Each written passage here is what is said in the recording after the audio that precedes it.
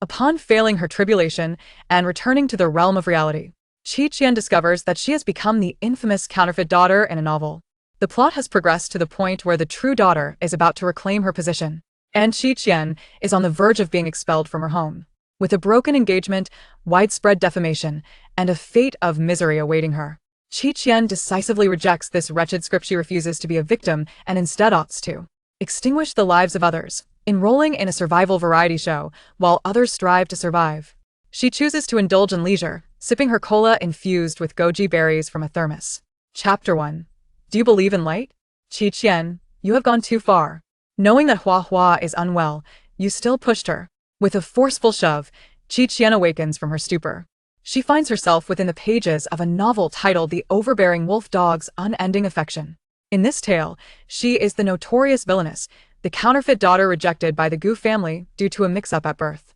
The Gu family's misfortune in adopting the wrong child is shrouded in mystery.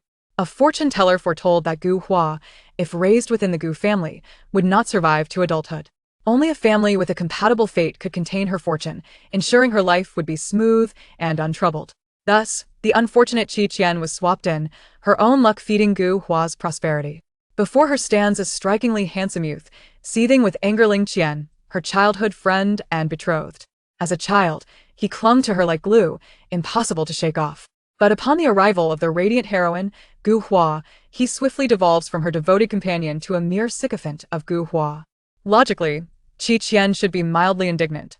However, memories of her years spent in the realm of cultivation, deceived by her master into becoming a beast tamer and tending to pigs for a decade, flood her mind. What a life she has led, surrounded solely by pigs, cattle, sheep, horses, dogs, rabbits, dragons, phoenixes, and gluttonous beasts. Aside from their palatable flavor seasoned with cumin, they serve no purpose whatsoever. Suddenly encountering a living, breathing human brings her immense joy. She can finally escape the company of pigs. Just as her excitement peaks, the irate youth before her glares impatiently. Qian, are you deaf? I told you to apologize to Hua Hua. Did you not hear me? You think I pushed her? Do you take us for fools, unable to see your despicable actions? Qian scoffs. Apologize at once, or I shall not let this matter rest. Gu Hua, fragile and gentle, grasps his arm. Qiango, I am fine. It was merely a nudge from Qian that startled me, but I can endure it. Qian suddenly feels invigorated. You said it yourself. With a swift motion, she kicks Gu Hua directly into the nearby swimming pool. Splash! The water erupts, drenching Qian, who had just opened his mouth to speak. Gu Hua flounders in the pool, cries of distress echoing. Qian, you seek death. Qian roars as he lunges toward her. Your precious Hua Hua has fallen. Why don't you save her? Qian feigns concern, effortlessly kicking Qian into the pool as well. Perfect. A romantic soup. All set. Qian, you will pay for this. Qian grits his teeth, desperately lifting Gu Hua toward the shore. Qian stands with hands on her hips at the water's edge. I await your retribution. What will you do to me? Qian, you are as worthless as your name. We are breaking off our engagement. I suffer from a phobia of colossal fools. Qian stood in the swimming pool, believing that Qian's actions were a mere ploy. His handsome face was a mixture of pale and green. I would rather have no association with a woman like you. You lack the qualifications to annul our engagement. It is I who no longer desires you. The Gu family arrived at the scene. Madame Gu screamed, Qian, have you lost your mind? How dare someone like you remain in our family? From now on, you have no ties to us. Get out immediately. Chairman Gu approached, ready to strike Qian. Qian, of course, would not endure such humiliation. She retaliated swiftly, sending them packing. With 2 splashes, for figures fell in line, the pool was swarming with people. Qian dusted off her hands, raising her delicate chin, as if I were so eager to stay in this wretched place. I shall take my leave, causing no hindrance to your family's delightful reunion. Farewell. With that, Qian turned and departed without a trace of hesitation. Qian meant nothing. The Gu family was insignificant. Only a fool would cling to a pretty boy. The wise soar freely in the paradise of handsome men. With wealth, what cannot be achieved? With such ambitious thoughts, Qian stood at the Gu family's doorstep, counting the remaining 48 coins in her pocket, lost in contemplation. Surely something was amiss. Once more, counting again, her money did not increase. The dark-skinned beauties had effortlessly flown away from her youthful dreams. Qian felt a surge of resentment, wishing she could conjure. Come forth, money. Let it arrive from all directions. Fortunately, she still had her grandfather and uncles. There was no need for panic. Although the Qi family was not as affluent as the Gu family, they could be considered a modestly comfortable household. As long as they did not despise her, she vowed to care for them in their old age. With this resolve, Qi Qian dialed her beloved grandfather's number. Hello? A voice of commanding authority resonated on the line, sending chills down her spine. Qi Qian politely offered a greeting. Grandfather, this is Qi Wei's daughter, Qi Qian. May I inquire how you are? Having been immersed in the world of cultivation for too long, the phrase "are you well lately?" had morphed into "are you still alive?" After a few seconds, a dismissive humph echoed back, followed by the line "going dead." Qi Qian made a helpless gesture, unable to retain his attention. The book had not lied. Her grandfather truly disdained her, an ungrateful, love-struck fool who had abandoned her family for Ling Qian. She would change. She would extract that foolish heart and offer it as a sacrifice. Not long after, a black Volkswagen halted before Qi Qian. Qi Qian, a man inside the car, revealed half his face, exuding a formidable air of indifference. Qi Qian was taken aback. Mr. Qi? By lineage, you should refer to me as uncle. Qi Mu stated calmly. Grandfather is occupied. I have come to fetch you. Get in. A ready ride. Indeed, one should not refuse it. Upon entering the vehicle, Qi Mu noticed her scant attire. There is a blanket in the back seat. Help yourself. Oh, Qi Qian said slowly as she draped the cover over herself and slumped into her seat with her hands tucked away. Qi Mu's brow furrowed slightly, yet he refrained from voicing his thoughts. How did you know I was here? I don't believe I've had the chance to inform my grandfather of my address. You wouldn't be found anywhere else but the Gu family. However, this marks the first instance in which you have taken the initiative to reach out to us. Qi Mu observed her through the rear-view mirror, his gaze revealing a sense of inquiry. He chose not to comment on her short-sightedness, yet his perception of her began to diminish sharply. Qi Qian was aware that her sudden shift in demeanor would undoubtedly raise suspicions among the Qi family members who were already familiar with her. As she pondered, her eyes suddenly glistened with unshed tears. Uncle, do you believe in light? Chapter 2. I find myself lacking in their wildness. I do not succumb to superstition and wish to grant them another chance, yet, regrettably, I remain disappointed in the end. I believe my stay with the Gu family is devoid of meaning. However, at the very least, I have true kin. You are my light. In this heartfelt declaration, Qi Qian spoke with such sincerity that it stirred deep emotions. Qi Mu, not fully grasping the context, felt an unexpected discomfort upon witnessing her reddened eyes. After all, Qi Qian had spent over a decade with the Gu family, and it was only natural for her to struggle with the sudden upheaval of her identity. Perhaps he should investigate how the Gu family could treat her as less than human. Half an hour later, Qi Mu escorted Qi Qian to one of his apartments. The lofty floor-to-ceiling windows allowed abundant light to flood the space, which was impeccably clean and adorned with a distinctly Scandinavian aesthetic, creating an atmosphere of openness. You will stay here tonight. Tonight? Tomorrow, I shall take you to your grandfather's place. I have a business trip and cannot attend to you. Curiosity piqued, Qi Qian inquired. Uncle, what kind of person is my grandfather? You will know upon meeting him. However, it is best to behave yourself in his presence. He does not appreciate noisy or unruly individuals, Qi Mu cautioned her.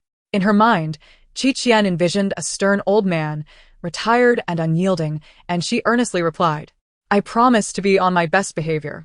And what about my other uncles? What do they do? Your second uncle runs a shop. Your third uncle plays supporting roles in films. Your fourth uncle forages for wild vegetables abroad, and your fifth uncle works in a factory assembling screws. Qi Mu stated this deliberately, eager to observe Qi Qian's reaction. Would she, as before, display disdain upon hearing of their humble circumstances? Instead, Qi Qian's eyes reflected sympathy. Is your uncle who forages for wild vegetables a colleague of Wang Baochuan? What?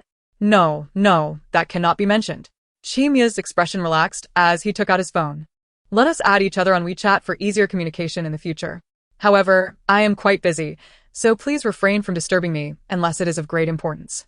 Only out of obligation, Qi Qian remarked as she scanned his WeChat request. Qi Mu opened the verification message, hesitating for a moment. You go by Turtle Green? And your avatar is a green turtle? Is this a name and image befitting a girl? Qi Qian was immensely pleased and replied, Uncle, do you not think this name and avatar suit me perfectly? I aspire to be like a turtle, with a hard shell that is difficult to crack, a long lifespan, and the ability to grant wishes when placed in water. Qi Mu felt a subtle twitch at his temple. What sort of person wishes to liken themselves to a turtle? He accepted her friend request, and his first message was a transfer of funds. I will regularly provide you with an allowance.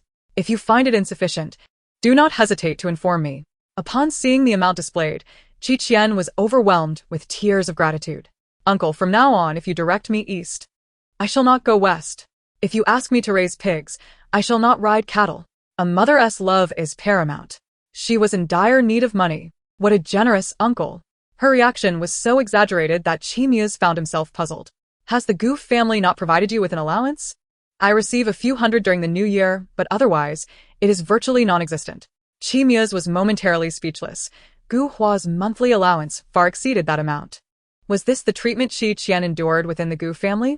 Her insistence on remaining in the Gu family truly seems to stem from her deep emotional attachment. As she claims, Qian is genuinely moved. The Gu family is miserly, unwilling to part with even a single penny for her. The meager allowance sent by her newly recognized uncle surpasses their combined generosity. Uncle, Qian declared, pressing her phone to her chest as if making a solemn vow. Rest assured, I shall repay you. I will ensure your comfort in your twilight years. Qian quipped, are you certain this is not an act of revenge? A soft meow emerged from beneath the sofa. Qian caught sight of a glossy orange cat resembling a chicken leg, nearly salivating at the sight. She crouched down to pet it. Uncle, do you also keep a chicken-like cat? She gazed at the plump feline for a few moments, adding, and do remind your friend to refrain from walking barefoot on the floor. His cat finds his feet odorous. Qian was taken aback. How do you know that? That's precisely what the cat thinks, Qian replied with a sense of certainty. Qian chuckled, finding her remarks somewhat juvenile. Can you truly decipher the thoughts of cats? Indeed. After a brief silence, Qian asked, did you often converse with animals during your time in the Gu household? Yes. They frequently treated me to delightful watermelon. Qian exclaimed, for instance, there was a time when Chairman Gu, taking advantage of Madame Gu's absence, engaged in an indiscreet encounter with the secretary delivering documents in the changing room, oblivious to the world around him, only to be witnessed by a passing stray cat. The stray cat remarked, I am far less wild than they. Qian fell into a deeper silence. He had heard that it was not unusual for someone to begin conversing with animals and plants. Previously, he merely suspected that Qian had been mistreated in the Gu residence. Now, he harbored doubts about the potential for psychological abuse. Qian, unaware of his musings, regarded him with a peculiar expression. Uncle, I am not deceiving you, she insisted, pointing at the cat nestled in her arms. This cat claims that while you were away, a bespectacled man visited, secretly taking documents from your room, looking quite nefarious. Can cats truly speak idioms? Qian inquired, bemused. This cat asserts it hails from Peking University, she replied.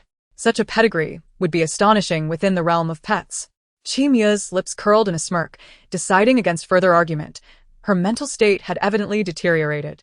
However, the bespectacled man she described might be his temporary assistant, though he could not recall summoning him to retrieve any documents. Did this cat genuinely see the bespectacled man here? With that question, Qian realized he was likely influenced by Qian's unusual behavior, actually believing her nonsensical claims.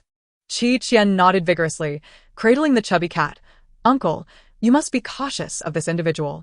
Qian's expression gradually grew grave. His temporary assistant, indeed, bore a black mole on his chin. This man had only joined the company 2 days ago. Qian could not have encountered him. Regardless, out of prudence, Qian called his chief assistant, instructing him to keep a close watch on the temporary assistant and to swiftly act should any suspicious behavior arise. If he were indeed a corporate spy. Qian glanced at Qian, who was whispering to the cat, as if engaged in a private conversation. If she had not felt neglected in the Gu household, how could she converse with animals, answering her own inquiries? The Qi family has raised Gu Hua with great care.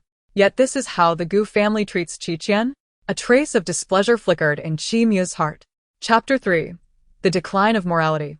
The heart of a cat is no longer pure. Gurgle. Qian's stomach lamented its emptiness. Did you not have dinner at the Gu residence? They were too preoccupied with celebrating their daughter's achievements to spare a thought for me. Qian made his way to the kitchen. What would you like to eat? I shall prepare it for you. Qian eagerly replied. Buddha jumps over the wall. Braised pork tenderloin, spicy pork intestines. Just noodles. Then any kind of noodles will do, as long as there's no cilantro. Once the noodles were ready, Qian placed them before Qian, just as his phone rang. Assistant, he called to report. President Qi, There indeed seems to be an issue with that temporary assistant. He was caught making calls to a rival company from the emergency exit. The document was intercepted as well. Assistant, he continued, fortunately, your keen insight has saved us. Had that document been sent out, the consequences would have been unfathomable. Qi Muse exhaled, intending to extract all the information he could before alerting the authorities. Understood. Qi Qian had astonishingly spoken the truth. Could it be that she heard it from the Gu family? Or perhaps it was indeed that cat. Uncle, help! D'ici sans affront. Qi Qian screamed. She pushed away the cat's paw, shouting no. Our species are different. Forcibly uniting will yield no good outcomes. The portly orange cat exclaimed, meow. Follow me, and you shall feast on the finest delicacies. Qi Qian retorted, what kind of family neglects to spay their cat? They are ruining the purity of young maidens like myself. In a comical chase, the girl and the cat darted about, neither able to escape the other. Qi Muse felt a twitch at his temple. The ludicrous thought he had entertained moments ago shattered. Such absurdities could not possibly occur. He approached and lifted the orange cat from Qi Qian's back. You focus on your meal. One cat was already enough chaos. Now, with Qi Qian added to the mix, it was overwhelming. Fortunately, he had a business trip the next day and would not have to deal with the child-rearing responsibilities afterwards. The orange cat cried out, why disrupt our transcendent love that defies species? Qi Qian sighed in relief. She had narrowly avoided being cornered by the little feline. The moral decay of society. The heart of a cat is no longer pure. Where is the ethics? Where is the bottom line? And where is the veterinary clinic? As she slurped her noodles, Qi Qian surveyed the apartment. The entire family was antagonistic, each member seemingly intent on thwarting the protagonist's paths. Meanwhile, she, the minor antagonist, had her fortune siphoned by the heroine Gu Hua, destined to serve as a stepping stone in the romance between her and Ling Qian. Qi Qian clenched her fists. Even if she were a stone, she would not serve as a footstool, but rather would only press down upon their coffins. Wait. Wasn't her fate to be harmed by the protagonists until her health waned, leading to an untimely demise?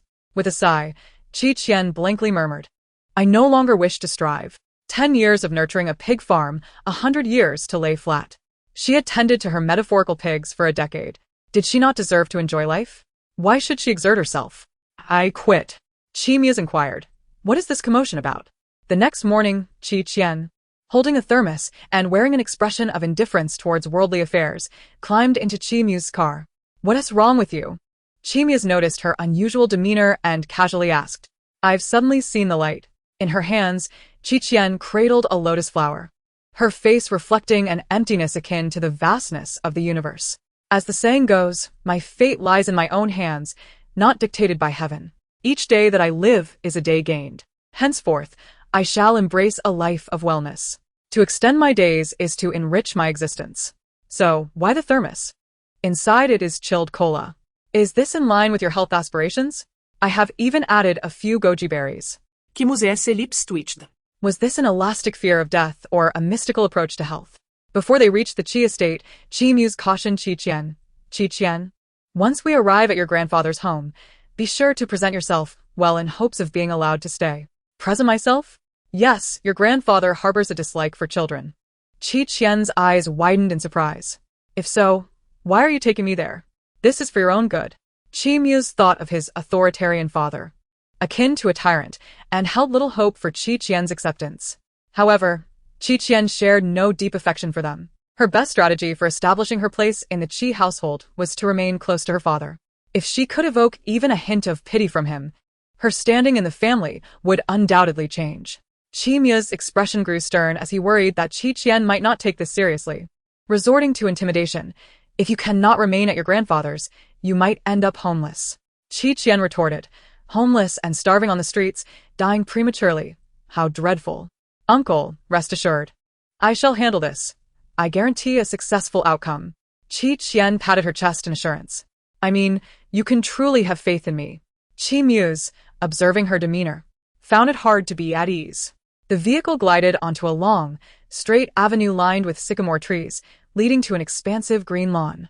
Square-patterned ceramic tiles paved the way to an exquisite statue adorned with a fountain. At the end stood a grand and stately mansion, elegant yet exuding an air of nobility, guarded by uniformed sentinels who required passes for entry. Qian, perplexed, inquired. Uncle, are we to tour the castle before meeting grandfather? What is the purpose of this visit?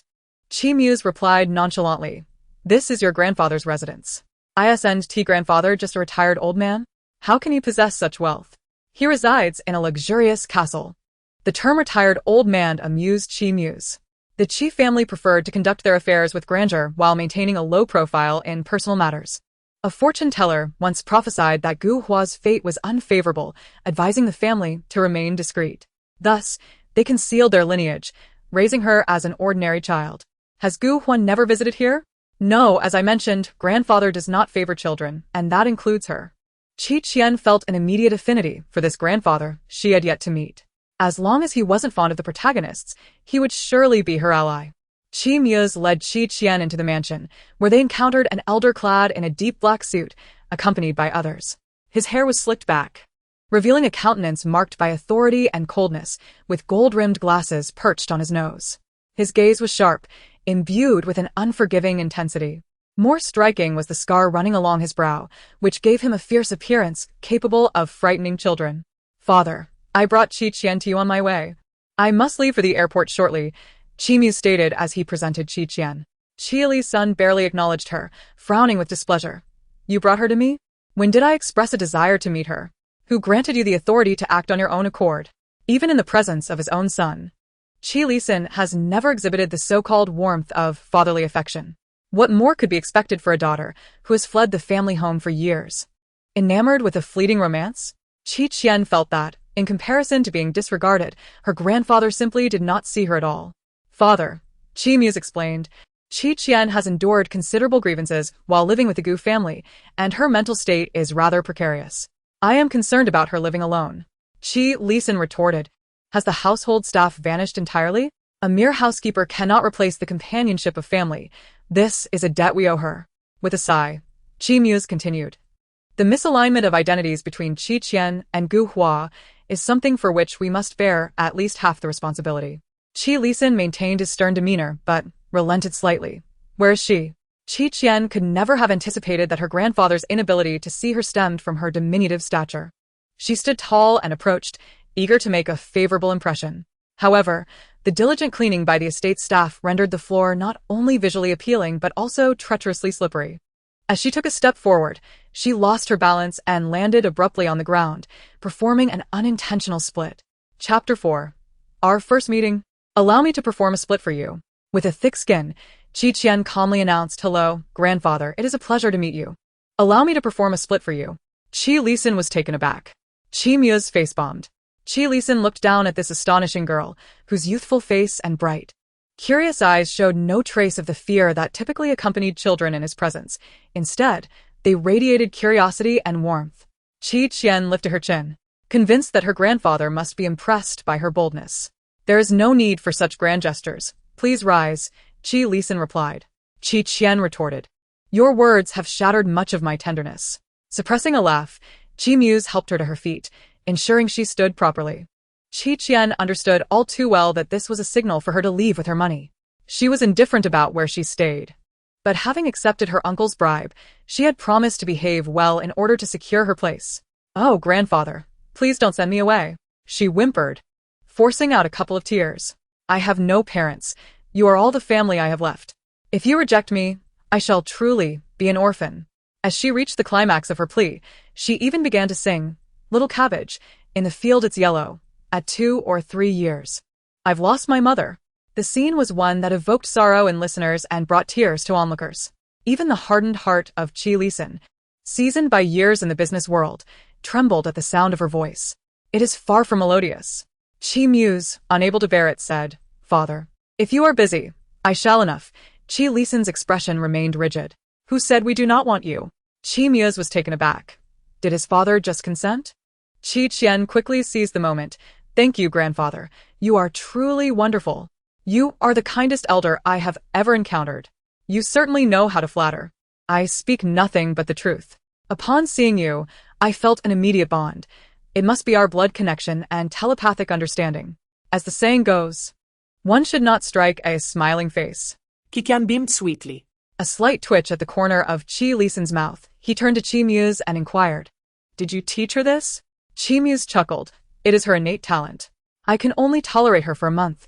Thereafter, you shall handle the situation. Understood.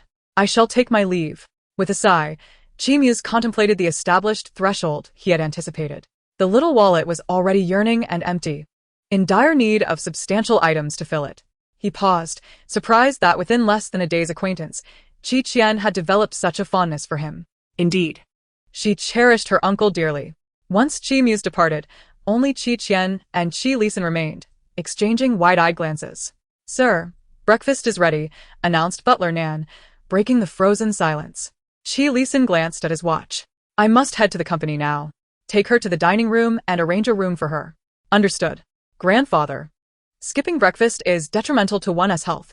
It can lead to various ailments, such as gastritis, gallstones, and elevated cholesterol levels, Qian remarked sagely. Qi Lisan replied. Children should not meddle in adult affairs. Go eat your meal. But the book says that if one does not eat breakfast by 9:30, the stomach will begin to digest last night's waste, grandfather. Qian gazed intently at Qi Lisan, her eyes reflecting earnestness. It's not good to eat waste. Qi Lisan looked at her with a stony expression, his face twitching slightly. No one had ever dared to speak to him in such a manner. However, even a supremely wealthy and domineering individual did not wish to leave his granddaughter with the first impression of consuming such repugnant fare. Lao Nan, prepare a breakfast for me. Butler Nan, taken aback and incredulous, glanced at Qian before swiftly responding, Yes, sir. Qian felt a sense of satisfaction. Grandfather. We must cherish our health to live longer. Qi Lisan's expression softened slightly, his gaze toward her less frigid than before. Qi Lisan was indeed very busy, scarcely finding time even for breakfast, as he listened to his assistant report on the day's schedule, meeting agendas, and departmental inspections. Qian mused that being wealthy was not as easy as it seemed. If only her Sumi Jiezi had accompanied her. It was filled with treasures amassed over a decade of pig farming. She could have shared burdens with her grandfather and uncle. For now, however, Qian placed a croissant before Qi Lisan. Grandfather, you should eat. Noticing her small gesture, Qi Lisan replied, You eat. This croissant is fluffy and soft, with a slightly crisp crust. It is the best I have ever tasted, Qian urged him. Qi Lisan remained noncommittal, his gaze fixed on the croissant. Having dined alone for nearly 20 years, the presence of this little one made the experience feel unexpectedly pleasant. However, Qi Lisan's expression soon returned to its usual coldness. She reminded him too much of her mother, who had run away from home. And he wondered if she too might abandon this family in pursuit of a man one day. I'm off to the company. If you need anything, consult the butler, Qi Lisan announced as he rose to leave. The croissant on the plate remained untouched. Seeing Qian bow her head, butler Nan, concerned she might be disheartened, said, Miss, do not be sad. The sir is truly busy and lacks experience in dealing with children. In truth, Qian had merely recalled a character from a book, a super-rich villain. Her grandfather indeed appeared quite wealthy. What is my grandfather's name, butler? She inquired. Just call me Uncle Nan, young miss. The gentleman's name is Qi Lisan, with Qi representing a pond and Lisan meaning forest. Qi Lisan. The bun in Qian's hand fell with a thud. Is that not the self-made billionaire Qi Lisan, renowned throughout the land? He is also the principal antagonist of the narrative. Time and again, he places the male and female protagonists in perilous situations, nearly leading them to their demise, ultimately succumbing to illness. His granddaughter, Qian? Goodness. She met her end, and her grandfather sought vengeance for her, only to also meet his demise, prompting her uncles to confront the protagonists in a bid for retribution. Stop, stop, stop. How does this resemble the tale of the Calabash brothers rescuing their grandfather? Qian suddenly felt the weight of her own life. If she were to perish, her family would be doomed. It was imperative to prioritize her health. A few less sips of soda wouldn't lead to death. Uncle Nan, do we have any pets at home? Qian inquired. Good. Qian spent the entire day in the garden playing with a dog and a bird. Did you not inform her that she must maintain silence in this household? Sir, the young lady may have been too lonely. She has been conversing with the dog and the bird all day, and I found it difficult to intervene.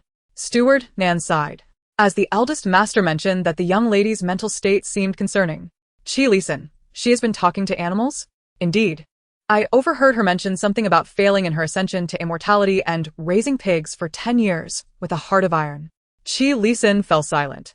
His granddaughter could not possibly be a fool. Just then, a clear and cheerful call resonated from the distant grassland. Grandpa. Qi Lisan looked up to see Qi Qian beaming at him, if one were to ignore the pink pig she was riding. Chapter 5. The adorable girl riding a pig. Qi Lisan frowned deeply. Where did a pig come from in this household? Sir, it seems to be a pet raised by the gardener. Oh no, a large pig. It is usually kept in the back, but the young lady discovered it. Steward, Nan wiped the sweat from his brow. So, how did she end up riding a pig? The young lady claimed the pig was too fat and needed some exercise, and thus it came to this. Steward, Nan was momentarily at a loss as to what this new form of exercise was. Qi Qian rode over on the pig. A plump white parrot perched atop her hair, glistening with sweat and her eyes sparkling. She looked as if she had stepped out of a comic book as an adorable girl riding a pig. Which family has such a cute girl riding a pig? Ever since she learned that her grandfather was relentlessly pursuing vengeance against the protagonists, Qi Qian's affection for him soared. This is her beloved grandfather. Qi Lisan had never been so close to a child, not even to the several rascals in the household. Perhaps girls are indeed different from rascals. Qi Lisan found himself unbothered. However, Qi Lisan's expression darkened. You just rode a pig, and now you want to hug me? Caught red-handed. Qi Qian took 2 steps back, innocently blinking. I haven't seen Grandpa in a long time, so I thought of you. Qi Lisan wanted to laugh, but maintained a stern expression. Have you been causing mischief in the garden all day? No. I made new friends today. Qi Qian exclaimed, holding up the parrot. Grandpa, look, this is Little White. She then pointed to the bodyguard, a black dog, who had come over and was sticking out its tongue. This is Big Black. She pointed to her new mount. This is Xiao Xiang. All the little creatures in the manor have been meticulously arranged by Qi Qian. They scamper about the estate all day long, privy to many secrets. For instance, the composed and gentle butler Nan, who secretly harbors a treasure trove of domineering CEO novels beneath his bed, diligently washes his hands each night to peruse them before sleep. There was also an incident when a guest inadvertently drowned the money tree with boiling water, naively believing it would lead to her grandfather's financial ruin. Furthermore, someone had hired a sniper, waiting for her grandfather to approach the window to take a shot, only for him to spend the entire night reviewing documents, thus evading danger. Qi Qian spent an entire afternoon indulging in gossip, her belly round with amusement. Nevertheless, dinner remained a necessity. Qi Lisan cast a glance at the pink piglet adorned with a bow, his lips twitching. You named it, and you expect to eat it later? Qi Qian hugged Xiao Xiang, her eyes wide. Why would we eat such a cute little pig? Aren't pigs meant for consumption? We could train it first. It's too plump now and needs more exercise for its meat to become tender and delicious. Qi Lisan.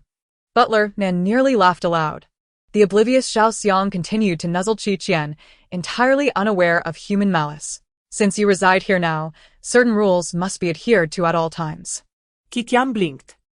Do not make excessive noise while at home. Xiao Xiang banged against the door outside. Do not enter my private space. Goo goo. Xiaobai fluttered past Qi Lisan's head. His forehead twitched. The final rule. Maintain proper distance. Do not come too close to me.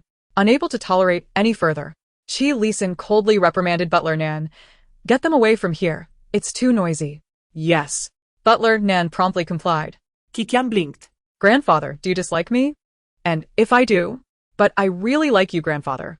Qi Lisan's icy demeanor nearly faltered. Stop flattering me in front of you. Do you think I am Qi Muse?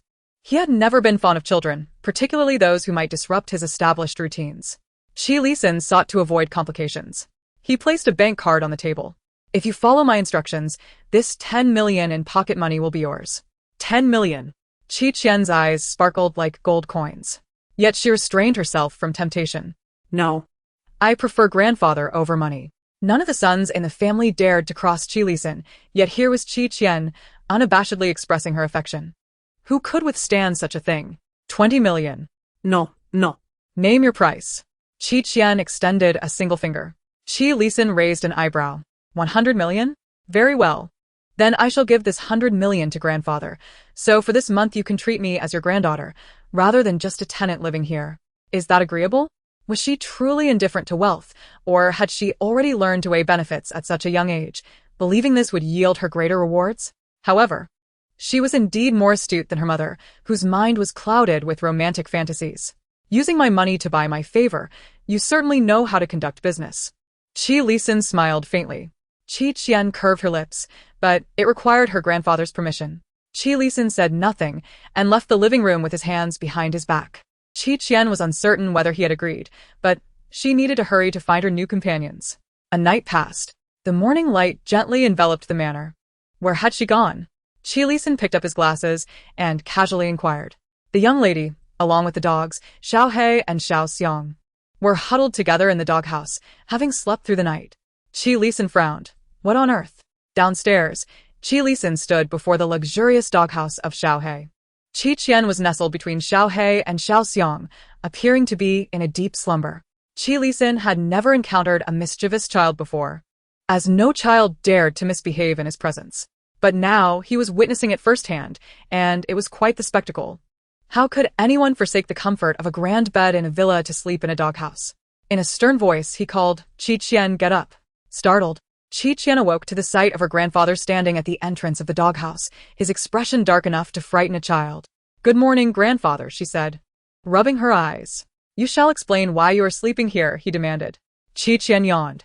I played too late with Xiao He and the others last night and accidentally fell asleep here. Grandfather, Xiao He's home is so comfortable. You should try it. A storm seemed to brew above Qi Lisin's head. The butler, Nan, hastily reminded him in a hushed tone, Sir, do calm down. The young master mentioned that the young lady's mental state is not well, and this is a result of the long-standing oppression from the Gu family. The young lady is innocent. Suppressing his anger, Qi Lisin declared, Nevertheless, she cannot sleep in a doghouse. It is utterly inappropriate. Have these animals removed immediately. Not a single one shall remain. With that, he turned and strode away. The butler wore a pained expression, Miss. It is the first time I have seen the master so furious in all these years. That line felt eerily familiar to Qian. Suddenly, a chirping sound filled the air as Xiao Bai flew over and perched atop Qian's head, incessantly chattering. After listening for a moment, Qian's expression turned grave. Without a second thought, she leaped up and dashed after Qi Lisin. He had just reached the car and was about to get in. Grandfather. Wait. Someone has defecated on your car. A huge pile. In her panic, Qian spoke without thinking. Chapter 6. I think I just saw my great-grandmother. With that exclamation, Qian recklessly lunged forward, the force of her impact knocking Qi Lisin back several meters, causing him to tumble to the ground. Boom. Bang. Flames erupted, shaking the very ground beneath them, as a fireball soared nearly 2 stories high behind them. The car had exploded. Qi Lisin, his glasses lost, squinted to witness the flames bursting forth before him, along with the trembling Qian, who lay against his chest. It was this child who had caused it. Suddenly, Qi Lisin noticed her trembling was unusual. Qian, what is wrong? Feigning seriousness, she replied, Grandfather, it is fortunate that you were not hit by the excrement. Qi Lisin was at a loss for words. The air suddenly seemed to carry that distinct odor. Hiss. Qian inhaled sharply. Grandfather. I think I might have twisted my paw. Qi Lisin promptly summoned a doctor while carrying Qian into the house with purposeful strides. The doctor expertly realigned Qian's dislocated wrist and inquired about her current sensations. Qian, her voice barely a whisper, remarked that the pain felt akin to a love that had fermented in youth, ultimately fading away without resolution, deeply embedded in her bones. The doctor stifled a laugh, assuring her that it was nothing serious, just a minor injury, and that the pain would subside shortly. Qi Lisin, his expression grave, sought ways to alleviate her discomfort. Noticing how pale her face had turned from the pain, it was the first time the doctor had witnessed such concern emanating from Qi Lisin towards another, prompting him to suggest that cold compresses could provide relief, and that applying medication might yield even better results. Give me the medicine, Qi Lisin instructed, rolling up his sleeves to apply the ointment and massage her wrist. The doctor's technique was rather rough, causing him to feel uneasy. Before long, Qian began to see stars, exclaiming, Grandfather, please stop. I think I can see my great-grandmother. Qi Lisin's face stiffened, and he gentled his touch. Were children truly this fragile? He pondered whether she had foreseen the car's explosion, as her arrival had been suspiciously timely. Qian's eyes darted mischievously. It was Xiao He who seemed to sense something amiss and nudged me forward, which is why I said that.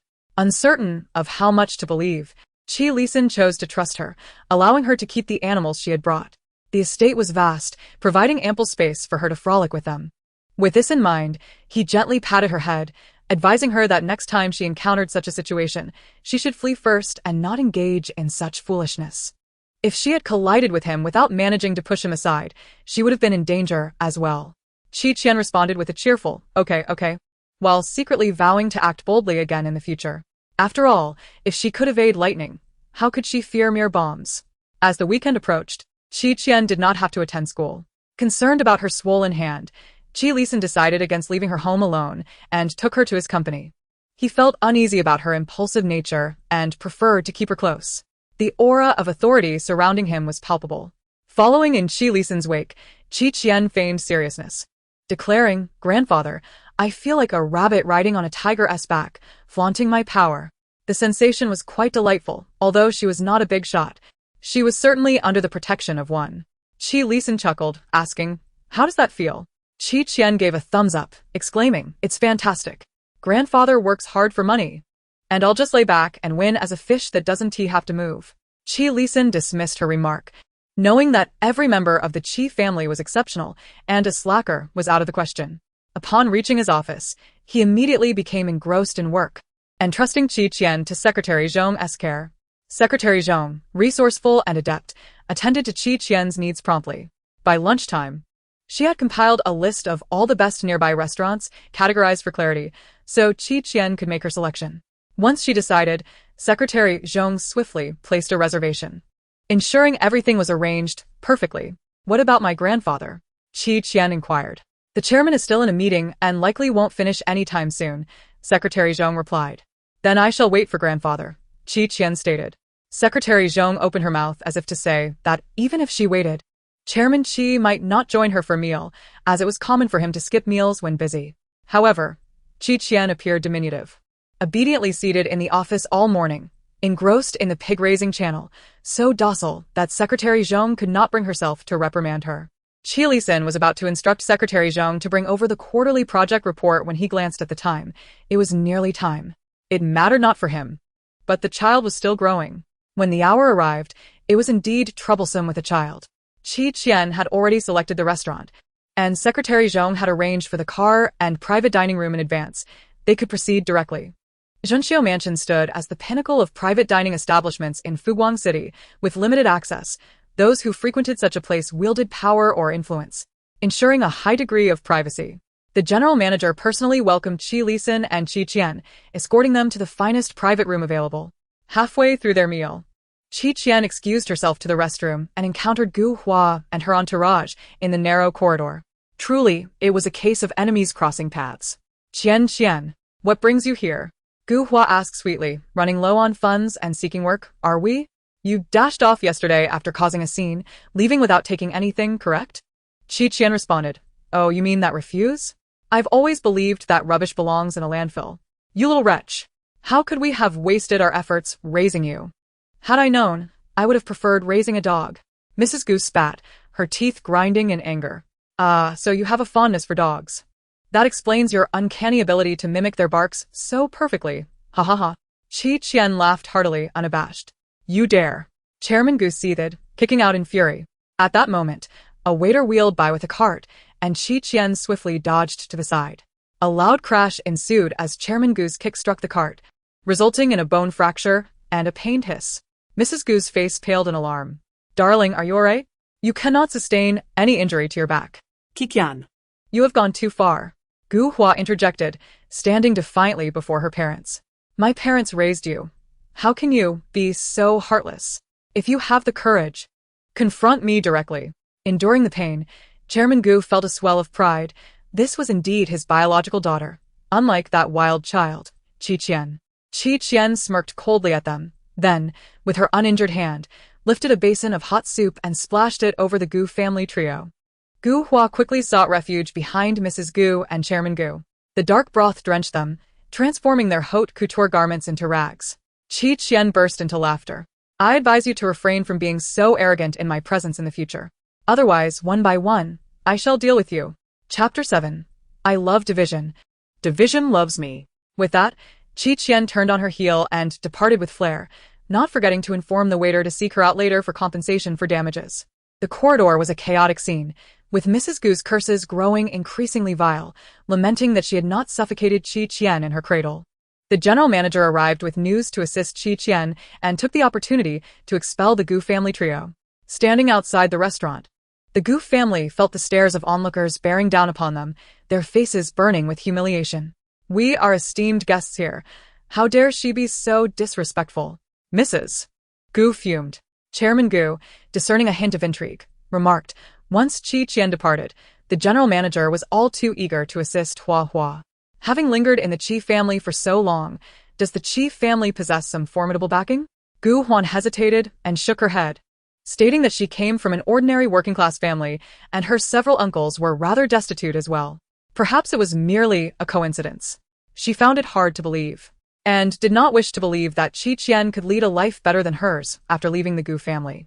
Moments ago, as she approached Gu Huan, she had heard a mechanical voice proclaiming that the task of crushing the female antagonist to seize fortune had failed, and the host was about to face punishment. Could that possibly be Gu Huan's system voice? What a stroke of luck for the protagonist to have such favorable treatment, even capable of plundering her fortune through tasks. Qian's mind suddenly opened up to possibilities. As long as she remained close to Gu Huan, she could hear the system's voice and thereby predict Gu Huan's actions in advance, allowing her to prepare accordingly. The only condition was that she had to stay within a certain proximity. Beyond that range, the voice would be inaudible. Qi observed her still slightly swollen wrist and recalled the undeterred expression she wore when she lunged at him. Just then, in her slumber, Qian suddenly raised her hands high. "Sea swallow, thunder and lightning. Bestow upon me the strength to roast the male and female leads to perfection." Qi, though she may be a bit foolish, she is also a sincere little fool. Upon exiting the room, Qi summoned butler Nan and instructed him to thoroughly investigate Qian's experiences over the past 15 years in the Gu household and report back to him promptly. Furthermore, he requested a particular book. "Certainly, sir. What book would you like?" "A parenting manual." After the weekend passed, Qian's wrist had nearly healed, and it was time for her to return to school. She awoke in the morning with a sullen expression. Qi noted the time and urged her, "Hurry up and eat. You're going to be late for school." As he spoke, he adjusted his tie, feeling somewhat unaccustomed to sending a child off to school for the first time. Qian, feeling dejected, asked grandfather, "May I skip school today? I feel quite unwell." "What's wrong? Where do you feel discomfort?" "Just the thought of my unfinished homework makes it hard to breathe." She weakly clutched her chest. Qi raised an eyebrow. "With finals approaching, you still haven't completed your assignments? What scores do you usually achieve?" "Full marks. If you don't believe me, look at my past papers." "Is it possible to score full marks without doing homework?" "That's because I possess a unique technique for acquiring points." What? Qian set down her chopsticks, grabbing at the air as if trying to fill her head with knowledge, chanting, "I love points. Points love me. Scores will flow in abundantly." Qi esse temple strobed. Every member of the Qi family was an elite in their respective fields, yet here was one who resorted to incantations for exams. Would she truly not be expelled from school for this behavior? "However, I don't always employ this tactic," she continued, pulling out a turtle shell and placing it on the table. "For the last exam, I relied on this. I got all the multiple choice questions correct." She shook the turtle shell and chanted, "Tell me, will it rain today?" When the coins tumbled out all facing down, she declared, "Grandfather, it will rain today. Remember to bring an umbrella." Qi, was her success in exams due to magic or divination? How had she achieved such perfect scores? Did the heavens show particular leniency towards fools?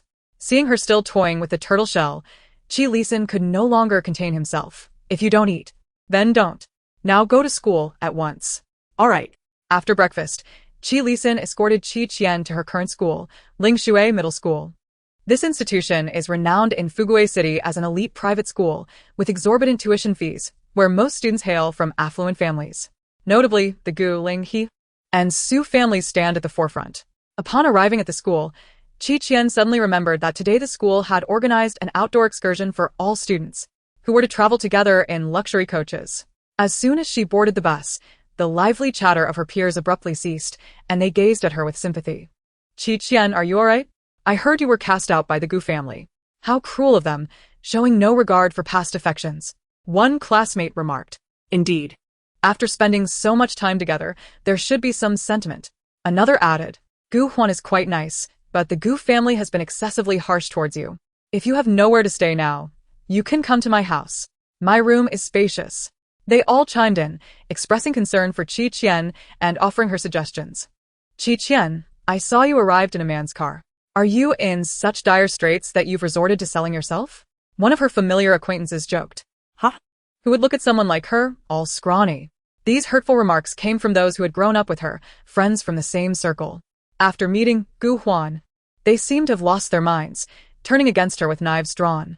The malice among acquaintances is often the most piercing, as they know exactly where to strike to cause the most pain. Qian would not indulge them. She retorted, You seem quite familiar with the situation.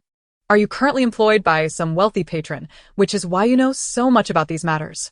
What nonsense are you spouting? He Fengji exclaimed, slamming his hand against the back of the seat. Do you want me to end you?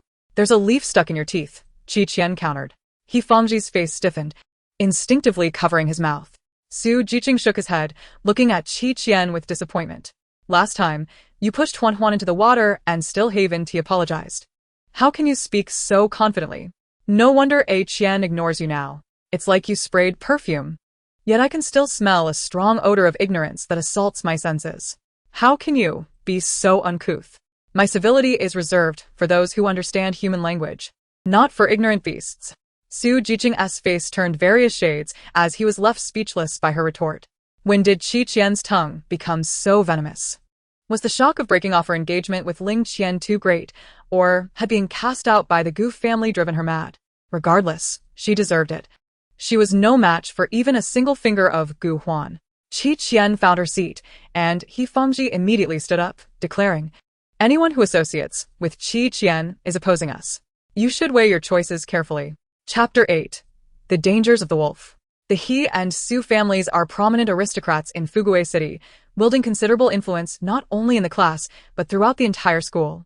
His declaration was clearly an attempt to lead the charge in isolating Qian. However, the classmates did not fall for his ploy. Isn't it a bit harsh to bully a girl like this? Gu Huan isn't even here, so your loyalty is meaningless. He Fengji's face flushed with anger as he glared at Qian. Qian, you certainly have some ability. Qian rolled her eyes. Not as much as you, considering you and the box barely weigh 5.5 pounds. Upon reaching their destination, He Fengji seized the opportunity and intentionally bumped into Qian as she was getting out of the car. If she were to fall, she would surely break a leg and require hospitalization. However, Qian sensed his intentions, nimbly sidestepping while simultaneously lifting her foot to kick him in the rear. Oh. Your backside is rather ample, easy to kick. With a thud, He Fengji landed face down a meter away. You. He Fengji exclaimed in fury, blood gushing from his nose and spilling into his mouth, rendering him both disheveled and ridiculous. Qian, hands in her pockets, chuckled leisurely. Oh dear. Could it be that you were so enchanted by your benefactor last night that you are now suffering from kidney deficiency and unable to stand? Kidney tonic, you deserve it. He Fengji's face shifted from green to red, his voice cracking in a manner akin to a duck's quack. Say that again. Qian placed a foot on his back. Be silent, mutt. Your noise is as irritating as a eunuch's. She stepped over He Fengji, without a second thought, utterly dismissing him. Su Jiqing, who had just exited the vehicle, hurried over to help He Fengji. Are you alright? Has Qian gone mad? Previously, Qian had disregarded everyone because she was a member of the Gu family. Now that she had lost her greatest support, how could she dare to treat the young master of the He family with such cruelty? Su Jiqing insisted. We must inform the teacher. She has gone too far this time. No. We cannot involve the teacher now. He Fengji gritted his teeth. Today, I must take her down. Or I shall take her surname. In the afternoon, during free activity time, Qian was led deeper into the forest by her enthusiastic classmates, who claimed they were going on an adventure. She glanced at the sky, noticing it was about to rain. Perhaps we shouldn't go further. It feels dangerous. Dangerous? The once smiling classmate, who had linked arms with her, suddenly transformed, revealing a malicious expression. It is precisely because it is dangerous that we brought you along. Did you truly think we would tolerate you, a poor bumpkin, and continue being your classmates? You ought to take a look in the mirror and ask yourself if you are worthy. How disgusting. Just a faux heiress. I really don't understand how you had the audacity to be so arrogant and oblivious before. Now, karma has indeed caught up with you. Being around someone so impoverished only lowers our standards, so we must kindly ask you to disappear. Qian remained unfazed. Oh. So your friendliness on the bus was merely a ruse to lower my guard. She had suspected these individuals had taken something wrong today, as their usual camaraderie was lacking. Now I see, you are truly foolish. But if you kneel down and beg me to spare you, I might show you mercy. How about it? Qian added. You could kneel and give me 100 kowtows and I still wouldn't spare you. No sooner had she spoken than a flock of startled birds erupted from the trees. Following that, a menacing shadow emerged from the bushes, fixating its gaze upon the group of students. Everyone's faces turned pale, hair standing on end. Is that a bear? Oh no! Quickly lie down and play dead. No, run. Do not consume me. My flesh is foul. My deskmate's meat is delectable. With a roar, chaos erupted instantly, as these individuals scrambled in a frenzied panic. Fangji, standing closest to Qian, forcefully shoved her aside, exclaiming, "Don't blame me, Qian. Blame your wretched fate." He pushed her out and immediately turned to flee, feeling no remorse for sacrificing another's life to save his own. Individuals like Qian were not deserving of survival. As the scene unfolded, the enormous black bear paid no heed to Qian, charging towards them with wild abandon. How could this happen? Qian thought, amused as she watched them scatter like frightened mice. How foolish they were. Had she not possessed certain hidden cards, would she have so easily ventured into the depths of the forest? The boomerang had returned to strike them instead, hadn't it? With a whistle, the underbrush stirred once more, revealing a gray-black jungle wolf. With a scar over its left eye, it tilted its head as if inquiring, "Is it you who summoned me?" Observing the diminutive wolf, Qian mused upon the perilous state of the world, that even wolves were compelled to work as child laborers. However, now that it had arrived, it must fulfill its duty. Escape was not an option. She mounted the wolf's back, her weary legs finally receiving respite, a moment of bliss enveloping her. Before long, Fangji and Su Jiqing arrived with a group of others. Qian. Fangji see that upon spotting her, how could that bear not have devoured you? Your life is remarkably tenacious. Qian, we seek refuge from the rain in this cave. You should leave. Su Jiqing coldly regarded her. Outnumbered, Qian stood alone, doubting her resolve to confront them directly. Su Jiqing's disappointment in her had reached its zenith after the incident with Fangji. As Qian sat by the fire, she laughed at their words, turning to her loyal wolf. They want me to leave. I'm terrified. What should I do? Su Jiqing and the others assumed she was losing her mind, when suddenly, a powerful black wolf rose behind her. Its fierce gaze fixed upon them as though they were mere morsels in a bowl. Su Jiqing's face strained of color. Run, he urged, hastily retreating from the cave, disregarding the rain pouring outside, distancing themselves further and further. There's another cave here. Someone pointed to the left. However, it was too close to Qian. What if she commanded that wolf to attack us? Fangji interjected. She wouldn't dare. With so many eyes watching, any such act would be tantamount to murder. Our parents would never forgive her. Everyone inside. A group of drenched individuals scrambled into the cave, which was far smaller than Qian's, leaving them cramped and uncomfortable. Moreover, they lacked the means to kindle a fire. Compared to Qian, who luxuriated in warmth and dryness, they felt like refugees. Qian has gone too far. If she hadn't driven us out, we wouldn't be in this predicament, someone grumbled. We're all classmates. Does she truly have to be so heartless? Yet, how had she managed to keep that wolf from attacking her? No one had heard of her possessing such abilities. Whatever, once we leave here, a pauper like her will be easily crushed. They directed all their grievances toward Qian, their voices growing louder in their condemnation. The voice of Qian pierced through the rain curtain. Am I deaf? Come on, whoever dares to misbehave, come feed my wolf. Just in time. She had yet to pay for the ride to the wolf. The working wolf howled towards the heavens. Across the cave, silence fell like a blanket. Chapter 9. If injured, send to the hospital. If dead, it's on me. After the rain ceased, the homeroom teacher arrived with a group of drenched students huddled in the cave. Their parents, having heard of the incident, came rushing in, and upon witnessing their children's miserable state, they began to blame the teacher for not keeping watch. Dad, Mom, you must blame Qian for this. She insisted on venturing into the forest, and we only got into this predicament while trying to find her. We even encountered bears and wolves. Qian threatened us that if we spoke of today's events, the wolf would devour us whole. Look at my injuries. They're all thanks to Qian. Woe is me. My leg hurts so much. It's all Qian's fault. The group of over a dozen students unanimously shifted the blame onto Qian, embellishing their accusations against her. Though they had collectively ventured into danger, if the school investigated, they would all share the responsibility. However, in their numbers, they believed they could distort the truth and evade accountability. Qian emerged from the cave, stretching lazily. And upon hearing their indignant remarks, she couldn't help but chuckle. Qian, how dare you laugh? The homeroom teacher glared at her, visibly distressed. You led so many into the forest's danger zone. Were you bringing them to their doom? If this is serious, it's tantamount to murder. Though Qian was an exemplary student whom the teacher typically favored, in this moment, her protection seemed futile. Other parents began to voice their grievances. If such a student remains at Lingshui, can you guarantee the safety of our children? Isn't she the so-called illegitimate daughter of the Gu family? The Gu family has even declared her outcast. How can she still attend the same school as my son? She must be expelled and apologize. Otherwise, we will not let this matter rest. Qian stood alone against the tide of accusations, a situation that should have overwhelmingly favored her detractors. Yet, with the morning light behind her, her still youthful and unblemished face bore an expression of calm indifference, a small figure exuding an unexpected force. The parents felt a faint, intangible pressure, merely an illusion, they thought. After all, she was just a powerless girl from a poor background. I am Qian's guardian. Who seeks me? A voice, powerful and imposing, descended upon them like a great mountain. A bodyguard clad in black pushed through the crowd, forcefully creating a path. Lisan, dressed in a loose gray tang suit, approached, radiating an aura of authority that demanded respect, the scar on his brow adding to his fierce demeanor. Silence enveloped the crowd instantly.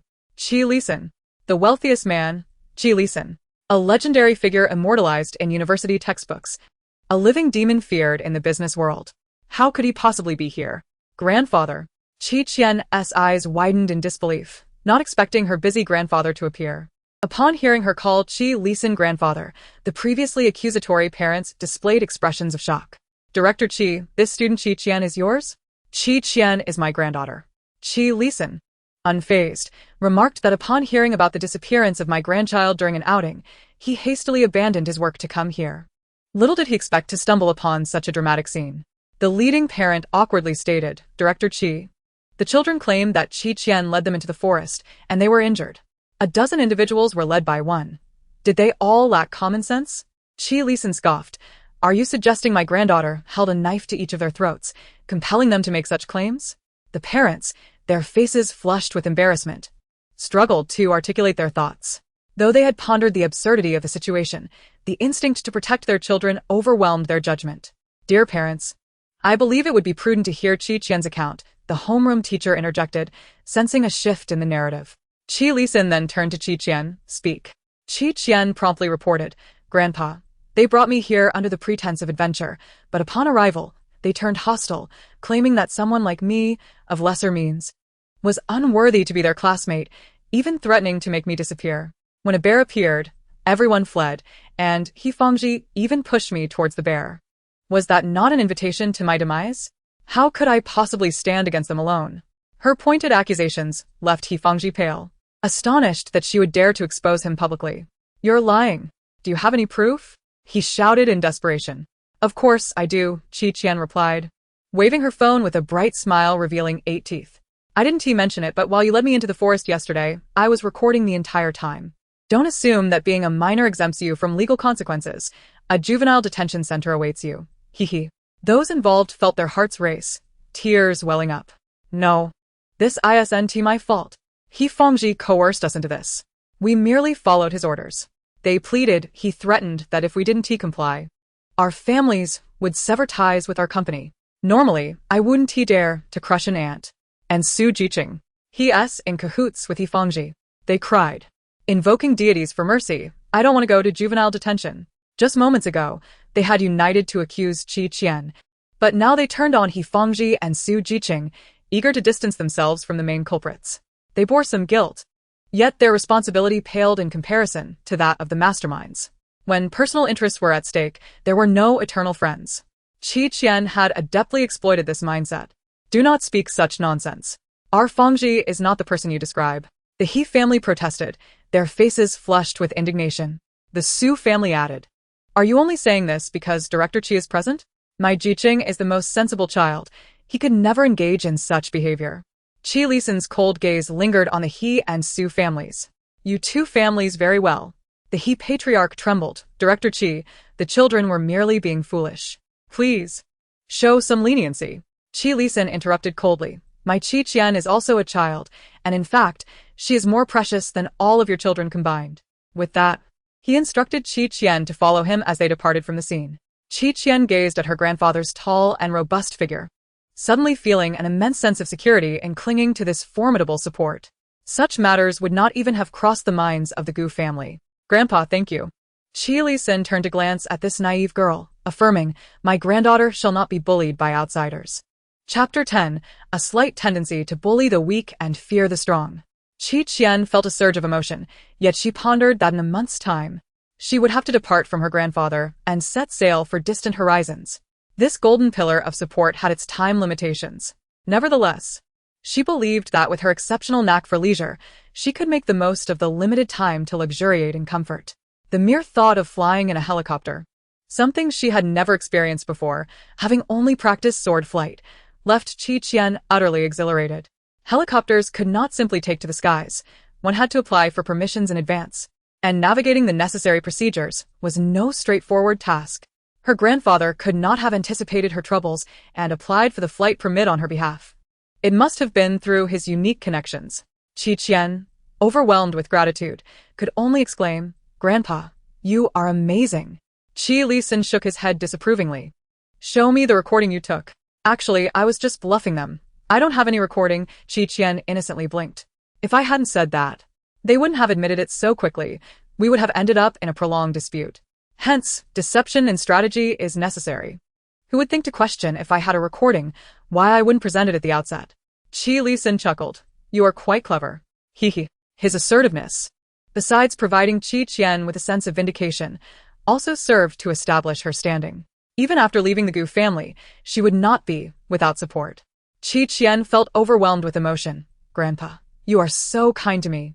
I promise to take care of you in your old age. I wouldn't count on you for that, Qi Lisan replied, bemused.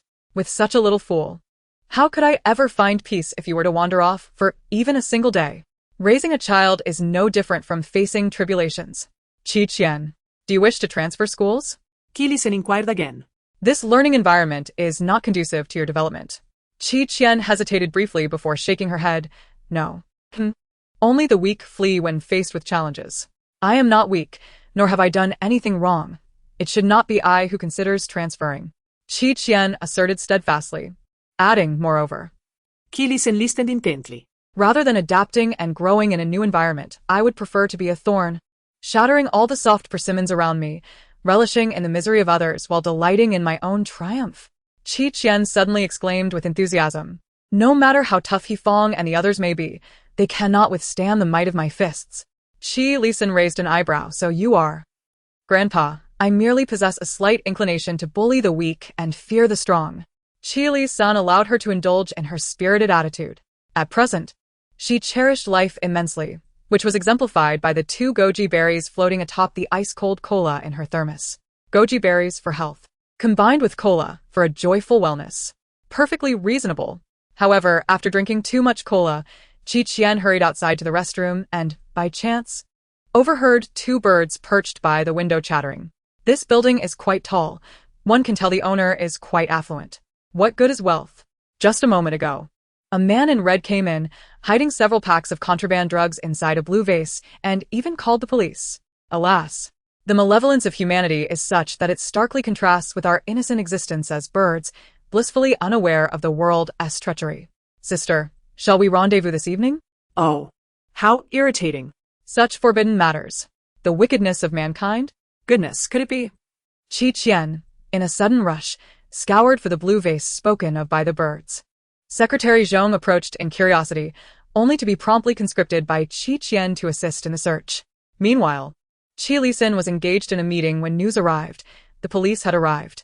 Upon entering the conference room, the officers presented their credentials. Mr. Qi, we have received an anonymous tip alleging that you are harboring illicit substances within your company. We are here to conduct a routine inspection of your office and other areas. May we proceed without objection? Qi Lisan, seasoned by the trials of life, remained remarkably composed. Cooperating with the police is the duty of every citizen. Please, do as you must. The police commenced their search throughout the entire building. An hour later, they reported their findings. Mr. Qi, we have found no illicit substances. It appears the report was a deliberate prank, the captain expressed apologetically. Qi Lisan smiled. Your diligence is commendable. Your intentions are purely for the public good. There is no disturbance in this. Indeed, we are quite familiar with Mr. Qi's character and conduct. This report seems exceedingly peculiar, perhaps stemming from personal animosity. Qi Lisan's contributions to charitable endeavors have been lauded by city officials, earning him a reputation as a conscientious entrepreneur. Thank you for the reminder. I shall remain vigilant regarding such matters. After the police departed, the smile on Qi Lisan's face faded, and the keen gaze behind his glasses glinted with a cold intensity. Coincidence? Surely not. The informant must have meticulously planned this, awaiting the police's arrival. Why then? Had nothing been discovered? Grandfather. Qian burst in, her cheeks flushed. Where have you been? You're quite sweaty. Grandfather, I found something suspicious in the blue vase outside. And fearing it might be problematic, I asked Secretary Zhong to help me dispose of it, Qian quickly explained. Secretary Zhong followed in, expressing Mr. Qi. Those items are likely the source of the report. Thankfully, Miss Qi discovered them in time. Otherwise, the reputation of the Qi family's vast enterprise could have been irreparably tarnished. His gratitude towards Qian was immense. She had not only saved him from potential midlife unemployment, but had also proven herself to be more than just a passive consumer of wellness programming. Qi Lisan looked down at Qian. Did you burn them yourself? Did you open any of those items? Qian shook her head. No, they appeared quite dreadful. I didn't open them, and simply disposed of them in the incinerator. Everything has been completely destroyed. How exasperating it was for the scheming villain behind this plot. Qi Lisan sighed with relief, as he had worried Qian might, out of curiosity, have opened those vile things. She was still young. The sordid realities of adulthood should not intrude upon her world. Thanks to you, my dear, grandfather's company has been spared from calamity. Qi Lisan affectionately patted her head. You may make a wish. I shall grant it. Having resolved such a significant dilemma for the company, if she desired a helicopter, Qi Lisan would surely oblige. Qian's eyes sparkled with excitement as she exclaimed, Grandfather, I desire a large pond. Qi Lisan nodded, inquiring if she intended to raise something within it. Likely koi or ranchu goldfish, he mused. Such delightful creatures are favored by young girls. Then Qian declared, and I want to raise an enormous turtle. Qi Lisan was momentarily taken aback. A what? Chapter 11. Entering a meditative state, retreating into emptiness. You wish to raise a turtle? Qi Lisan seemed incredulous, confirming. How could you possibly want to raise a turtle? Is this something a girl would like? Qian nodded emphatically. Without a turtle, my wishing pond would lack its essence. A turtle wishing pond.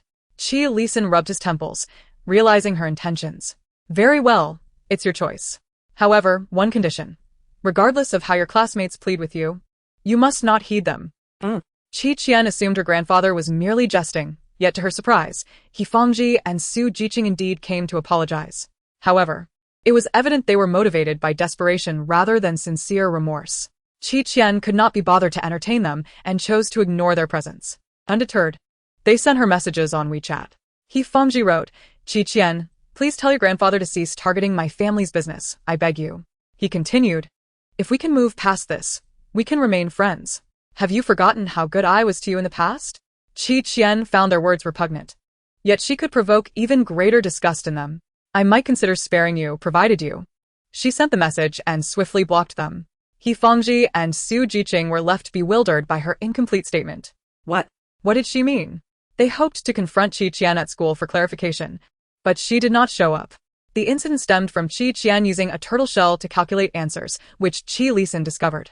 After reprimanding her for relying on luck, he was further incensed to find that her calculations were entirely correct. Consequently, he confiscated her turtle shell and hired 3 tutors to assist her academically. While he did not expect her to achieve a perfect score on her final exams, he was concerned about the family's reputation should her results be unsatisfactory. On the first day of tutoring, Qian felt dizzy and drowsy. On the second day, her eyes were vacant, her expression blank. By the third day, she had entered a state of deep meditation, retreating into a tranquil void. On the seventh day, the tutors approached Qi Lisan to express their gratitude. Mr. Qi, thanks to your child, my long-standing insomnia has been cured without medication. I shall waive the tutoring fee this time, one tutor said, gratitude evident on his face. Qi Lisan inquired, how has my child's progress been? The second tutor replied, it is truly remarkable. Miss Qi is thriving, and her vitality has invigorated us all. The third tutor added, indeed, even a long-standing cellular research issue of mine was resolved through Miss Qi's insights. I am immensely grateful. What exactly have you taught her? The smiles of the tutors faltered. Indeed, they seemed to have come to assist the child, rather than being the ones receiving assistance. What were they teaching again? Qi Lisan waved his hand, instructing butler Nan to escort them away. The last tutor hesitated for a moment, saying, Mr. Qi, I believe Miss Qi may not require additional tutoring, but rather should consult a psychologist. From my observations, she is not lacking in intelligence. Rather, her mindset is rather negative, and she appears unmotivated to think. Qi Lisan nodded appreciatively, thanking him for the reminder. Not long after the tutor departed, Qimia's call came in. Dad. How has Qian been lately? Is she eating regularly and feeling happy? Qimia's had only managed to find time for this call today. Qi Lisan raised an eyebrow. When did you start sounding like a worried mother? She's doing well, eating and sleeping fine, running around the estate on her pig, and just chased away 3 tutors. Qimia's detected an unusual tone. Dad, did you hire tutors for Qian? Yes, she's not taking her studies seriously, neglecting her homework. If she fails her finals, it would be utterly shameful for me. You never hired tutors for us. She is a girl. Can you compare yourselves to her? Qimia's faltered. But Mom is also a girl, and she was cast out to be independent as soon as she reached adulthood. Qimia's explained that Qian was not favored in the Gu household, but her situation improved after Ling Qian appeared and the 2 families arranged a betrothal. Yet, in this dynamic, Qian held the upper hand, with Ling Qian pursuing her. I don't think her mental state is poor. She is simply lazy, Qi Lisan stated bluntly. She even rides her pink pig instead of walking a few steps. Qimia's chuckled. She has just undergone a significant change. It is natural for her mindset to take time to adjust, which is why she needs our family's support now more than ever. Qi Lisan scoffed. Don't think I am unaware of your intentions. If you genuinely invest time with her, you might end up liking her as I do. That's impossible. Qi Lisan dismissed the notion with a firm tone. 1 month is the limit. Not a day more, you know that. After hanging up, he seemed to be concealing something. Deep down, he acknowledged that having a delightful granddaughter was indeed nice. However, the prospect of supporting her indefinitely was out of the question. Even Qian's mother had to become independent after reaching adulthood, without relying on the family. The principle of indulging a child is akin to harming them was one that Qi Lisan upheld to this day. With his hands clasped behind his back, Qi Lisan left the study and approached Qian's room. Through the ajar door, he saw her diligently at her desk. He felt a flicker of pride, thinking, the Qi family does not produce layabouts. However, upon closer inspection, his expression darkened. Qian was not studying, she was secretly indulging in instant noodles. Using 2 chopsticks to knit a sweater for her noodles. Qian, who bought you this junk food? Dispose of it immediately. If I catch you consuming this trash again, you will forfeit your meals. Qian wailed, Grandpa, I was wrong. Just let me have one last bite, the very last one. In her flurry of movement, she accidentally knocked over her backpack, causing its contents to spill all over the floor. Other students' backpacks contained textbooks, extracurricular readings, assignments, and reference materials. Qian's backpack, however, was filled with spicy strips, chips, fish snacks, fizzy drinks, beef jerky, and wangzai candy. Qi Lisan's temples throbbed with tension. Was she truly attending school, or merely procuring supplies? With an icy disposition, Qi Lisan confiscated the items that Qian had brought, sternly forbidding her from indulging in junk food. Qian felt as if her joy had taken flight like a youthful bird. On the day of the final examination, Qian understood the reasons behind her predicament, yet chose not to dwell on them, her mind wholly occupied with the impending tests. Alas, no narrative twist or grim foreboding of the future could rival the dread of an examination. As Qian settled into her assigned seat, her classmates instinctively distanced themselves, clustering together in small groups, leaving her surrounded by an empty circle, untouched by any companionship. The familiar pattern had once again emerged. Chapter 12. Finding someone to impersonate Qi Lisan. Whispers among her peers filled the air. She caused us to receive severe reprimands. Let's ignore her from now on. Her grandfather is Qi Lisan, yet she is still shunned. How amusing. He Fangji and Su Jiqing were truly unfortunate, confined at home for introspection. The thought of being in the same school as Qi Qian next semester ignited a sense of indignation. They plotted their retaliation. As the examination bell rang, conversation ceased, and the proctor entered the room. Qi Qian glanced over the exam paper, stifling a yawn, and began to respond to the questions. Lin Rui, what is this? The proctor confronted the boy who had thrown a crumpled piece of paper. Seizing a sudden inspiration, Lin Rui claimed, Teacher, Qi Qian asked me to pass her the answers. I felt it was wrong, and was about to report her. Qi Qian retorted, Teacher, Lin Rui ranks third from the bottom in our class, while I stand at the top. Surely, I would not seek assistance from someone so academically challenged. Lin Rui quickly altered his story. I misspoke. It was you who threw me the answers. Qi Qian shrugged. Perhaps the teacher should compare the handwriting on the note to verify its authorship. Lin Rui was left speechless. The proctor, having learned of Qi Qian's lineage as Qi Lisan's granddaughter, took the matter seriously and promptly called for another teacher to review the surveillance footage. Throughout the incident, only Lin Rui acted suspiciously, while Qi Qian remained focused solely on her exam. Lin Rui, stop your examination and come forward, the proctor commanded sternly. Lin Rui's face burned with embarrassment.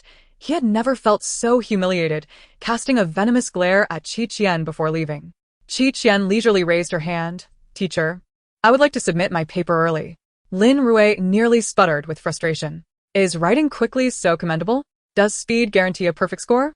Why not aim for first in the grade instead? The remainder of the examination proceeded without incident and concluded smoothly.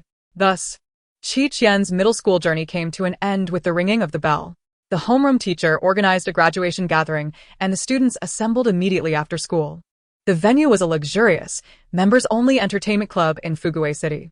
Other classes also celebrated there, including the first-year classes attended by Ling Qian and Gu Hua. Having skipped a grade in elementary school, Gu Hua found herself in the same year as Ling Qian.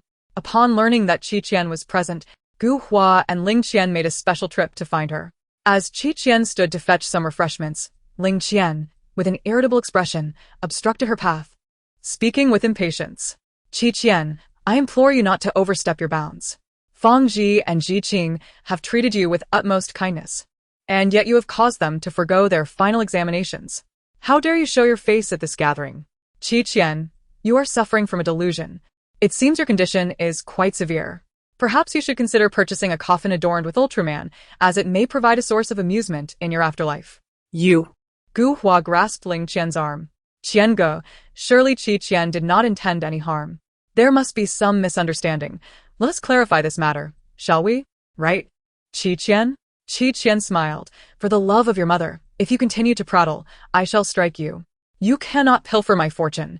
That is out of the question. Gu Hua's expression shifted to one of indignation. Qi Qian, I am merely concerned for your well-being.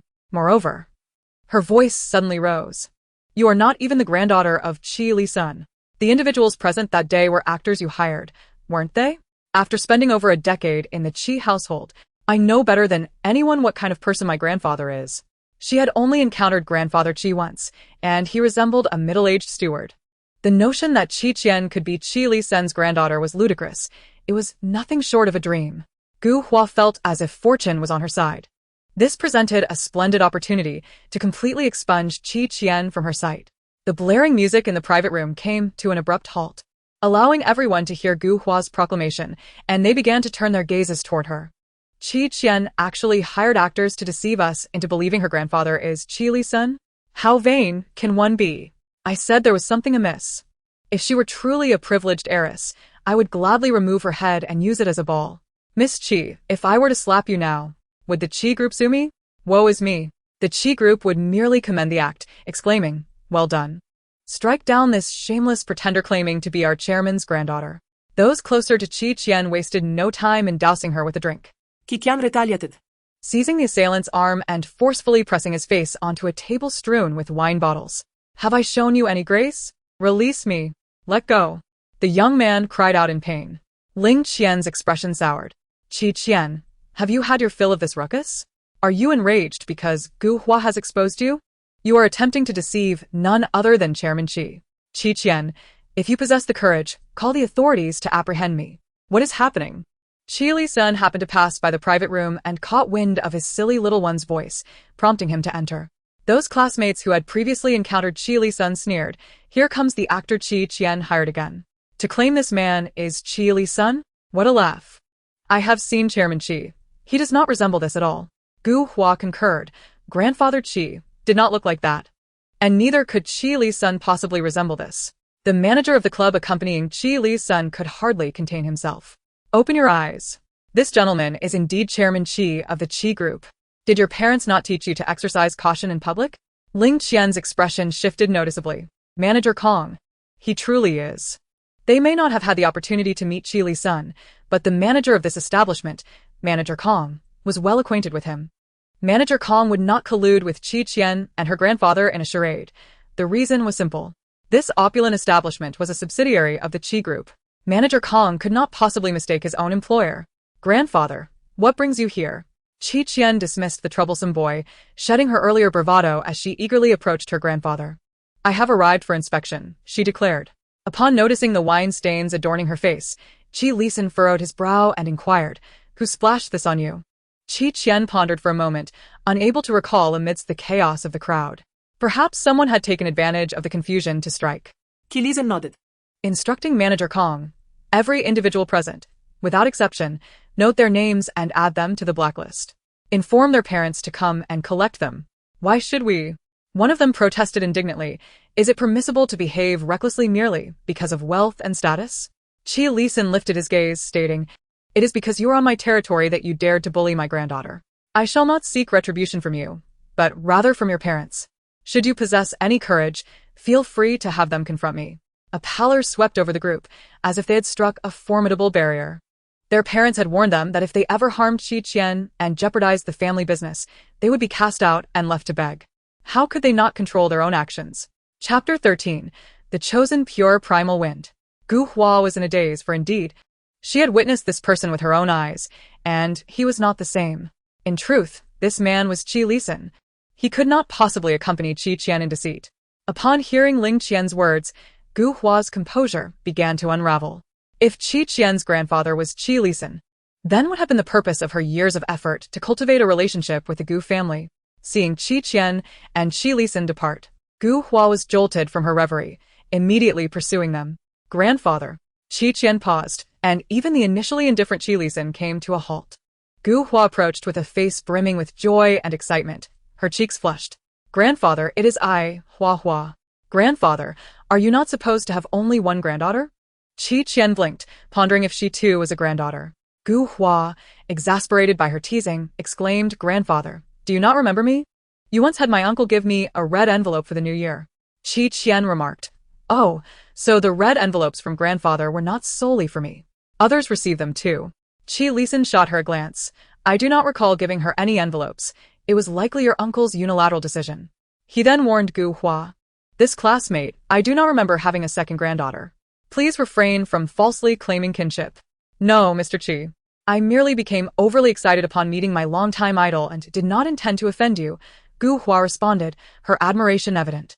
Her internal system buzzed. "Yes, host. Just like that. Become Qi Li-sun's granddaughter and oust Qian from the family, and you shall inherit her remaining fortune." Upon hearing this, Qian was irate. She already possessed little fortune, and now Gu Hua sought to siphon it away. Was she some sort of vacuum cleaner, capable of such consumption? Before Qian could unleash her fury, Qi Li-sun coldly remarked, "Those who view me as an idol are numerous. I do not know where you fit in. Just because you admire me does not entitle you to indulgence." Gu Hua's expression froze. She had not anticipated the notorious figure's words to be so cutting. Qian's eyes sparkled with delight. "Grandfather, you are so cool." Qi Li-sun glanced at the naive child beside him, puzzled by her amusement. So innocent. He worried that without his protection, she would be easily bullied. The child had yet to embark on her journey, and Qi Li-sun was already filled with concern. Qi Li-sun signaled to his bodyguard to handle the aftermath, leading Qian away from the scene. Gu Hua felt her breath quicken with anxiety, helplessly watching them disappear into the distance. If they were merely affluent individuals, it might have been bearable. But Qi Li-sun, he was Qi Li-sun. It was too late to voice any concerns now. "Don't worry, host, you still have a chance," the system's mechanical voice echoed, as Gu Hua wallowed in her regrets.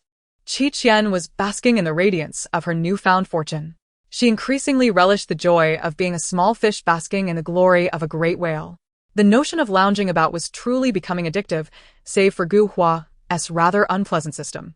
Before departing, she overheard Gu Hua's system mention that the fastest way to gain popularity was through the entertainment industry.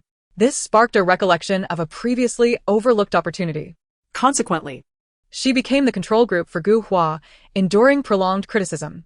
In the original narrative, Gu Hua shone brightly in a variety show during the summer of her first year in high school, skyrocketing to fame as her talent was discovered, elevating her status even further. It appeared that Gu Hua's system had been plotting this all along. On the first day of summer vacation, Qian eagerly anticipated the completion of her long-desired wishing pool. At her request, the turtle had taken its place. With a loving gaze, she observed the slow, playful movements of the fire turtle in the pool before tossing in a coin. The wish itself was secondary. It was the ritual that mattered. May it protect me from the male leads and allow me to live vibrantly. However, just 2 days later, Qian received distressing news. Her grandfather was going on a business trip. Another trip. The last one had taken away her beloved uncle. And now it seemed fate had turned its gaze upon her again. Wiping away non-existent tears, she looked up at Qi Lisan. Grandfather, I've never met my second uncle. And I fear we might not get along. In Qi Lisan's presence, he tossed his son aside as if merely an afterthought, while his granddaughter still warranted a modicum of care, given her fragile state. Suddenly, Qian felt a pang of sympathy for the second uncle she had yet to meet. Grandfather, what is my second uncle like? Your second uncle is composed and reliable. I trust him to take care of you. If it were her third uncle, Qi Lisan would rather take Qian with him on his trip than send her off.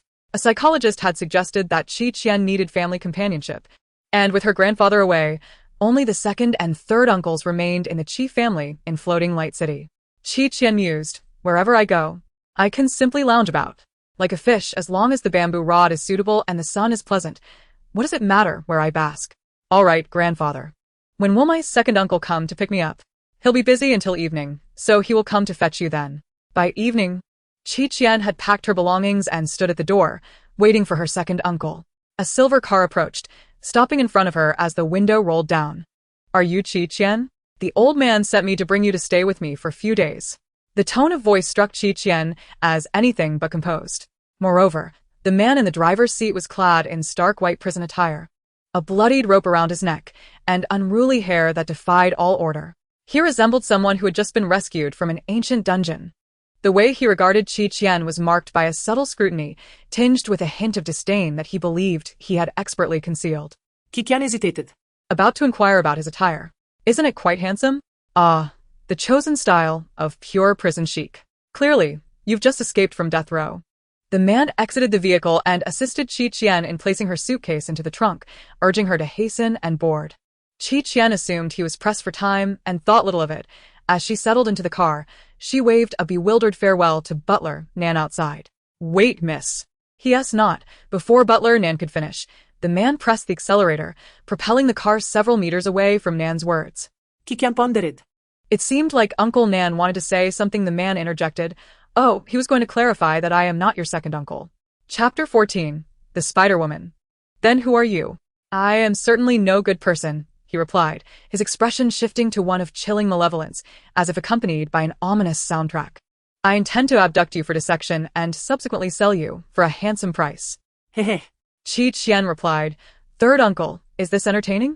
Qi Fengxiao paused. How do you know? Firstly, you bear a slight resemblance to my eldest uncle. Secondly, your personality diverges from the description of my second uncle as narrated by my grandfather. Moreover, I overheard the eldest uncle mention that you are merely a bit player in the acting world. Qian shook her head, surprised at her third uncle's unfortunate circumstances. Being a bit player must be quite arduous, no? The renowned Qi actor had never before been looked upon with such pity. He suddenly felt a surge of theatrical longing. What if being a bit player? It is all because I do not rely on my family and instead strive through my own efforts. One day, when I achieve fame, I shall ensure you enjoy the fruits of my labor. Qian remarked, Uncle, although you may lack substantial means at the moment, with your remarkable talent for grandiose dreams, you shall undoubtedly become wealthy in the future. He had no cash on him. Qian pulled out 101 yuan to give him. For your dreams. Qi Fengxiao stopped at a gas station to refuel before continuing on their journey. Qi Qian asked, "Where is my second uncle?" "Yes, quite busy lately, and lacks the time to look after you," Qi Fengxiao replied casually. Thus, we engaged in a rather adult exchange of interests. In truth, his original words were, "I have no time to help the old man raise a child. I am allergic to unruly kids." Eventually, he relinquished the responsibility of child-rearing in exchange for his favorite sports car. Qi Fengxiao had been reluctant to agree, but the second brother's offer was simply too enticing. As for raising a child, as long as they survive, it suffices. Qi Qian discerned that her third uncle was not particularly fond of her. His coming to fetch her was not out of genuine willingness. However, she was not overly concerned, as she too was not entirely willing to partake in that grand dream. She surveyed the disarray of the living quarters, feeling apprehensive about her future. Clothes were strewn about, food was carelessly placed, and hygiene was in utter disarray. Her uncle appeared to be someone utterly unaccustomed to labor, a person who would step on a fallen broom rather than pick it up. Could he truly care for her? Regardless, she was adaptable, able to find comfort anywhere. Qi Fengxiao emerged only to find Qi Qian absent, glancing into the guest room. There, she lay serenely on the bed, hands crossed over her abdomen, seemingly asleep. Qi Fengxiao scoffed, rather carefree, as he dried his hair and made his way to the living room. Shortly thereafter, his manager, Brother Zhao, arrived. "You've been wasting precious time sleeping for over half a year, running around playing corpses to cure your insomnia. It's high time you return to work," Brother Zhao implored earnestly. "There aren't any good scripts lately, and you must participate in this variety show." Qi Fengxiao chuckled. "What is this survival with the little ones? Do I strike you as someone who can give birth? Don't you have any suitable children at home? As long as they're over 4, it's fine. Do I have such creatures at home? Unless the old man has an illegitimate son or daughter out there," Qi Fengxiao retorted casually, completely forgetting there was someone else in the house. Brother Zhao warned, "If Chairman Qi hears you say that, he'll certainly break your legs." He continued, "I'll temporarily have my nephew substitute for you. This variety show is quite promising, and missing out would be a shame. I heard that other invited guests have done the same, so it should be fine." "All right, you take care of it," Qi Fengxiao agreed. "Now hurry along. Don't delay me for my game." Brother Zhao left, still feeling uneasy. Qi Fengxiao shrugged off his manager's words and spent the night gaming, collapsing into sleep as dawn broke. In the live broadcast room, "Hurry up, before the film emperor wakes up and has time to react. Get some good shots of his bare face and body." They must have prepped ahead. The other 3 guests were all ready when they were filmed. How boring. "Come on. Dare to show us something uncensored. So wicked, I love it." The production team hadn't specified a time for filming, emphasizing an element of surprise and the authenticity of chaos. The team leader stealthily infiltrated the apartment and approached a door, slowly pushing it open. What did they see? Qi Qian had slept poorly the previous night and was stretching first thing in the morning, performing a backbend. Production team. Qi Qian, thief. She had no time to think, nor to rise. The team screamed in unison, "Ah! A ghost!" One of the cameramen, lagging behind, stumbled and fell, turning to see the Spider-Woman chasing after him. He let out a blood-curdling scream, flailing helplessly on the floor, unable to move more than 2 centimeters. In the live broadcast room, "What just hit my face? Is that not she the film emperor, but a woman? Her running posture is terrifying, so intense.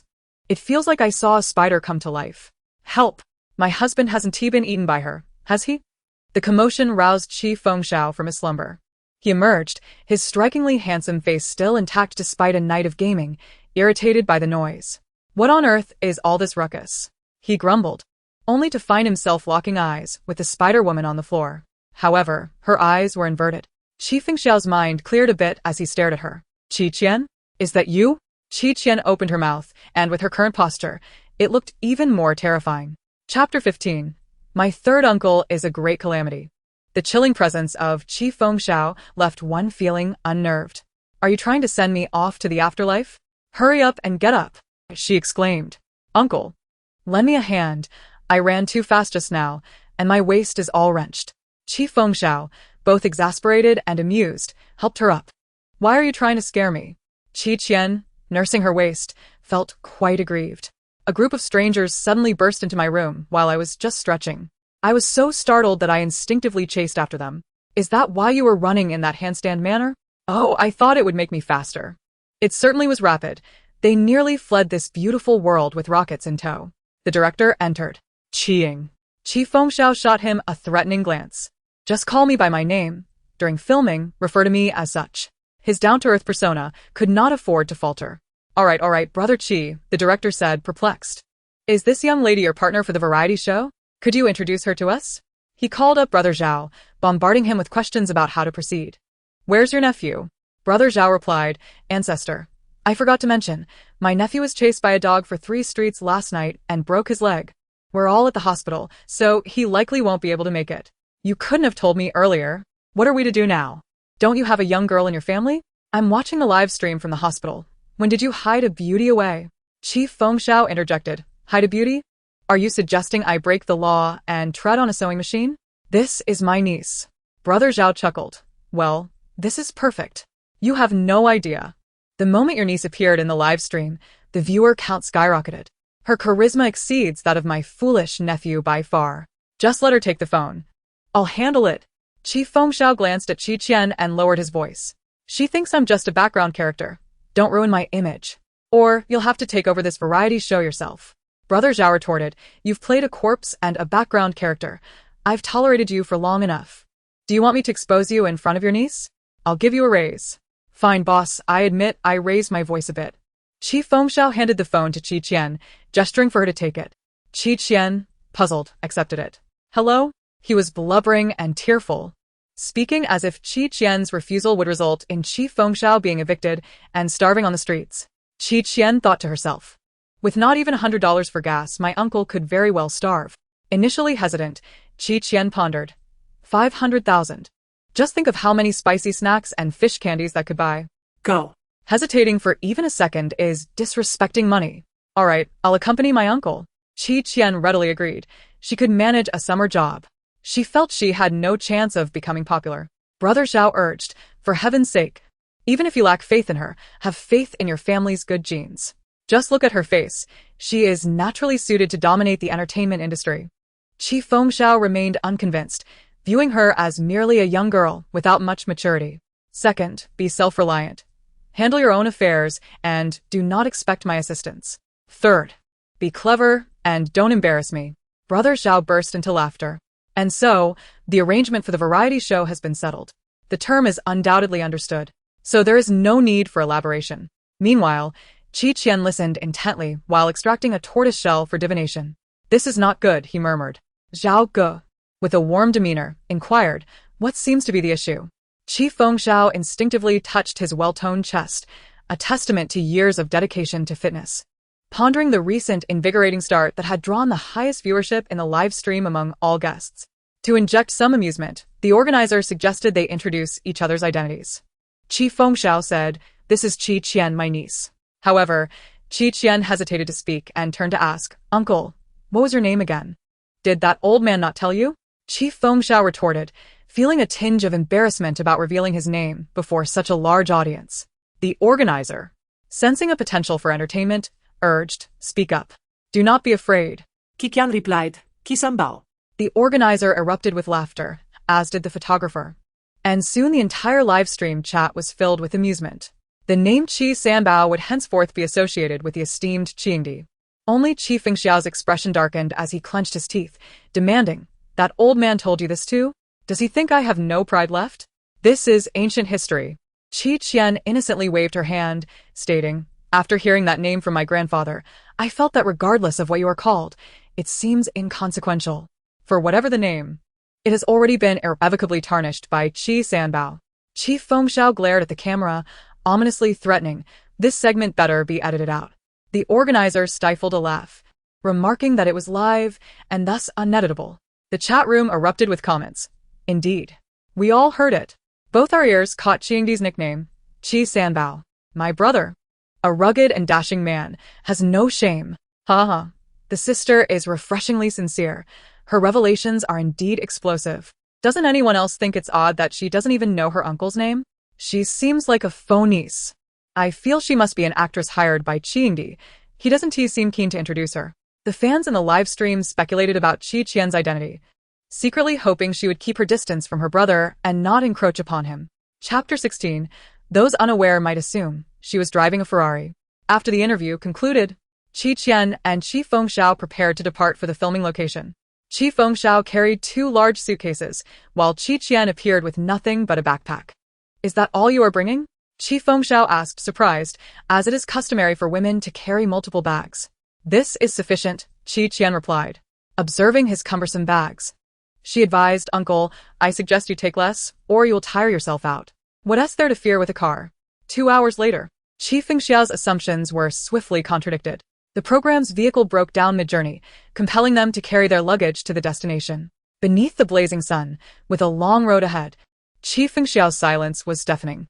He turned to Qian, who was nonchalantly pocketing her hands, and said, Qian, as family, could you help me with a suitcase? Without hesitation, Qian quipped, What did you say? My ears are not picking up well. I must hang up now. With that, she retrieved a pre-prepared foldable balance bike from her backpack, unfolded it, and hopped on. The balance bike immediately burst forth with a kaleidoscope of colors. As an exuberant melody began to play, the great river flows eastward, and the stars in the sky align with the Big Dipper. The Big Dipper. With a playful twirl, Qian waved at her uncle, urging him onward with spirited encouragement. My soul is with you. You are destined to be the next hero. The deafening song gradually faded as the photographer, running on 2 legs, struggled to keep up. Here, Qian found solace in having someone to converse with, alleviating the monotony of the journey. In the live stream, what kind of selfish niece is this? Is it too much to ask for help with a suitcase? I knew she must be an actress. Her true nature has been revealed. Even bystanders think this girl lacks common sense. She doesn't even know how to behave decently. Stand up for what's right. It was Qian. She sat atop an ox cart. The audience in the live stream was momentarily taken aback. Exhausted and panting, Qi Fengxiao was equally stunned. I borrowed the ox cart from a fellow villager when I reached my destination, Qian said, donning a straw hat and wielding a whip, tilting her head playfully. Uncle, Hop on. who says the younger sister is selfish? Open your eyes wide. Her tone is so domineering, one might think she is driving a Ferrari. Clearly, it's a Ferrari Bull, a newly launched limited supercar under the Ferrari brand, with only one in existence globally. Qi Fengxiao loaded 2 large suitcases onto the cart, found a spot to sit, and helped the photographer aboard. The balance bike in the corner continued to flash. Let us go, whenever you say. We all have it. Qi Fengxiao, feeling the heat, grumbled about the incessant noise of the bike. Qian cracked the whip against the ox's rear, likely sending it into a frenzy, hoping it would stop once it ran out of battery. How come you're so adept at handling the cart? Qian, of course, would not reveal that in the realm of cultivation, transport options ranged from the advanced to the commonplace, like the ox cart, something she had learned from television. At that moment, someone waved to them from the roadside. Upon closer inspection, they realized it was a familiar face. Gu Hua, dressed in a fresh floral dress, stood alongside her partner Ling Qian. The handsome man and beautiful woman appeared quite the match. Gu Hua tucked a strand of hair behind her ear, presenting a self-satisfied smile. You must be the guests heading to Xiao Village for filming, right? Could you take us along? Before she could finish her sentence, the ox cart zipped past them, leaving only the fresh droppings the ox had just made. Gu Hua and Ling Qian turned green with dismay. What a lack of manners. Ling Qian frowned, quietly inquiring, but it seems like the person sitting behind is the renowned actor Qi Fengxiao? Gu Hua perked up. That's my 3rd uncle. How wonderful. I haven't seen him in ages. Qi Fengxiao, the esteemed actor, was known even beyond the entertainment industry. Of course, Qian, who enjoyed watching pig-raising channels, was an exception. Gu Hua had always loved playing with this uncle, as he appeared the most impressive. If she entered the entertainment industry later, having Qi Fengxiao by her side would surely enhance her popularity with half the effort. Qi Fengxiao was abruptly greeted by a mouthful of sand whipped up by the recently accelerated wind, and with a disgruntled expression, he implored Qian to slow down.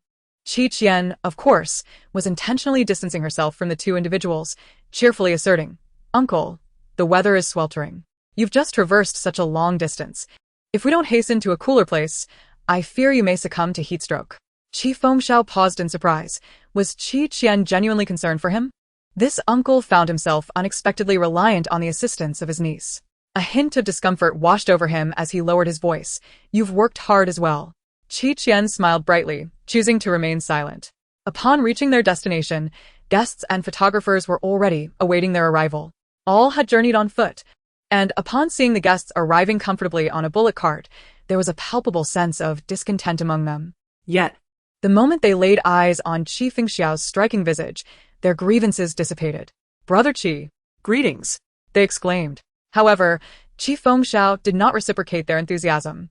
The bullock cart driven by Qi Qian swayed unsteadily, making him feel quite nauseous. Nevertheless, he merely maintained his composed FAOD, replying, "Hello, everyone." Among the 5 groups of guests, aside from Qi Qian and Qi Fengxiao, who appeared relatively at ease, the others were drenched in sweat, their makeup thoroughly disheveled. No matter the angle, Brother Qinyu is breathtakingly handsome.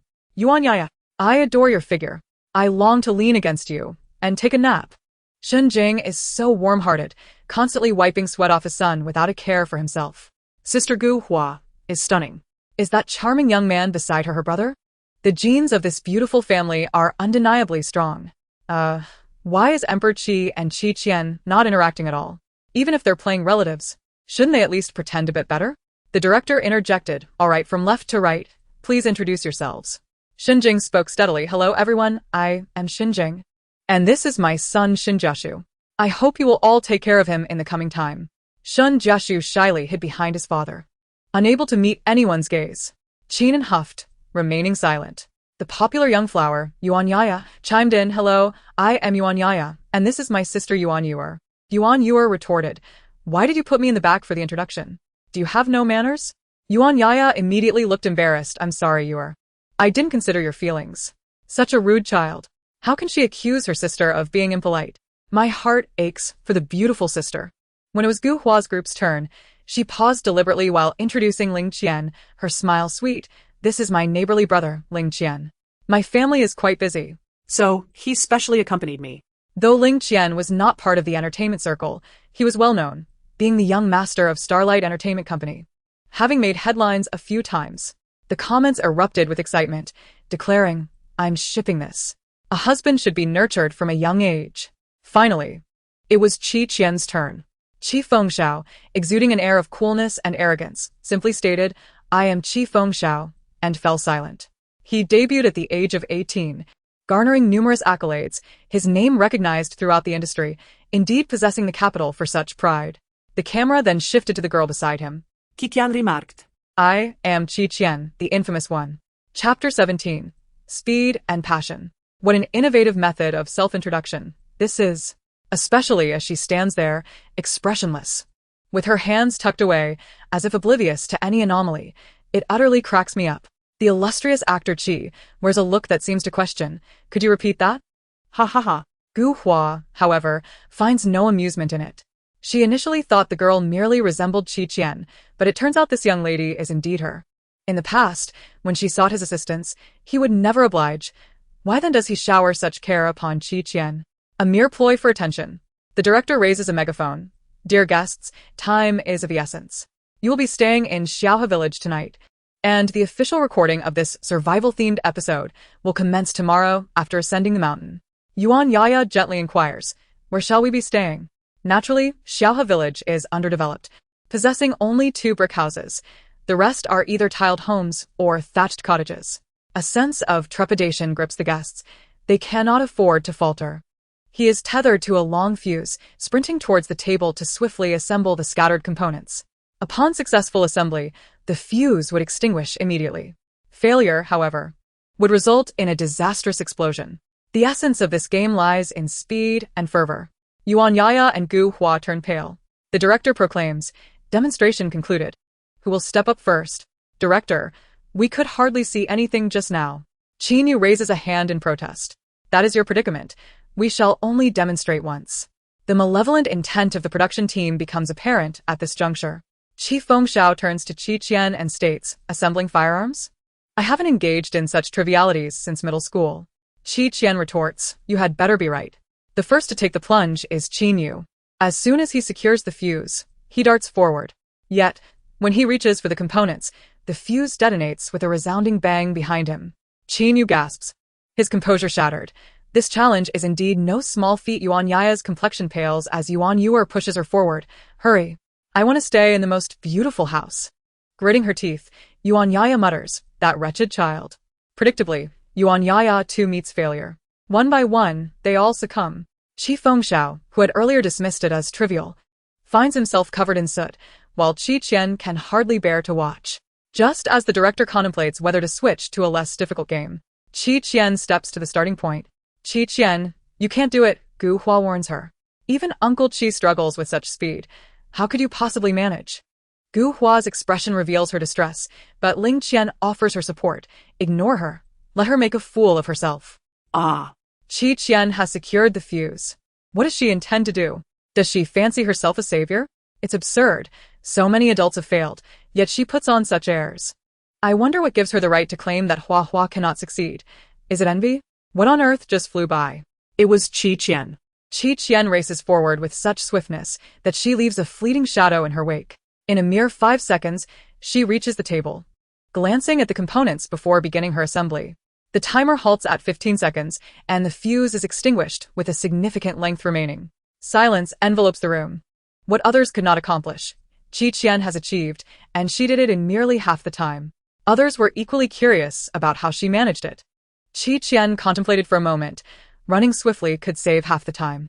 Furthermore, memorizing the location of each component allowed her to assemble without pause, instinctively knowing what to grasp next. Those wishing to copy her work wondered what she meant. With hundreds of mixed parts, how could anyone possibly remember their positions? Qi Fengxiao interjected, Director, let us choose that innermost brick house. It truly deserves to represent our status as champions. The chief director mused silently. Relying on your niece's victory should not be so arrogant. Just as Qi Qian was about to lower her weapon, something caught her eye. She tightened her grip and fired in the direction of Gu Hua.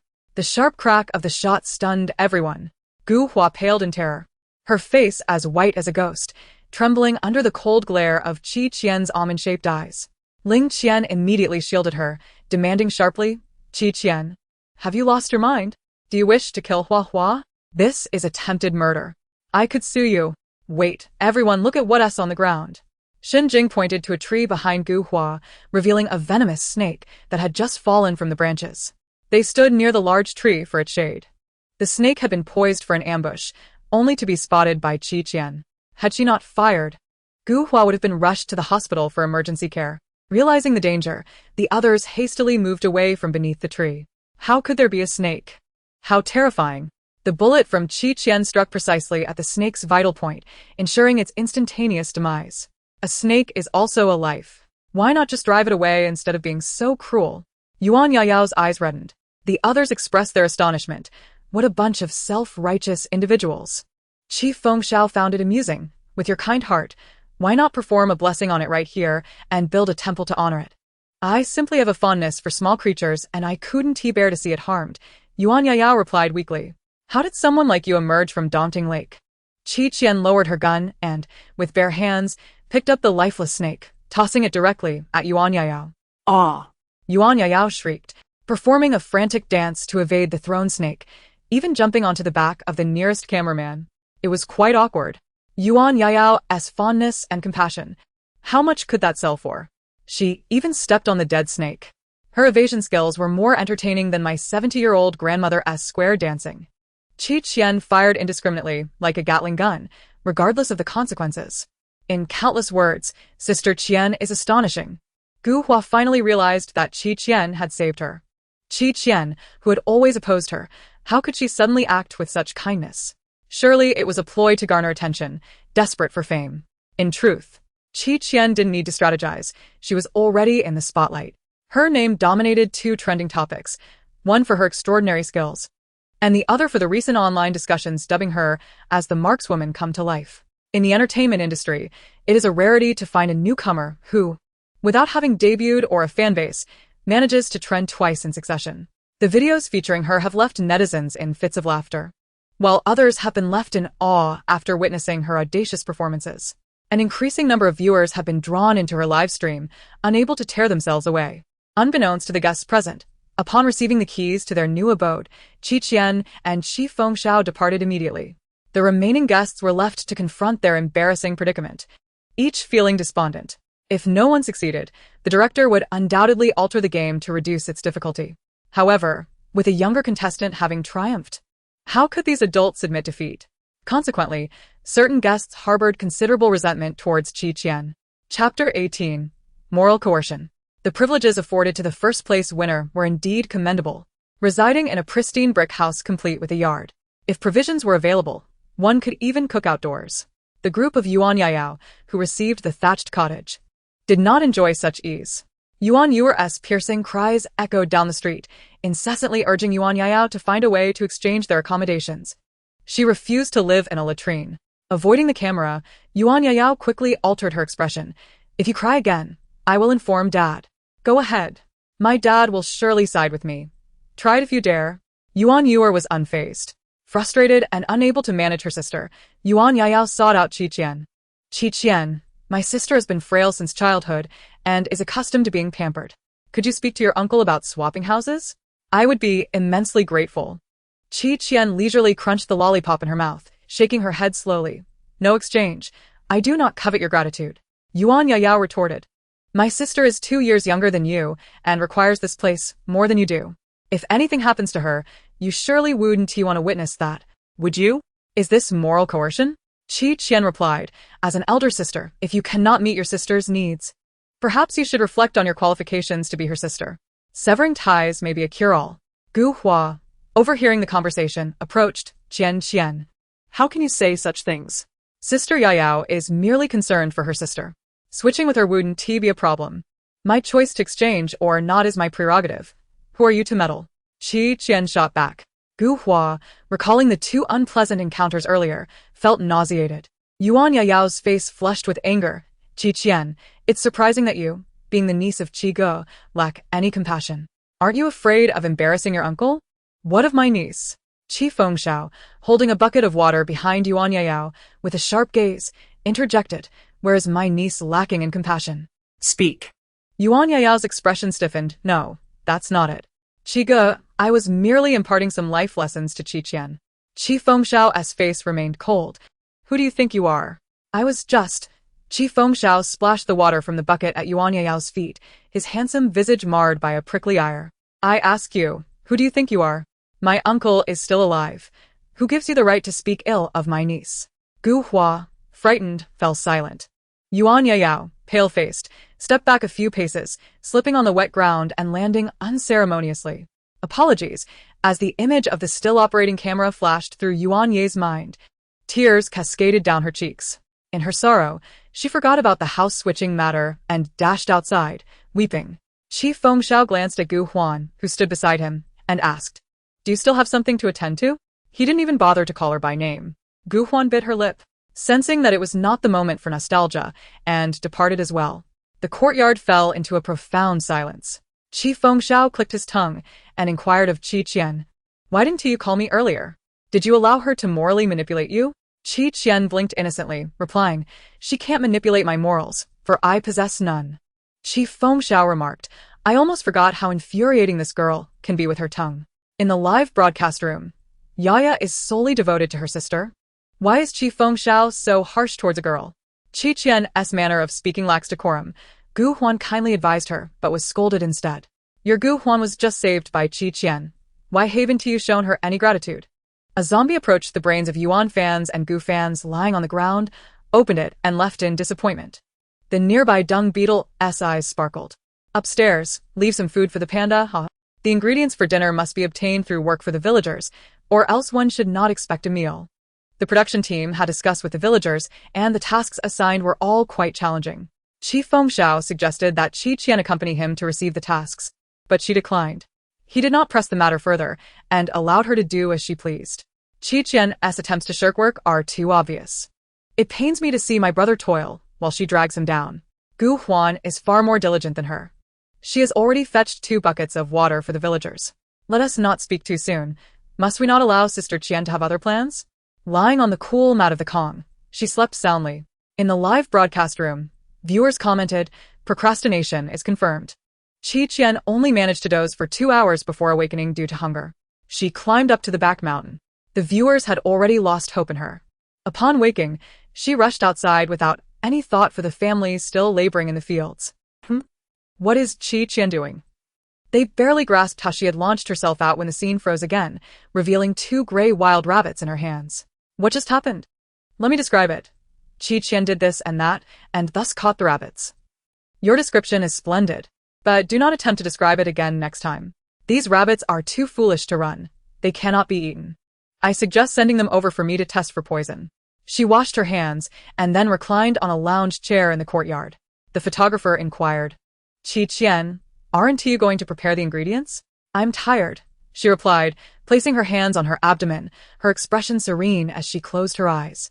I am merely an idle ornament, so such arduous tasks should naturally be entrusted to my uncle. She was just a salted fish, and a salted fish ought to embody the essence of a salted fish. Redefining idleness. I now believe my brother is the true ornament, entirely reliant on his niece to succeed. I'm talking about you, the esteemed actor who labored for 2 hours only to earn 2 corn cobs. Soon, she was pleasantly surprised by the ingredients in the courtyard and eagerly went to prepare the rabbit meat. The residents of the Qi family have been compelled to live independently for quite some time. Such trivial matters cannot daunt him. Qian, where did you acquire these items? Qi Fengxiao inquired while sought rabbit meat. There's plenty in the back mountain, Qian replied, reclining in a chair with the leisurely demeanor of a retired elder. Her youthful face creating a striking contrast. After a brief pause, Qi Fengxiao asked, then why didn't you tell me sooner? I wasted 2 hours laboring in vain. The bitterness of his own efforts, no matter how painful, Qi Fengxiao resolved to swallow alone. However, the enticing aroma of the rabbit meat lifted his spirits. Next door, Yuan Yuer was so tempted by the scent that she began to cry, clamoring for a taste. The other families were also tormented by the delicious aroma. Yet they maintained their dignity and refrained from inquiring. As Qian was enjoying her meal, she noticed a small shadow at the door and walked over to ask, what are you doing here? Yuan Yuer was just, feeling hungry and came to smell the aroma. Did I disturb you? Qian raised her eyebrows in surprise. The little girl before her was remarkably polite, a stark contrast to the raucous child from earlier. Chapter 19. Are we pickled fish? Qian offered her an untouched rabbit leg from her bowl, saying, here, have some. Yuan Yuer's eyes sparkled with delight. Really? Is this for me? Indeed. Hurry and eat. Thank you, thank you. Yuan Yuer blushed as she accepted the rabbit leg, nibbling at it delicately. Did you and your sister have another quarrel? Qian crouched at the doorway, eating while engaging in conversation with her. It sounded quite complicated. A squirrel in the tree chattered away, igniting Qian's curiosity. Is that true? She exclaimed. And there is something even more outrageous? Goodness. Qian gasped. Incredible. Yuan Yuer's father is a wolf. No wonder Yuan Yaya and Yuan Yuer had such a strained relationship. What a dramatic situation indeed. The tranquility lasted only until the following morning. The production team banged on doors, rousing all the guests, instructing them to don their personal cameras before whisking them away to the wilderness. Their eyes were covered with black cloth, which was only removed upon reaching the destination. The production team mandated that they could only retain 3 personal items. Other groups opted for knives or containers, while Shunjing even brought out a folding tent. Has anyone informed me about what Qian is doing? In the wild for 5 days, and she brought a thermos, lollipops, and a self-heating hot pot. What is she thinking? I can't believe it. Does she think this is a picnic? Will any of this be of use? Upon seeing the items Qian had chosen, Qi Fengxiao nudged her elbow and asked, can you help me decide what to bring? Qian pointed to 3 food items in a suitcase. You're bringing all food? Yes, trust me, she replied confidently. Gu Hua chuckled, Qian, a few food items will suffice. What we truly need in the wild are survival tools that will allow us to venture further. Qin nodded in agreement, affirming that bringing too much food would only become a burden. If you're unsure about what to bring, I can assist. He smiled brightly, radiating positivity without a hint of gloom. Having been won over by Qian's rabbit meat, Qi Fengxiao retorted, mind your own business. Qin sighed, brother Qi. I mean well, in circumstances like this, we cannot indulge a child who is unaware of the gravity of the situation. Qian smiled faintly. What are you laughing about? Qin furrowed his brow. Qian replied, I laugh at Zhou Yu's lack of strategy and Zhuge Liang's limited wisdom. I find it amusing that some, at such a tender age, carry the airs of their fathers. I offer you a gentle reminder. Do you know why Xiaoming's grandmother has lived to the age of 99? It is because she never meddles in others' affairs. Qin Yu's handsome face flushed crimson as he stormed away in indignation. Has the esteemed Qi fallen under a spell? How can he so blindly trust Qian, without any tools at his disposal? You do not concern yourself with them. Let reality teach them a lesson. It seems that once Qi is associated with Qian, he becomes utterly incapable of distinguishing right from wrong. My brother protects his niece. Who are they to speak out? If they have any capability, let them go without food for these 5 days. The comment section was in disarray, embroiled in a heated dispute over the distribution of personal items. At the center of the storm, Qian remained remarkably composed, hands tucked away. Even as she worked a summer job, she would ensure others starved while she thrived. Selecting her personal items, the director announced, the Outdoor Survival Challenge officially begins.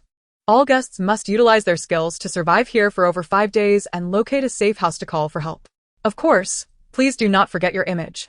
No matter the time or place, even in the face of life and death, one must remain elegant. Qian understood. Even in death, one must do so beautifully. No wonder the show was titled Escape Charmer. Such absurdity. She relished it. After the production team swiftly departed, only a drone camera remained to track the live broadcast. Shun Jing proposed, with our numbers, it is best to avoid splitting up. Qin Yu concurred, I agree.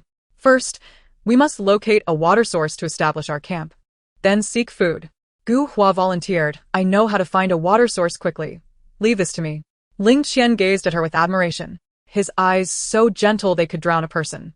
Yuan Yaya softly chimed in, you are all so impressive. It seems you have done your homework. My sister and I are just waiting to reap the rewards. Yuan Yuer rolled her eyes. Qi Fengxiao instinctively asked Qian, should we join them or separate? Qian, Puzzled, replied, you are the adult. You should decide. Indeed, Qi Fengxiao nearly forgot that he was the one in charge. After more than an hour had passed without finding a water source, the group's impatience began to surface. Gu Hua, how much farther to the water source? Yuan Yaya's legs trembled. Gu Hua reassured, we are close, it should be nearby. Another half-hour passed. Gu Hua, how much longer? Qin Yu gasped for breath. Any moment now. It must be close. Another half-hour went by, and the group's expression soured. Gu Hua, meticulously assessing the soil's moisture, felt the weight of pressure. She had come prepared. Yet the first step had faltered. Everyone, hold on a little longer. The soil is becoming increasingly damp, indicating that a water source must be nearby. Gu Hua blushed as she pushed aside the thicket on her right. Suddenly, Qian interjected, let us go left. There's a river ahead. How do you know? Gu Hua smiled at her. You aren't just guessing, are you? What if everyone gets lost? He held little affection for his niece Gu Hua, only recalling how she clung to him while remaining indifferent towards the rest of the family. At that moment, he understood her strong utilitarian nature. Being family did not necessitate closeness. Gu Hua could hardly believe her third uncle would speak of her in such a manner, feeling utterly wronged. Ling Qian cast a cold glance at Qian, then consoled Gu Hua, saying, you have done your best. Whether they heed your words is their concern. Let us continue. I trust your judgment. Gu Hua's eyes sparkled with gratitude as she replied, thank you, Brother Qian. Qian, growing impatient, realized that Gu Hua was merely gambling on an improbable chance. What a waste of time. She leapt a few paces to a nearby tree and called down to Qi Fengxiao, Uncle, keep up with me. what? Qi Fengxiao began to inquire, only to witness Qian grasping a vine on the tree and swinging out far like a pendulum. She then seized another vine on the next tree and continued her forward momentum, accompanied by the sound of her exuberant calls. It was almost as if humanity had devolved into apes. Qian's actions rendered everyone present speechless. Yuan Yuer, in a daze, asked, Uncle Qi, did Qian turn into a monkey?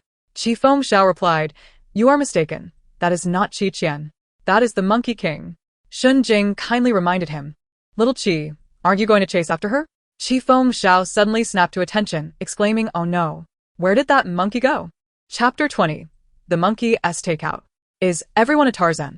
I'm dying of laughter. Brother Qi is shocked for 800 years. Is this something a human can do? Sister Qian, how much more can you surprise me? Where's the drone? I want to see Sister Qian swinging from her perspective. Qi Fengxiao sprinted ahead, finally catching up with the slowed-down Qian.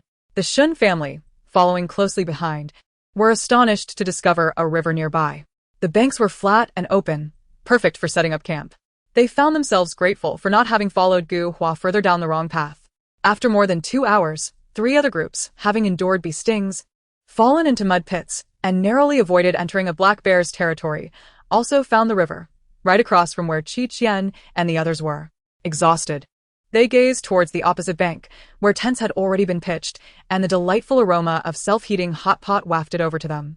Yuan's eyes reddened with frustration. I told you to find Qian, but you wouldn't listen. What a waste of time. Indeed, Gu Hua reassured. Taking a few detours now will save us from greater troubles later. Yuan felt like crying. Who enjoys taking the long way? Ling Qian glanced across the river, noting that the meager supplies Qian had brought would not last long, and they lacked sufficient tools to even set simple traps for hunting. Regrets would come soon enough. He truly could not fathom how Brother Qi could indulge a child so. Qin Yu shook his head. Gu Hua smiled gently. Let us hurry and set up our tent to eat. With Qian's temperament, she will surely be scolded in this variety show. No intervention would be necessary. Listening to Qian Mei for merely 10 minutes would have led them to the river, yet they insisted on expending several times that amount of time, leaving one perplexed as to what there was to take pride in. Perhaps Qian was merely fortunate. After all, high-altitude operations naturally allowed her to locate the site more swiftly than they did. It was rather amusing to reinterpret high-altitude work. Despite the well-meaning advice from Qin Yu and Gu Hua, unfortunately, the esteemed actor Qi did not heed their counsel. Come what may, they ought not to seek their assistance later. On the opposite bank, after savoring a fragrant self-heating hot pot, Qi Fengxiao followed Qian's instructions and gathered a substantial number of palm leaves for her. What do you need these for? As a bed? Are you planning to sleep on the ground tonight? Qian had already secured a base between two trees with ropes. All that remained was to lay the palm leaves atop it, creating a sleeping surface elevated over a meter from the ground, effectively safeguarding against snakes and insects. Turning around, Qian extended her hand. Uncle, lift me up. Qi Fengxiao, with a twinkle of amusement in his eyes, teased. What? Can't you manage such a small height? Little shorty. Everyone else is over a meter tall. If you have the capability, grow to 2 meters before mocking me, she retorted. With a touch of humor, Qi Fengxiao lifted her by her armpits and placed her onto the hammock. Surprisingly, there was an undeniable charm in her diminutive stature. After testing the hammock's sturdiness and confirming its capacity for rest, Qian reclined upon it. Aren't you coming down? Qi Fengxiao inquired. I'm feeling drowsy. I usually take a nap around this time, she replied, closing her eyes in serene tranquility. Remarkably, she fell asleep within mere minutes. Qi Fengxiao was astounded by her ability to drift off so quickly in such an environment. He decided to experience the hammock she had crafted for him. Before ascending, he worried whether it would hold his weight. To his relief, it steadfastly supported him. He marveled at how Qian had managed to achieve such a feat below. Shen Jiaxu watched with envy. Dad, can you make a bed like that? Shen Jing fell silent for a moment. I'm sorry, son, but we have a tent. Yet at this moment, the tent seemed less appealing.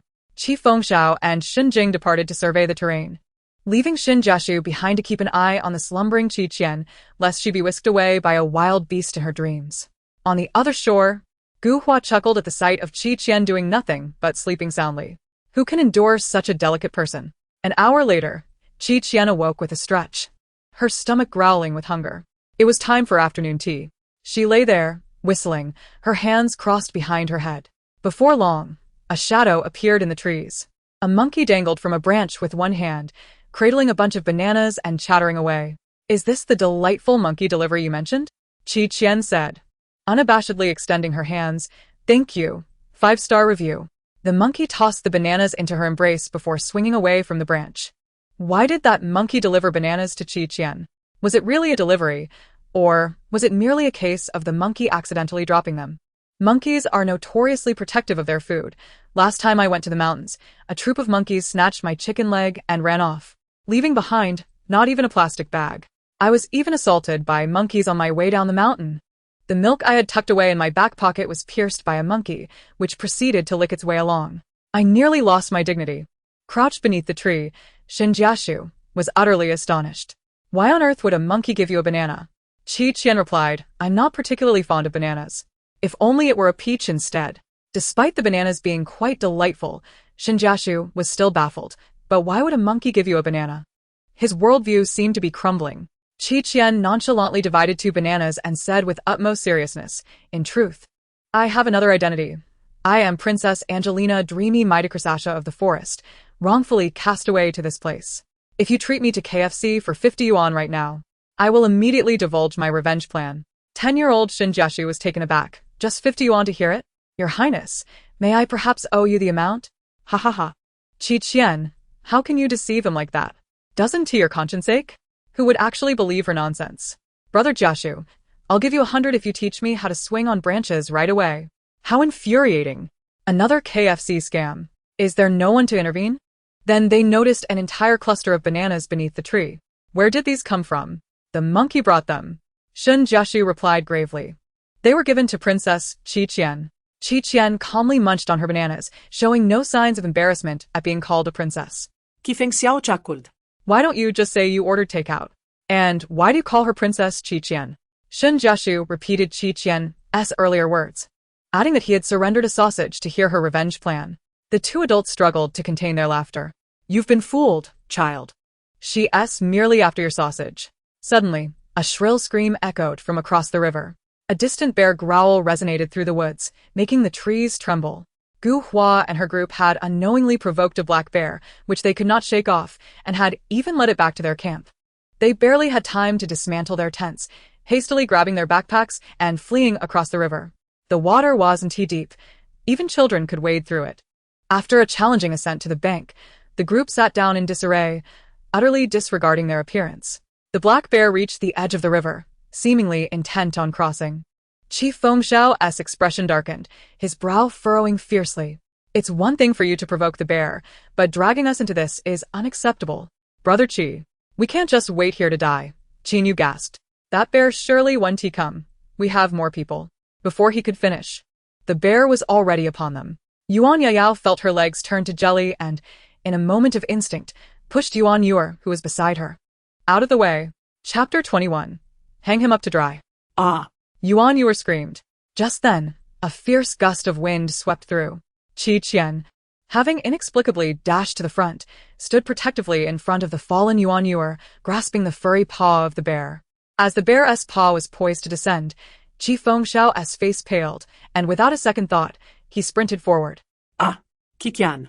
What are you trying to prove? Are you going to serve yourself up? Amidst the screams, an unbelievable scene unfolded. The black bear lifted Qian effortlessly, cradling her as one might a delicate infant, before placing her upon its back and preparing to depart. No, put me down. Qian protested, grasping the bear's ears. I am not your cub. You have mistaken me for another. The onlookers gasped in disbelief. That is a living bear, not the teddy bear beloved by girls. How dare she tug at its ears? Surprisingly, the bear showed no sign of anger. Its dark eyes regarded Qian with curiosity as it leaned closer to sniff her. Indeed, it did not recognize her as one of its own. Chief Fengshao felt a surge of anxiety and cautiously approached the bear, intending to seize Qian while it was distracted. However, before he could act, the bear gently set her down. Wow, he thought. It seems that the bear considers her its own cub. The way it cuddles her reminds me of my mother. The black bear is one of the fiercest creatures of the wild. How can it behave like a living teddy bear in front of Qian? Chief Fengshao strode forward and grasped Qian's shoulders, asking, Are you hurt? Did it bite you? Third uncle, are you worried about me? Qian smiled, her eyes twinkling. It was unexpected, given his earlier disdain for her presence, to see him so concerned. Chief Fengshao maintained a serious demeanor. I fear for your safety. I would have difficulty explaining to the old man if you were harmed. Speaking of which, the old man was still unaware of his decision to take Qian on a variety show. A soft, sorrowful wail interrupted their moment. Yuan Yayao was crying uncontrollably, reaching out to embrace Yuan Yuer, who pushed her away with force. Yuer, I didn't mean to. I just slipped. Despite Yuan Yuer being the one nearly in peril, Yuan Yayao's cries were louder. Stop pretending. You are not my sister. Yuan Yuer's nose reddened as she sought refuge behind Qian. Yuan Yayao's sobs intensified. The others remained silent, with only Gu Hua stepping forward to comfort her. Our Yayao did not mean any harm.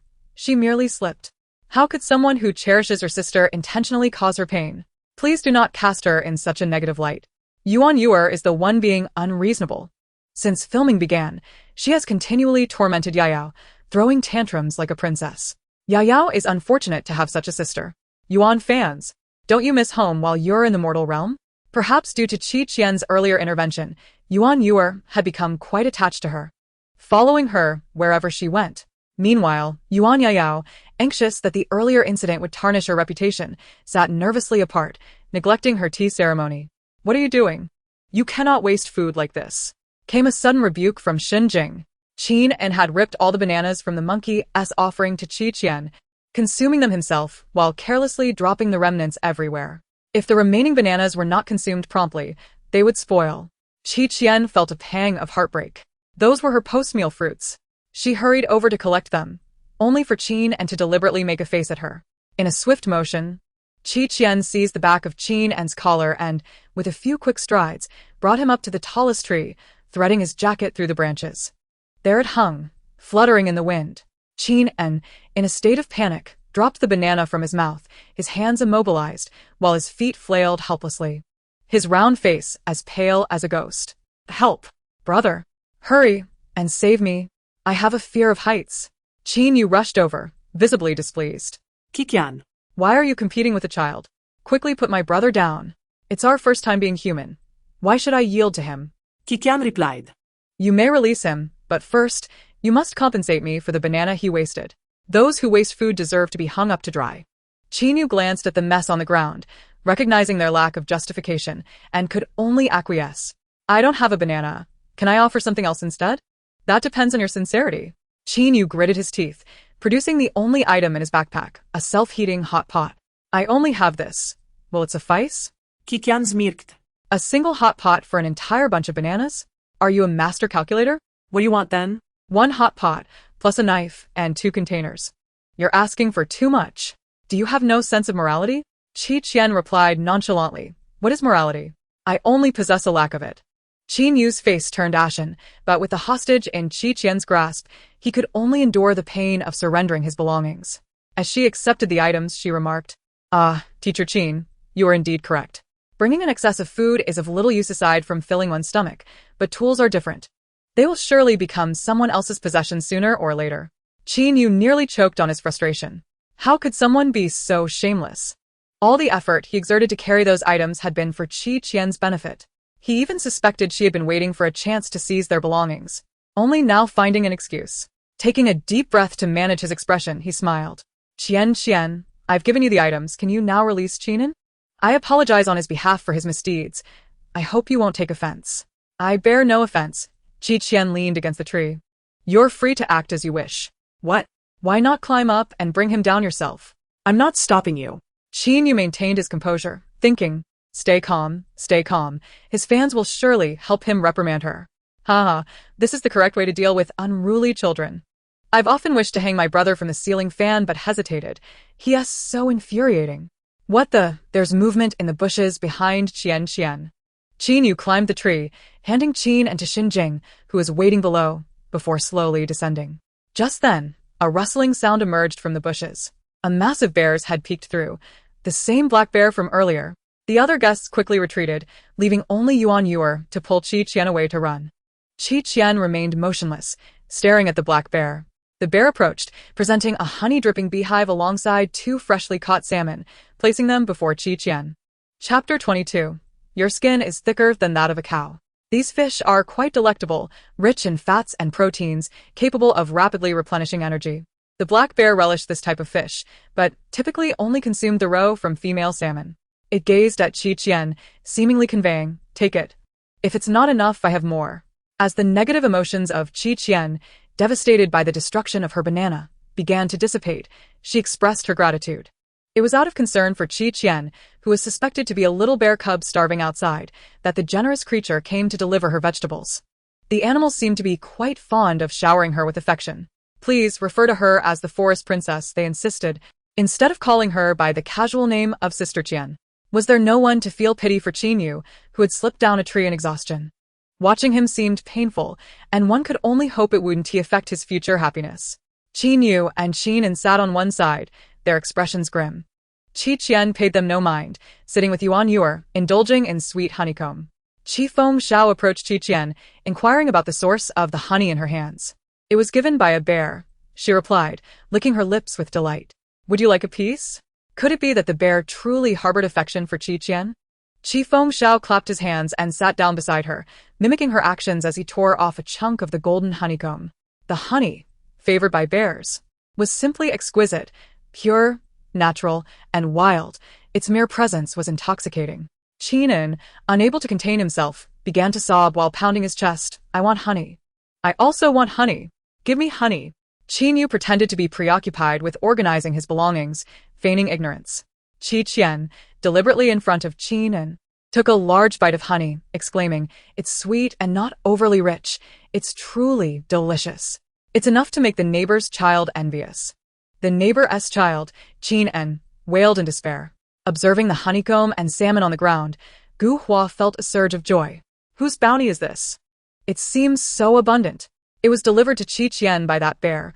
Xin Jiashu, still convinced of Qian's royal status, remarked that it was an offering for the princess. Gu Hua was taken aback. Qian. How could she have acquired this? When did she become so capable? Without concern for their chatter, Qian glanced at her sticky hands and asked Yuan Yuer, "I'm going to wash my hands by the river. Would you like to join me?" "Yes." Yuan Yuer replied eagerly. The two little girls made their way to the riverbank, finding a stone to squat on, submerging their hands in the water. "Thank you for stepping up to save me today, Qian," Yuan Yuer said shyly, her cheeks flushed. "You are truly kind." Qian turned to her. "It's nothing. You are wonderful too. But Qian says I have princess syndrome, a bad temper, and I always trouble others. Do you think Qian is a good person?" Qian inquired. Yuan Yuer shook her head, her cheeks puffed in indignation. "He always takes my food, and Yuan Yaya insists I give him my things, or else she says I'm inconsiderate." Hearing such remarks repeatedly had begun to sow doubt in Yuan Yuer's mind about her worth. Qian, parting the water's surface, reassured her, "Just be yourself. You need not concern yourself with the opinions of others, especially those you do not like." Yuan Yuer's face brightened. "Then I will listen to you, Qian." As evening fell, a rich aroma of fish wafted across the camp.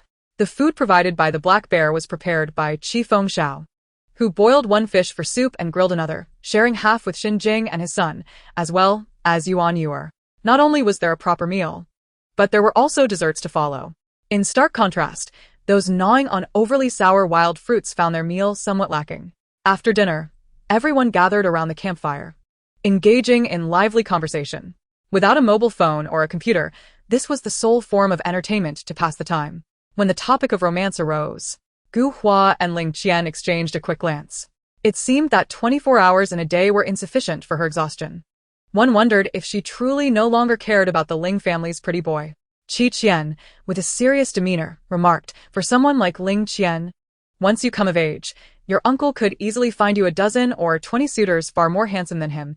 You could play with any of them. However, you must absolutely not engage in early romance." The mere thought of frolicking with a plethora of handsome young men was undeniably thrilling. Qi Fengxiao added, "You better heed my words." After Xin Jing recounted the love story between himself and his wife, it was finally Yuan Yayao's turn, who had been silent for the entire afternoon. She tucked a strand of hair behind her ear and shyly confessed, "My family is quite strict. My parents forbid me from casually dating, so I have never truly liked anyone." As soon as the words left her lips, Qian interjected, "Not necessarily.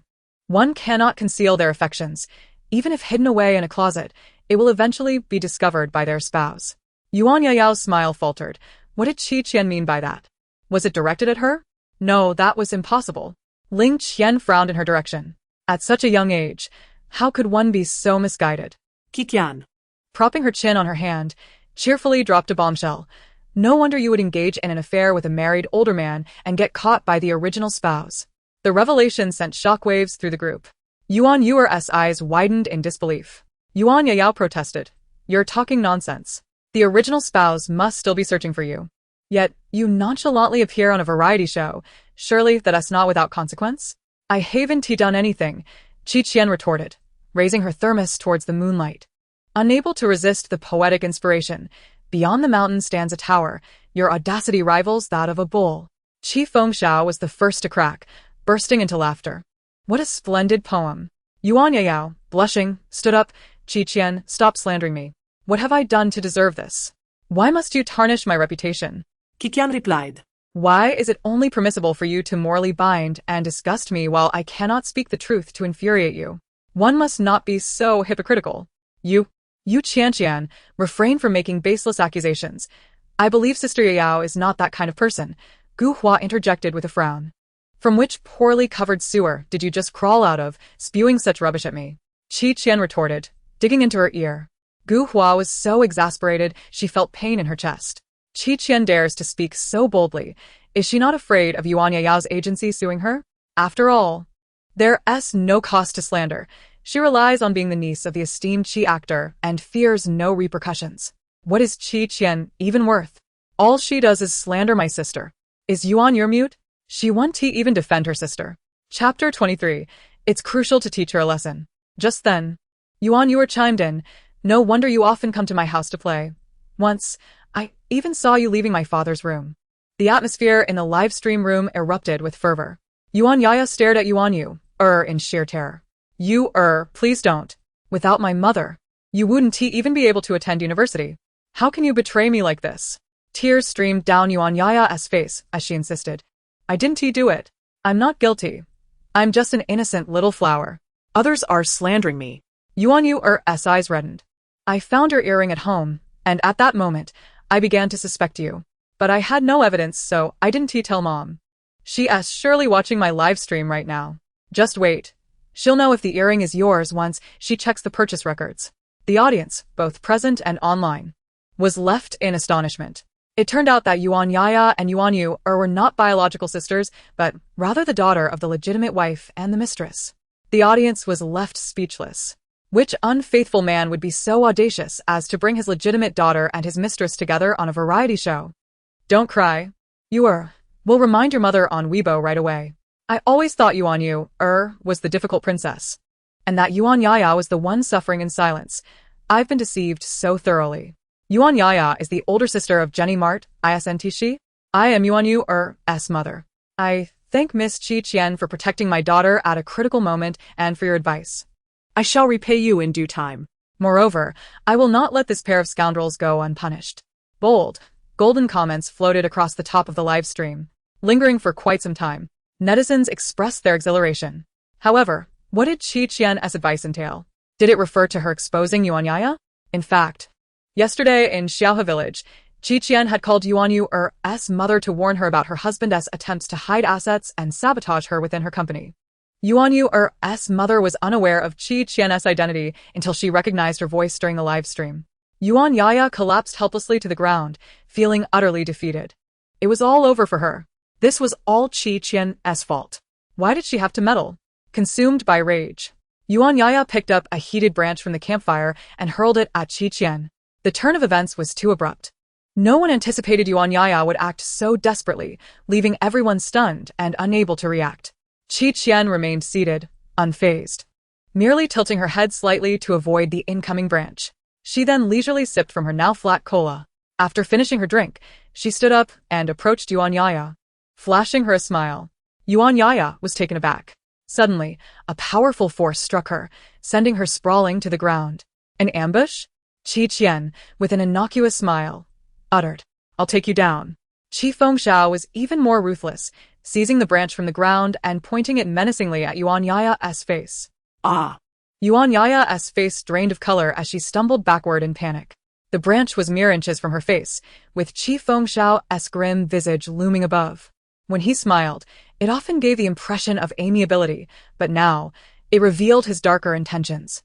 However, in his early days, he had sent an investor, who attempted to harass him, to the hospital, leaving a pool of blood behind. He was certainly not without temper. Yuan Yaya, a mere lunatic, had not succeeded in provoking him for quite some time. That kick from my sister struck at my very heart. Well done. He is a limited edition wild wolf husband.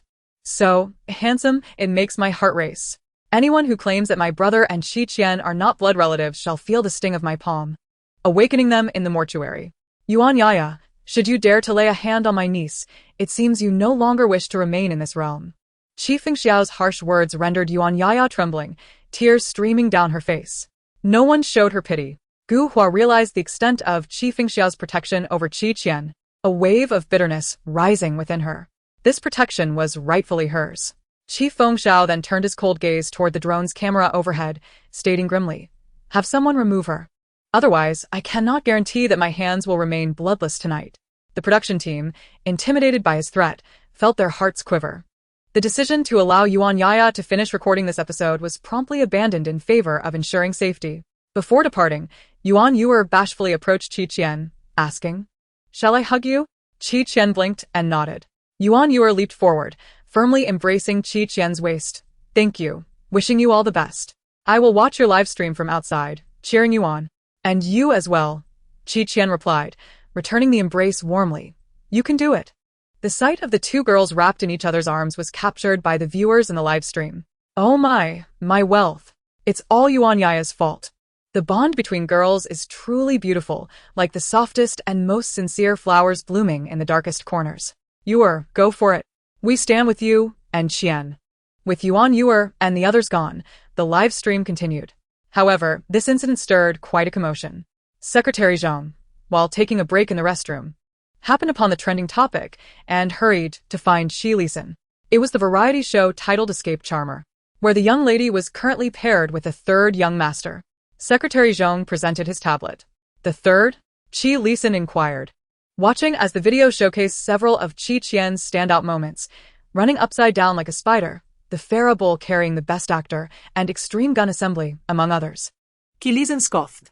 Within 10 minutes, he had grasped the full context of the situation, including the second young master's reluctance to care for Qi Qian, leaving her in the hands of the third young master. As for the second young master, Qi Lisan coldly instructed Secretary Zhang, "Immediately cut off the funding to the second young master's studio." Lazy and greedy, she summons her fans with a mere few steps, demanding her dog fetch her snacks to the sofa. It was imperative to discipline her.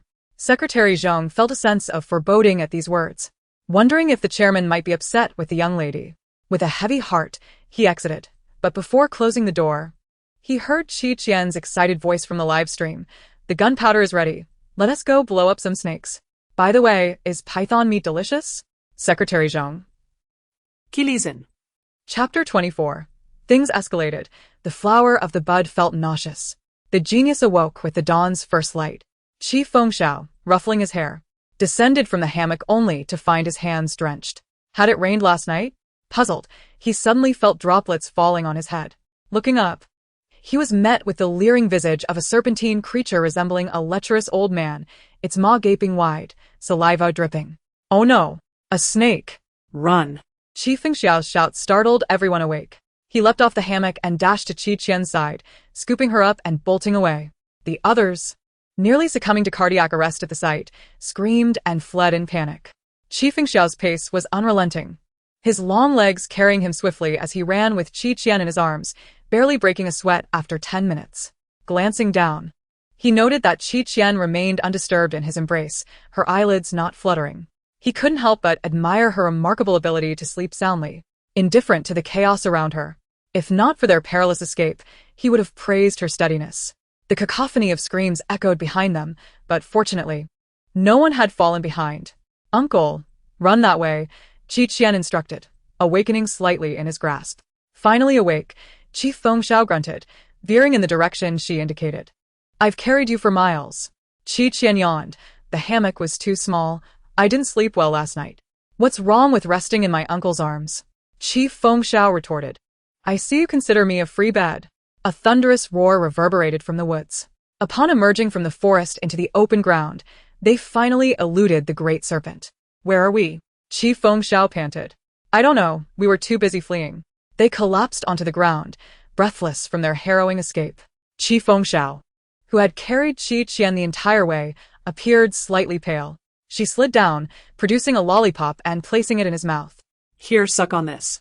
Qi Fengxiao's eyes widened in surprise. "You saved this for me?" "Yes, Grandpa mentioned you might have low blood sugar."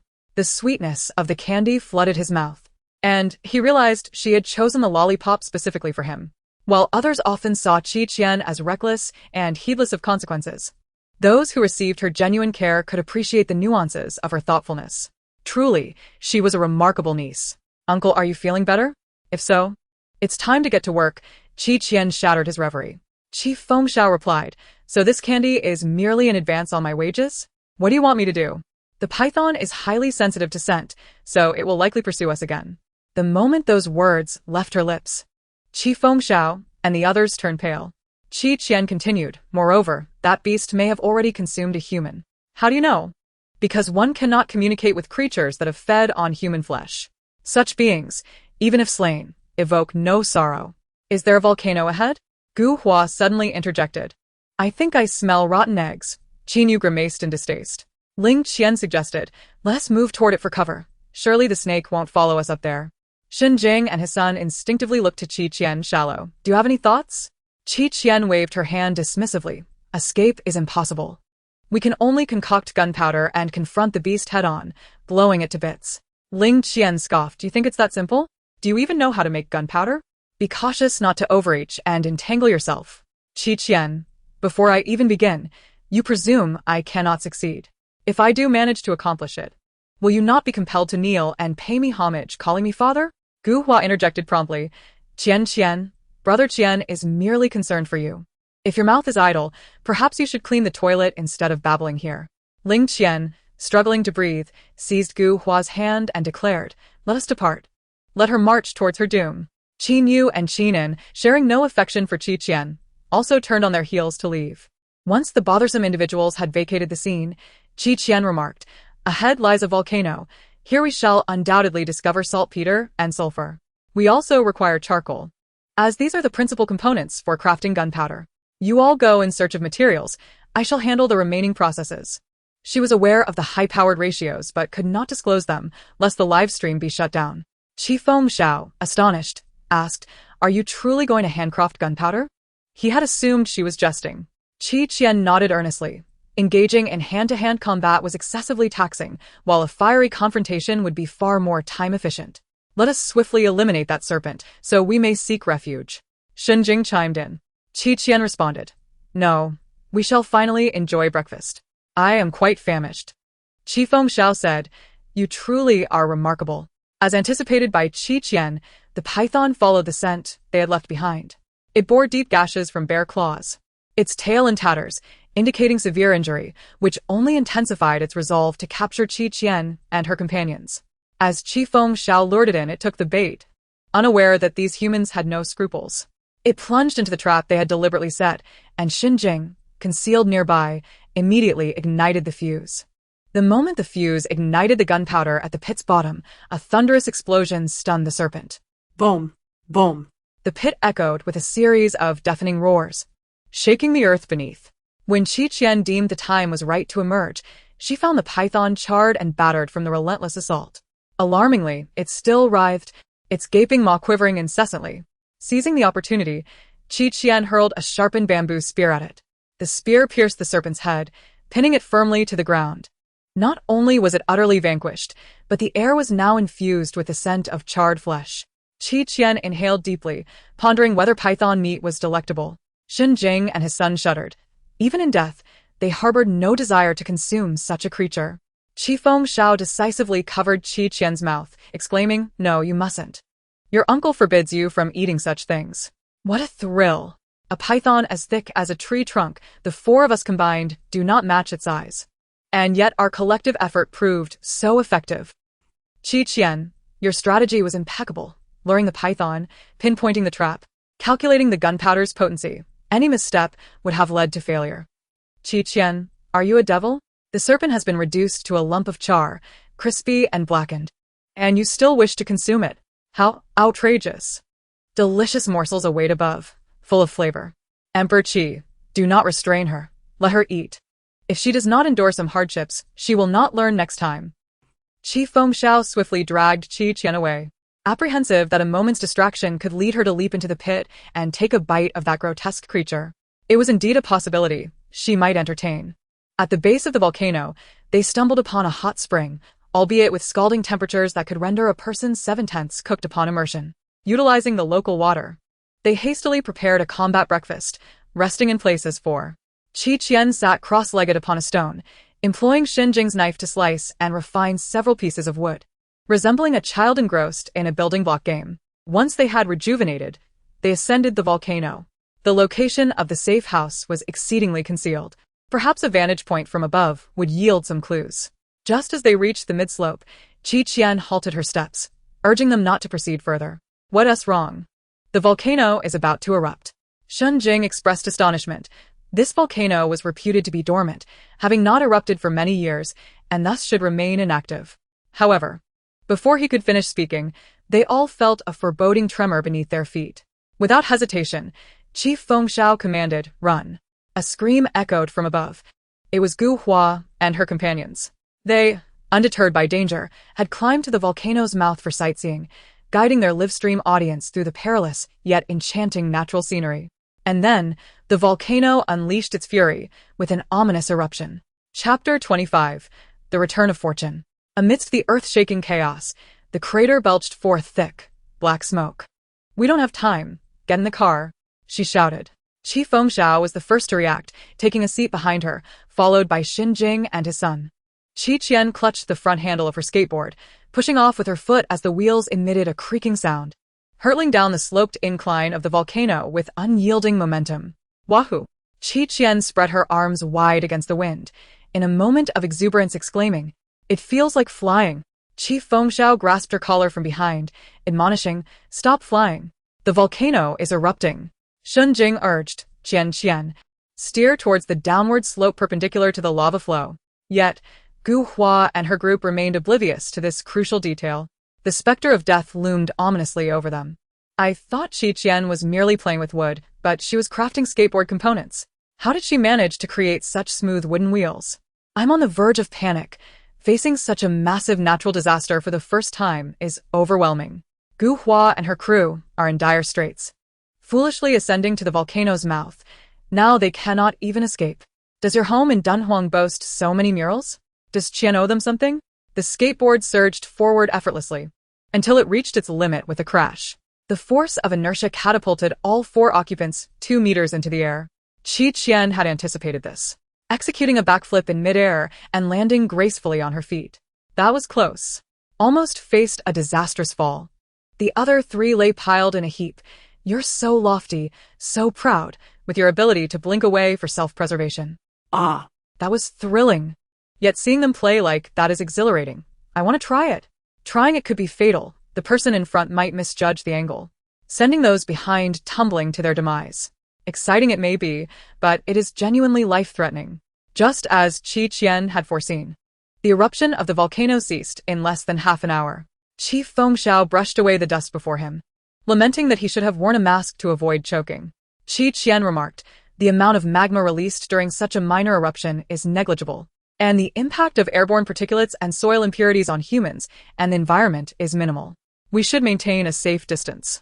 Chief Fengxiao playfully patted her head. "What occupies that clever little mind of yours?" "I don't have much in my head," Qian replied, revealing her 4 teeth. "I only have you." Chief Fengxiao paused for 2 seconds, then pinched her cheek, gritting his teeth. "How dare you say your uncle is worthless?" "I didn't say that, but if you think so, what can I do?" Shun Jiashu hurried over to intervene. "Stop. How can you be disrespectful to the princess?" Xin Jing, suppressing his laughter, interrupted. "I just spotted the sign for the safe house to the south, about a few hundred meters away." As they spoke, Gu Hua and her group finally descended, their faces covered in a layer of black ash, mingled with sweat, looking quite disheveled. Qin Yu, noticing that Qian and the others were relatively clean, his eyes flickering, asked, "You were up there too. How did you run so fast?" As he spoke, he sprayed black ash everywhere. Qian chuckled. Pfft. Qin Yu's expression darkened, surpassing the grime on his face. Gu Hua, wiping her face, gently inquired, Qian, Senior Qin wanted to ask how you managed to run so quickly? We couldn't catch up to you from behind. Are you implying that we should have waited for you? Shi Fengxiao's expression soured. The usually good-natured Shen Jing also expressed discontent. You were the ones who insisted on going up there. If something went wrong, it's your own responsibility. Should we be expected to assist you? We have no obligation to help. Helping is a kindness, not helping is a duty. How can adults not understand this? If Qian could make a skateboard, what harm would it do to make another as a precaution? You wrapped your feet, while you wrapped your head, begging so brazenly. In Gu Hua's mind, the system chimed, defaming task failed, the host is about to receive punishment, returning 1% of Qian's fortune. Gu Hua nearly ground her teeth in frustration. Qian's eyes suddenly lit up. Her fortune. The things Gu Hua consumed could actually be returned to her. Hooray. Qian felt an overwhelming sense of joy at reclaiming control. At that moment, Gu Hua suddenly exclaimed in pain, her ankles swollen. Ling Qian squatted down and said to Gu Hua, "Hua Hua, hop on, I'll carry you." "But you just ran for so long, and must be tired too," she replied. "If you don't want to be carried, I can hold you." The face of Gu Hua, covered in thick ash, revealed a hint of blush. She glanced at Qian and then leaned onto Ling Qian's back. "How does it feel? Shouldn't you be in despair and jealous now?" However, Qian's only response was the back of her head and a remark, "My nap time is approaching. Let us find a place to eat first." Gu Hua retorted, "All you do is eat and sleep. Don't you have any ambitions as the villainess?" After the group distanced themselves from the volcano, they sought refuge in an open area to rest. Having consumed all their provisions, they were compelled to venture into the forest in search of sustenance. United by necessity, the four groups decided to collaborate temporarily. Initially, their endeavor proceeded smoothly until Chief Fengxiao inadvertently stepped into a swamp. When Xinjing attempted to pull him out, the more he tugged, the deeper Chief Fengxiao sank, prompting him to halt in fear. "Enough with the chest size. I don't need it any larger. Hurry and pull me up," Chief Fengxiao shouted. "Uncle, I understand your urgency, but please remain calm," Qian advised. "Relax your body, take a deep breath, and avoid struggling." Heeding her counsel, Chief Fengxiao found that his descent slowed. "Now raise your arms above you, and try not to engage your lower body," Qian continued. "And then what?" he inquired. "Next, lean your body forward as if lying atop the swamp," she instructed. As Chief Fengxiao bent down, he attempted to extricate his arms. "Will this help me get out faster?" Qian replied calmly, "This position will offer some comfort." Chapter 26. A change of heart upon stepping outside. Despite the dire circumstances, Chief Fengxiao found himself amused by her words, and with a swift motion of his arm to point at her, the arm that had been trapped suddenly came free. Qian nodded in satisfaction. "Now, support yourself with your arms, lean forward as I instructed, and gradually use your legs to push upward. Remember, do not rush." Qi Fengxiao, being inherently impatient, found it more challenging to remain calm than to face peril. Nevertheless, as he listened to Qian's guidance, his anxious heart gradually settled.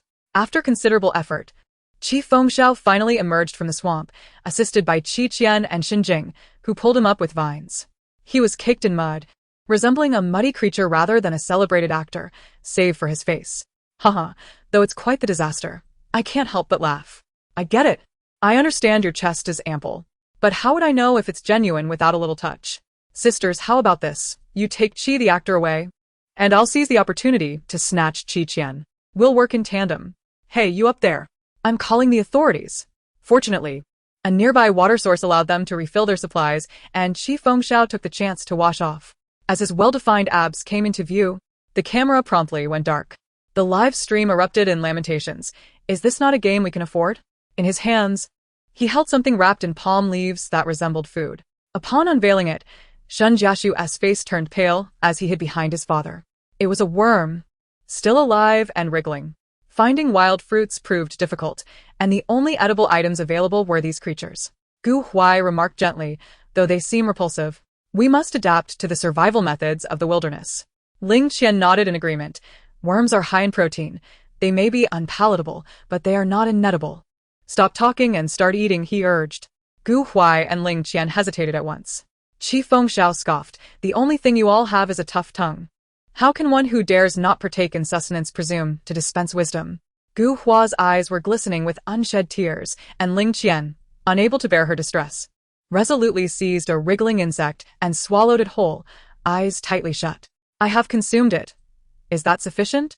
Indeed, such fare is quite nourishing. Qian leaned against a tree, speaking languidly, especially beneficial for the mind. She pinched her nose. Do refrain from speaking, your breath reeks of insects. Ling Qian's complexion turned pale as he sealed his lips. Furthermore, when did we ever express a desire to feast upon your insects? Qian, please cease your sulking, Gu Hua gently coaxed. At present, these are the only provisions we can procure in the forest. One cannot always expect a bear to deliver sustenance, can they? That was merely a stroke of luck, and bears are not foolish. They have journeyed quite far. If Qian wished to avoid the impression of being delicate in front of the audience, she must consume these insects. Suddenly, two distinct sounds emerged from the thicket and the trees. Remarkably, it was a black bear and a monkey. How they had managed to find their way here remained a mystery. The bear deposited several salmon at Qian's feet, along with a half of what appeared to be a fresh wild boar leg. The monkey, swinging from a branch, dropped a bundle wrapped in banana leaves directly towards Qian. She caught it deftly, only to discover it was wild peaches and apples.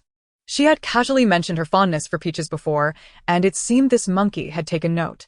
The others were left utterly astonished by the scene. Shun Jianshu exclaimed, "Father, did you witness that? I told you, Qian is the princess of the forest."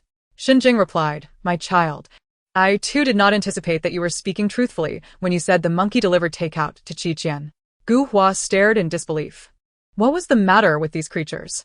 Was Qian their deity or their sovereign, to be so eagerly courted? Did they not possess a shred of dignity as animals? An intrusive thought crossed her mind. Does this supporting character possess a system of her own?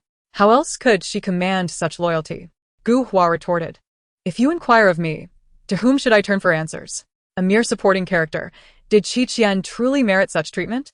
Qian, you truly are the apple of your uncle's eye." Qi Fengxiao exclaimed, "Affectionate litausling Qian ser." What is it about you that endears you to these creatures? Could it be? Qian felt a pang of anxiety. Would her secret of having raised pigs be exposed? Are you truly the transformed Monkey King? No. You are the one who is morphed into a monkey. Please spare my peaches and apples. Wait, I retract my previous statement. The group merrily engaged in boiling water and preparing meals, while Gu Hua and her companions felt as though they were stranded in the Arctic. Seeing that Qian need not consume insects has relieved my burden. Who wishes to eat such things? With Mama Bear and little brother Monkey around, there's no way Qian will go hungry. Indeed, is it possible that Qian is truly a forest princess? Why else would the animals exclusively provide for her? Her words are mere fabrications to deceive the children. How could you all believe them? Could it be that the bear intends to fatten them up before devouring them? The intent behind this theme was to ensure that these illustrious celebrities faced genuine hardships, exposing their vulnerabilities before the camera, and inciting conflict rather than allowing them a leisurely outing. With merely the addition of a shallow pool, the instance transformed from a formidable challenge into a leisurely endeavor.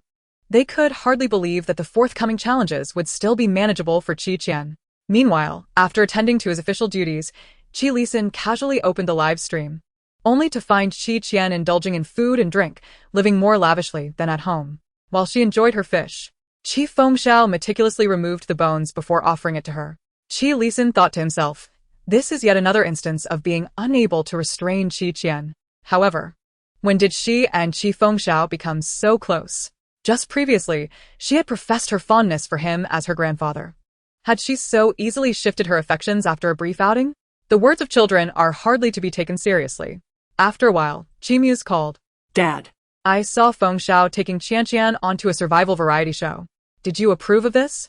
Qi Muse's words came out in a flurry. He was apprehensive about any potential mishap. Qi Lisan, expressionless, replied, "She is bears bringing her honey and monkeys delivering her fruits. She is eating and drinking well. She is just shy of achieving immortality. What could possibly go wrong? No, I mean with Fengxiao being such a liability and Qian having to look after him. What if something were to happen and she got entangled in it?" Qi Lisan fell silent, as did Qi Muse. Then a singular thought emerged in their minds. If Qi Fengxiao were truly that inept, they ought to intervene and sever his hindrance. Chapter 27. Qian. More terrifying than a ghost. Unbeknownst to Qi Fengxiao, his position was precarious. The forest echoed with whispers of the wind and the calls of owls. While the weary guests had succumbed to slumber after a long day, the fire on the ground was dwindling. A shadowy figure stealthily approached Qian's hammock, brandishing a small knife to cut the vines, intending to sabotage her restful sleep for withholding honey from him. Halfway through, Qian suddenly felt a chill at the nape of his neck. He absent-mindedly touched it, dismissing the sensation. In the next moment, something seemed to drop from above. Qian looked up and locked eyes with a ghostly figure dangling from the tree branch. The ghostly apparition spoke softly. "Do you wish to die?" Qian exclaimed, "Ah, a ghost." The still-active live stream erupted with cries of alarm. The startled chubby boy collapsed, his face ashen, crawling forward in a panic, awakening the others. "Xiao, what is happening?" Qin Yu instinctively glanced in that direction. The long-haired shadow hanging from the tree appeared particularly chilling amidst the darkness of the wilderness. Qin Yu's eyes rolled back, and he collapsed onto the hammock. The others, upon regaining consciousness, were equally terrified, nearly suffering heart failures. Then the ghost spoke again. What ghost? With such a timid demeanor, you dare to plot against me? Upon hearing Qi Qian's voice, Qi Fengxiao finally exhaled a breath he didn't realize he was holding. Sweating profusely, he questioned, Qi Qian, are you hanging from a tree at this hour like a spider? Or do you wish to frighten me into finding another uncle? Qi Qian replied, the hammock was too uncomfortable for me to sleep well, so I thought I'd climb up to enjoy the night view. She pointed at the fainted Qin and, this chubby boy came to cut my hammock with a knife. I kindly tried to warn him, and he mistook me for a ghost. Do he truly resemble a ghost? Qi Fengxiao, does it matter where we are? Do you have any idea of the psychological impact left on me by your last upside-down sprint? Shunjing. Caught between laughter and tears, Qin is far too mischievous, and his brother pays him no mind, orchestrating such pranks late at night. Qi Qian, let him face some hardship, otherwise, he might think I'm easy to bully. Sister Qian, could you please sit upright while you speak? You're genuinely a bit frightening in that posture. Shun Jiashu trembles. Not just a bit. I was nearly scared to the brink of leaving this world by that scene. Qin, the top star, and his younger brother both fainted from fright, their family perfectly aligned and composed. It's hard to say whether the misfortune of Sister Qian, with her hammock cut, is worse than Qin's fainting. A rustle in the woods suddenly breaks the tension. Did you hear that strange sound? Qi Fengxiao inquires. Shenjing, I did hear it. It sounded like crying. Ling Qian, already impatient, retorts, none of us here are crying. As those words hang in the air, a silence descends. If it's not us, then. The faint crying grows increasingly distinct, and a white shadow flits through the grass illuminated by the campfire. The remaining awake individuals feel a jolt of fear. Having just regained consciousness, Qin Yu opens his eyes and sees the white shadow drifting above. The word ghost lodges in his throat, unvoiced, and his head tilts as he faints again. With a second chance, the white shadow seems to consciously drift toward Qi Qian's hammock. Qi Qian, lying in the hammock, is already on the verge of slumber. The sobbing sound draws nearer. Qi Fengxiao extends a hand. Qi Qian. The white shadow hovers above her, swaying ominously, emitting a sound that sends chills down the spine. Qi Qian, unfazed, simply remarks, how noisy. The white shadow seems incensed by the provocation, its swaying becoming more vigorous as it circles her incessantly. The others are rendered speechless. At last, Qi Qian, growing impatient, opens her eyes and meets the gaze of two dark, hollow eyes above the white shadow. The white figure plunges downward, terrifyingly dark against the dim night. Qi Qian reaches out, seizing the white shadow, furiously mashing it into a ball before forcefully throwing it to the ground. Haven't I made it clear that it's too noisy?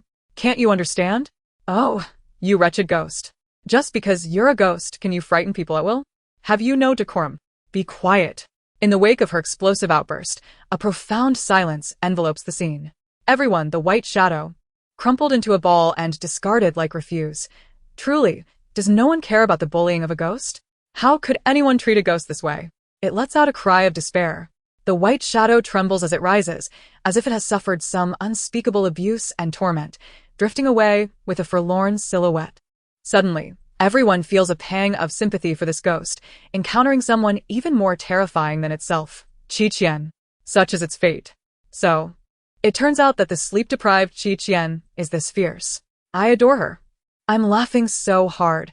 It's my first time feeling sympathy for a ghost. In this world, do ghosts even exist? Even if they do, all I need to do is slap a photo of Qi Qian on my forehead and see who dares to approach. 66,666, the production team, equally bewildered. Exchanges confused glances. Did we deploy a prank drone? No. The experiment has not yet been conducted, has it? Then who was responsible for the ghostly apparition we witnessed earlier? It remains unclear. Perhaps the drone flew off on its own? Thus, a mystery remains unsolved. The following day, after a restful slumber, Qi Qian was once again her amiable self. However, the glances exchanged by Qin Yu and Qin and towards her were akin to those directed at a nefarious character.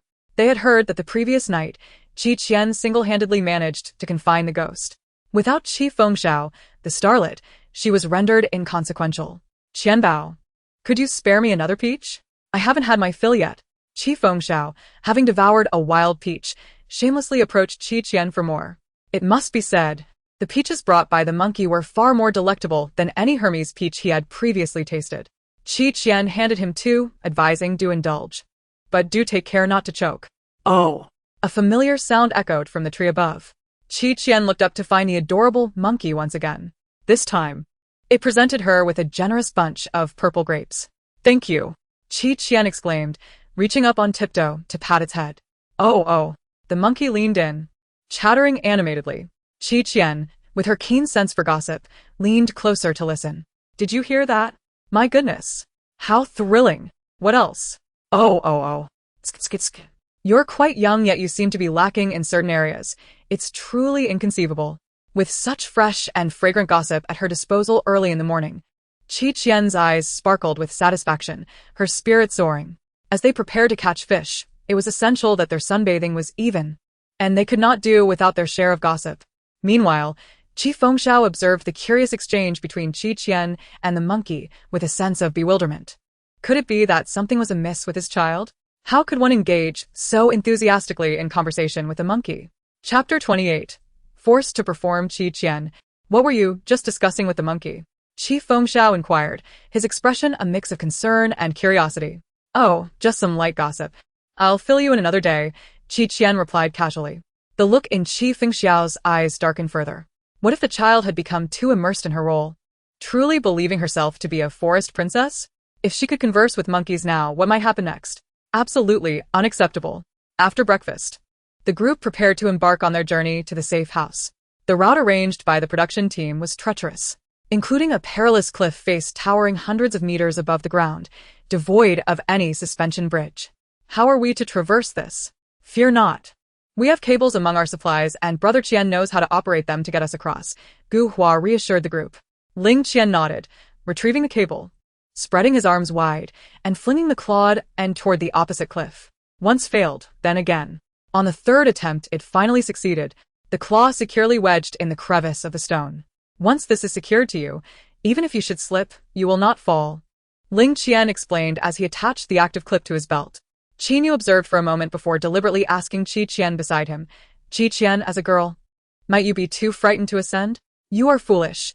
I see no sign of you being too afraid to continue living in this world, Qian replied lazily. Qin forced a grin, then I shall eagerly anticipate your performance shortly.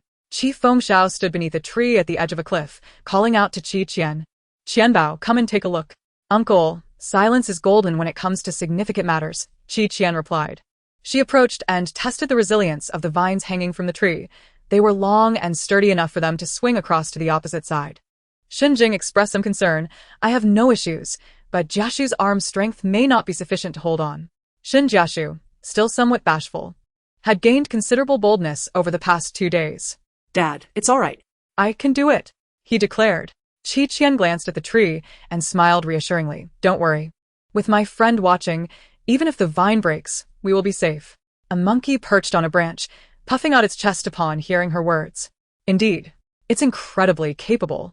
With the little monkey as their safeguard, Xinjing felt considerably more at ease. The strength of a long-tailed monkey can reach an astonishing 200 pounds, 3 times that of a human.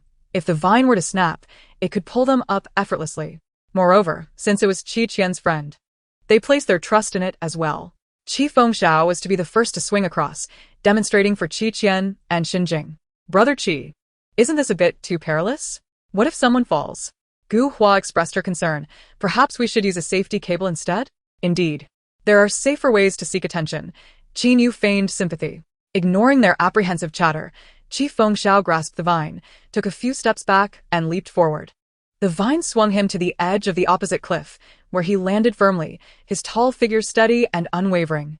Qian clapped her hands. Uncle, you're amazing. Qi Fengxiao shot her a playful grin. Next was Qian's turn. She waved goodbye to the little monkey before swinging across. This time, she accomplished what she had not managed previously. Boo-hoo. Jiashu, seeing her success, was determined not to be outdone by a girl and grasped the vine to jump. However, he miscalculated his landing, slipping perilously close to the edge. Qian and Qi Fengxiao sprang into action simultaneously, each grabbing one of his arms to pull him back up. Once he had safely crossed, they waved farewell to the little monkey and departed. Meanwhile, Ling Qian, slowly ascending the cable, remarked, "They must have paid for this." Qin Yu, skeptical, approached the tree, seizing the vine to give it a try himself. Just as he prepared to leap, the vine snapped. "Can you even copy Qianbao's homework? Just go away." Haha. The monkey is indeed fiercely protective of its friend's belongings. Ling Qian has been stuck on the cable for nearly 15 minutes. I wonder if they can make it across before dark. I don't understand this laborious endeavor. Gu Hua mentioned that taking a few detours now would save time later. It's hard to assess, but I wish her success. While Gu Hua and the others remained stranded on the cable, Qi Qian and her companions descended along the mountain path until they reached the lakeside. As dusk approached, they paused to rest. A patch of green grass bordered the lake, where a few wild ducks floated lazily, appearing quite plump and appetizing. Moreover, the ability to catch them hinges on the guest's skills. Qi Qian's saliva was nearly flowing. After 2 days of consuming fish, she yearned for a change in flavor. She borrowed a knife from Xinjing, snapped a few branches to sharpen one end, and tied a line to the other end before making her way towards the ducks. Qi Fengxiao and the others mistakenly believed she was going fishing and paid little heed. Suddenly, a sharp sound sliced through the air, followed by 2 more. 3 ducks were pierced by the branches, their blood staining the lake's surface. The other ducks, startled, flapped their wings and fled in all directions, leaving the lake nearly devoid of them. Qi Qian grasped the line tied to the branches and hauled the 3 ducks from the water. They were plump and heavy, certainly delicious. What was that just now? I merely blinked, and 3 ducks met their demise. Sister Qian's arm strength is impressive, and her aim is remarkably precise. Otherwise, such a distance would be impossible to succeed at. Ducks, farewell, mother. Tonight, I shall embark on a journey to grace another's table with my nourishing broth. Without the support of the bear and monkey, Sister Qian was compelled to make her own efforts. It's truly remarkable. While they are about to feast, the others are still descending the cliff, and by the time they arrive here, there won't be even a drop of soup left. The campfire blazed, dispelling the surrounding darkness. On their descent, Shun Jiashu had collected an abundance of wild vegetables, along with wild ginger and wild onions. Qi Fengxiao and Xinjing, both skilled in culinary arts, prepared the 3 ducks exquisitely. The barrage of comments nearly moved to tears, questioning whether this was survival or merely an outing. Although 3 ducks appeared plentiful for Qi Qian and the others, who had engaged in a day of rigorous activity, it was barely sufficient. The aroma of duck soup and roasted duck lingered in the camp. As they relished their meal, an unexpected visitor arrived. Gu Hua and her companions approached in a disheveled state, nearly unable to move upon catching a whiff of the delectable scent, their salivary glands activated, eyes gleaming with desire. Chapter 29. The young lady of the aristocracy. The most undisciplined among them, the chubby Qian, drooled uncontrollably, his gaze glued to the roasted duck. How fragrant! How he longed to eat. Qin Yu turned away from his pathetic display, chuckling as he conversed with Xinjing.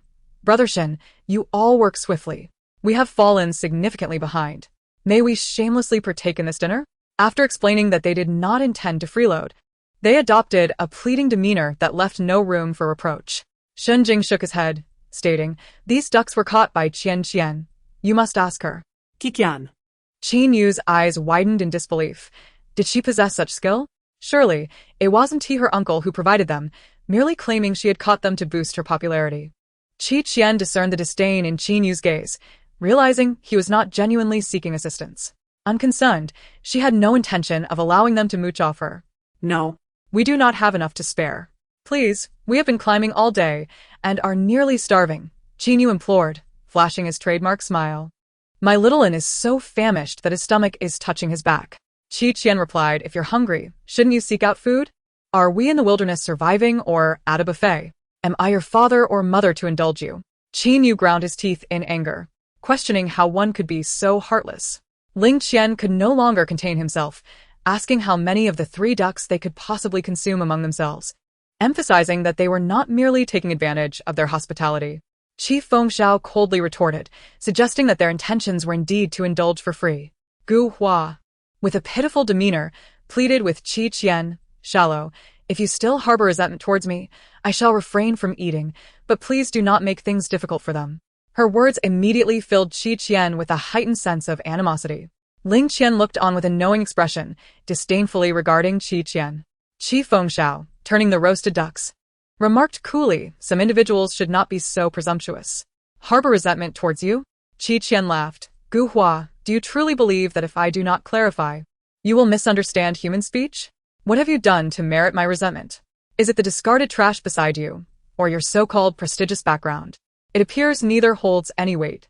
Thus, what grounds do you have to act so arrogantly before me? Gu Hua, caught off guard by her retort, found her expression stiffen, realizing that the arrogant one had always been herself. Qian, silence yourself. Ling Qian roared, positioning himself protectively in front of Gu Hua. Why direct your ire towards her? It is I who wish to annul the engagement. He continued, are those 2 holes beneath your brows merely for breathing? The dissolution of our engagement was my proposal. I fear that associating with someone like you will jeopardize my fortune. The farther I stay from you, the wealthier I become. You. Gu Hua burst into tears. Please, do not argue on my behalf. It is all my fault for even being here. She sobbed as she fled, reminiscent of a bewildered heroine from a melodrama. Shun Jieshu, with an innocent expression, inquired, Father, is that sister experiencing menopause, thus affecting her mood? His father, Shinjing, quickly covered his mouth, cautioning, Son, such things are best left unsaid. It is enough for us to understand. What is happening? Did Sister Qian and young Master Ling have an engagement, only to annul it because of Gu Hua? Young Master Ling claims he was the one to propose the annulment, and the Ling family is a prominent household in Fugui City. Why would Qian willingly give up such an opportunity? Setting aside her uncle being the renowned actor Qingdi, the Qi family is not a notable lineage.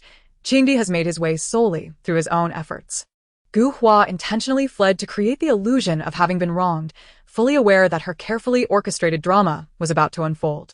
She had been patient until now, biding her time for this moment of eruption. The dual radiance of the talented little fairy and the eldest daughter of the Gu family is not something one can possess simultaneously.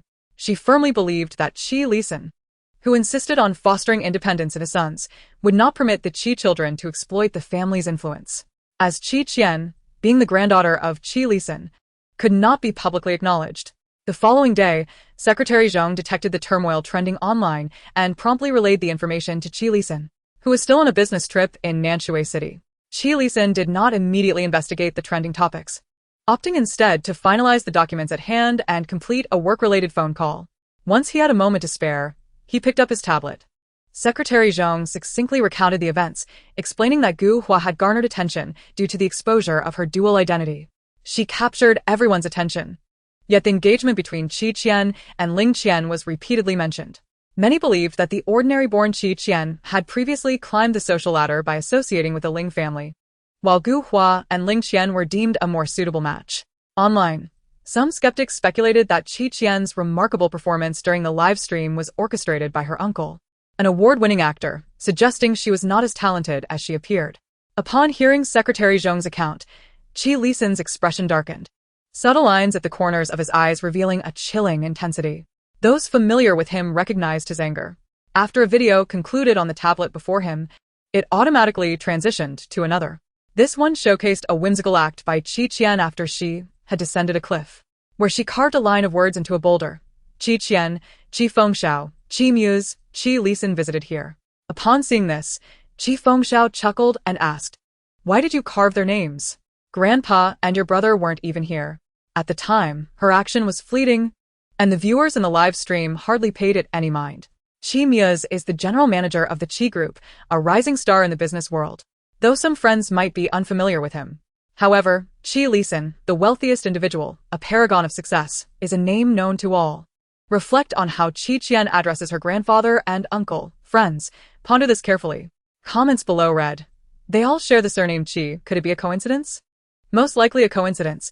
Qi the actor mentioned he hails from a humble background. If he had a wealthy father, he would have surely boasted about it. What does this hastily scrawled message prove? I could claim Qi Lisan is my father too, yet he hasn't bestowed any riches upon me. Amusing.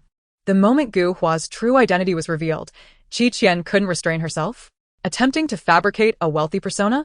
Alas, she is merely an imposter. How much dirty money has the original poster accepted from Qi Qian? No matter how much you attempt to exonerate her, even with Qi Lisan's name involved, your master will never transform into a wealthy heiress. The mention of Qi Lisan is undeniably resonant. If Qi Qian were claimed to come from another affluent family, they might believe it. However, Qi, let's be frank, everyone has dreamt of waking up one day as the daughter of a billionaire. Yet, when such claims are made, others are unlikely to accept them. Chapter 30. The Arrival of the Young Lady. Qi paid no heed to the comments from netizens, replaying the video of the carving again and again, unable to grow weary of it. Suddenly, he remarked, those little brats of mine have never thought of me this way, let alone perform such a romantic and heartwarming gesture as carving names upon a cliff. Secretary Zhong chuckled. Chairman Qi. It is said that grandchildren are often closer to their grandparents, and the young lady is indeed fond of you. Of course, the third young master shares a bond with you as well. Qi brow twitched. That lad could hardly compare to his sweet granddaughter, who would undertake such an endearing act. Qian is the sole young lady of the Qi family, and I will not allow anyone to question this. Secretary Zhong affirmed. Indeed. Moreover, Qi's expression turned stern as he commanded, investigate who is orchestrating the smear campaign against Qian. If it is the Gu family behind this, I trust you know how to proceed. Secretary Zhong wore a serious expression. Rest assured, Chairman Qi, I know how to retaliate at this level. The child has endured significant grievances. She deserves some comfort. Girls have a penchant for clothing and jewelry. Let us purchase her a few sets of adornments. Secretary Zhong observed as Qi perused the auction catalogue, circling several exquisite pieces of jewelry. He gently reminded Chairman Qi, the young miss is still quite young. She may not require such an abundance of jewelry. Qi replied nonchalantly, these are merely for her to play with. Who decrees that jewelry must always be worn? It is only fitting that my granddaughter has an ample collection of jewelry displayed in her wardrobe. Secretary Zhong felt a pang of envy, internally lamenting. Chairman Qi, do you still lack a granddaughter? Might I be considered? Age is but a number, and gender is no barrier. Those even more envious than Secretary Zhong were the netizens who saw the latest announcement from the Qi Group's official WeChat account. The only granddaughter of Chairman Qi, the flawless young Miss Qian, is now revealed. The internet erupted. The business community felt the tremors. It is well known that Qi has 5 sons, whom he governs with strict discipline, never allowing them to rely on the family name. The Qi Group's official WeChat has never issued personal statements. If this announcement was not sanctioned by Chairman Qi, who would dare to publish it? This signifies that, in Chairman Qi's heart, the significance of this granddaughter far surpasses that of all 5 sons combined. At this moment, who remembers Gu Hua or Ling Qian? Everyone flocked to the Qi Group's official WeChat, going wild. Who understands the feeling of being blindsided? Qian is actually Chairman Qi's granddaughter. Before the Qi family, which family dares to claim nobility? They all pale in comparison. Gu fans, open your eyes and recognize the true noble young lady. Laughable. I thought Gu Hua's dual identity was impressive, but Qian is the granddaughter personally protected by Qi. How can Gu Hua compare? Damn. Everyone else is dreaming of becoming a wealthy daughter, but Qian's dream has come true. Qi Fengxiao previously stated he would sell sweet potatoes after stepping back from the limelight. It's true. If he were to falter, Chairman Qi would cast him out, indifferent to his fate. The ensuing shockwave lingered for quite some time, with the top trending topic followed closely by 2 explosive words. Who would dare to claim that the Qi family's young miss aspired to Ling Qian? Who would assert that Qian is inferior to Gu Hua? Chairman Qi's granddaughter scoffs at deceit. It is others who aspire to her. Qian remains unaware that when her grandfather acts, it is a seismic event. Her wardrobe is soon to be filled with new treasures. Gu Hua, too, is oblivious, believing that her external arrangements are secure and that she has already triumphed over Qian. Thus, since morning, her gaze toward Qian has carried a subtle air of superiority. Qian suspects she might be experiencing a visual distortion. As Qian appeared in the live stream, viewers collectively began to type, "The young lady has arrived. Everyone clear the way." Fortunately, Qian could not see the barrage of comments. Otherwise, she might have remarked, "How overly dramatic." After finishing their breakfast, they prepared to cross the river. The dilemma was the absence of a boat. Swimming across was not an option for everyone. For instance, Qian's uncle, who could not swim, would be at a disadvantage. Thus, Qian directed them to cut bamboo and construct a raft on site. She herself stripped the birch bark, removing the outer layer to retain the flexible inner part, which could serve as a substitute for rope and was remarkably sturdy. Gu Hua observed their activities and suggested to her companions, "The method of constructing a wooden raft is rather cumbersome and labor-intensive. I have a more ingenious idea." "Here we go again," This group is about to take another detour. Haven't they learned from the numerous past lessons that following the young lady means there's meat to eat? Even copying homework requires skill. Not everyone knows how to build a raft, you know. Let us not blindly praise Qian just because she is the granddaughter of Qi Lisan. Building a raft is indeed time-consuming and labor-intensive. Who knows if it will even float? It will not sink. It is utterly impossible for it to sink, Qian declared confidently about her bamboo raft. After they collectively pushed the raft into the water, Qi Fengxiao and Xinjing took turns paddling. Following their departure, Gu Hua's group plunged into the river like dumplings dropping into boiling water. Hold onto your backpacks tightly, use their buoyancy to stabilize your bodies, and just swim forward. Gu Hua commanded loudly. Hua Hua, you are brilliant, Ling Qian generously praised. In the next moment, a wave surged, sweeping Ling Qian away. Gu Hua hurriedly reached out to grab him, inadvertently loosening her grip on her backpack, which nearly got swept away as well. Qin Yu. Truly unfortunate. In truth, Gu Hua's concept was sound, but she had not adequately accounted for the wind resistance and the current of the river. Relying solely on assumptions would not yield results. Meanwhile, Qian and her group reached the opposite bank in less than half an hour aboard their raft. They made a fire to dry their wet clothes. Qian promptly fell asleep again, undeterred by the prospect of earthquakes or tsunamis. I see the sign for the safe house above. We shall continue in that direction. Qi Fengxiao indicated towards the southern part of the forest. Shun Jiashu glanced at Qian, who was deeply immersed in her slumber. Uncle Qi, Sister Qian is still asleep. Let her be. I'll carry her, Qi Fengxiao resignedly replied. Having gained experience over the past few days, he was determined that no one would dare disturb Qian's midday nap, except when it was mealtime. They hastened their pace towards the meal. Upon arrival, they were rendered speechless. Chapter 31. Dare you gamble with me? The safe house was perched on a rocky cliff, surrounded by an expanse devoid of any means to aid in climbing. To ascend, one could only rely on barehanded rock climbing. The nearly 50-meter-high vertical cliff was daunting. A monkey could manage this. I wonder if the Monkey King could. Don't joke. Climbing such heights is challenging even for professionals equipped with safety gear. Qian is merely a child. How could she possibly accomplish it? My legs are already trembling. Qian had awakened, yawning as if she hadn't had enough rest. Wake up and come down quickly. I've carried you all this way. Qi Fengxiao reproached her. Being this lazy, you would surely be scolded by your grandfather at home. Qi Lisan harbored a profound disdain for laziness and could not indulge Qian's temperament. Qian stuck out her tongue and descended from his back. Little Qian, come and see, there are tools here, Xinjing exclaimed, discovering a tool kit hidden beneath the grass, albeit with only 2 items. At least we have protective gear. How is your leg? Qian unexpectedly inquired. Qi Fengxiao paused, instinctively placing his right hand on the side of his leg. How did you know? He replied. It doesn't affect anything. I've carried you for so long without issue. He had previously sustained a knee injury, which would ache if submerged in cold water for too long, yet he could endure it. Upon hearing this, Xinjing offered. Let me take over.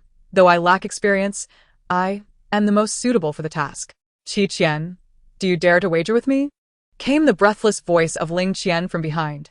Ling Qian, momentarily choked, provocatively declared, let us bet on who can ascend this cliff first. If you win, you may request any condition. If I win, you must publicly apologize to Gu Hua in front of the entire live stream audience. What do you say? Gu Hua looked at Ling Qian with a face full of admiration. Ignoring her, Ling Qian turned his attention back to Qian and taunted, Qian, are you afraid? If so, I shall take that as your concession. Qian rolled her eyes and retorted, I have always believed that no one can be entirely foolish. However, encountering someone as foolish as you, worthy of being a national protected species, is a first for me. The term concede does not exist in my lexicon. If I do not carve the words I am your father on your forehead today, I shall write Qian backward. Ling Qian cracked his knuckles. Let's see how long you can hold on. Gu Hua stifled a laugh at Qian's folly. Ling Qian was an adept rock climber, having once claimed the runner-up title in a national climbing competition. It was audacious of her, a mere novice, to accept the challenge. Qi Fengxiao grasped Qian's arm, but she calmly reassured him, Uncle, do not worry. I am the Monkey King. Qi Fengxiao nearly succumbed to laughter at her untimely humor. He reluctantly let her go, thinking that if she fell, he would serve as her cushion below. Once Ling Qian donned his protective gear and observed that Qian had yet to move, he scoffed. You can concede now if you wish. Wearing protective gear to climb a mere rock face? You dare to wager with only one life. Qian lightly dismissed him. Trash. Ling Qian retorted, you're all talk. Just wait and see if you don't end up in tears. With Qin Yu's command of start, Qian and Ling Qian commenced their ascent simultaneously.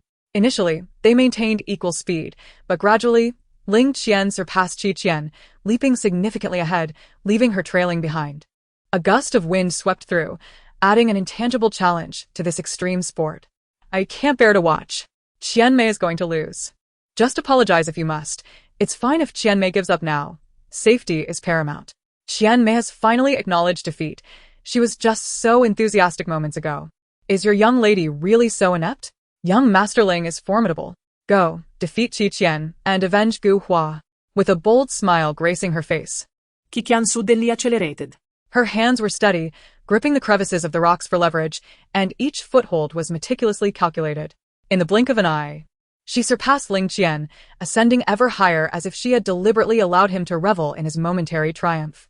Ling Qian, witnessing Qian's ascent towards the safety zone, was enveloped in profound astonishment. He could not afford to lose, his manhood was at stake.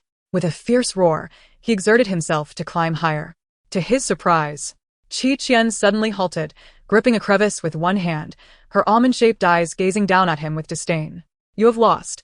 With those words, Qian scaled the rock face, rising to her feet and brushing off her hands like a victorious monarch claiming her spoils. Qian. You are absolutely stunning. She has defeated Ling Qian. She truly accomplished it. I could cry. There is nothing she cannot achieve. Nothing. She is both audacious and confident, so utterly captivating.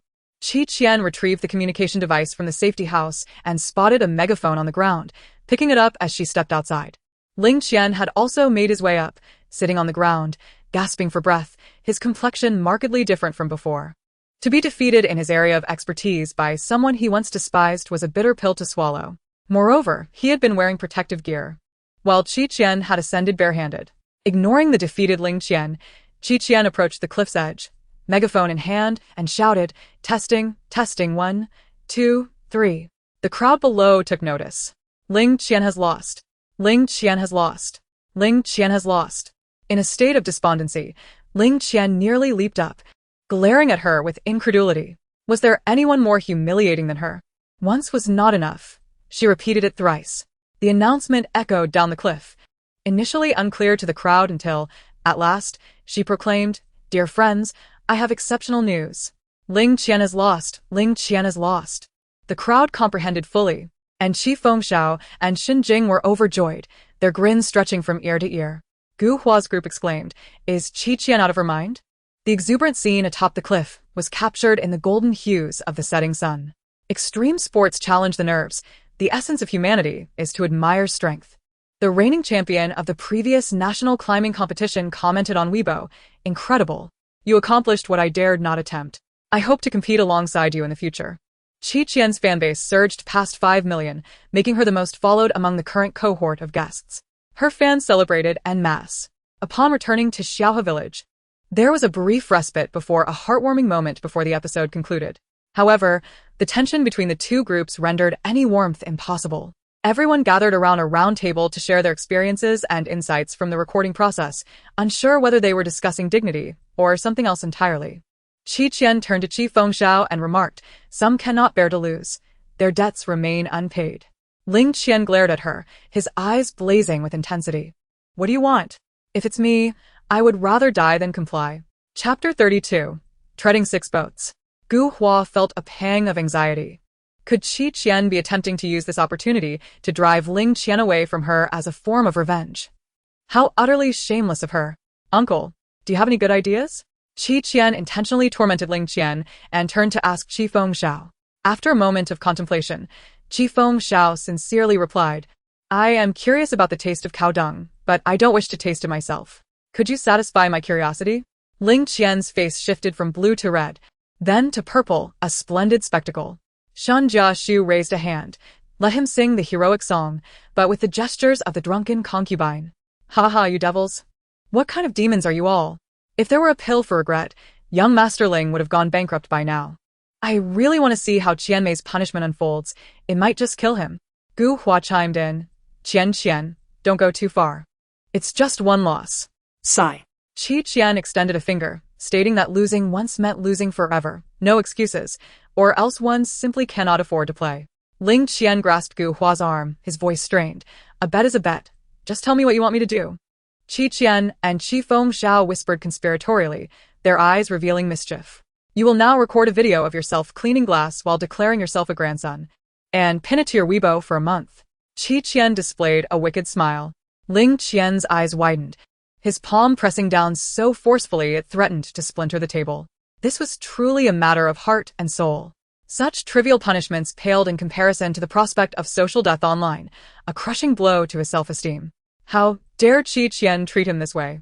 With so many eyes upon him, no matter how furious he was, Ling Qian could not go back on his word. He swallowed the urge to spit blood and stepped outside to record the video. Make your movements more precise. Do you truly clean the glass like this? Speak up. Haven't you eaten today?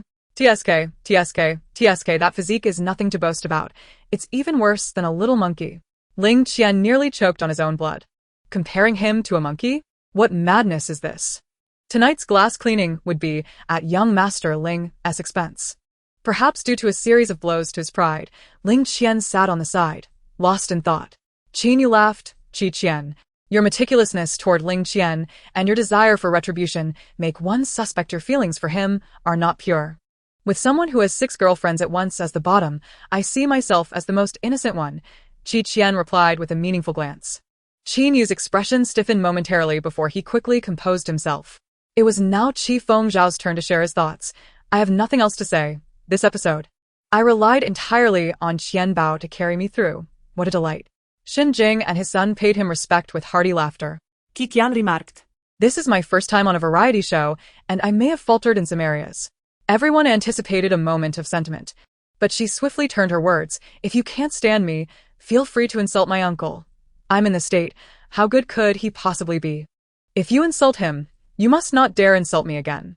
Qifeng Xiao. Qi Film Emperor. We have grown increasingly distant, becoming a pair of estranged relatives. All right, we shall only insult the Qi Film Emperor from now on. Having confirmed the family resemblance, she is undoubtedly the biological niece. Next came Qin Yu, who flashed his signature sunny smile. This recording presented many unexpected challenges, thrilling and stimulating, and also imparted a valuable lesson about life. Hard work can change everything. With sincerity, Qin Yu spread his wisdom among the group. Qian glanced over, a smile gracing her lips. However, one cannot neglect the issue of kidney deficiency or halitosis. You must seek treatment. The room fell silent, all eyes wide. The live stream buzzed with anticipation. Qin Yu, under her penetrating gaze, felt a wave of unease wash over him. Maintaining his smile, he replied, "Thank you for your concern. I am in good health." "Oh, I don't believe that," she retorted. "I could swear to it." Suddenly, a thunderclap echoed outside, causing Qin Yu's mouth to twitch, his voice shrinking. "I swear." Another rumble of thunder followed, blinding white light illuminating the room. Qifeng Xiao wore a playful expression, questioning whether he would still dare to make that oath. "This is merely a coincidence," Qin Yu insisted. With a smile that seemed to hint at divine intervention, Qian remarked, "Even if you were to date 6 girlfriends simultaneously, it would not alter the fact that you suffer from kidney deficiency." Qin Yu's eyelids twitched, his demeanor cooling. Qian. Perhaps your parents neglected to teach you that words can bring misfortune. One should choose their words with care, do you understand? I don't even have half a girlfriend. And this guy is dating 6 at once? Qian, please refrain from speaking so recklessly. My brother is pure and virtuous. He would never have such a flaw. It is you who, despite your youth, seems to know too much. I have long wondered. Where did you hear such gossip, Qianjia? Qin Yu has maintained a strict code of conduct since his debut, treating others with kindness, leaving no room for scandal. I refuse to believe he is that kind of person. White Qian esse come o pans. Unfazed by Qin Yu's veiled threat, Qian continued unabated. Tell me, will those 6 girlfriends of yours be watching the live stream? Are they aware that, aside from themselves, you have others? Qin Yu's complexion paled. Of course. They wouldn't know. Qian's words danced through the air, as if teasing the very nerves of her audience. Among your girlfriends, there's one named Kiki. Does she know you did not accompany her for her birthday last week and instead went on a road trip with Lamon? Qin Yu's body began to tremble, his expression faltering. Qian continued, do you still plan to find a way to break up with them all to be with the daughter of your agency as president? Qin Yu felt darkness closing in. He finally understood the overwhelming sense of dread that had consumed Yuan Yaya when the truth came to light. And all this unfolded before an audience of over 100 million. His future, his livelihood, were all at stake. Qian was correct. Qin Yu's girlfriends were indeed watching the stream. Each believed she was his one true treasure, pouring her heart out to him. There was no way they would miss his live broadcast. And then, they were confronted with this shocking revelation. Though love may have clouded their judgment, it did not render them completely oblivious. All of Qin Yu's previous odd behaviors now served as irrefutable evidence of his infidelity. The 6 girls found one another, united in their outrage, and took to the internet to publicly denounce Qin Yu. This spectacle sent shockwaves across social media, leaving viewers nearly choked by this monumental scandal. A man straddling 6 boats and a spare rich heiress could easily gather enough for 2 rounds of mahjong. Indeed, what a tale it was. Reflecting on the live stream of Escape from the Heartthrob, where a rising star sought refuge in a closet, it concluded with the fall of a kidney-deficient top idol. Caught in the web of 6 relationships. The situation was primarily exposed by Qian. Netizens commented sharply, this year's performance standard for paparazzi is Qian. The chief director of the show was in a frenzy. Can't you leave me a few people? Who am I supposed to invite for the next episode? Tell me. With her dual radiance and the contrasting presence of Qian, her popularity should have surged, making her the darling of this episode. As for Qian, she was merely a supporting character and a stepping stone. Gu Hua waited in anticipation for the car to arrive at her home. Ahead, luxury vehicles approached in pairs, followed closely by a convoy of 4 more. The opulent procession immediately captured everyone's attention. Qian, are your parents sending a car for you? Gu Hua's eyes sparkled. They're so good to you. Ling Qian felt a sense of relief after a day of pent-up frustration, especially in contrast to the absence of Qian and Qi Fengxiao's transportation. He wore a faint smirk, thinking they were simply overthinking things, creating such a spectacle. Chapter 33. No money, just a life. As those words fell, a group of bodyguards clad in black descended from the cars. Ling Qian, hands in pockets, lifted his chin and said, "You've worked hard." The guards bypassed them directly and approached Qian. Ling Qian and Gu Hua froze in place. What's going on? Qi Fengxiao pointed to himself. What about me? Qi Fengxiao, is he my biological father? He turned to Qian. Qian Bao, you wouldn't abandon your uncle, would you? Qian shook her head. Uncle, look how well Grandpa treats you. He could easily ignore you, yet he still found a reason to involve himself. Qi Fengxiao, do you want this fortune or not? Joking aside, Qi Fengxiao eventually got into the car. The convoy sped away with great fanfare. Ling Qian's handsome face turned pale. He had never felt so self-deluded. During her years in the Qi family, she never received such treatment. Why did Qian deserve it? Gu Hua suddenly recalled something and asked the system in her mind. How many fans do I have now?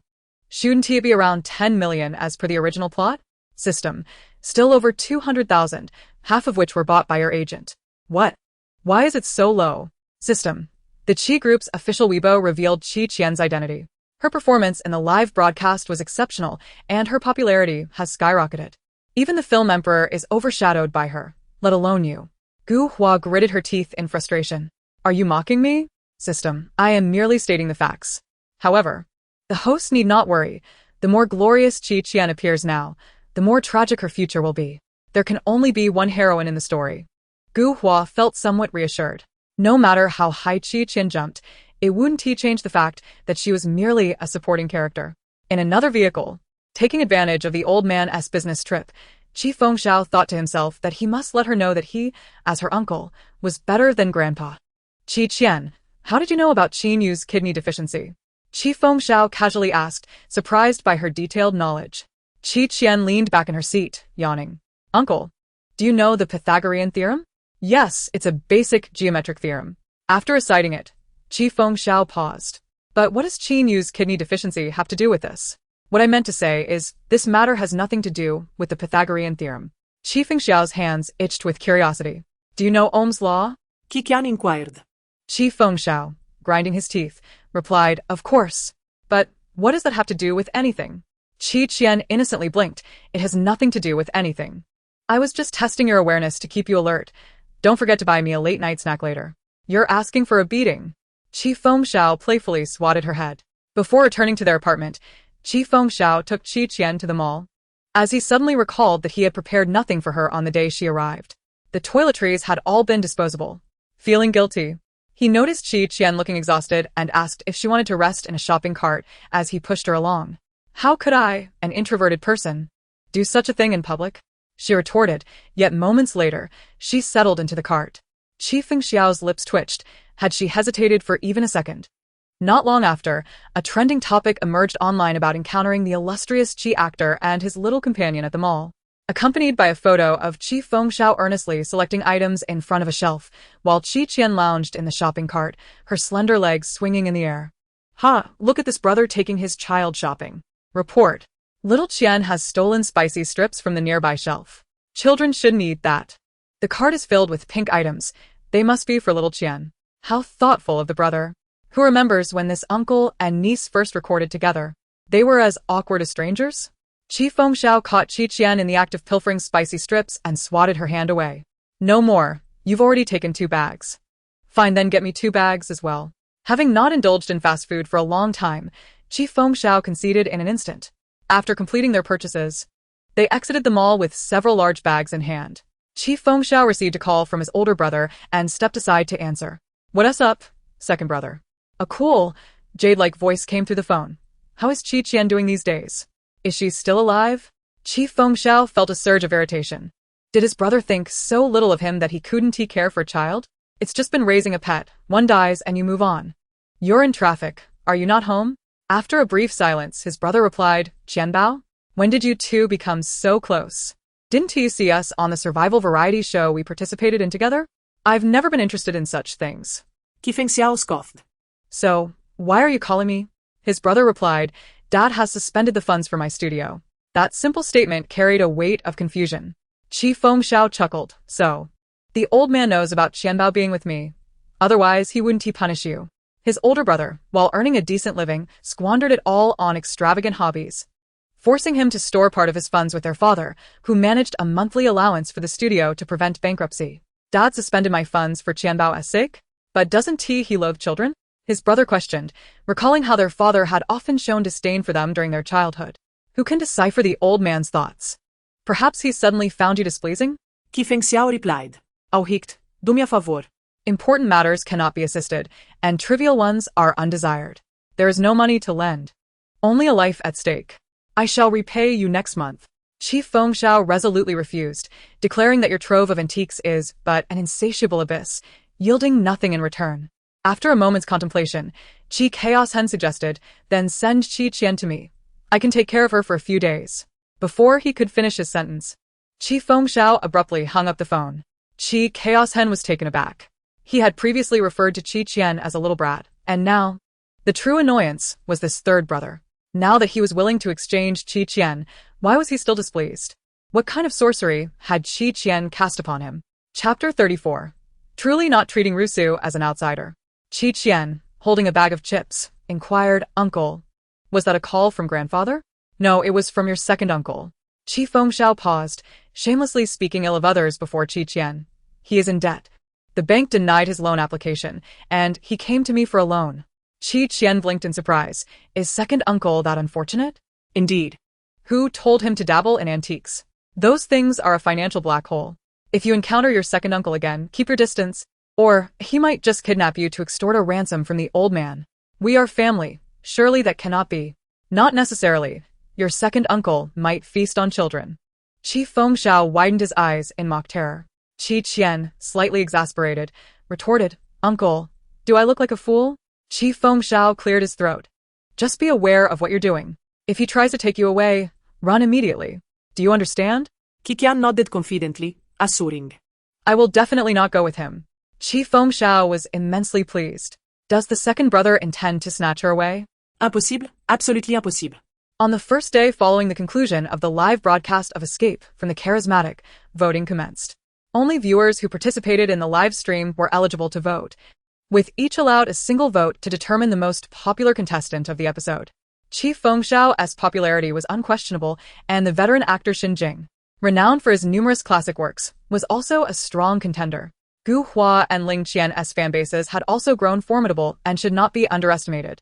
Yet Qi Qian, an ordinary individual, garnered an astonishing lead in votes over all others. The reason was simple. Yuan Yayao had fallen from grace, and Xin Yu had too. The fans of the popular flower and the newly emerged top-tier star were heartbroken and retaliated by casting numerous votes for Qi Qian. Upon hearing this, Qi Qian felt as though the grand prize of 5 million was drawing nearer. The only drawback was that her leisurely life had been interrupted. For the past 2 days, whenever she ventured out for work, Qi Fengxiao accompanied her. Qi Lisin had ordered him to supervise Qi Qian, forbidding her from idling at home lest her youth be wasted away. Thus, Qi Qian found herself taken to an advertisement shoot amidst a bamboo grove. As Qi Fengxiao familiarized himself with the script, Qi Qian squatted beneath a tree, listening to the bamboo rats gossip. Yesterday, the granddaughter of my 4th uncle was captured. How pitiful! I wonder whose pot she will end up in. Just then, she spotted 2 humans kissing. Oh my eyes! She gasped. Did they undress? Not yet. But the man's hand slipped under the woman's clothes as he whispered, Little enchantress, I shall have my way with you today. The woman replied, You cannot. You already have a wife. And thus, the scene unfolded. Qi Qian and the other bamboo rats were left in awe, exclaiming, How stimulating. In the depths of the bamboo grove, an audacious skirmish unfolded, revealing a blatant disregard for the presence of outsiders. Whispers circulated that foul play had been afoot on the wire, aimed at incapacitating someone with the surname Qi. A bamboo rat murmured in hushed tones, and the unfolding drama struck close to home for Qi Qian, leaving her momentarily breathless. After all, there were only 2 individuals bearing the Qi surname present. Without hesitation, she sprang into action. Upon her arrival, Qi Qian discovered a figure shrouded in white cloth, lying motionless in a clearing before the bamboo thicket. She turned to Brother Zhao, present at the scene, and inquired, Is that my uncle? Brother Zhao nodded gravely. Rushing to the figure, Qi Qian gently prodded, Uncle, wake up. How can you just be gone? A surge of indignation coursed through her as she demanded, Who is responsible for this? Who has harmed my dashing uncle? I shall break their wings and shatter their paradise. Step forward. The onlookers exchanged glances, struggling to suppress their laughter. Only one individual in the corner was drenched in sweat. Approaching Qi Qian, he placed a reassuring hand on her shoulder and said, If your uncle is gone, how could I not know? The performer beneath the white cloth stirred, lifting the covering to clarify, I am not your uncle. Uncle? Please let me explain, Qi Qian pleaded. You need not explain, Qi Fengxiao interjected, pinching her cheek. Could you not wish for something better for me? Qian mumbled defensively. It was Brother Zhao who suggested you had departed this world. Brother Zhao hastily shook his head, clarifying, That was not my intention. I merely meant to imply your uncle had left abruptly. My expression was merely an unfortunate choice of words. Qi Qian felt the pinch from Qi Fengxiao acutely. Her gaze darted around, searching for the suspicious figure, uncertain whether her recent performance might intimidate him. To be cautious, she divulged the matter to Qi Fengxiao. His expression shifted dramatically. Where did you hear this? It was through casual conversation, Qi Qian responded ambiguously. Brother Zhao's demeanor grew serious. Regardless of whether it was mere gossip or a genuine threat, I will have someone inspect the wire again. Upon investigation, they indeed discovered an issue. The screws on the wire were loose. Had Qi Fengxiao not experienced sudden abdominal pain and departed momentarily, a calamity could have occurred. An injury as trivial as a broken leg would have been a mere trifle compared to the potential loss of life. Qi Fengxiao's countenance darkened, and he scanned the gathering with a furrowed brow. Who harbors such jealousy of my handsomeness as to wish me harm? Brother Zhao inquired whether Qi Qian had any insight into the shadowy figure behind the plot. With a pointed finger, Qi Qian accused the furtive man lurking in the corner. It is he. Brother Zhao promptly instructed his assistant to apprehend the man. Sensing the impending danger, the man bolted. Qian pursued. But the distance grew as she navigated the array of filming equipment. Undeterred, she adeptly ascended the nearby bamboo, leaping from one stalk to another to close the gap. In a swift motion, she found herself atop a bent bamboo, launching herself like a missile. With a decisive kick, she struck the man squarely in the back, sending him sprawling to the ground. Why flee when we could engage in a calm discussion? Why resort to violence? She exclaimed. The fallen man lay speechless.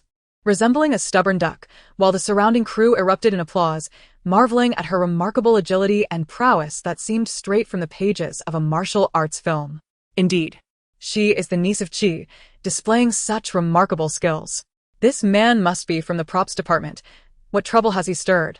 Qi Fengxiao and Zhao approached, relieved to see Qi Qian unharmed. The man was swiftly escorted to the police station. In light of these events, the director and the person in charge hurried over to apologize to Qi Fengxiao, acknowledging the negligence that led to this mishap. They offered to reschedule the shoot if Qi Fengxiao wished to postpone. However, he was unwilling to let such a trivial matter disrupt their work. The director gazed at Qi Qian as if he had stumbled upon a treasure. Qi, would you consider bringing Qian along for this advertisement? There happens to be a role of a little fairy that would suit her perfectly. Chapter 35. The Turtle Sage is also a fairy. Qi Fengxiao raised an eyebrow and inquired of Qi Qian, would you like to participate? Is there money involved? Qi Qian asked earnestly. Working for free was out of the question.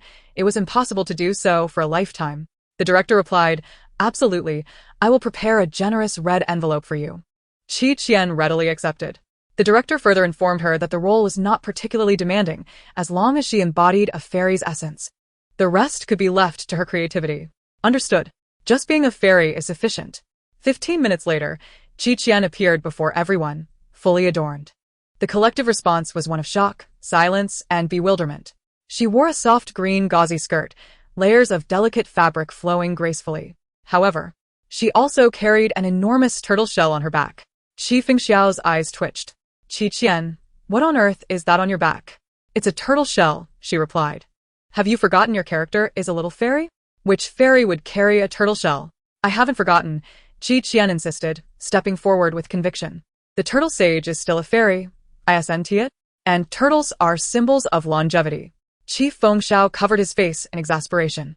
The turtle sage is not a little fairy. We brought you in to play a fairy, not to be the comedic relief. Yet. The director looked at Qi Qian with delight, immediately declaring, Qi Qian's idea is quite intriguing. We shall reimagine the role as the little turtle sage. The assistant director wholeheartedly agreed. Incorporating this into the advertisement will certainly be a highlight. Qi Fengxiao, at a loss for words, completed the shoot. Qi Qian joyfully received a substantial red envelope, overflowing with glee. As she tirelessly counted the bright red bills, Qi Fengxiao was taken aback. Doesn't your grandfather give you pocket money at home? You're so pleased with just a few thousand? He does, but it doesn't feel the same as earning it myself. Qian beamed. The more she amassed in her little treasure chest, the larger her envisioned paradise of handsome men would be upon retirement.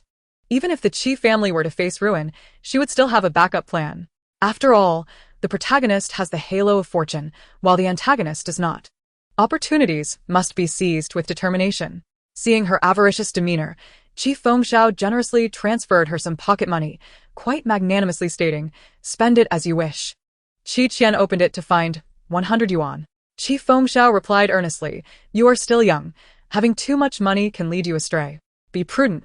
This is your uncle's earnings for a week. You've already landed a role in an advertisement, and you only earn 100 a week? Qi Qian sighed, well, my career is just starting, and expenses arise everywhere.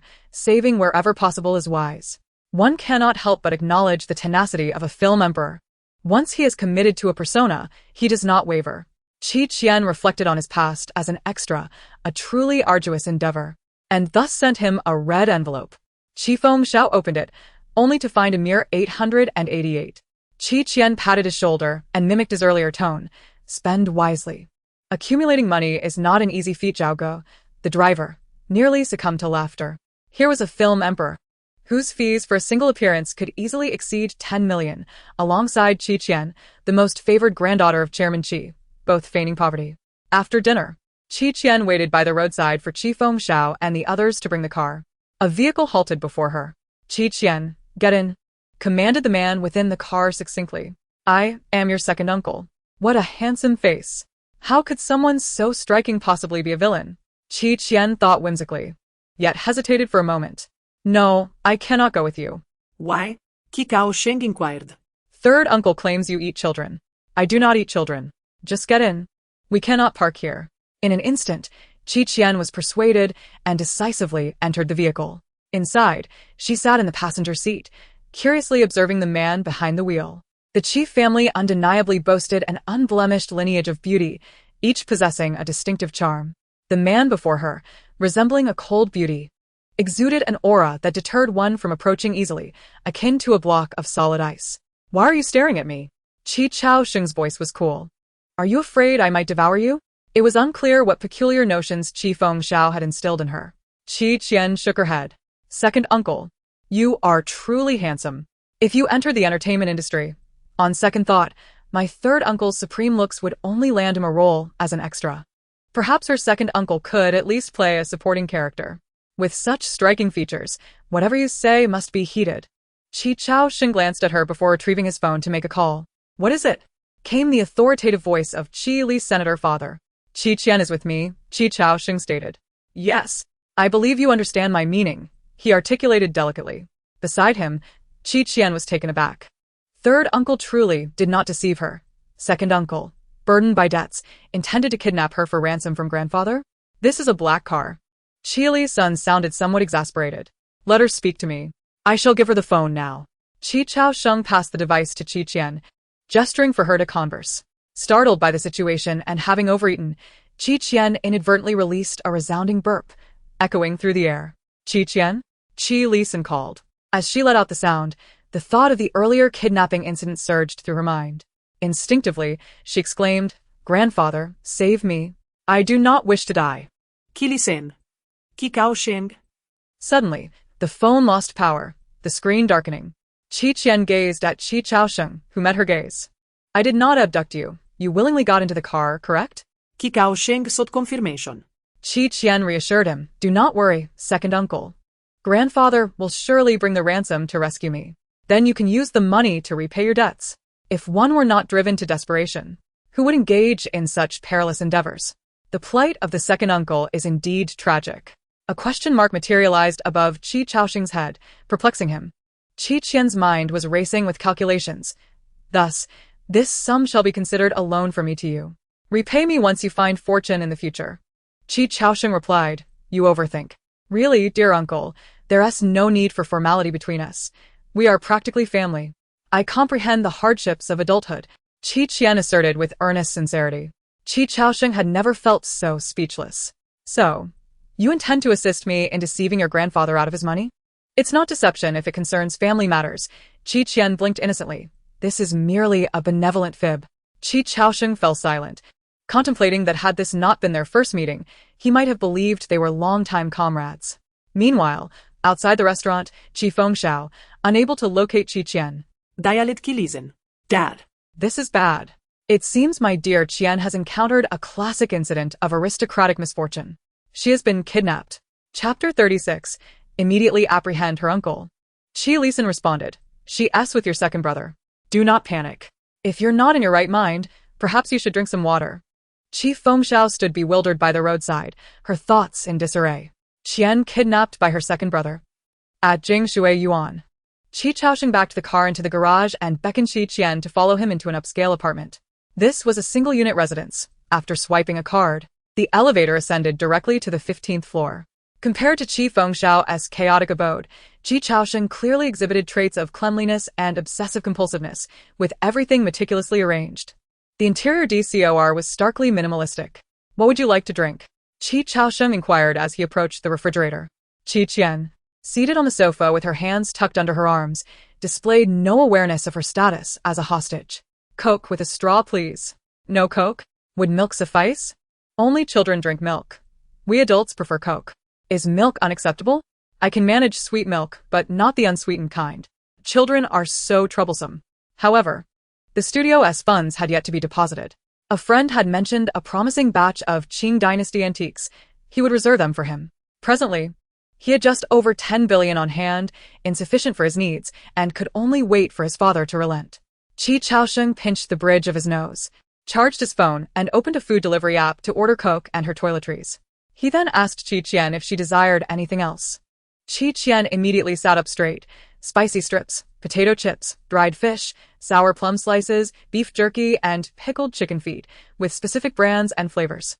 "I was referring to daily necessities. All is acceptable, I'm not picky." Half an hour later, the delivery arrived. Qi Chaosheng brought the items to the living room when his phone rang again, not from Qi Lisan. Upon seeing it was Qi Fengxiao calling, he promptly ended the call. Moments later, the phone rang again. This time, it was his friend who owned the antique shop. Did that batch arrive so soon? Yes. I have no surgery scheduled for tomorrow, so I'll come by then. After setting a time, Qi Chaosheng hung up the phone and turned to find Qi Qian peering at him curiously from the sofa. The sound of the waves ceased momentarily. What's wrong? Uncle? Please don't air. I just heard you mention that batch of goods. Qi Qian spoke in a whimsical tone, reminiscent of detective films, where such a term often alluded to smuggling or illicit contraband. Qi Chao sighed. It's not what you imagine. They are merely antiques. You're already buried in debt. Why indulge in antiques? Who told you I'm in debt? Qi Qian replied candidly, my third uncle. Qi Chao suspected that Qi Fengxiao hadn't spoken highly of him to Qi Qian, but he paid little mind to it. Your room is on the left side of the second floor. If you need anything, just let me know. I'm heading to bed now. Good night, second uncle. Qi Chao turned and ascended the stairs. Within moments, a deafening sound from the television echoed downstairs. Today, as health tips, let food be your best health supplement. These 8 foods can prevent wrinkles. Did you know these common facts? 3 things to avoid. Holding your urine. How old is she really?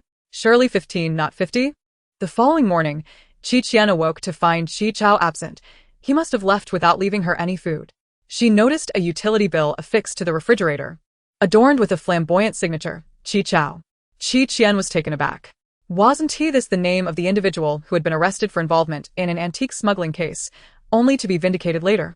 Yet had suffered a devastating downfall leading to the bankruptcy of the Qi family, one of the antagonists? To think that this unfortunate soul was her second uncle. The goods he mentioned yesterday were indeed smuggled antiques. Was he not departing, but rather heading off to prison? Without her phone, and unable to locate a landline in the house, she decided to venture outside. The door was locked. Qi Chao had likely forgotten she was still there and had secured the door. Frowning, Qi Qian turned her gaze to the floor-to-ceiling window in the living room. The 15th floor. She could manage that. Qi Qian, with effort, began to scale down the wall of the apartment building. Suddenly, she heard a scream emanating from a balcony below. Money, I'll give you all of it. Please, don't harm my son. Qi Qian paused, peered over the edge, and beheld a robber clad in a black stocking mask, brandishing a knife, while gripping a 5- or 6-year-old boy. The boy's mother was sprawled on the ground, clutching her abdomen in agony. Their eyes met, and Qi Qian signaled for silence before gracefully leaping onto the balcony. Silently and stealthily, she took advantage of the robber's distraction as he rummaged through a drawer. She swiftly kicked at his lower body. The robber let out a high-pitched, anguished wail, his form contorting, and he released the boy, collapsing to the ground. Qi Qian quickly disarmed him and bound him with bed linens. Call the police. Yes, yes. The boy's mother nodded vigorously. Thank you so much. I will repay you. No need for repayment. This is merely my obligation. Huh. Before long, the police car arrived, followed closely by a swarm of eager reporters. Meanwhile, Qi Chaosheng sat in the vehicle, instructing his assistant, drive faster, I am pressed for time.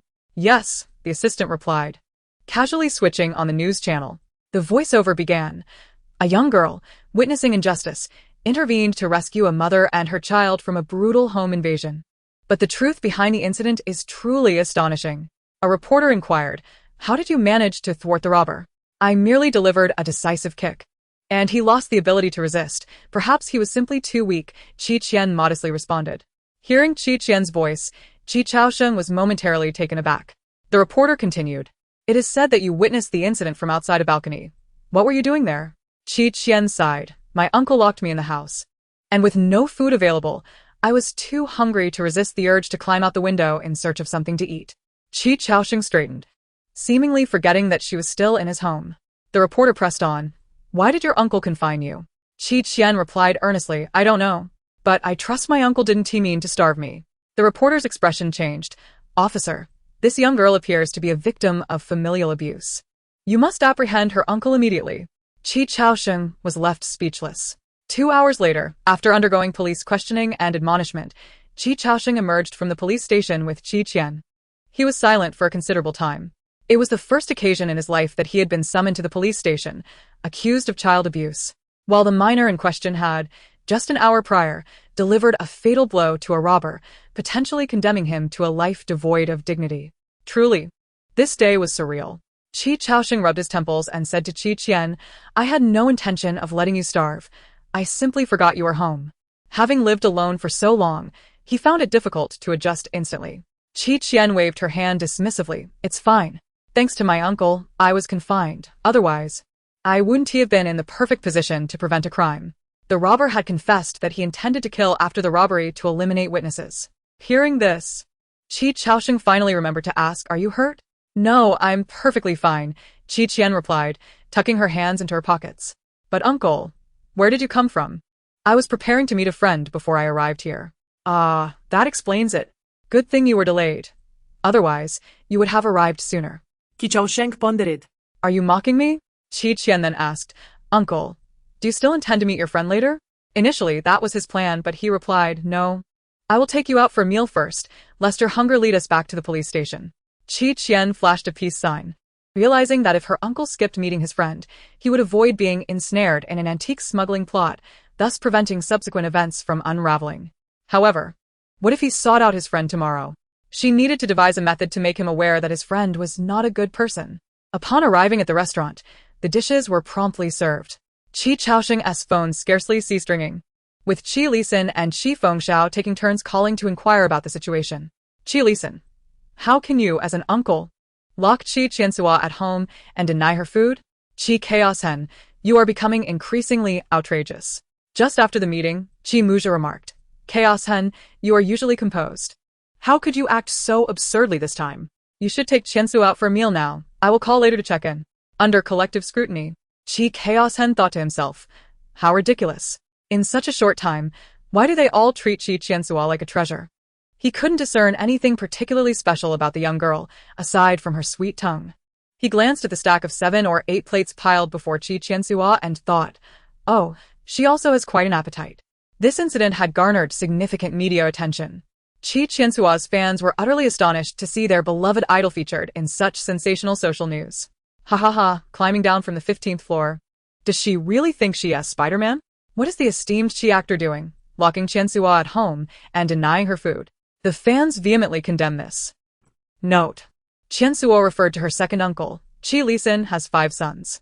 How is this second uncle so reckless, akin to my father? He rode his bike to take me to school, yet I ended up at home while he arrived at school. The internet erupted in laughter, and upon hearing it, Gu Hua merely scoffed.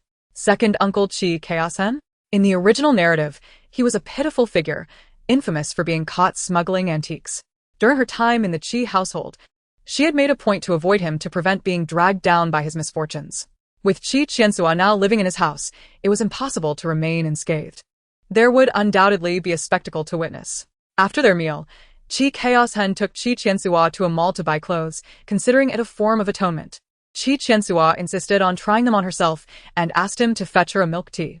Qi Chaoxing indifferently acquiesced. He, with his grizzled beard, donned Taoist robes and a Taoist cap, carrying 2 flags adorned with inscriptions.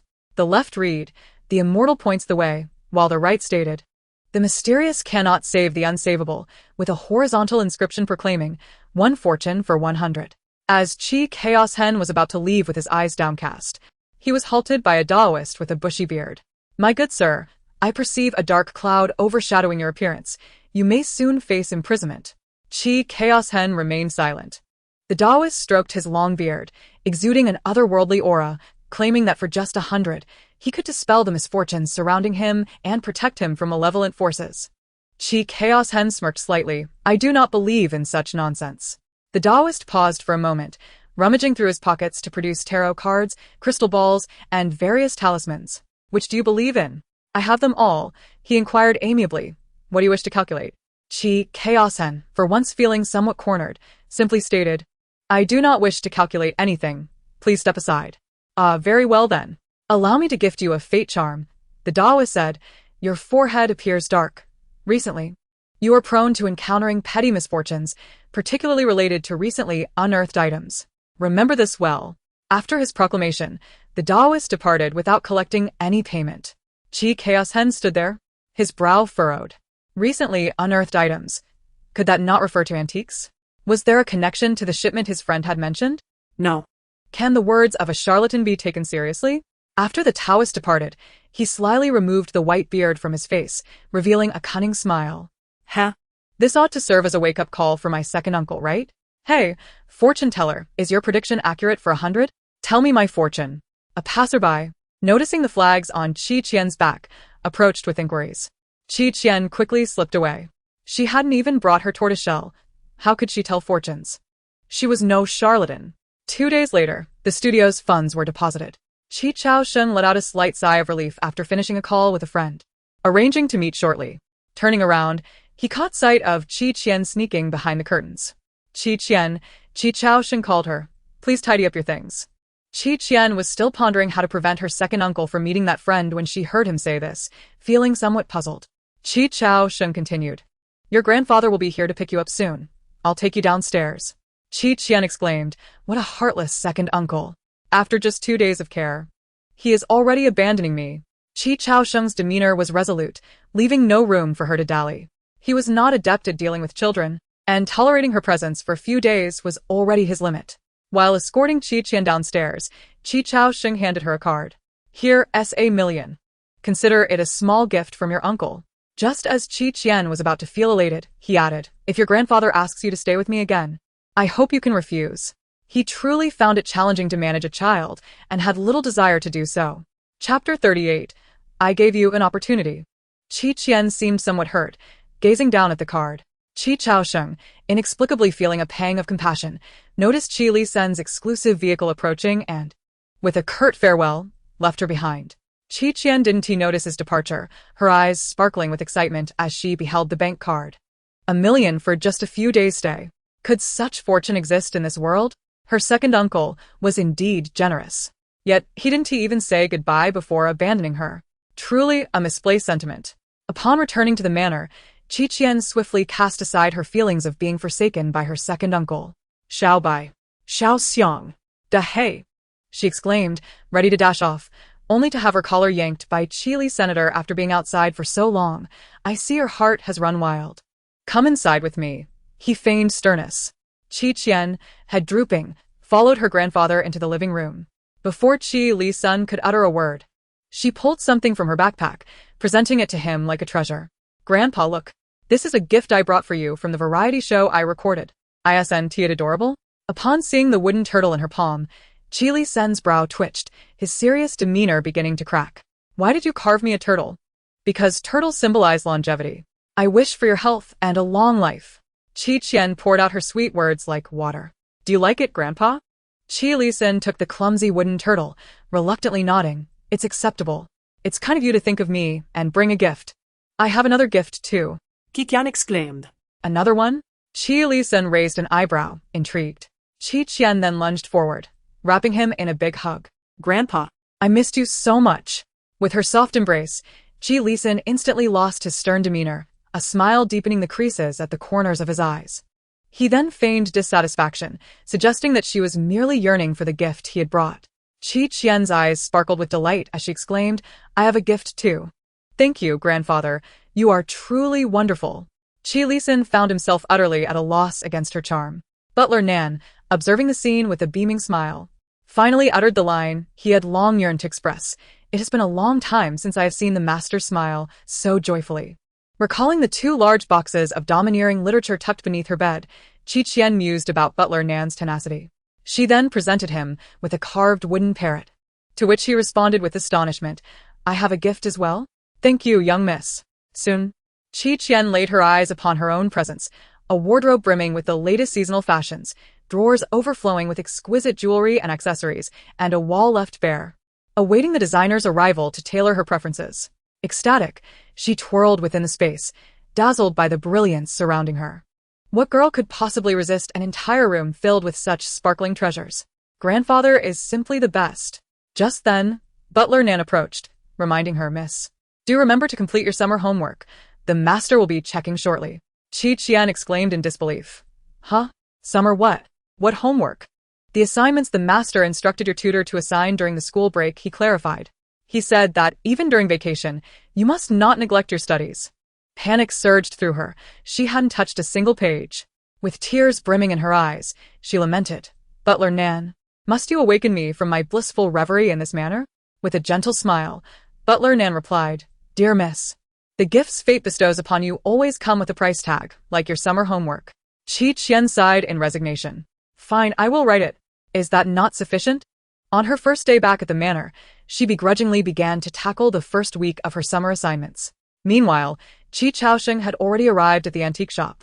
Accompanied by a friend, he was led to a storage area where an ancient, weathered chest was opened before him. Donning gloves, Qi Chaosheng lifted a Qing dynasty famille rose porcelain vase, dating back to the Qianlong era. "Where did this come from?" he inquired. "From a wealthy merchant's collection, rumored to be a family heirloom passed down since the Republic era. Due to financial difficulties, he is selling these to raise funds," his friend explained. Qi Chaosheng remained silent, placing the vase back and examining other items. The merchant was eager to part with these treasures for quick capital, insisting, "I cannot hold on to these for long.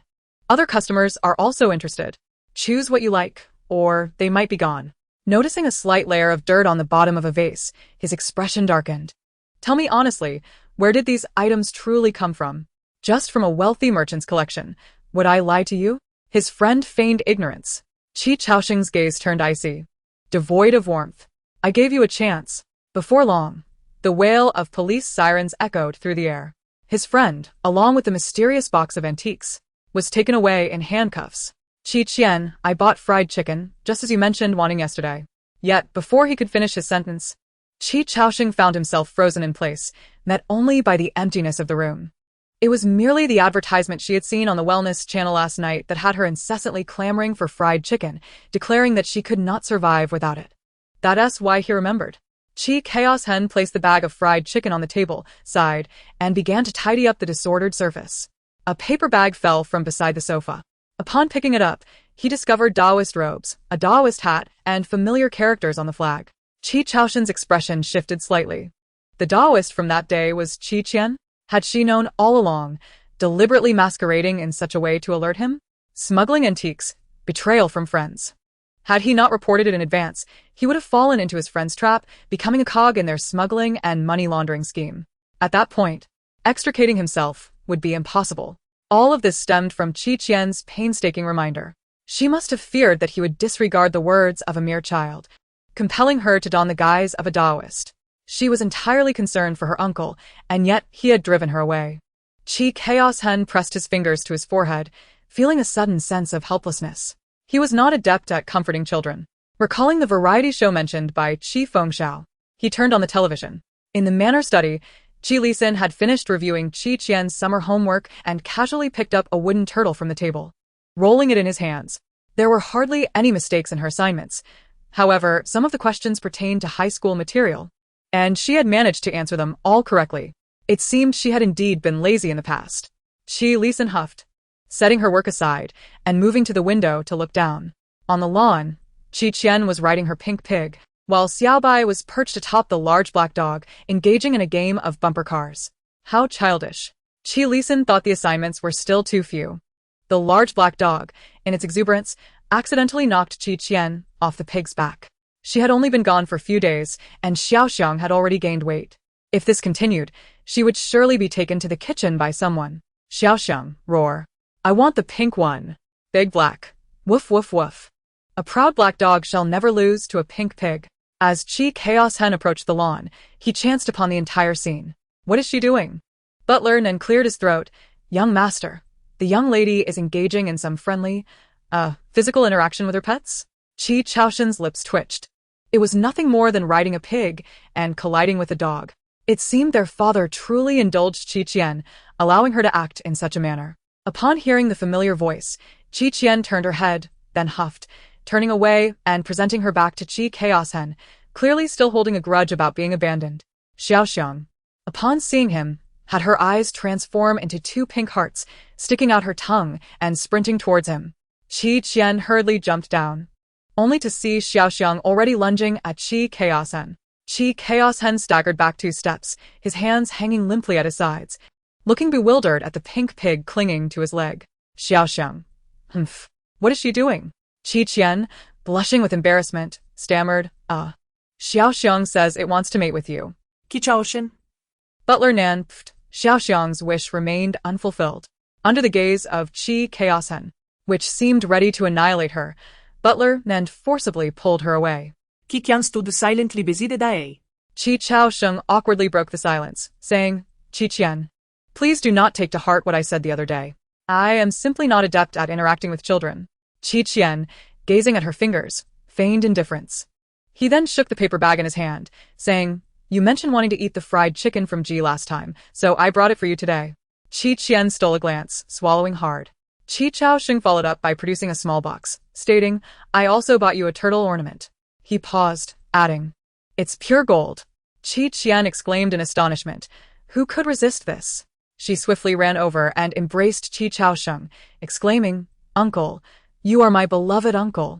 The best uncle in the world. Where is the golden turtle? My adorable golden turtle. Qi Chaosheng could not help but laugh. His once cold demeanor brightened by a hint of warmth. Once she received the golden turtle, Qi Qian eagerly led Qi Chaosheng to her wishing well. Uncle, look. This is my wishing well. Qi Qian exclaimed, spreading her arms wide. As long as you toss money in, any wish can come true. Really?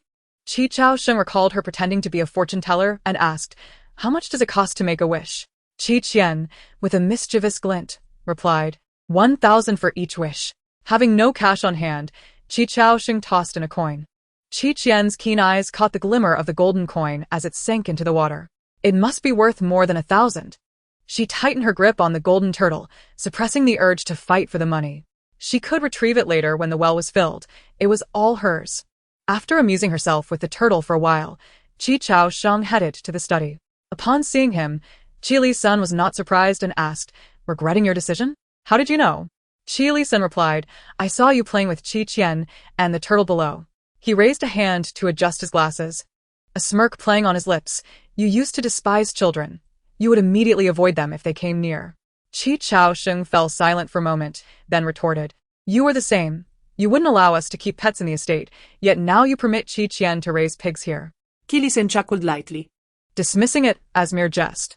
Qi Chaosheng could not decipher whether he was referring to Qi Qian or the pigs. Did you not just send her away? I was initially concerned about not being able to care for her. Have you determined that you can care for her well after only a few days? Noticing his second son's embarrassed expression, Qi Li-sun relented. Ask her if she is willing. If she agrees, come to fetch her the day after tomorrow. Why the day after tomorrow? Tomorrow, I plan to take her to the auction. So suddenly? Qi Li-sun casually picked up a wooden turtle from the table. Qi Chaosheng understood his father was intentionally showing off and lingered on the turtle with curiosity. A wooden turtle, so treasured? Meanwhile, Qi Qian, charmed by the golden turtle, readily agreed to spend a few days at her second uncle's house. Visiting even once would yield 100,000 in pocket money. Several visits would bring in a small fortune. Was there a faster way to earn money? Hee. The next day at the auction venue, which spanned 6 floors, 1 underground and 5 above, the second and third floors were accessible to the general public, while the fourth and fifth floors were reserved for VIPs holding platinum cards. The 6th floor possesses an air of mystery, reputedly for viewing rather than auctioning. Qi Qian accompanied her grandfather to the grand VIP seating on the 5th floor, surrounded by screens that offered a degree of privacy. This is the auction catalog for tonight. Circle anything you fancy, and I shall procure it for you, her grandfather remarked with an air of nonchalance as he handed the catalog to Qi Qian. Everything seems rather expensive, Qi Qian pondered, grandfather. Haven't you already purchased an abundance of jewelry for me? Wouldn't acquiring more be excessive? Not at all. You could change a piece each day, ensuring no repetition, he asserted with a commanding tone that left Qi Qian momentarily awestruck. Reflecting on the storyline, a surge of determination welled within her. Grandfather, even if you were to face bankruptcy in the future, I would collect bottles to support you. Her grandfather raised an eyebrow, dismissing the notion. With even a single truckload of these trinkets, I could never face ruin. Qi Qian circled a few pieces she admired, eagerly awaiting the auction's commencement. As the event began, a graceful auctioneer clad in a cheap house stood upon the stage, her cheerful demeanor illuminating the room as she introduced each item presented. Qi Qian eagerly pressed the button on her table, signaling her bids. A cluster of lights illuminated the VIP section, indicating her participation. However, fortune was not on her side.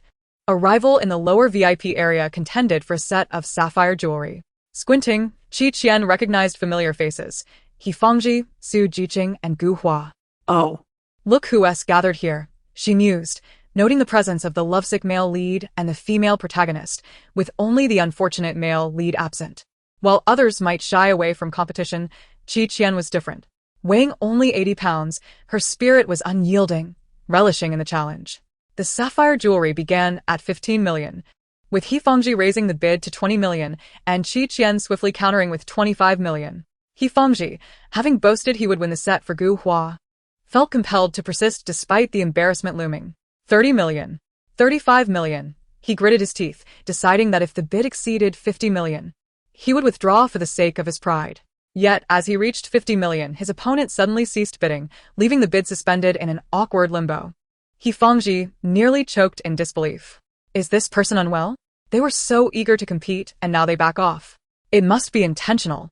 Su Jiqing frowned, remarking, "You've made a grave mistake. You could have secured at least 2 or 3 sets of jewelry, and now all your funds are sunk into this one." Gu Hua glanced towards Qian's direction, recognizing it as the exclusive seat of Chairman Qi, which explained much. Hifengji's complexion darkened. Could it be that the one opposing us was Qian? Gu Hua hesitated. She has always held disdain for me, and since you are my friends, she likely aimed to inconvenience you, causing you to waste your money. Hifengji and Su Jiqing quickly reassured her. It's Qian's poor character. She has been like this for as long as we can remember. Hua, please do not blame yourself. She only behaves this way because she has Chairman Qi as her backing. Once the Qi family falters, her arrogance will not last. A faint smile graced Gu Hua's lips. Thank you for your kindness. I shall not dwell on her. System. Host, the target individual is about to appear. Do not miss this opportunity to gain their favor, as it will greatly benefit your future. Gu Hua. Understood. Above, Qian anxiously excused herself from the auction hall, her urgency pressing her forward. On the golden spiral staircase connecting the 5th and 6th floors, a roar akin to that of a lion echoed. Qian listened intently, momentarily doubting her senses. The cacophony of chaotic footsteps and piercing screams erupted from above. Help! Someone, please. The lion has escaped. Be careful, Shao. In the next instant, a white figure tumbled down the staircase, landing on the central platform. The youth attempted to rise, only to be pinned down by a majestic American lion that leaped from above. The furry lion's south head loomed close, an overwhelming sense of suffocation enveloped him, his trembling lips as pale as snow. Was he destined to perish? Hey, you're crushing my skirt. A languid female voice pierced through the tension. The boy's nearly closed eyes flew open as he beheld a girl standing beside the lion. She tugged at her skirt, her brow furrowed in apparent discontent, and even lifted her leg to deliver a kick to the lion's fluffy backside. Did you hear that? Move your hefty behind. The youth's eyes widened in disbelief. Was she out of her mind? To his astonishment, the lion did not retaliate but instead withdrew its aggressive stance. It resembled a wronged spouse, lifting its substantial rear and using a paw to tug at the girl's skirt. Then, with a courteous gesture, it dusted it off and returned it to her. In that moment, the boy discerned a hint of obsequiousness in the lion's actions. Was it merely an illusion? You've wrinkled it. Qian grumbled as she reclaimed her skirt, her hand pinching the lion's thick paw. What will you do to compensate me? You resemble those ruffians who intentionally provoke beautiful women. The lion, in response, extended both paws, its fierce visage appearing innocently bewildered, its eyes glistening with moisture. Anyone who gazed upon it would be captivated. Just moments ago, it had been roaring menacingly. Now it seemed almost endearingly meek. Once Qian had savored her moment of triumph, she glanced at the boy still pinned beneath the lion. Let him go. Your species is different. Forcing a union will yield no favorable outcome. The boy was at a loss. What is she talking about? The lion let out a disgruntled roar in Qian's direction, its voice scarcely louder than a mewling kitten. The scent of a lioness? Qian patted its shoulder, understanding dawning upon her. Just wait a moment. She turned to the boy, commanding, remove your clothing. What? He stammered, bewildered. Are you undressing yourself, or do you want me to assist you? Seeing him still dazed, oblivious to the gravity of the situation, she squatted down to tug at his outer jacket. The boy's face flushed a deep crimson as he protested. Stop. What are you doing? If you wish to avoid an interspecies encounter with this lion, do not resist, she declared, brushing aside his hands with the ease of a bandit coercing a compliant lad. Stripping away his jacket, followed by his shirt, and then his undershirt, Qian, in a moment of kindness, left him with his trousers. The boy lay there, arms wrapped around himself, utterly dazed, his eyes vacant as if he had been thoroughly violated. From above, the boy's bodyguard shouted, "No one is allowed to look. Close your eyes." The young master lost his innocence when a girl stripped him bare, and I dare anyone to speak of it. I shall deal with you. Others, you're the loudest of all, aren't you? Qian tossed the clothes she had removed from the boy to the lion. The lion eagerly pounced, engaging in an unsightly exchange with the garments. The boy's face turned pale. Qian, are you not leaving? What if it remembers you and drags you over for this and that? Jianchen stood up, trembling, his bare upper body revealing defined muscles, pale skin, slender and frail. The corners of his eyes glistened with red, his lips quivering like a frostbitten plum, both cold and delicate. Then he said, "Scoundrel, Qian. Am I mistaken? She just saved him. Is she truly so ungrateful?" Qian opened her mouth. "I'm sorry, I do not comprehend the language of beasts." Jianchen, nonsense. Weren't you just understanding it well? Wait, who is she insulting if not a human? You stripped me of my clothes, and you have nothing to say? Jianchen's complexion darkened. Qian glanced him over. Well, frankly, whether clad or unclad, it was evident he was a boy. Jianchen nearly spat blood. Is it necessary to even look? He was a male. What on earth did she mean? At that moment, Qian remembered she hadn't visited the restroom and dashed away, lifting her skirt. Jianchen's retort lodged in his throat, devoid of a target. His handsome face flushed with indignation. The bodyguard rushed over with a blanket, wrapping the precious young master securely. "Young master, are you all right? You frightened me to death just now. Where did that bold individual go who dared to lay hands on you and tarnish your innocence? I shall ensure she meets her end today. Jianchen, if you keep shouting, I shall be the one to do away with you first." "Young master." The bodyguard felt wronged. "I just exerted great effort to protect your reputation from others. Useless thing, unable to even stop a lion. Young master, that statement is unfair. That lion seemed infatuated with you, fixated solely on your beauty." Jianchen's expression darkened. "What did you say?" Nothing.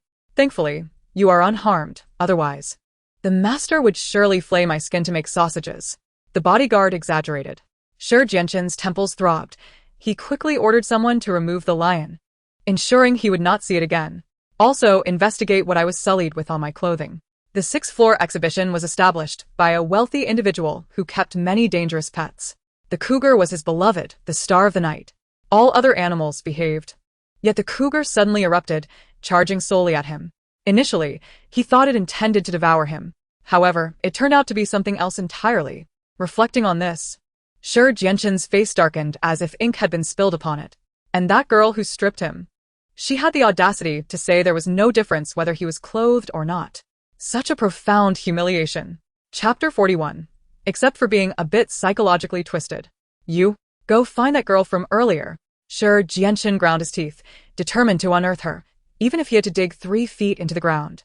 "Upon finding her and holding her accountable for your lost innocence, you will hastily marry, initially viewing each other with disdain, only to eventually fall madly in love. Am I correct? You, a mere tomato head. He is just 17. What absurdity is this about marriage?" At this moment, Gu Hua spotted her target. She tucked a strand of hair behind her ear, revealing a flawless and gentle smile, and approached him with a polite inquiry. "Hello. Is there anything I can assist you with?" Jianchen seemed to ignore her, lifting his leg to walk away.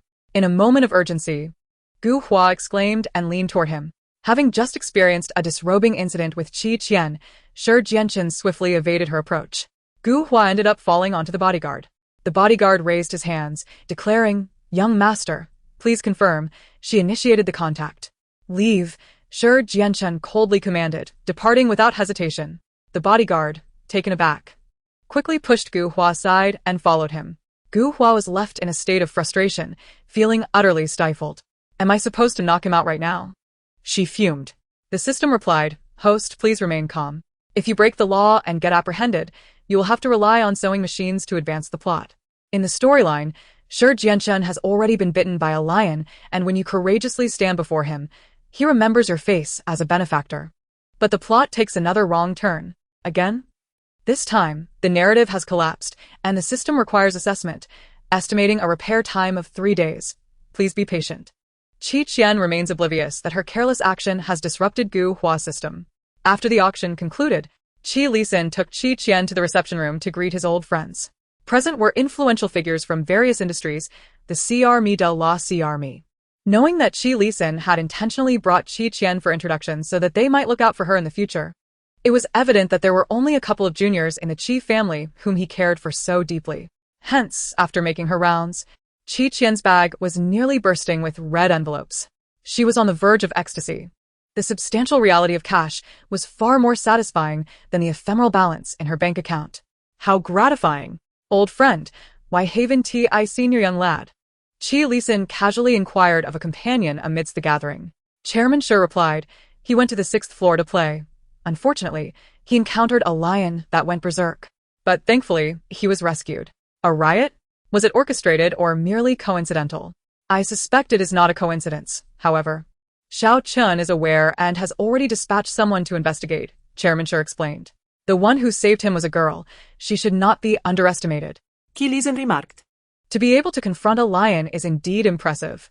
Fortunately, my child merely rides pigs and teases dogs, avoiding such perilous escapades.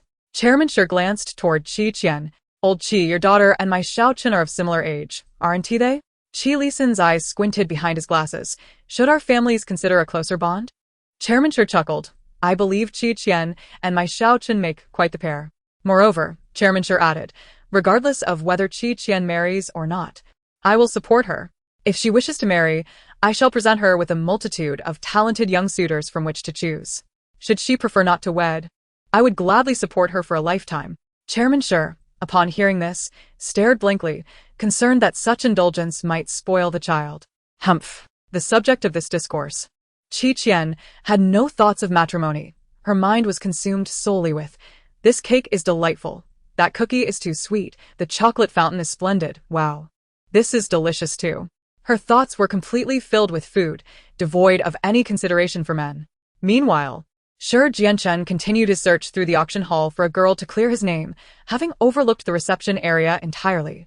Early one morning, Qi Chao arrived to escort Qi Qian to his place. En route, he received an urgent phone call instructing him to come to his workplace immediately. He then inquired if Qi Qian would like to visit his place of employment. Qi Qian readily agreed, her curiosity piqued about what her uncle did for a living. He dealt in antiques yet seemed to be burdened with considerable debt. She vowed never to emulate his mistakes. Qi Chao led her to the first hospital of Fuguang City. Upon entering the lobby, Qi Qian looked around and asked, Uncle, why are we at a hospital? To which she exclaimed in surprise, the director? Qi Chao nodded slightly, leading her into the elevator. But aren't you supposed to own a shop? Qi Qian asked, bewildered by the title bestowed upon him. Her imagined shop consisted of a small convenience store, a car repair shop, and a breakfast diner. The reality, however, was that he was the director of the city's premier hospital. Her expression of astonishment was rather endearing, eliciting a chuckle from Qi Chao. My primary occupation is as the director here, with my shop being a secondary endeavor. Perhaps studio would be more appropriate. Directors must be quite wealthy then. How is it that you are still in debt? That's a misunderstanding from your third uncle. I am not in debt.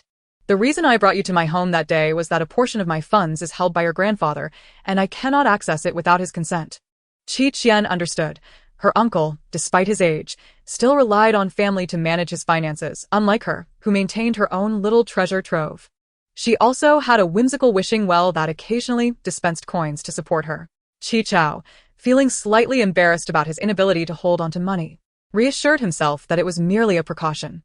He was the director of this hospital and one of the most renowned surgical experts. With surgeries valued at tens of millions requiring a month-long wait, money was not an issue, but his antique studio was a significant financial drain. Upon arriving at his office, the secretary brought coffee and cola. Uncle, I'm not sick, Qi Qian protested. Your third uncle arranged this. He made an appointment for you with the best psychologist at our hospital. Qi Qian, feeling irked, replied, I have no issues, aside from being a little eccentric. Thank you very much. Chapter 42. The pretense ends, I shall no longer pretend. Qi Chao responded, Isn't being a little eccentric still a problem? Shortly thereafter, he emerged from his office clad in a white coat. Qi Qian took out her phone and began typing furiously to complain about Qi Fengxiao. Well, he is still pretending, she quipped. Uncle, if you channeled even a fraction of this energy into acting, your wealth would far exceed the grand visions you've painted for me. Qi Fengxiao replied. Rest assured, my ambitions are already in motion. You will be well taken care of. Qian retorted, following my third uncle. I might as well starve for 3 days out of 9. Qi Fengxiao, you foolish child, what nonsense are you spouting? The conversation concluded. Qian pulled a turtle shell from her pocket, casually divining for her 2 uncles. The third uncle is currently in the water, likely in a swimming pool. As for the second uncle. Oh dear. The second uncle, a dire omen. What danger could there be in a hospital? 2 words immediately sprang to Qian's mind as she rose to leave. At the second-floor railing, she beheld a commotion in the hall below.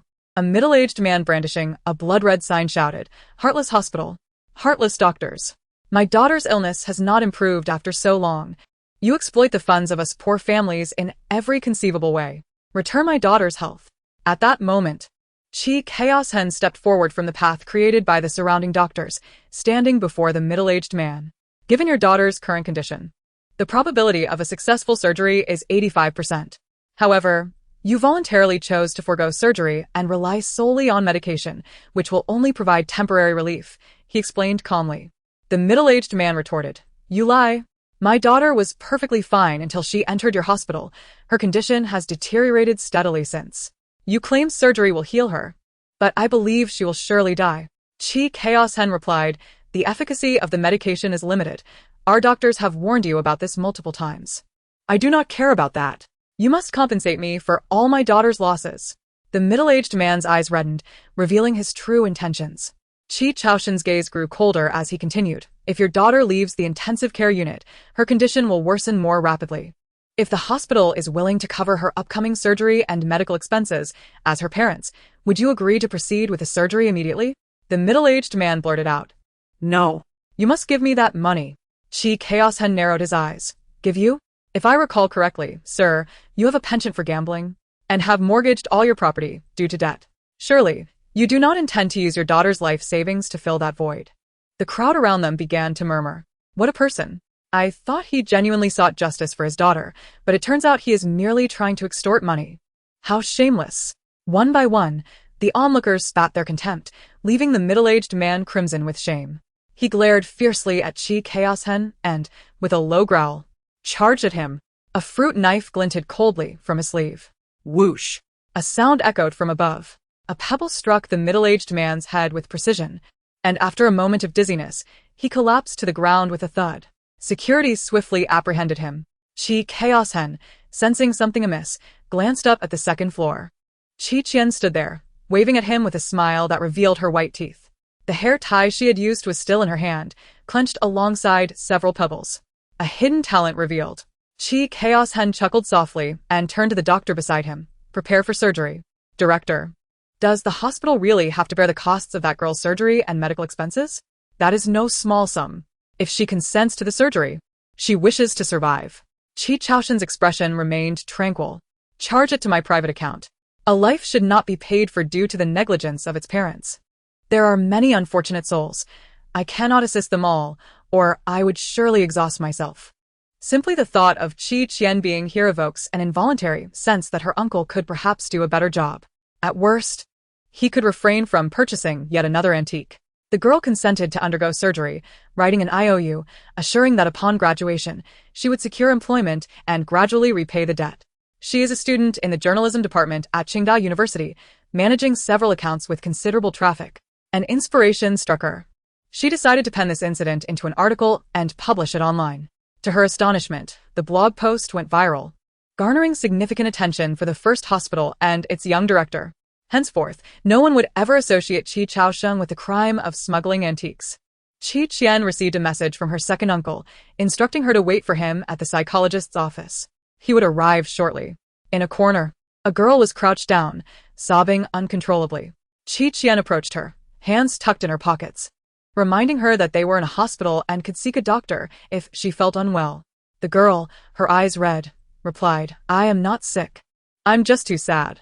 "Oh," Qian nodded, "as long as you're not ill, there's no need to call anyone." The girl wore a look of grievance. "Annie, I also feel unwell. What's bothering you? You seem fine, stop being willful." After observing for a moment, Qian inquired, "Do you need me to assist in reporting this?" They both froze momentarily. Involuntary blood transfusion constitutes a crime. You know, Qian kindly reminded her. What we discuss is none of your business. The woman snapped. What do you understand? Qian replied, I just got out of prison last week. How could I not understand? The woman immediately grew wary. You look at most only 10 years old. Qian donned a weary expression. Once for attempted murder. Once for illegally coercing someone into giving me a blood transfusion. A attempted murder? The woman appeared horrified, dragging the girl away hastily. Qian, hands still in her pockets, turned to leave when suddenly she felt a tight grip on the back of her collar. Uncle, it's all a misunderstanding. Let us talk this over calmly. Qi Chaosheng's expression was stern. I believe your third uncle was right to send you to the psychologist. Hurry along. I am quite curious to see just how deranged you truly are. He grasped her as one would a helpless but edible kitten by the nape, leading Qian into the psychologist's office. Qian's heart was as still as water. The facade was gone. She would no longer pretend. Her ability to start anew hinged entirely on her life's careful balance of indulgence and restraint. Having exhausted every resource, this was her fate. She was, indeed, a pervert. Chapter 43. What's wrong with being a lazy fish? An hour later, the psychological consultation concluded. The psychologist asked Qian to step outside and retained Qi Chaosheng for further questioning. Perhaps brainwashed by Qian, he immediately queried, So, does my niece seem deranged to you? The psychologist regarded the director with a complex gaze, momentarily tempted to inquire. Shouldn't you be the one in need of psychological counsel? He opened his mouth. Director Qi, your niece is not an ordinary pervert. On the contrary, she is exceptionally perverted? Qi Chaosheng interjected. The psychologist replied, perhaps you should take on the role of psychologist yourself. Qian waited outside for about half an hour before Qi Chaosheng emerged, his expression conveying a multitude of unspoken sentiments. Would you like to see the results of your consultation? Qi Chaosheng inquired. Qian, indifferent, replied, no. It's not something that can be consumed or used as a blanket. Look at her, how carefree she is. Qi Chaosheng's gaze was laden with complexity. The Qi family harbors no fools. He should have anticipated this. Yet, he never expected to encounter someone so intellectually gifted, yet simultaneously lazy and gluttonous. What would become of her in the future? Uncle, your expression resembles that of someone observing a fool. Qian suddenly became wary. Could it be that the psychologist's intelligence assessment did not pass? Qi Chaosheng, feeling a sudden urge to tease her, responded, indeed. The doctor declared your intelligence to be rather low, labeling you a simpleton. To his surprise, Qian accepted it quite readily, cheerfully asserting, if I'm a fool, so be it. With so many intelligent individuals in the family, there must be one to balance the ecosystem. Otherwise, we would all face extinction. As long as I strive to cling to this little life, my family will be safe. So, what if I'm a bit of a lazy fish? Qi Chaosheng, have you just bolstered her confidence? Around the corner, an eavesdropper stifled their laughter, suppressing the urge to burst out, and messaged the class group. Classmates, that Qian is absolutely hilarious. The intelligence test declared her a fool. Ha ha, the Qi family revealing her identity is such a loss. It's bound to be a laughingstock. I told you the popular variety show has a script. Someone like Qian couldn't possibly be that capable. Turns out it's all fake. I must expose her in the second live broadcast. Qian spent several days indulging in a lethargic existence at her uncle's home. At 5:30, as dawn barely broke, they launched their surprise assault. The live broadcast room. Qianmei, I miss you like crazy. The program director and the cameraman entered the house.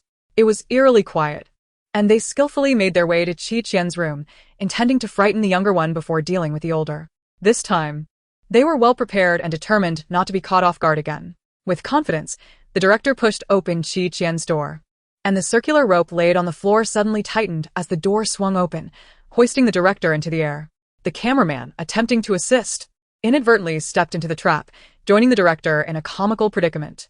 The two stared at each other, bewildered. Who set this trap? It was evident. However, they never anticipated someone would be so deranged as to lay a trap right at their doorstep. Were they not concerned about being hoisted up in the middle of the night when going to the restroom? Not far from the door, Qian lay blissfully asleep, clutching the green turtle pillow her third uncle had bought for her.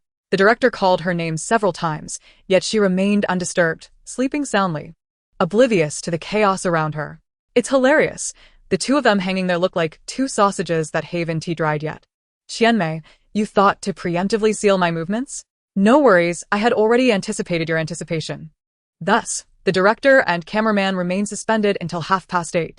Finally, Qian awoke. she climbed out of bed, rubbing her eyes as she made her way outside. The director was on the verge of tears. The sun was high in the sky, and she had only just awakened. How can you sleep so soundly at your age?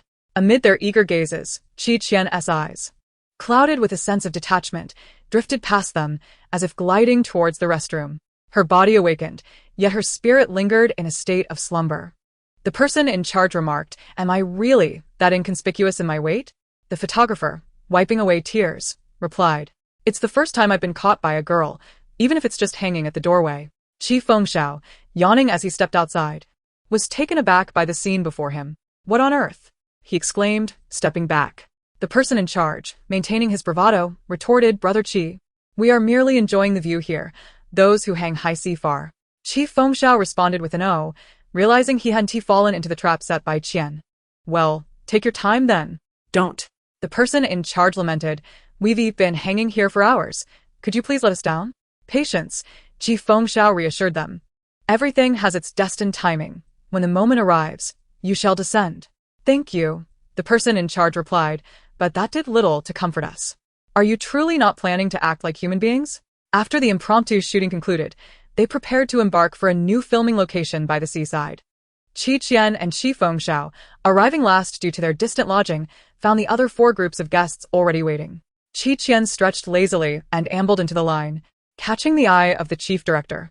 The guests invited this time had been meticulously selected for their positive reputations within the industry. If any of them faltered, he would leap from this very spot. With renewed confidence, the chief director picked up the microphone. "Let me introduce our 2 new guests. This is the well-known actress, Wen Li, along with her daughter, Tang Xian. Wen Li, with her tousled curls cascading over her shoulders, possessed a stunning visage untouched by the passage of time, exuding both intellect and grace. "Hello everyone, I'm Wen Li. I will be relying on your cooperation moving forward." Tang Xian stood timidly beside her mother, stuttering, "Hello, everyone." The actress is so beautiful. Every strand of her hair possesses its own charm. "No wonder she," asked the daughter of the actress. "She is quite adorable. Is it just me, or do these mother and daughter seem a bit distant?" The chief director continued, "This group features the popular idol, Luo Fan, along with his cousin, Luo Zichuan. Luo Fan, strikingly handsome with a gentle demeanor, performed an original song as an opening act, energizing the atmosphere. In contrast, Luo Zichuan remained silent, simply stating his name before closing his mouth again. Luo Fan is extraordinary. He can sing and dance, excelling in both arts and martial skills, a true multi-talented sweetheart. Come on, Fan. Your mother loves you." Both brothers possess remarkable looks. "I'm completely smitten." Gu Hua observed the Luo brothers intently and inquired of the system, "Is Luo Fan one of my target characters as well?" Although his appearance and demeanor could not compare to the young master of the Shi family, he was nonetheless a commendable supporting character. Chapter 44. To master this skill, one must first castrate themselves. The system replied, "Indeed, host. Gaining his favor will yield equivalent fortune points. It is advisable to cultivate a good relationship with the actress, as it will greatly benefit your future acting endeavors." Gu Hua's heart raced, envisioning countless fortune points soaring towards her. "Brother Qian, I shall strive even harder this time." She turned to Ling Qian. "Last time, I regret not preparing adequately, which made things difficult for you." Ling Qian's gaze was gentle as he replied, "Do not speak like that. I am a few years your senior, and it is my duty to look after you. Just stay behind me, and leave everything else to me." "Thank you, Brother Qian," the director called out. "Now, everyone, please turn your attention to the back." All turned to see a massive spinning wheel set upon the beach, accompanied by several small boats. The first 3 vessels appeared relatively new, while the latter 2 were in a dilapidated state, certain to capsize if anyone dared to sit inside. The director continued, "Allow me to explain the rules of the parent-child spinning wheel game. Parents will lie on the wheel while our staff spins it, and children will stand 2 meters away to shoot arrows at the wheel." Qian recalled a television drama he had watched the previous night and chimed in. "Whoever the arrow hits becomes the prince consort, right?" Qi Fengxiao chuckled. "Pfft." The director proclaimed loudly, "Please note, we are not in Journey to the West, nor are we rehearsing. The children's arrows must strike the red area on the wheel to be considered a win. Each participant will have one chance across 3 rounds. The first to hit will have the privilege of choosing a boat. Now, let us determine the order through a draw. The staff brought forth a lottery box for the celebrity parents to take turns drawing lots. Oh dear, my luck seems to be lacking. I drew the first position. Luo Fan smiled. Fortunately, my brother has a keen interest in archery and excels at it. Xiao Chuan, I will rely on you. Luo Zichuan adjusted his glasses and nodded. Qi Fengxiao drew second, followed by Wen Li and her daughter, then Xin Jing and his son, and finally Gu Hua and Ling Qian. Luo Fan was secured in a starfish position on the spinning wheel, with a red line marking 2 meters away where Luo Zichuan stood, bow in hand. The arrow's tip was padded with cotton and painted, enough to sting upon impact but not lethal. An adequate sense of pressure hung in the air. The staff spun the wheel with force. It featured red, blue, green, and black sections, and once it began to spin, one's vision became disoriented. Luo Zichuan held his bow, beads of sweat forming on his forehead, and at the moment the wheel halted, he released his arrow. Thud! The arrow struck the wheel, leaving a mark in the blue section just shy of the red. Luo Zichuan bit his lip, a look of frustration in his eyes. Luo Fan approached him, exclaiming, "Wow! I almost felt sick watching that. Xiao Chuan, keep striving. You are just a bit unfocused." Next up was Qi Qian. Qi Fengxiao quietly inquired, "Will you be able to take a shot for your uncle? Do you know how to do this?" Qi Qian pondered for a moment and replied, "No. I have never used this kind of soft-headed bow. Back in the cultivation realm, I only used the golden crow divine bow, the kind that shoots little suns. Then take it easy. Losing is minor, but remember, you only have me as an uncle." Qi Fengxiao walked away, clearly concerned. Qi Qian reflected, "Perhaps the remaining 4 uncles will be at risk." Qi Qian, I didn't know you weren't familiar with this. Luo Fan smiled amicably. "How about I have my brother teach you?" Luo Zichuan promptly declined. "I don't want to." Luo Fan sighed. "Xiao Chuan, you must be polite to girls. Be a gentleman." Afterward, he addressed Qi Qian, "I apologize. Would you like me to teach you?" Before he could finish, Qi Qian had already released the arrow without even aiming. The wheel had yet to come to a halt, its dizzying speed rendering the color zones indistinguishable. Luo Fan smirked. Was this not sheer folly? Qi Fengxiao's heart nearly ceased, on the verge of exclaiming that his uncle's life was also at stake. The cotton arrow struck the area beside his head, and shortly thereafter, the entire wheel, along with Qi Fengxiao, was propelled into the air. Crash! Bang! The wheel slammed against the ground, producing a thunderous noise. Lying upside down on the wheel, Qi Fengxiao's gaze gradually turned vacant. Who was he? Where was he? What had transpired? Qi Qian, all present. What on earth is happening? Help! My brother just flew out like an Indian pancake. Was that thing Qi Qian shot a real arrow? Surely it can't be a nuclear weapon? I've called the police. I truly have. A group of staff hurriedly righted the wheel and untied Qi Fengxiao's restraints. Wow, Director, there's a massive hole in the red zone of the wheel. A staff member reported loudly. Qi Qian appeared innocent, swearing she had merely exerted a modicum of force. Perhaps it was just her recent state of fullness that had lent her an excess of energy. Qi Qian. He looked incredulous. He had nearly lost his life, and she had the audacity to reset her ranking? How could she? Chief Director. Brother Qi. Take a look at the wheel behind you. Qi Fengxiao turned his head, falling silent. Not only was there a hole, but the area surrounding it crumbled into dust upon the staff's touch. He was gravely injured. Qi Fengxiao suddenly felt that his ability to stand here unscathed was solely due to ancestral blessings. Otherwise, he would have long been finished. I refuse to accept this. Qi Qian huffed. I hit the target. Resetting the score is fine, I don't care. Qian s the minor shifted dramatically. There was no way she would part with a single penny. Luo Fan maintained his smile as he reassured Qi Qian, although your score has been reset, you truly excelled. I should have had my brother seek your guidance earlier, but that might be impossible. Qi Qian replied blankly. This secret technique of mine is passed down to females only. For a male to practice it, he must first undergo castration. Luo Zichuan felt a tightening sensation and retreated several steps. Luo Fan, you truly are humorous. You've left him utterly bewildered.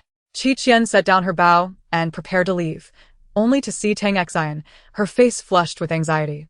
When Liping spoke gently, You are my daughter. There is nothing you cannot accomplish, even if you have not learned it. If you fail, it is merely a sign that you have not exerted enough effort. Tang Xian's expression instantly shifted to one of near tears. She hurried closer to her. Stand firm with the bow, position your body sideways, slightly spread your feet, and when nocking the arrow, ensure that the main feather is perpendicular to the arrow's tail groove. The base of the tail groove pressing against the bowstring. Yes, that's right. Study it. Qian stood behind Sin, guiding her step by step on how to draw the bow, knock the arrow, and push the bowstring. Gu Hua's eyes glimmered with derision. Qian. It's quite difficult for someone who has never practiced archery to grasp the essentials. You just destroyed the wheel with one arrow. That doesn't necessarily mean you can teach others well. Chapter 45. Create flight for them. Qian held her bow and aimed it at her, declaring, I could easily shatter the turntable with a single arrow, or I could pierce your head. Do you believe me? Gu Hua recalled the previous incident when Qian had fired at her in a fit of anger, and her lips curled in a slight smirk. What audacity! A mere supporting character, yet she fancied herself a savior. Once Qian finished her instructions, the staff had also repaired the turntable. Sin, demons thinking inside. Successfully released an arrow.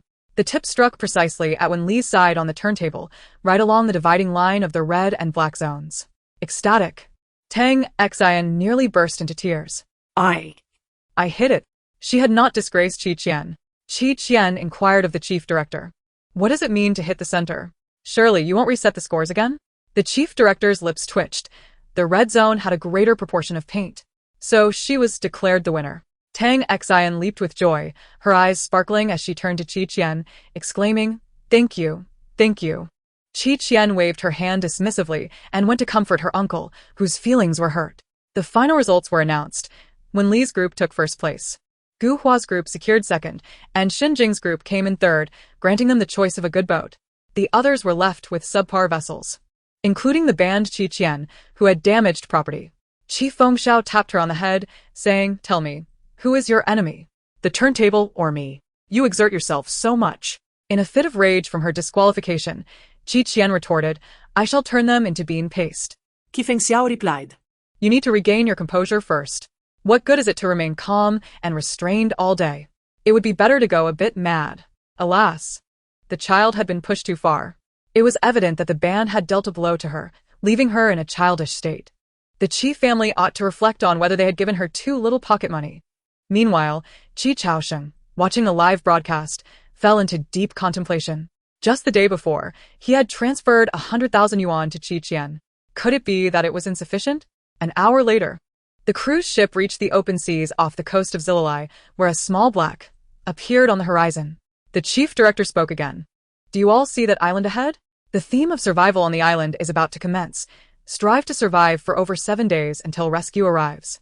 The additional task is to clean up the trash on the island and the sea surface. Always remember to maintain your image. Then, with a mischievous glint, the chief director added, Now, please select 3 items to take with you, and then dive into the sea.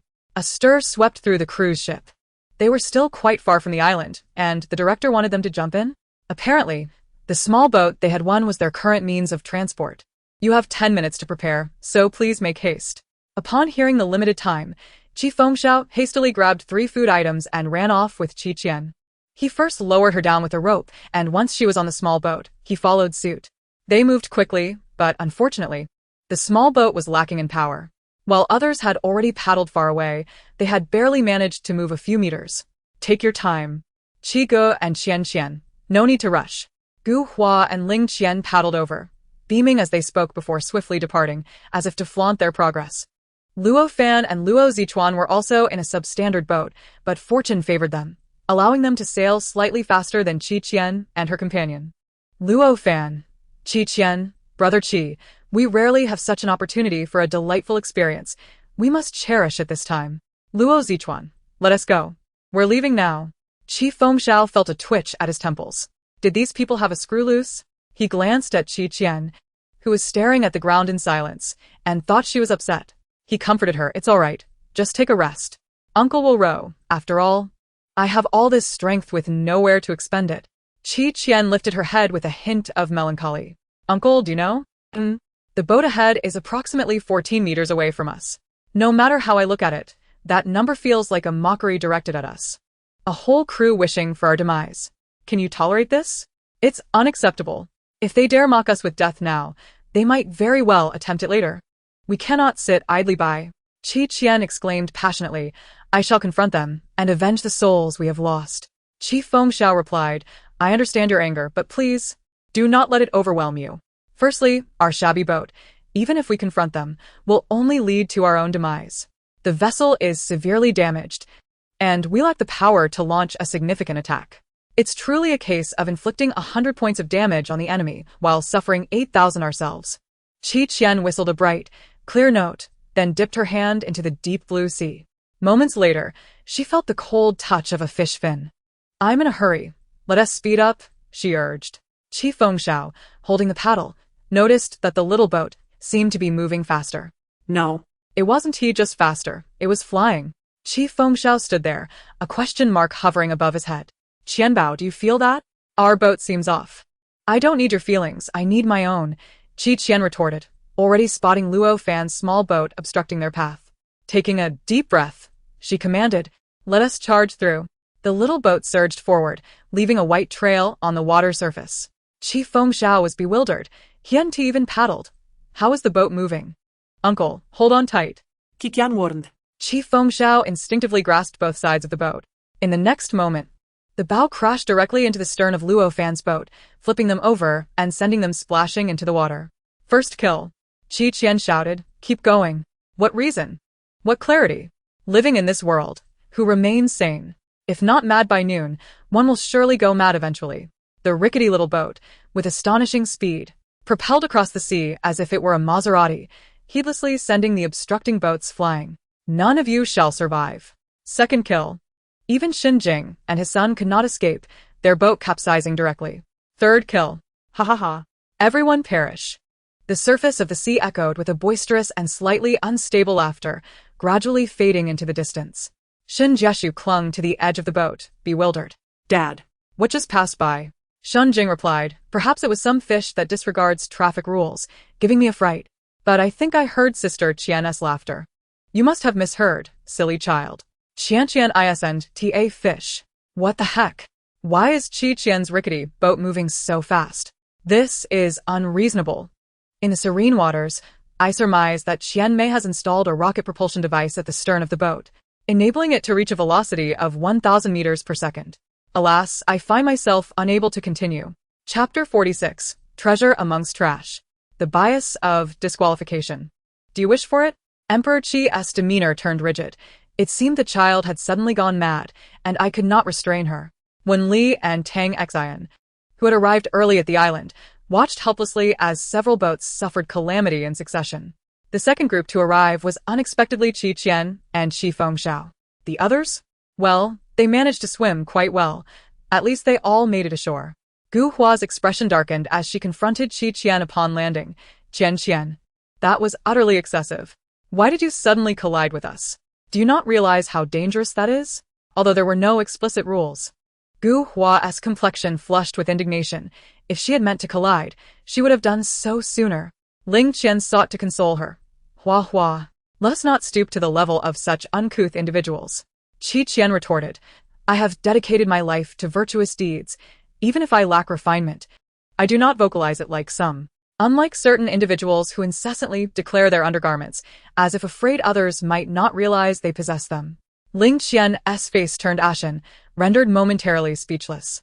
Fengxiao removed her sun hat from behind and placed it atop Qian's head, admonishing her, I told you not to converse with animals. You never listen. Qian suppressed a smile and obediently donned the sun hat. The two bystanders appeared increasingly vexed. Xinjing interjected to mediate. At this juncture, establishing camp and locating water and food sources are of utmost importance. Otherwise, we shall encounter difficulties when night falls. Luo Fan approached, wringing water from his clothing, stating, I possess some knowledge on converting seawater into fresh water, though it requires certain tools.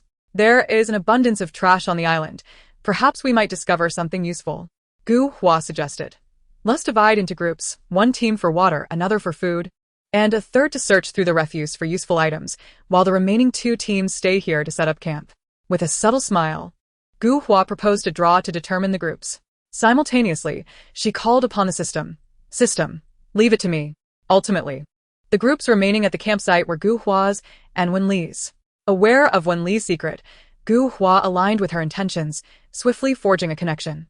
Tang Xian squatted nearby, overlooked, observing the ants on the ground that seemed to revel in their own little world.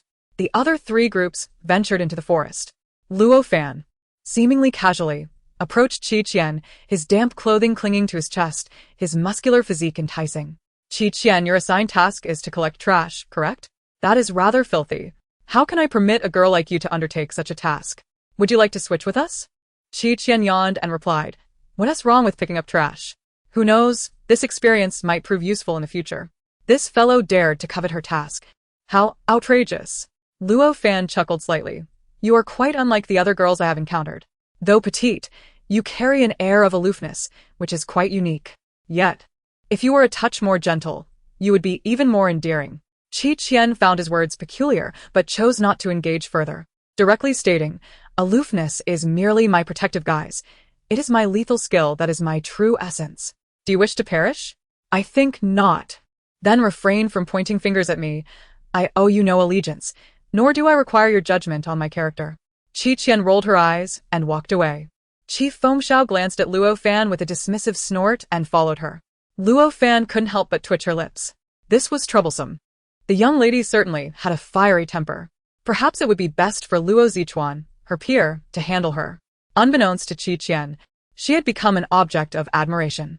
As the granddaughter of Qi Lisan, her aura was undeniably radiant.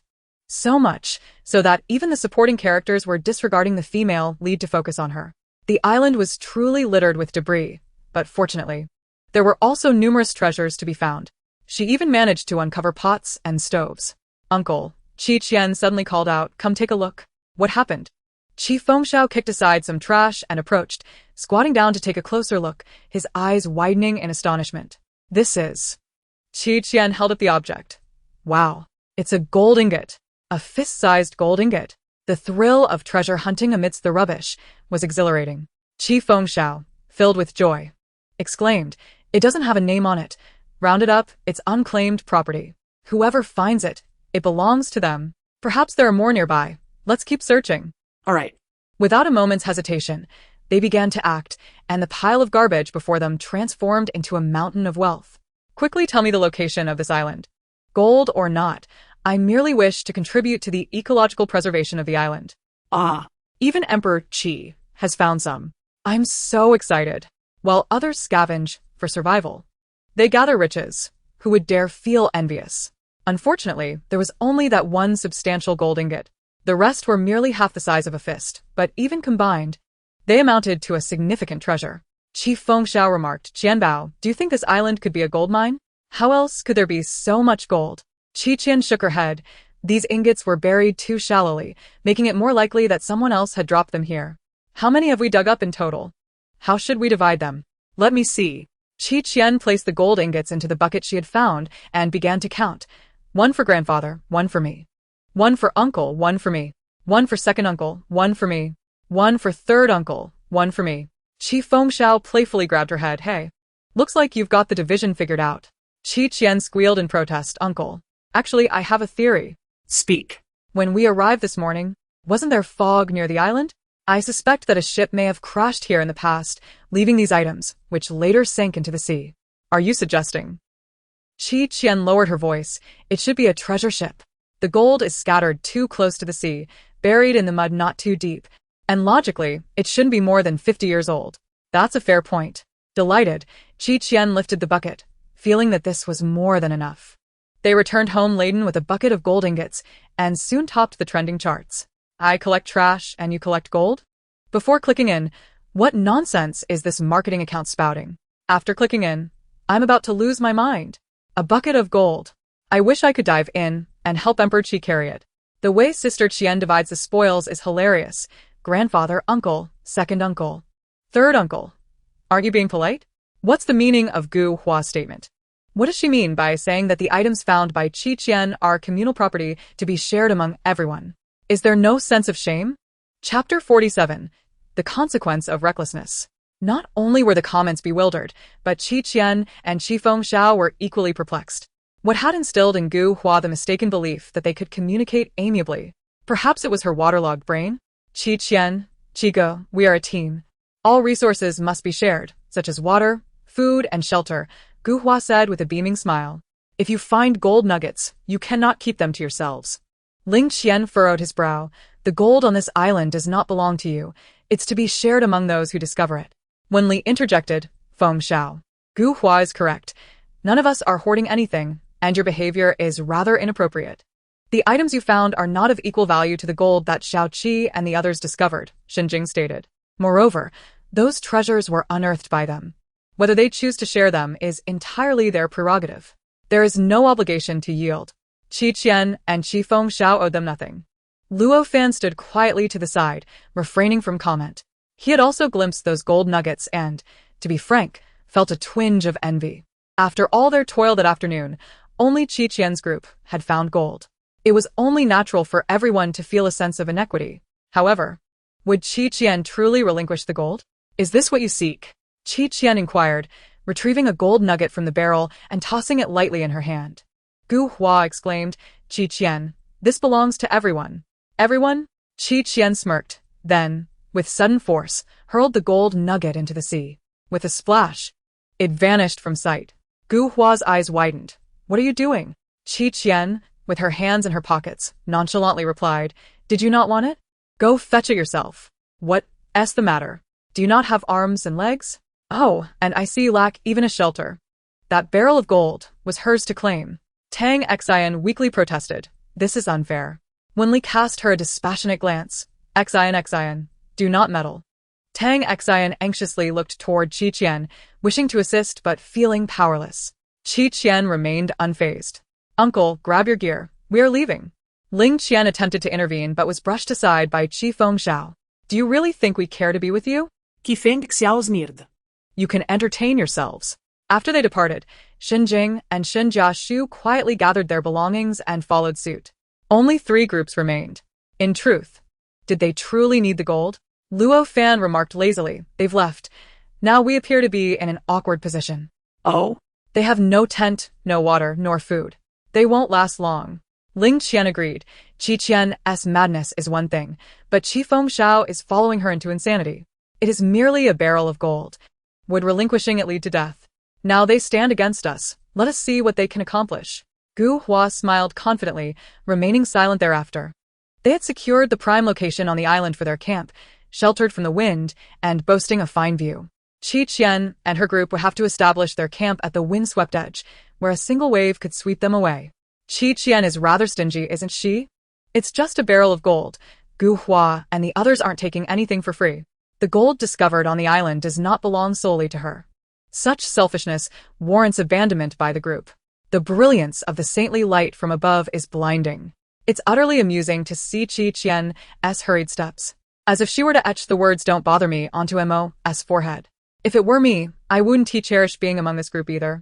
Especially when they so brazenly attempt to seize the fruits of my brother and sister's labor. They may insult her brother, but dare they insult her future sister-in-law? I'd smash their heads. Soon after, Qi Qian and her companions discovered their campsite. Nearby stood a cluster of palm trees, nestled against the forest. Approximately 20 meters from the shoreline.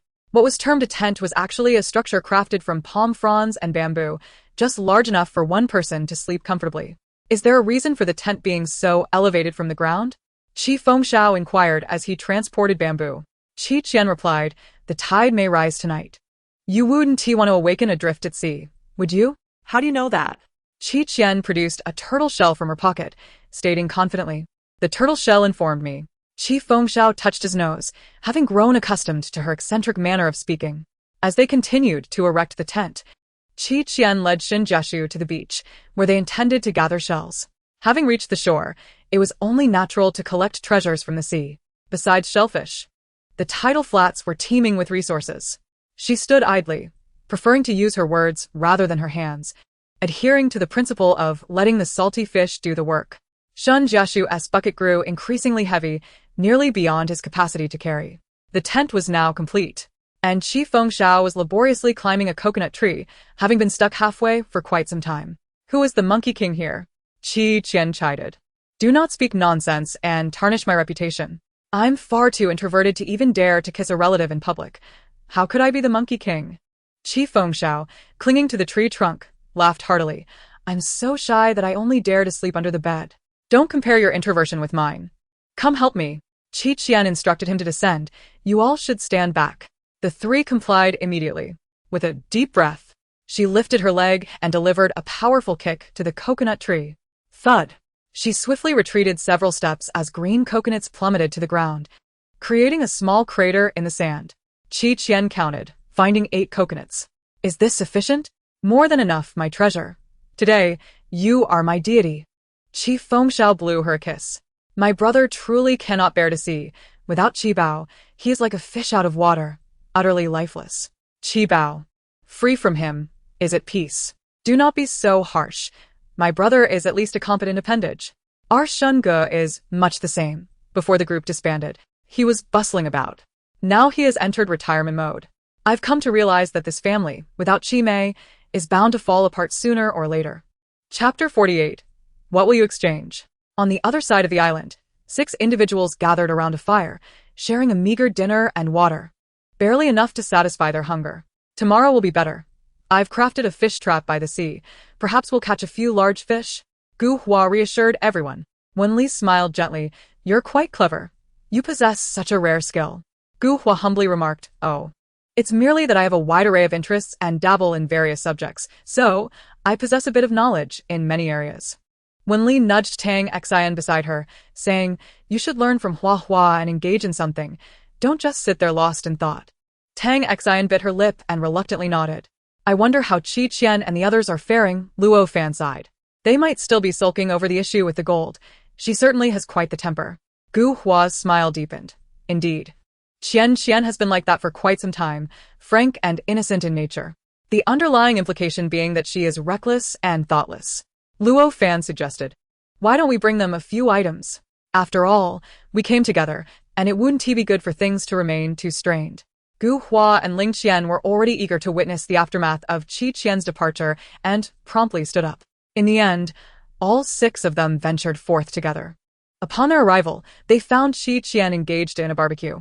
The campfire crackled merrily as they joyfully gathered around the grill, cooking seafood, with opened coconuts piled nearby, adorned with reed straws. In front of Xinjing, a pot simmered with soup enriched with wild scallions, ginger and garlic, exuding a delightful aroma. I will strive to procure more seasonings tomorrow, Shun Jiashu declared. Qi Fengxiao glanced at Qi Qian, who was lazily sipping coconut juice beneath a tree, and chuckled. You seem quite comfortable lying there. Would you like me to feed you dinner later? Qi Qian blinked. Is that an actual offer? How embarrassing, but thank you, uncle. Shunjing added, Qian has worked hard today. Lil Qi, you should put in a bit more effort and feed her. Uncle Qi, if your hands tire, I could assist you. Shun Jiashu chimed in, eager to compete for the role with his bamboo utensils at the ready. Go away, all of you. Who said my hands are tired? Don't even think about competing with me, Qi Fengxiao retorted. Gu Hua and her companions were utterly captivated. The enticing aroma of grilled seafood, mingled with scallions and garlic, wafted irresistibly into their nostrils, causing their mouths to involuntarily salivate. How delectable! What are they consuming? It doesn't seem like wild fruit, they mused. Qi Fengxiao, spotting their presence, immediately quipped, I wondered why the crows were cawing. It turns out we have unwelcome guests. Gu Hua chuckled awkwardly, Brother Qi. We were concerned that you might be lacking in food, so we thought to bring you some provisions. By no means. How could we possibly accept your food? What if you demand gold in return? You would be so persistent that we wouldn't be able to shoo you away, Qi Fengxiao replied playfully. Luo Fan interjected, Brother Qi, how about we trade? These seafood delicacies appear quite appetizing. Qi Fengxiao smirked. What do you have to offer in exchange? Gu Hua had entered with confidence, yet upon arrival, their offerings of wild fruit and half a bottle of water paled in comparison to the lavish coconut water and seafood feast, making them seem like impoverished relatives seeking handouts. At that moment, Qi Qian inquired, Have you all eaten?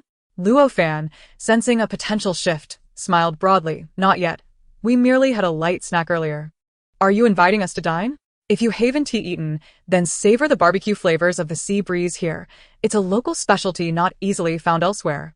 Qian smiled warmly. I suggest you open your mouths wide and savor the experience. Luo Fan inquired, Are you a devil? Luo Fan thought to himself, I've already taken a step forward, and you tell me this? Even through the screen, I can sense the aroma. Is it reasonable not to let me have a taste? Is this what Gu Hua meant when she said they would regret it? Indeed. I regret not having taken a few more detours with them. Qian Mei remarked, taking one more step is impossible. I can only awkwardly turn over to ensure an even tan. Gu Hua and her companions arrived with exuberance, only to leave dejectedly, putting on quite a pre-meal entertainment for Qi Qian and the others. The seafood tasted even more exquisite. After satisfying their hunger, the group nestled into their tents to sleep. The bonfire still flickered, and with the stark temperature differences between day and night on the island, without the fire, they would surely freeze in the middle of the night. When the tide rose, the bonfire extinguished. Gu Hua's side was not so leisurely. One by one, they were awakened by the cold in the dead of night, forced to climb trees, sitting there shivering and questioning their existence. As the sun rose, the tide had yet to recede. Qi Feng Xiao poked his head out of his tent. Qian, are you awake? Is everything all right on your end? Qi Qian wrung the water from her pant legs and said gloomily, at this moment, I wish I were a turtle. What's wrong? If I were a turtle, I wouldn't have to wake up early in the morning to have my hand pinched by a crab. I would definitely crush its claws. Qi Feng Xiao supresta laugh. Once the tide recedes, my uncle will help you cook it. Without its claws, how am I any different from a salted fish? Over there. Xin Jing was filled with worry, pondering when the seawater would recede. Thankfully, they had placed their pots and pans on the tree yesterday, preventing them from being washed away. Shan Jiaxu rubbed his eyes. Dad, without ingredients, what are we going to eat? That's simple. Qi Qian pulled a bamboo pole from the top of the tent, placed it on the water, and directly jumped onto it. She stood firmly, her posture unwavering. Shan Jiaxu gasped in amazement. Sister Qian, you're incredible. Qi Feng Xiao was momentarily stunned, clapping his hands. Qian, well done. Your sense of balance is remarkable. Because not a single meal I've had is without merit. Qi Qian feigned profundity, then continued to walk with the bamboo pole in hand. Qi Feng Xiao, belatedly, asked the Shen family, did she just imply something about me? The Shen family looked silently at the sky. The sky is so blue. A blessing for the early risers. Upon entering, I saw Sister Qian's youthful face, and my mood lifted immensely. Wait, is Qian crossing the sea on a bamboo pole? What else is she incapable of? What on earth is she doing? Having had a restless night on the hard tent floor, Qi Qian wished to stretch her body. This was a daily ritual for her, a habit carried over from her time in the cultivation realm. Perhaps due to this, her physical strength exceeded that of the average person. She held the bamboo pole with one hand, stood on one leg, and suddenly lifted the other leg high above her head, grasping her ankle with her hand. Chapter 49. It will delay its pursuit of stardom. Qi Qian maintained this pose as she moved forward for about 7 or 8 meters before finally lowering her leg. Then she switched to the other leg. She moved with such ease that the audience in the live stream was left utterly dumbfounded. The barrage of comments became so overwhelming that it turned into a jumble of characters. The topic of Qi Qian's performance quickly ascended the trending charts. Bystanders remarked, Qi Qian paddling? When does she not paddle? What? You didn't mean this kind of paddling? I'm a fan now. In Fuguang City, as they descended the stairs, a friend was exclaiming into his phone, wow, what a talent. Her sense of balance is remarkable. The shock was palpable. Shi Jianchen approached, intrigued by the commotion. Brother Chen, look at this. It's incredible. His friend turned the phone towards him, showcasing a girl who appeared to be 2 years younger than him, yet exuded an impressive aura. Shi Jianchen cast a casual glance, but his expression instantly froze. He snatched the phone from his friend, staring intently at the girl on the screen. Though she was a partial savior in his life, recalling that day ignited a flicker of anger within him. However, fortunes fluctuate. After 30 years in the East, 30 in the West, one should not underestimate youth in poverty. Do you know her? Shi Jianchen inquired. Don't you recognize her? She's quite popular in our circle lately, especially among pet owners. Every time her variety show airs, the pets act as if they've seen their beloved partners, going wild and affectionately pawing at the screen. His friend slapped his thigh in realization. My lazy cat is the same. She's completely smitten, and now she hardly pays attention to me. The lazy cat referred to his orange tabby, who was notoriously indifferent to humans. Shi Jianchen scoffed. That's just your cat's lack of ambition. My spicy hot pot wouldn't forget its owner for the sake of appearances. Just then, a white ragdoll cat approached, prancing with tiny steps, meowing insistently. Shi Jianchen picked it up. Spicy hot pot. What do you think? The cat ignored him entirely, snatching the phone from his grasp and leaping away to chase after something. The caretaker is utterly useless, only hindering its star-chasing aspirations, Shi Jianchun lamented. His friend burst into laughter. On the island, their tent was half submerged in water, leaving only the triangular top exposed. Gu Hua and her companions sat atop a nearby tree, drenched through, with hair plastered to their faces and scalps, looking utterly disheveled. Qian leisurely paddled over on a single bamboo pole, glancing up at the tree. Oh my, this tree is quite splendid. It inspires a sudden surge of creativity. She mused. 10 years of life and death, of vast uncertainty, joyful sheep, gray wolf. One can draw a bough like a full moon, a tree, riddled with scars. The individuals perched in the tree retorted, don't think we can't tell you're mocking us. Is there really a need to kick someone when they're down? How was she able to maintain her balance on a single bamboo pole? Ling Qian was perplexed. Had Qian possessed such skills before? No, she hadn't. She used to be an oblivious young lady, and while she still is, she has only become more brazen. Luo Zichuan explained, it's about leveraging her position. When she stands on the bamboo, she utilizes its buoyancy, and the pole in her hand helps maintain balance when she tilts.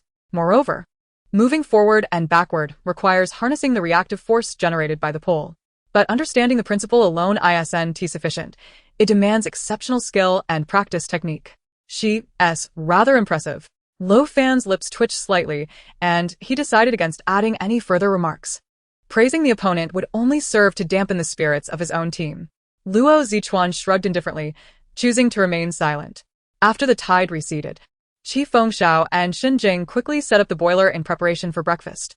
Qian had spent the entire morning rowing and was finally able to sit down, retrieving her thermos to revive herself. Sister Qian, what are you drinking? Is it tasty? Shun Jiashu had long been curious about her thermos, having seen her sip from it intermittently in the previous episode. Qian sighed, it's herbal medicine, not pleasant at all, quite bitter in fact. Just then, Qi Fengxiao accidentally bumped into Qian's arm, causing a small spill from the thermos. Sizzle. A dark brown, sweet-smelling liquid bubbled forth, adorned with 2 goji berries floating atop. Shun Jiashu leaned closer to sniff. It smells like cola. Qi Fengxiao immediately held Qian's head down, exclaiming, I just told you to cut back on cola for the sake of your teeth, and here you are sneaking sips. It's herbal medicine. Qian defended her thermos fiercely, retorting, there are goji berries in it. Do you think adding a few goji berries to cola makes it healthy? Goji berries are good for health. But how can they possibly make cola healthy?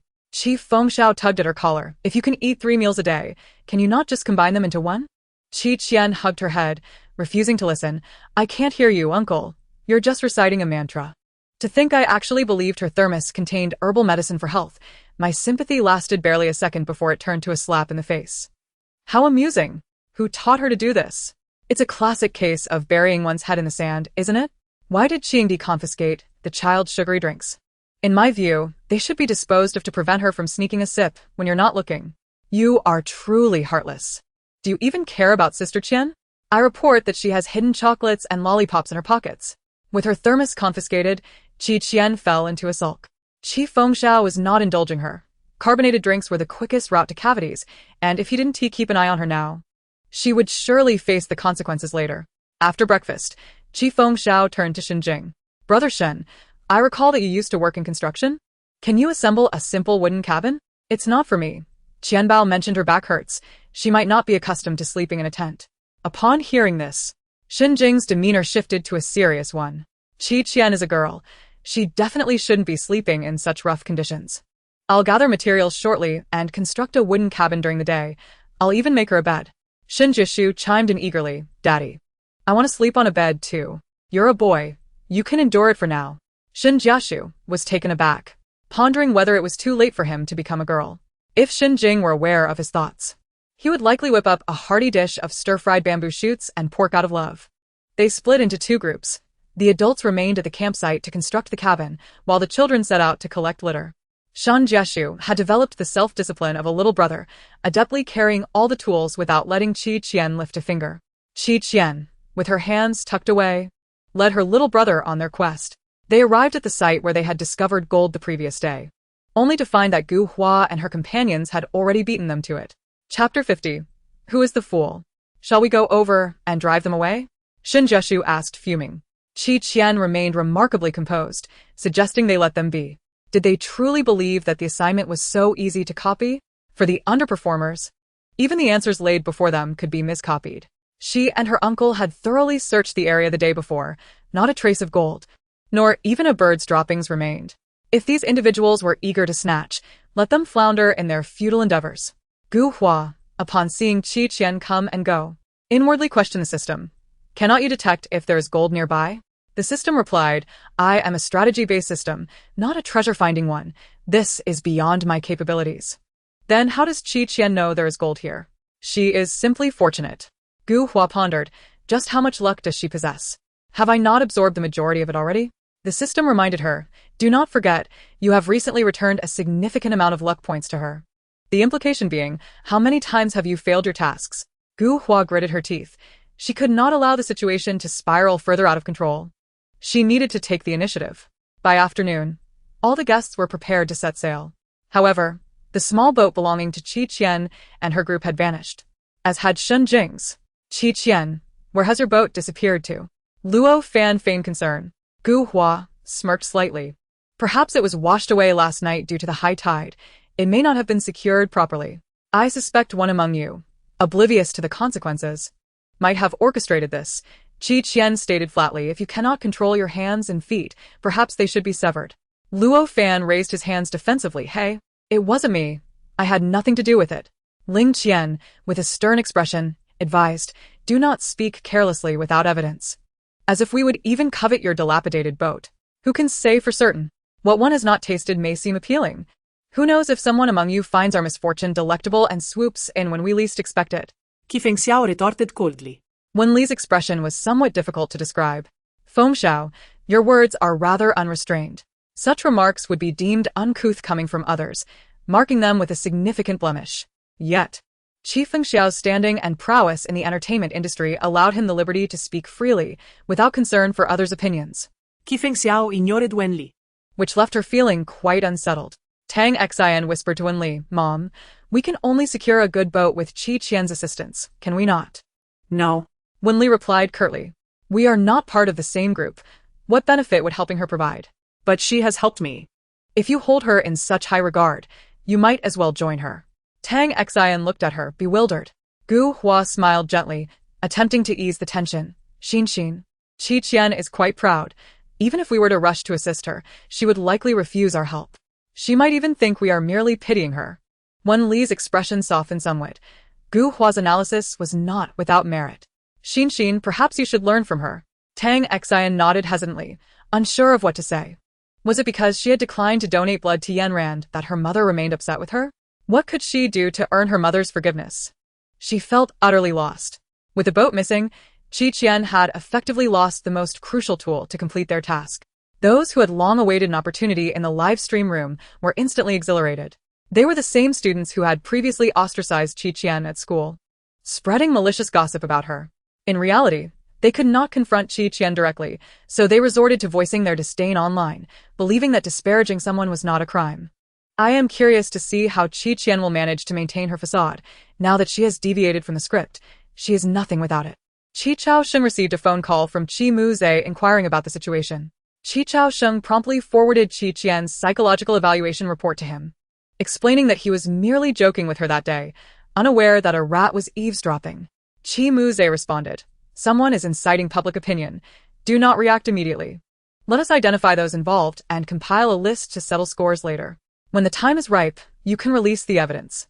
Those who surf the internet understand that if discussions are open, the frenzy will eventually subside. However, if we suppress the heat by deleting posts and silencing netizens, it will only provoke a hornet's nest. Qian's popularity had recently surged. Although she was no longer in the entertainment industry, her legend lingered everywhere. If this public relations crisis were not handled adeptly, the repercussions would be dire for her and for the Qi group as well. As the two brothers deliberated on a solution, the situation continued to escalate online. Accusations emerged, claiming she had cheated on exams, leveraging her family status to gain access to questions beforehand, thus securing her consistently high rankings. Others alleged that she was arrogant and dismissive, with classmates expressing their grievances against her. Even former close friends began to distance themselves, revealing her true character.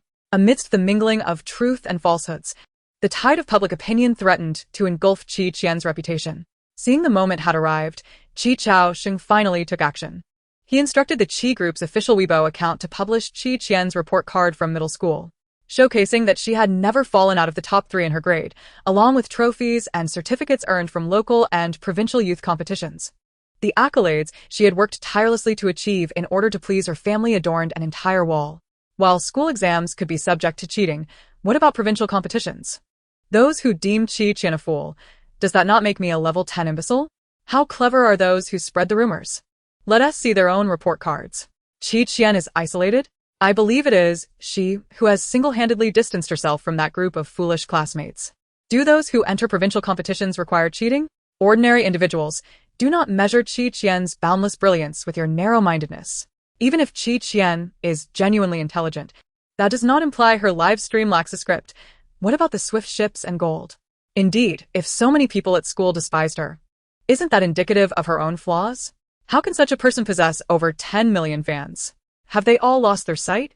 Chapter 51. Hurry. Ride me. Still. Some stubbornly clung to their assertions, refusing to relent. Qian's fans immediately rose to defend her. Firstly, we declare our support for our beloved Qian. Her character is irrelevant to our admiration. On the contrary, our ability to support her indicates that we are not paragons of virtue ourselves. Since we have all accepted our flaws, what grounds do you have to impose such lofty expectations upon us? The fans follow the main character. And this flavor is just right. What flavor? That chaotic, carefree, slothful essence that disregards others' fates. Rest easy, dear friend. We are resilient and unafraid of challenges. A tempest of public opinion online ultimately dissipated through the actions of Qian and the whimsical antics of the fans. The individual at the heart of the incident, Qi, remained blissfully unaware. Qi Fengxiao and Shen Jing were deliberating on the construction of a raft. However, this meant that the cabin project would be delayed. Qi, with her hands tucked into her pockets, suggested, "There's no need for such trouble. I have an idea." Qi Fengxiao glanced at her, replying, "Building a raft is too exhausting. You should rest while we handle it." Shen Jing nodded in agreement. "Yes, you taught us last time, and I recall the steps well." no. She replied as she crouched down to pat the surface of the sea. "I meant, why don't we just hail a taxi?" "Hail a taxi?" Gu Hua laughed out loud. "You still haven't shed that fanciful notion, have you? What taxi is there on this island? A ghostly floating vehicle, perhaps? Let's board the ship. We cannot afford to waste time." Gu Hua dismissed Qi's playful remarks and spoke to her teammates. They all boarded the vessel, leaving only a few of Qi behind on the shore. Qi waded into the water and whistled at the surface. 1 second, 2 seconds, 3 seconds. A series of chirps echoed from the distance. 2 large black and white creatures leaped out of the water, swiftly swimming towards Qi upon seeing these gentle giants. Resembling harmless pandas of the sea with their wagging tails and friendly smiles, Qi fell silent. Oh no. What if the taxi falls into the sea, and we end up with a killer whale? Can we still cancel the order? The first killer whale grumbled. You traveled all this way, and you want to cancel? Absolutely not. You must ride with us. The second killer whale continued. I am so angry. I still haven't had a brawl with the sharks today, and that foolish killer whale bumped into my tail yesterday, which only adds to my fury. Research indicates that killer whales often communicate with an abundance of profanity, with a high frequency of derogatory remarks. In 10 utterances, 9 are insults directed at their companions. This includes phrases such as "you useless waste, get lost," and "you think you deserve to be my teammate?" She was taken aback. Their vocabulary was surprisingly extensive. In just a minute, they had already cursed nearly every creature in the ocean. The first killer whale noticed her gaze and huffed, "Well, considering your cuteness, hurry up. Ride me." Then it flicked its tail vigorously. "Okay, a bit cute," Qi mused as she patted its head and turned to say, "The taxi has arrived. Let us go." Qi Fengxiao and the others were left bewildered, questioning, "Is this really a taxi? You're not deceiving us, are you? And this is a killer whale. The ocean's ruler that dares to battle humpback whales and emerge victorious." They were filled with trepidation. However, Qi was unfazed by their fears. They were here now, and they had to embrace the adventure. Seeing that she had climbed aboard, Qi Fengxiao reluctantly followed suit, while Shen Jing and Shen Jiaxu cautiously trailed behind. I seem to have encountered a taxi resembling a killer whale. You heard correctly. This peculiar creature is indeed called a killer whale. and it is currently the steed of the shallow sister and her companions, casting aside all reason. A script? Who on earth would dare to call this a script? Write me a script where a killer whale willingly carries me. I am on the verge of madness. What is the principle behind this? Can anyone elucidate? The black bear offers food. The monkey delivers fruit. These can all be interpreted as acts of familial affection among animals. However, despite how friendly killer whales may be towards humans, there is no documented case of them voluntarily allowing a human to ride on their backs in the ocean. For the bewildered onlookers who stumbled upon this trending topic, could it be that this is not the sea at all, but rather a grand aquarium? Moreover, a netizen tagged marine knowledge and inquired, if I were to search the beach for a killer whale, would it permit me to mount its back? Marine knowledge replied, my dear, I suggest you first make a pilgrimage to the temple. The netizen responded, does the temple even concern itself with such matters? Marine knowledge clarified, while the temple may not intervene directly, in a moment of peril, perhaps the bodhisattva might grant you mercy. Thus, the question arises, how on earth did the shallow sister manage this? Not long ago, there was a scandal involving her, aside from the perpetually busy Qi. Both of her uncles were glued to the live broadcast. They too were perplexed, unable to fathom why both terrestrial and aquatic creatures showered such favor upon the shallow sister. It is utterly baffling. In the open waters of the West Sea, 2 killer whales carried the shallow sister and her companions, charging forth and scattering numerous small sea creatures in their wake. These 2 behemoths exhibited a remarkable lack of decorum, opting to bulldoze directly through schools of fish rather than take a detour, sending them soaring into the air with a flick of their tails, side by side with the seagulls. Innocent fish cried out, Mother, I seem to be flying. I can see paradise. Meanwhile, the shallow sister and her companions did nothing but collect the dazed sea creatures that had been sent flying. When they encountered a group of sharks, the 2 whales charged in with a singular purpose, to engage. Several great white sharks were left reeling, their eyes swirling with confusion and despair. The shallow sister gently stroked the dorsal fin of the first killer whale, signaling that they had played enough and should spare the fish. The 2 whales obediently halted, proudly flicking their tails as they swam ahead. She had no desire to become a mere cog in their chaotic play. Let us not play any longer. We have work to do, she insisted. The first killer whale protested. No. I still wish to play with you, dear sister. Don't you want to play with me? Have I done something wrong to upset you? The second whale interjected. Get lost. You're not a green tea whale. You reek of tea. The first whale retorted. You're just jealous that I am the one riding with her, hee. There's nothing you can do about it. She simply adores me. The second whale shot back. Shut your whale nonsense. I could fetch sister some sperm whale droppings, and she would surely prefer me. What else do you have besides whining? The first whale boasted. Sister would never fancy the stench of a whale's droppings. She loves me the most, haha. The shallow sister pondered. Are sperm whale droppings not quite valuable? Nonetheless, they are still droppings. The orca number 2 was incensed by green tea number 1, and with a determined rush, it aimed to teach it a lesson. If it failed to knock the wind out of it today, it would consider itself fortunate. Pool Fengxiao swiftly embraced Pool Qian, exclaiming, Qianbao, hold on tight, be careful not to fall. Xinjing and Xinjiashu were even more anxious, clinging to the dorsal fin of orca number 2, afraid to let go. Suddenly, Pool Qian had a brilliant idea. Whoever helps me clean up the trash in the ocean first, I will favor the most. The 2 colossal creatures exclaimed in unison, that, most certainly, shall be me. Chapter 52. Sister, I will catch sharks to raise you. Whoosh.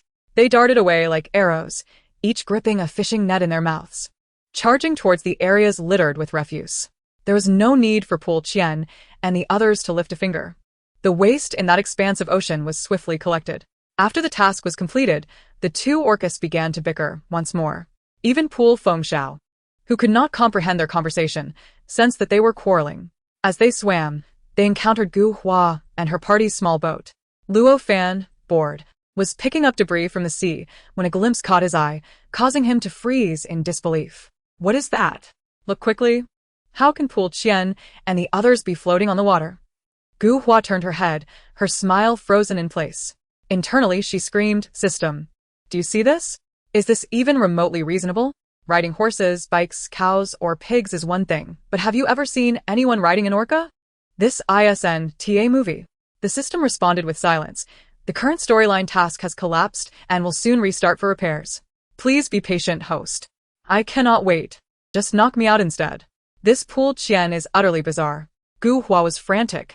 The system remained speechless. The others were equally dumbfounded. The two orcas surged towards them, their tails splashing waves that drenched the boat's occupants.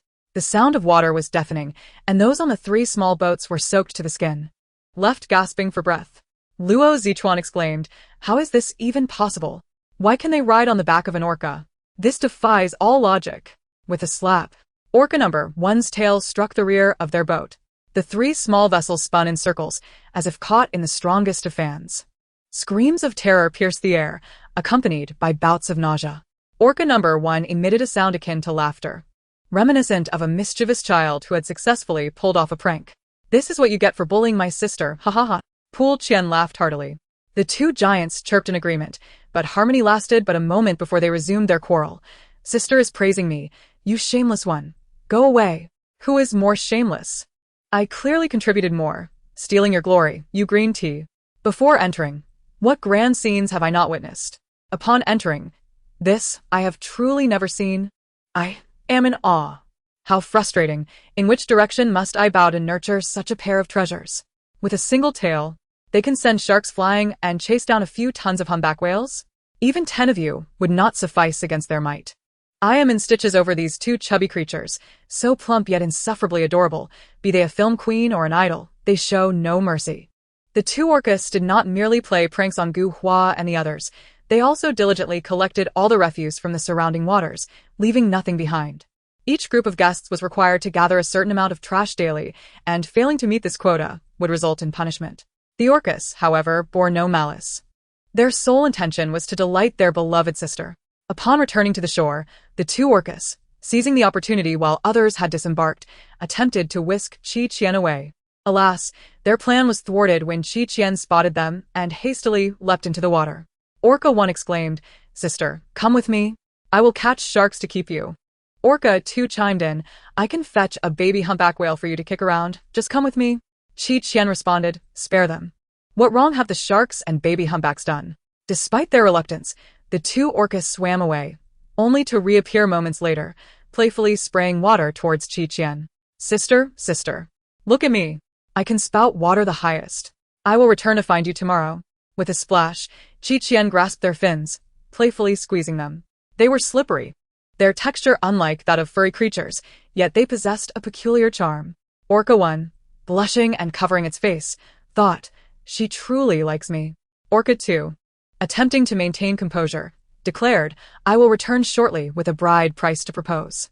After reluctantly departing, Qi Fengxiao and his son Xinjing remained in a state of exhilaration, unable to calm their excitement.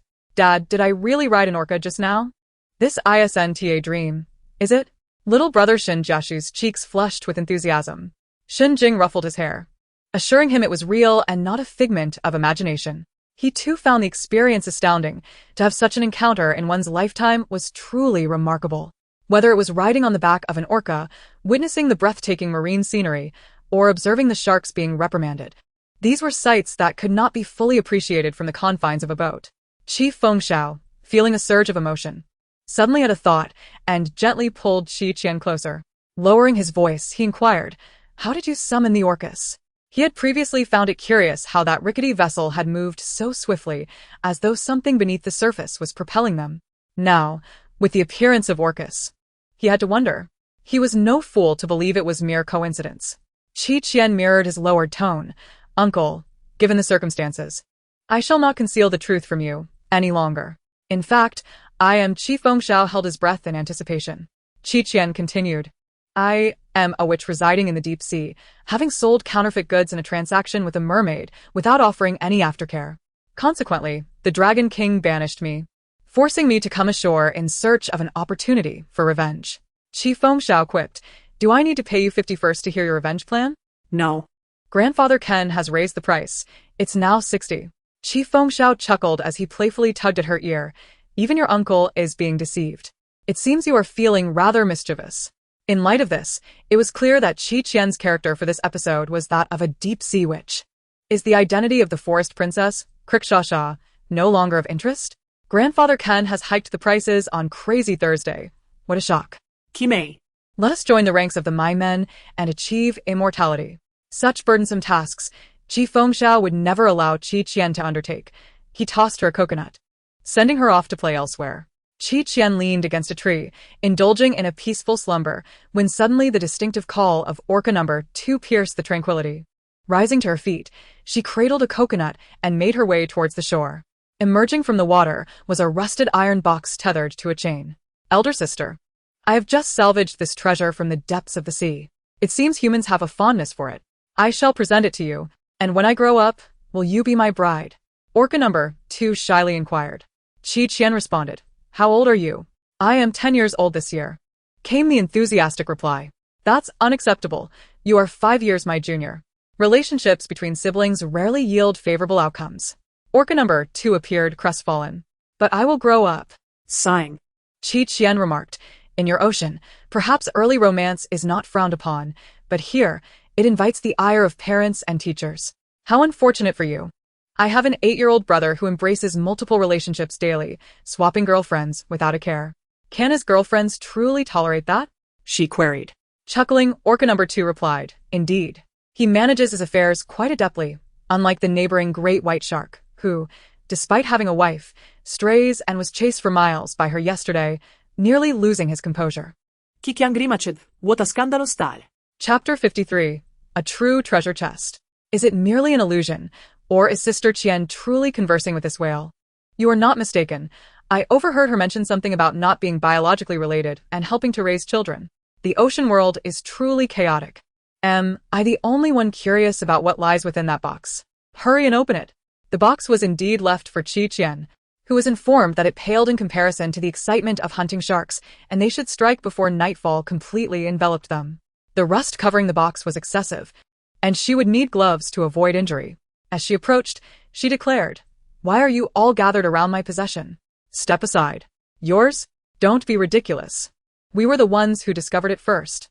Ling Qian sneered, preparing to pry it open. Without hesitation, Qi Qian executed a swift strike, targeting the nerve in his arm. He winced in pain, releasing his grip on the box. Gu Hua interposed herself, saying, Qian, it is indeed the box we found first. Do not behave irrationally. Qi Qian retorted, It's amusing how you all seem drawn to my belongings. It's as if you can't resist. When Li interjected, If you claim it as yours, what proof do you possess? And how can you prove it belongs to you? Luo Fan chuckled, Qian, you have unearthed so many gold nuggets. Surely there is no need to monopolize everything. Allow us a taste of the treasure hunt as well. Qian scoffed. Have you grown a brain made of tofu? Is that why your thoughts are so vacant? With so many drones and cameras, do you think you can outsmart me? Gu Hua and Luo Fan are being utterly ridiculous, wanting to claim everything. It infuriates me. That was a gift from the baby orca to Sister Qian. How can they lay claim to it? Qi Qian is truly selfish. Did the orca ever say it was meant solely for her? Why can't it be a gift for everyone? The atmosphere grew tense. At that moment, Qi Fengxiao's chilling voice pierced through the air. I dare anyone to snatch away my Qianbao as belongings. How audacious to bully a girl like Qian just because of their numbers. Shun Jing retorted, stepping protectively behind Qi Qian, towering over her. Ling Qian and Luo Fan possessed impressive physiques, quite remarkable among their peers, yet before them, Qi Qian barely reached their chests. Gu Hua interjected, Brother Qi, Brother Shen. It's not that we are bullying Qian. She insists that our belongings are hers. Ling Qian scoffed. How shameless can she be?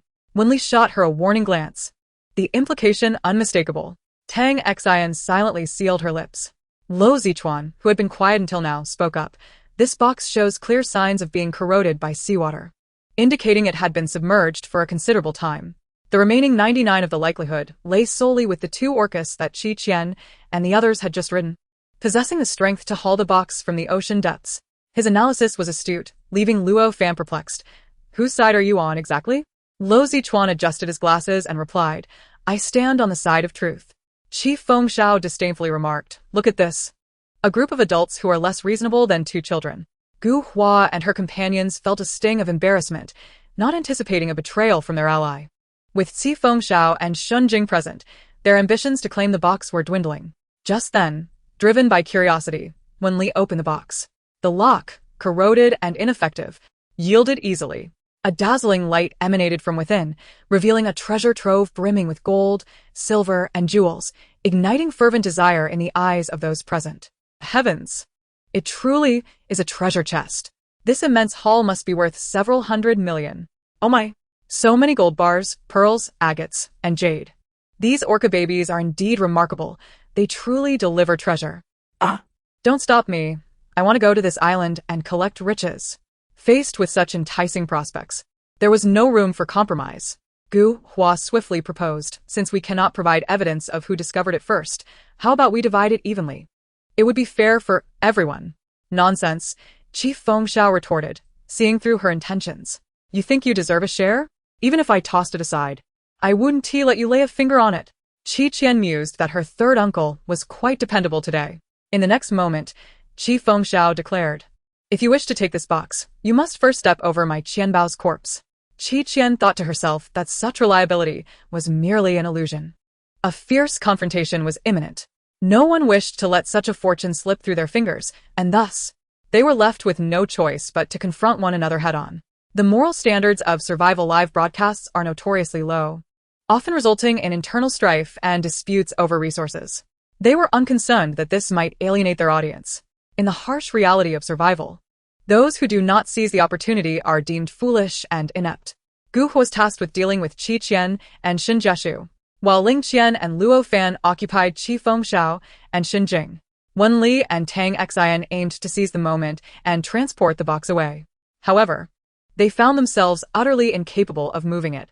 Qian picked up a wooden stick from the ground and struck Gu Huan's back, pushing her aside before rushing to assist Qi Fengxiao, who was entangled in a struggle with Ling Qian.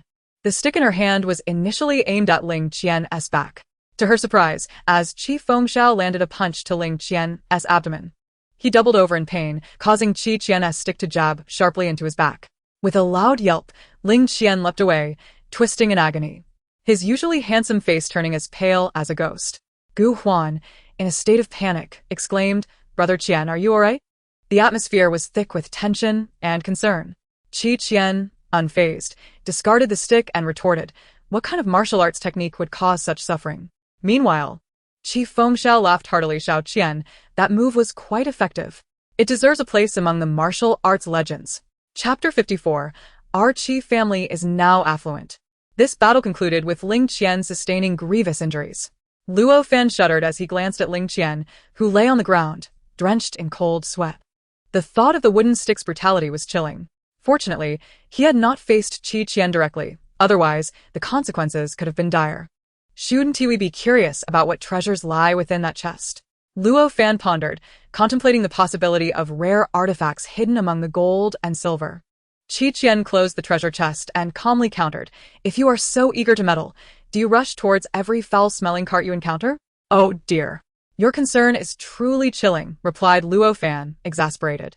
Miss, you are truly difficult to deal with, he added, while Qian's companions left, supporting the injured with expressions of dismay, seemingly embarrassed by the earlier scuffle. Suddenly, Qian recalled the melon they had tasted at the Orca 2. Tang Xian and Wen Li were there. It seemed the Orca eye remained oblivious to being overtaken by its brother. Xin Jieshu, with unwavering conviction and hands clasped in prayer, declared, this must be a gift from the sea to Princess Klika Shasha of the forest. Despite the passage of time, Jieshu still did not recognize that he had been deceived. Qi Fengxiao began to waver. Xiao Qian, you wouldn't truly be a deep-sea witch, would you? Qian opened her mouth. I'm 60. Enough, cease your chatter.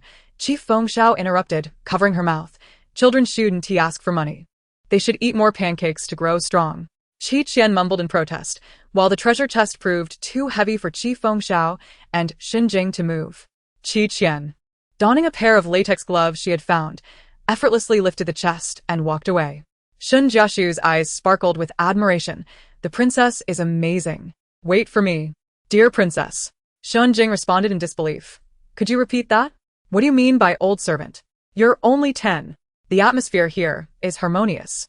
With no disputes arising over the treasure, it is implicitly accepted that the items belong to Qian and she may dispose of them as she pleases. In stark contrast, a cloud of tension looms over another corner. Wen Li halts, turning to confront Tang Xian. Did you deliberately hold back just now? Are you trying to assist Qian? Tang Xian's complexion pales instantly, astonished at being discovered. She had intentionally refrained from exerting herself while moving the box, as she did not wish to compete with Qian for the items. However, she dared not defy her mother, resorting instead to subtle maneuvers. If you are so fond of her, why not simply seek her out? When Li's simmering frustration is evident, even in her calm demeanor. Are you even aware of what you are doing? Wening is rather harsh on her daughter. It seems she treats Gu Hua with more leniency than she does Tang Xian. Isn't it unreasonable to criticize Tang Xian, who is merely caught in between? Even if Tang Xian had not held back, they would still be unable to lift the treasure chest. It is perplexing why she is being blamed. Tang Xian stands there, tears streaming down her face, utterly at a loss. The ever-pleasing Gu Hua and Luo Fan remain silent, their own anger simmering within. They endure meager rations while others feast lavishly.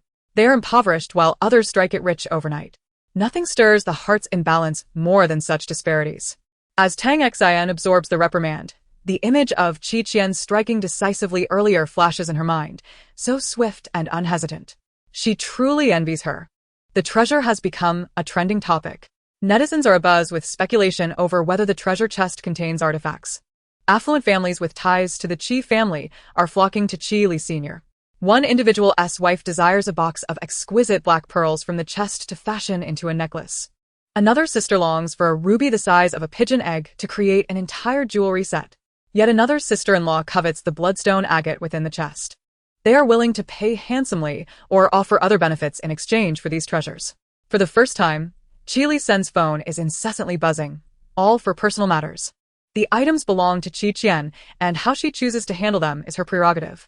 The Qi family is not in need of such monetary gain. However, one wonders why the simple-minded girl has undertaken such a significant endeavor without a word. Qi Li Sen shifts aside a pile of documents and opens his tablet to indulge in a bit of leisure during work hours. Qian is also taking a break. The fresh salmon she has just caught appears to be wonderfully fatty and feels delightful to the touch. With swift, deft strokes, Qian slices it into sashimi, arranging it on clean leaves. These fish are not dead. They have merely transitioned to another form, swimming into her belly. Amen.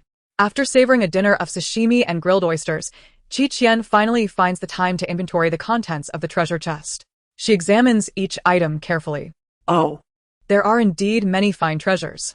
Countless gold and silver jewels, a box for pearls crafted from precious wood, and exquisite lacquerware and porcelain that are simply breathtaking. Some spices even retain a hint of fragrance. Unlike the treasures recovered from recent shipwrecks, these seem to possess a certain historical value. Judging by their quality, they resemble a dowry. The orca baby is discerning when it comes to gifts. Qian has only glanced at the upper section, her eyes nearly dazzled by the wealth before her. So much money. She has become quite the affluent individual. When Qi Fengxiao overheard her murmuring, he callously shattered her illusions. Wake up. This amount of money is insufficient for you to simply lounge about.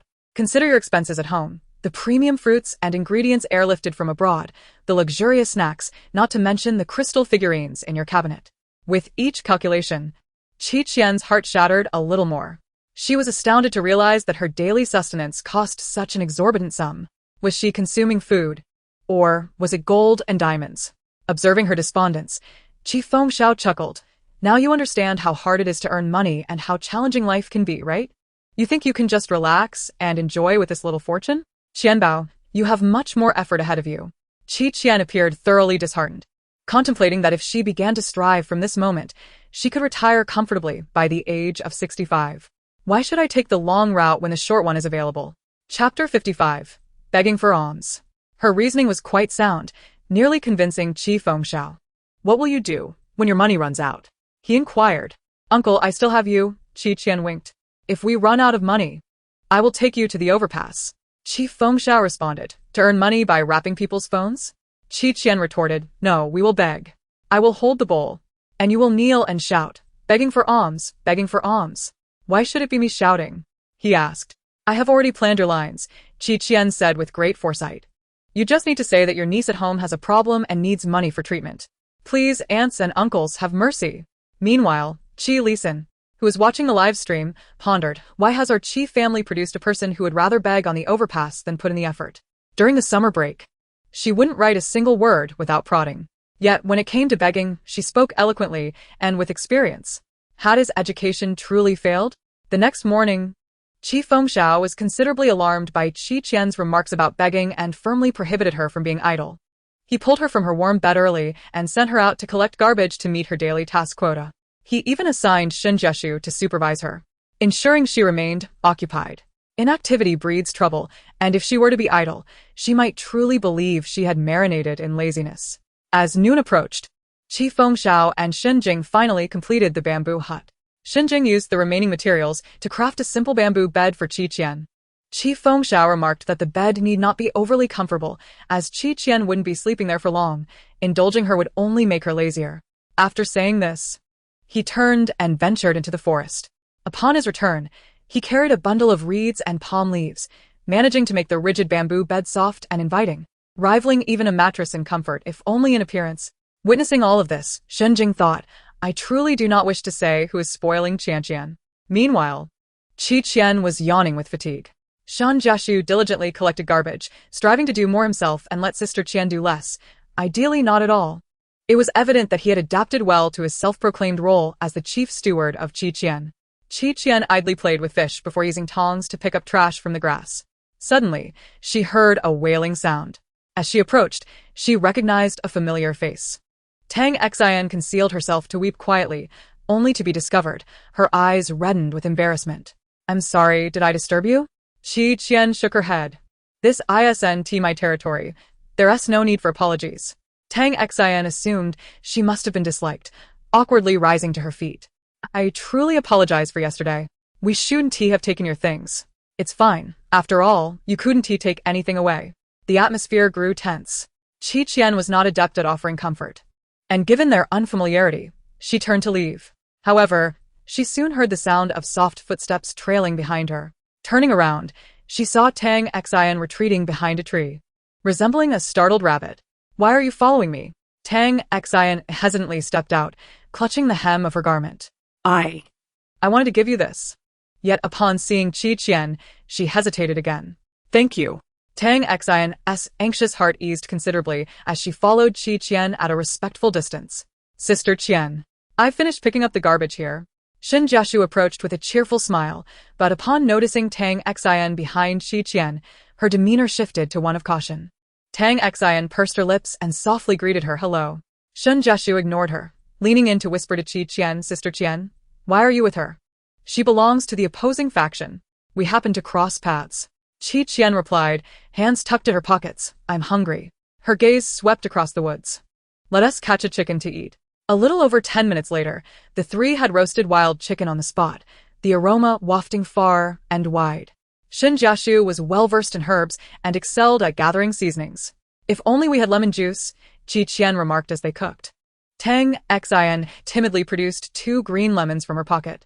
I just picked these from the tree. They're quite sour. Qi Qian's eyes lit up. This will do.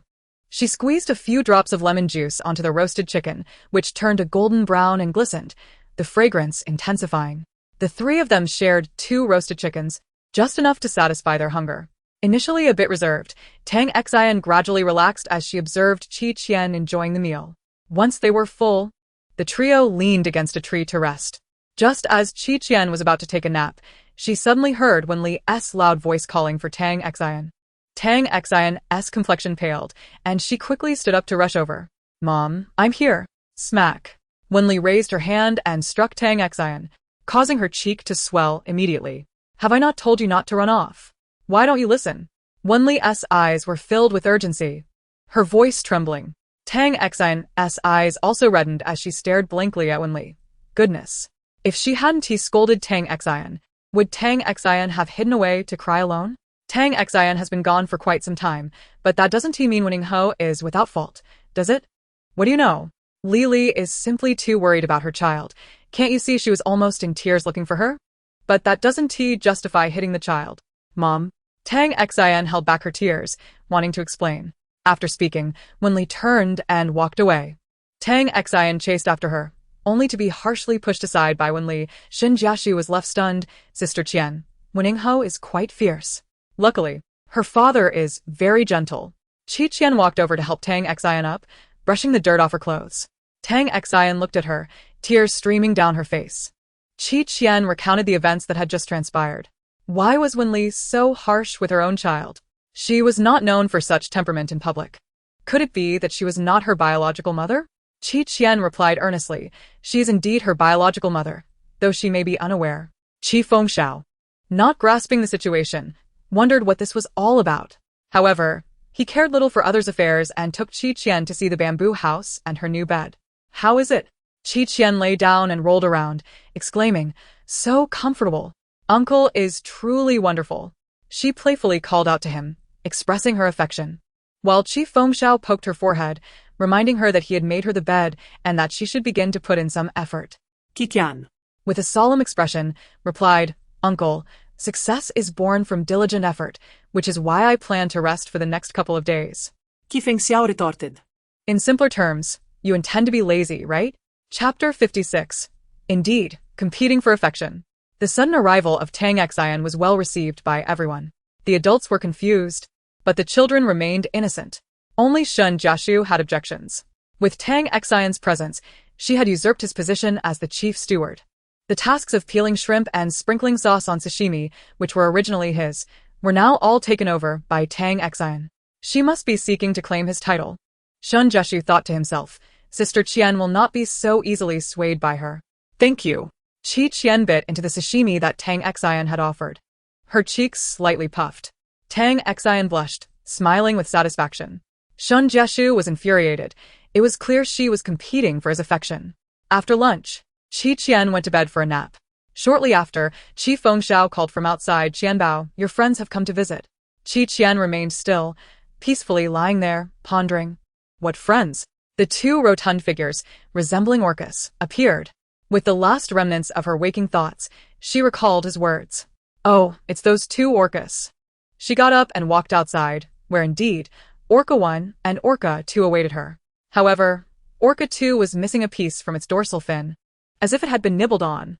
Orca 1, with a cheerful grin, remarked, how could such a darling creature be responsible for that? It must have been a certain scheming whale trying to curry favor with my sister while I wasn't looking. Then, Qian received a rather peculiar gift from Orca 1, a sizable lump of sperm whale feces. Truly, no matter how valuable or rare it might be, it was still excrement. Isn't the sperm whale feces? Also known as ambergris, it may be feces, but it is more precious than gold. Sister Qian's expression of despair yet unwillingness to refuse is hilarious. Do orcas bring gifts when they visit? I don't mind that it's feces. I can take as much as they give me. These two hefty orcas are pampering Sister Qian with treasures and ambergris. Could they be raising a daughter-in-law? Qian hesitated, feeling conflicted about handling the large, fecal mass from the sperm whale. Ultimately, she reluctantly accepted it.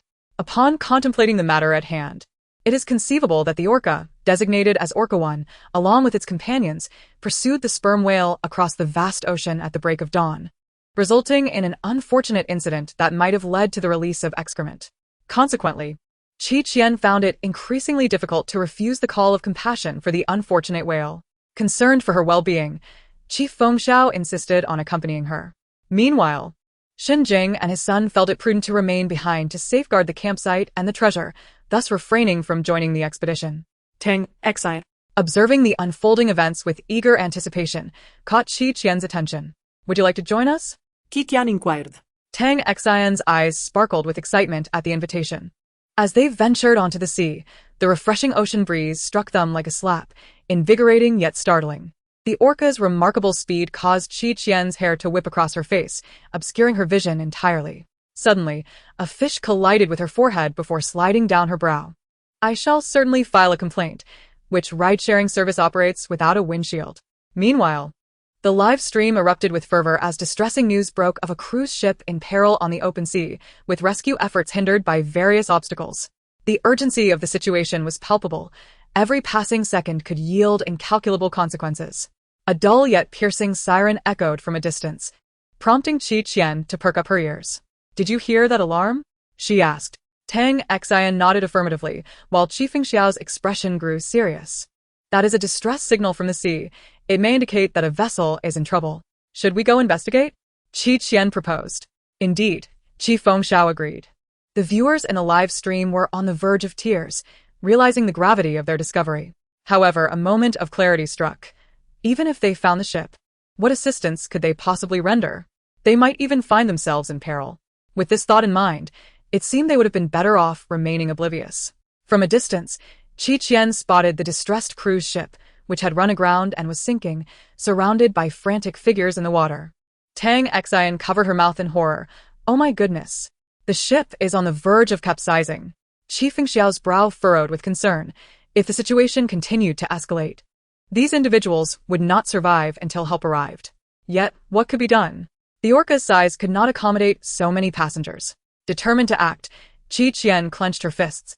Disregarding her reservations, she raised her thumb and index finger and emitted a sharp whistle. Instantly, the previously tranquil ocean erupted into frothy white waves as several orcas surged toward them. Flanked by the great white sharks that had been harassed by Orcus 1 and 2 the previous day, along with other sizable marine creatures, Tang Xian's eyes widened in astonishment, her heart racing wildly within her chest. Despite having accompanied Qian for the past few days, Qi Fengxiao found himself momentarily speechless, awestruck by the magnificent spectacle before him. As they turned their heads, they observed Qian raising her arm, reminiscent of a commanding general issuing orders. Follow me. Qi Fengxiao's blood surged with fervor, adrenaline coursing through his veins. The scene unfolding before his eyes was a thrill far beyond any extreme sport he had previously indulged in. A free spirit by nature, he had always sought excitement. Moments later, the 2 orcas they rode surged ahead, clearing the path. Behind them, a multitude of fish swarmed like an army, their collective presence exuding an aura akin to that of 1,000 galloping steeds. The current cameras are remarkably advanced. The special effects are astonishingly lifelike, one commenter noted. Haha. I feel like I'm witnessing a cadre of deep-sea giants trailing behind Sister Qian, looking to settle some scores, another quipped. Come on, stop deluding yourselves. Is it really that hard to admit your eyes are deceiving you?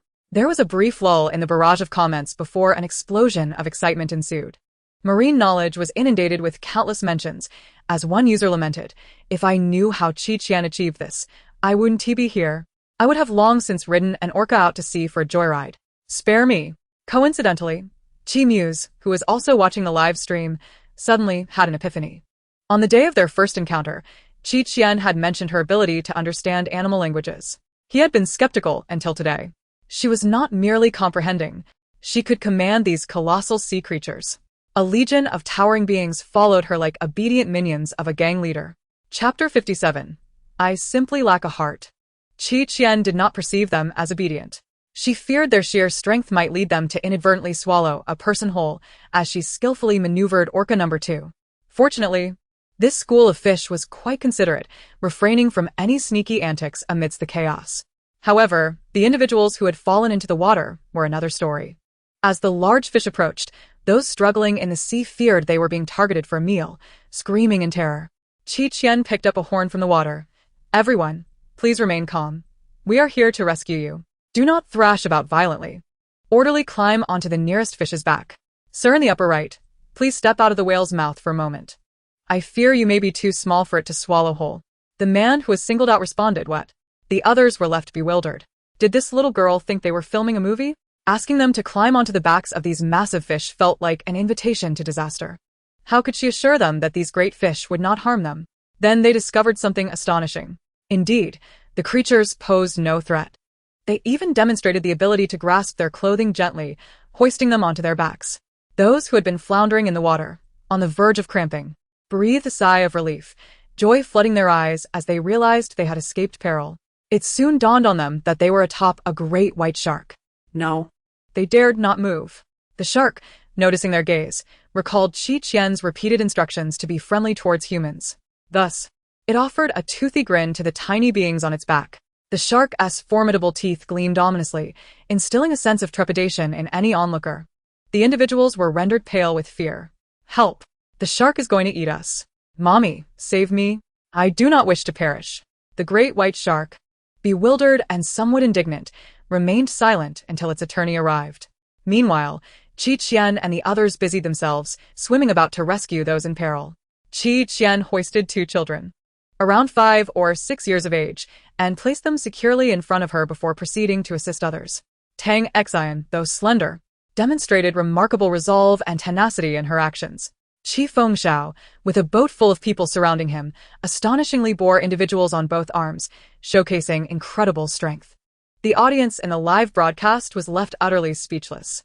They often boasted about Qi Qian's boundless capabilities and fearlessness, yet this time, no one harbored any expectations of assistance from the trio. However, to everyone's amazement, they succeeded. How was it that Qi Qian commanded these marine creatures so effectively, orchestrating a systematic rescue? Qi Fengxiao, unlike the previously reported diva with a bad temper, exhibited remarkable composure when a child inadvertently ticked his face, not even furrowing a brow. Tang Xian, who is often perceived as timid and introverted, revealed a different facet of herself. It seemed as though something had shifted within her. At long last, before the cruise ship sank completely, everyone was rescued. When the rescue boats arrived, they initially believed they had arrived too late, spotting only the railing of the submerged ship. However, upon turning around, they were met with a bewildering sight: a dense congregation of marine life, orca, great white sharks, manta rays, dolphins, and more, each bearing passengers upon their backs. The rescue team was left dumbfounded. Surely, they must still be dreaming or experiencing some sort of mirage. Otherwise, they must be out of their minds. Such a fantastical vision could not arise without a decade of cerebral misfortune. Soon, they realized it was no illusion and hurriedly began to transfer the rescued individuals onto their vessels. Ultimately, only Qi Qian and Qi Fengxiao remained, along with the two little sisters. "Come aboard, quickly," called the rescuers, extending their hands. The rescue team, still in disbelief, questioned, "Where did all these fish come from?" "Oh, "It's just a special effect. They will vanish shortly," Qi Fengxiao replied calmly. The rescue personnel thought to themselves, "We may play the fool, but do not presume us to be truly gullible." One of them inquired, "Could you share your names? We would like to honor you later." Qi Qian's eyes sparkled with delight. "Oh, how embarrassing. We prefer to remain anonymous. I am Qi Qian and this is my uncle, Qi Fengxiao. Please inscribe on the banner. May you eat well, drink well, and enjoy eternal life." "Thank you," the rescuer retorted. "Did you not just say you wished to remain nameless?" Tang Xian stifled a laugh, finding Qi Qian utterly charming. "Sister, sister," exclaimed the pair of twin girls rescued by Qi Qian, extending a lollipop towards her. "Thank you. When we grow up, we aspire to be just like you." Qi Qian accepted the lollipop, her expression earnest. "You may, but it is not necessary. For I am not a good person." The twins responded, "We do not believe that. You are undoubtedly a good person." Qi Qian, "In the past, I used to pilfer vegetables from others' farms when I was feeling down, and I often found solace in squeezing instant noodles at the supermarket. Just last week, I even gave my uncle's little chick from Ant Farm a good beating." The once cheerful Qi Fengxiao. "Why on earth did you hit my chick?" Qi Qian lit a cyber cigarette, her voice heavy with experience. "Do not emulate me. The splendor of my past is not something you can replicate." The twins, having previously been sheltered from the harsh realities of society, now found themselves enlightened. "So, this is how intricate the world of adults truly is?" "I was initially crying so hard that tears streamed into my mouth and out through my nostrils, but the moment Qianjie spoke, my tears reversed course. Little sister, heed my words. In the realm of good people, nothing comes easy. Don't follow in my footsteps." Laughing so hard I nearly fell over. "Is it true that Qianjie enjoys fooling children?" "No. She also delights in deceiving adults. There's a victim right beside her. I was wondering why my chicken always had bumps on its head. It turns out you were the one beating it daily." Qi Fengxiao gritted her teeth, saying, "You let your chick steal my chick's feed, and now you have the audacity to hit it. Qi Qian, you are heartless." Qi Qian clutched her chest, saying, "Dear uncle, my heart was taken by the Queen Mother on the day I descended to endure mortal trials, lest I be tainted by worldly desires and lose my place among the immortals. Speak plainly." "Oh, I simply lack a heart." The two continued their playful banter as they rode off on a killer whale. The rescue team members stared in stunned silence as they departed. An indescribable shock and confusion erupted within them, causing their worldview to collapse entirely. "Captain, how should we write this report? I can understand whales and dolphins rescuing people, but a shark doing the same is beyond my comprehension. How could they ride on a killer whale?" "Rescue captain, have you considered that I am also at a loss?" "Oh, "Good heavens. I recognize the girl." A gasp arose from the crowd. "She is a celebrity, and her uncle is a film emperor." As this revelation spread, Everyone immediately flocked to him. What? What is her social media handle? Chapter 58. Draw a few fans for me. The cruise ship incident stirred quite a commotion, and the live stream featuring Qian and Fengxiao soared to the top of trending topics, with constant notifications flooding in. The variety show Escape Charmer also skyrocketed in popularity. Some attempted to uncover evidence of deception in the live stream, hoping to prove it was merely a scripted performance. Soon after, the officials issued a statement specifically praising Qian, Fengxiao, and Tang Xian. With the official endorsement, the incessant chatter of detractors and critics was swiftly silenced. Qian fans, it seems like the main characters are taking us along for the ride? Obediently munching popcorn. Sister Kite. Today, my brother also got carried along by Qianji's charm, with a satisfied expression. Film Queen fans, our beloved Heart has truly made it. Lily will surely be proud to hear this. The number of talent agencies seeking to sign Qian increased, as everyone wished to claim this golden goose. Brand companies approached Brother Zhao, expressing their intent to collaborate with Qian through him. Meanwhile, Qi Lisan received a call from the Oceanic Administration. They earnestly hoped that Qian could join their efforts to contribute to marine ecology. Qi Lisan, is it possible that his child is still a minor? 2 orcas guided them to a southern expanse of water. One orca, significantly larger than the others, thrashed in the sea, emitting mournful cries. Orca 1 exclaimed, "Sister, please help it." Orca 2 responded, "Its tail is ensnared by a fishing net on the seabed. We must rescue it without delay." Qian patted her pockets, finding them empty. "Uncle, did you bring a knife? This orca's tail is entangled." Fengxiao shook his head. "I left it at the camp." Tan xin timili opfer. Would this work? Qian noticed the scissors she extended and replied, "Of course, may I borrow them?" A smile spread across Tang Xian's face. She had been teased by Gu Hua for bringing such a seemingly useless item instead of a dagger. Qian leaped into the water, swiftly using the scissors to sever the fishing net binding the larger orca's tail. "I also have some wound ointment. Can I use it on it?" Tan xin inquit. Qian praised, Xian, you are truly resourceful." Tang Xian's cheeks flushed with delight.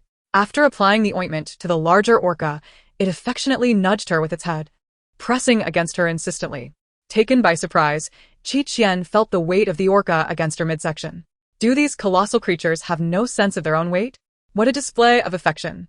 The larger orca whimpered, "Whine, whine, whine. Am I not a little darling weighing several tons?"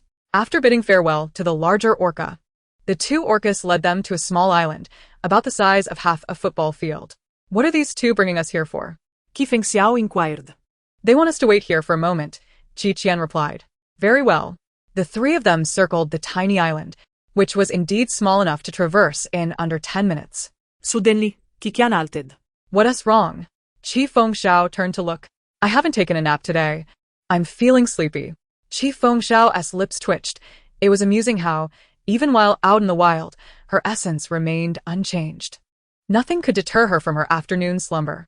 While teasing her, he adeptly gathered a pile of leaves to lay on the ground, ensuring her clothes wouldn't get dirty. Tang Xian contemplated for a moment before venturing into the woods. Qian lay down and instantly fell asleep. Fengxiao fanned her with his hat. Even though he too felt tired, his hands remained in motion.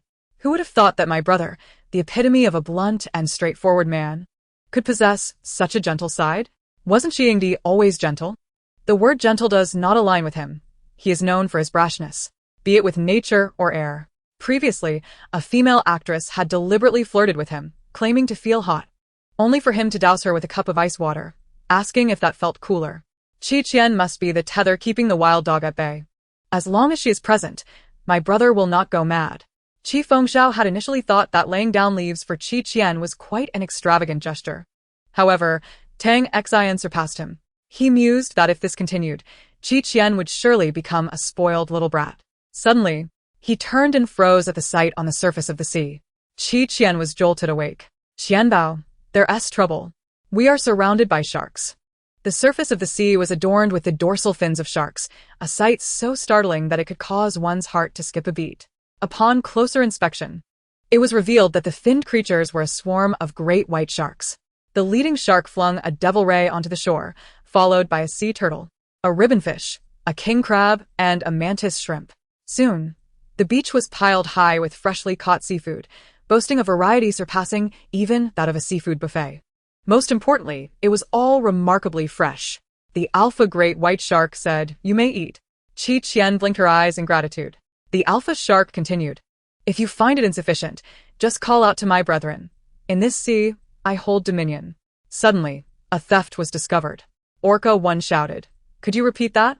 Who claims authority over the sea? Do you take me for air?" Orca 2 added, "While we were away, you slyly sought favor with my sister. What audacity! A horde of calamity-bringing temptresses. If I do not perish, you shall all be mere concubines."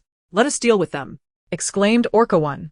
Qian then witnessed a splash as the 2 orcas plunged into the water, mercilessly attacking the group of great white sharks. "Dear sister, do not be deceived by these treacherous sharks. They seek to ensnare you," warned Orca 1. "Indeed," echoed Orca 2. "Do they not see how old they are? What reason does our sister have to associate with them? Is it for their age or their unattractive appearance?"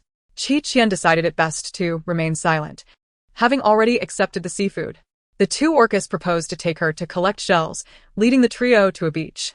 To Qian, shells were small and charming. However, the orca spoke of shells that were pearl oysters, notably large. Countless pearl oysters lay hidden beneath the rocks. The live stream erupted with excitement. Who could resist such a spectacle? How could one reach such a place? The allure of the shells was paramount, far beyond the worth of the pearls themselves. Using fishing nets, they gathered a multitude of pearl oysters and settled on the beach to unveil their treasures. Each oyster contained an unpredictable number of pearls, heightening the thrill of the gamble. After all, if durians could be wagered, what of pearls? Dozens of shells yielded a mountain of pearls, each one plump and lustrous, with shades of pristine white intermingled with rare pink and peacock green.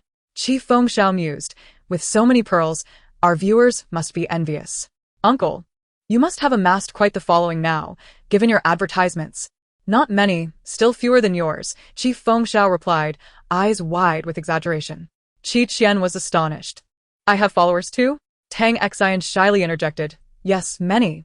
I even follow you." Fengxiao chuckled. "Don't you ever go online?" "Oh, I'm quite busy. Where would I find the time?" Qian thought to herself, busy with feasting and esoteric wellness practices. Fengxiao poked her forehead. "You, who dwell in fortune." "No, not your fortune.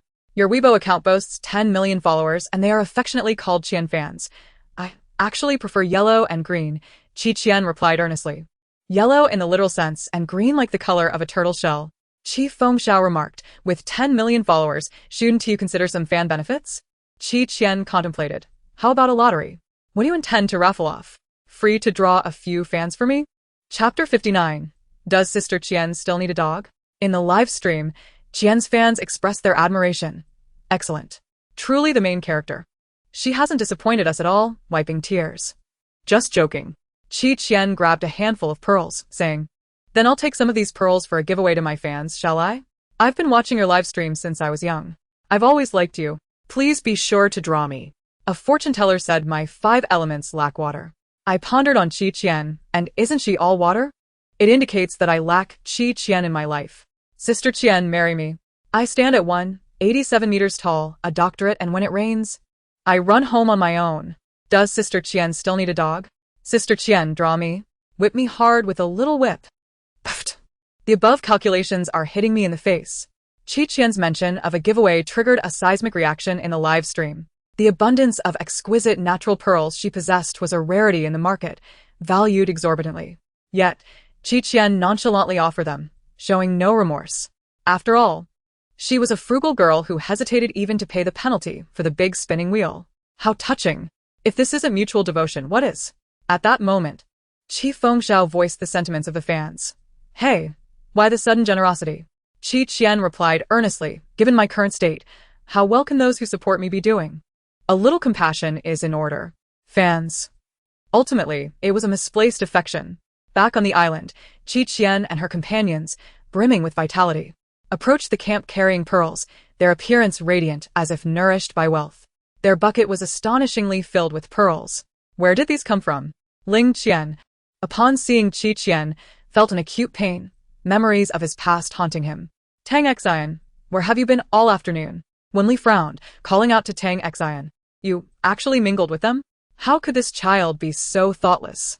Tang Xian instinctively shrank behind Qian, mumbling, I went out to sea with Qian. Gu Hua remarked, Xian, this is where you went wrong. We've been busy all afternoon, and you were the only one absent. Tang Xian bit her lip, motionless, trembling under Wen Li's cold, disappointed gaze. Still not coming over? Ben Li sa display asura da panat. Qian grasped Tang Xian's trembling arm and turned to Wen Li. Miss Wen, I actually admire you. Wen Li was taken aback, then quickly resumed her aloof demeanor. Oh really? Indeed, Qian replied earnestly. Because I believe that a person can be so foolish to the point of offering their own daughter as a sacrifice to please others. That is truly exceptional. What do you mean? Qian lightly remarked. You have a good friend whom you consider a sister, right? Your bond is truly remarkable. Even when her daughter suffers from a blood disease, you are willing to allow your own daughter to donate blood. What a touching and heartbreaking sisterhood. Tang Xian's eyes widened in shock. How did Qian know about this? Wen Li's expression turned icy. What exactly are you trying to say? Oh, nothing much. Just curious about what brand of bed you have at home. It seems quite comfortable. Otherwise, your close friend and your husband would not frequently find themselves on that very bed. Qian pondered for a moment, tilting her head, engaging in some extreme physical exchanges. Qi Fengxiao's temples throbbed, who had taught Qianbao such phrases. Who was responsible for leading his innocent and naive Qianbao astray? Which rascal was it? What just rolled past my face? Here she comes, the gossip queen, accompanied by her juicy tidbits. I mean, can Qian stop spreading rumors? Li's husband is notoriously devoted to his wife. How could he possibly cheat? Nonsense. My best friend and my husband hardly interact. Actually, they do. Qian smiled. They've known each other 5 years longer than you, and they were together back then. Impossible. Did you perhaps give birth to a stillborn child? In truth, she is still alive.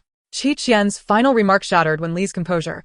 Her eyes reddened as she fixated intensely on Qian. Do you know where my child is? You must know.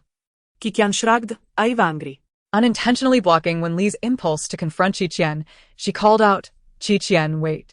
Ben Li, ansios, exclaimed. You haven't finished your words. Or, are you indeed fabricating lies? As Wen Li attempted to pursue her, Tang Xian grasped her arm. Mom. Qian said she's hungry. Perhaps we should wait a bit. Tang Xian froze, her blood running cold from head to toe. Suddenly awakened from a dream, she dazedly followed behind. Yet, Wen Li neither noticed her nor acknowledged her presence. It had always been this way. Wen Li was powerless to stop Qian, watching helplessly as she departed, her chest heaving. Gu Hua stepped forward to comfort Wen Li. Sister Wen, don't pay attention to Qian's wild claims. How could she possibly know something so specific? It's likely just to frighten you. Wen Li seemed lost, as though she had not heard her words. She would rather that Qian's assertions were true. If that were the case, perhaps her beloved daughter. At the campsite, a bonfire crackled to life. A few individuals gathered around a makeshift bamboo table to dine. Qi Fengxiao glanced at the dazed Tang Xian and asked, Qian, were those words you just uttered true? Absolutely genuine. Qian bit into a crab leg, her eyes narrowing in satisfaction. Xinjing, puzzled, inquired, why is Wen Li so harsh with her own daughter, yet so kind to others' children? Tang Xian lowered her head. Because I am not her biological child. I am merely the one she adopted. What? The others present, aside from Qian, displayed expressions of shock. Qi Fengxiao quietly asked Qian, I recall you mentioning that Tang Xian is Wen Li's biological daughter, but she remains unaware? Qian nodded. Indeed, they are both oblivious. What sort of situation was this? The situation was precisely as it appeared. For further clarity, one must await developments. Having spoken, Qian received a playful tug on her hair from Qi Fengxiao. Qian, lost in thought while gazing at the sashimi before her, caught Qi Fengxiao's attention. He shifted from tugging to gently massaging her head, trying to comfort her. Don't overthink. Let others worry about their own affairs. No, Qian replied. I was merely contemplating that this fish was alive until its very end. Qi Fengxiao slowly responded, Well, what else would it be? Chapter 60. Pirates, this way, please. At that moment, a figure approached, revealing itself to be Luo Zichuan. I wish to join you, he stated plainly. Qi Fengxiao was momentarily taken aback. Was this a refuge of sorts, with everyone flocking here? Come now, do you have ulterior motives? Luo Zichuan ignored him and turned to Qian. I will be of use to you. Qian, biting on a reed straw and sipping coconut juice, replied, Do tell. What skills do you possess that would benefit our company, and can you accept our 007 work policy? Luo Zichuan, still a minor, was oblivious to the harsh realities of adult society. At Qi Qian's inquiry, he was rendered speechless for a full 5 seconds, questioning whether he had stumbled into a devilish interview. Adjusting his glasses, Luo Zichuan said, "I can convert seawater into fresh water. Additionally, I have crafted a set of refining tools. Besides fresh water, I have also attempted to extract salt and sugar, as well as my understanding of marine life." "That will suffice," Qi Qian declared decisively. "We need individuals like you in our company. Congratulations, you are hired." Luo Zichuan hesitated. "Thank you, President Qi. Was this some novel workplace?" Qi Fengxiao saw through Qi Qian's intentions. "You merely wish to keep him around to provide you with sweets, don't you?" Qi Qian rested her chin on her hand, sighing, "Without sweets, what distinguishes me from a salted fish?" Qi Fengxiao chuckled. "You with sweets are no different from a salted fish, perhaps even salter." Tang Xian made space beside her for Luo Zichuan and quietly inquired why he had come over. "I told my brother that the seaside smells of sodium chloride. He asked me what that was, and I explained it was the smell of seawater, rich in salt. Then he suggested, if one bites into food along with seawater, there would be no need to painstakingly extract salt to enhance flavor. I found him rather foolish, and chose not to linger with him," Qi Qian remarked. "He could easily earn a living with his mouth, yet insists on starving himself with thoughts." Silence reigns over tonight's island. This Luo Zichuan seems promising. Knowing whom to associate with here. Following Sister Qian guarantees meals of king crab. After Luo Zichuan's arrival, Qi Qian's sweets began to materialize. The forest was abundant with wild fruits and sugarcane. He transformed most of the sugarcane into brown sugar blocks, refining the remainder into white sugar. As Qi Fengxiao passed by, he observed Luo Zichuan inserting finely carved sticks into the brown sugar blocks, crafting them into lollipops that Qi Qian adored. He remarked, "Here we go again. Another who indulges Qi Qian. At this rate, she'll become utterly spoiled." "Luo Zichuan, hand over that jar of sugar for safekeeping," Qi Fengxiao instructed. Luo Zichuan looked up. "Why?" "One must not allow her to consume excessive sugar. If you give it all to her, won't she face cavities?" "I won't give it all to her. She'll have to ask me when she wants some," Luo Zichuan replied slowly. Moreover, cavities from sugar occur due to a lack of prompt rinsing, leading to sugar accumulation on the tooth surface. The thin film of dental plaque harbors bacteria that decompose sugar. Qi Fengxiao felt overwhelmed. "Fine, keep it.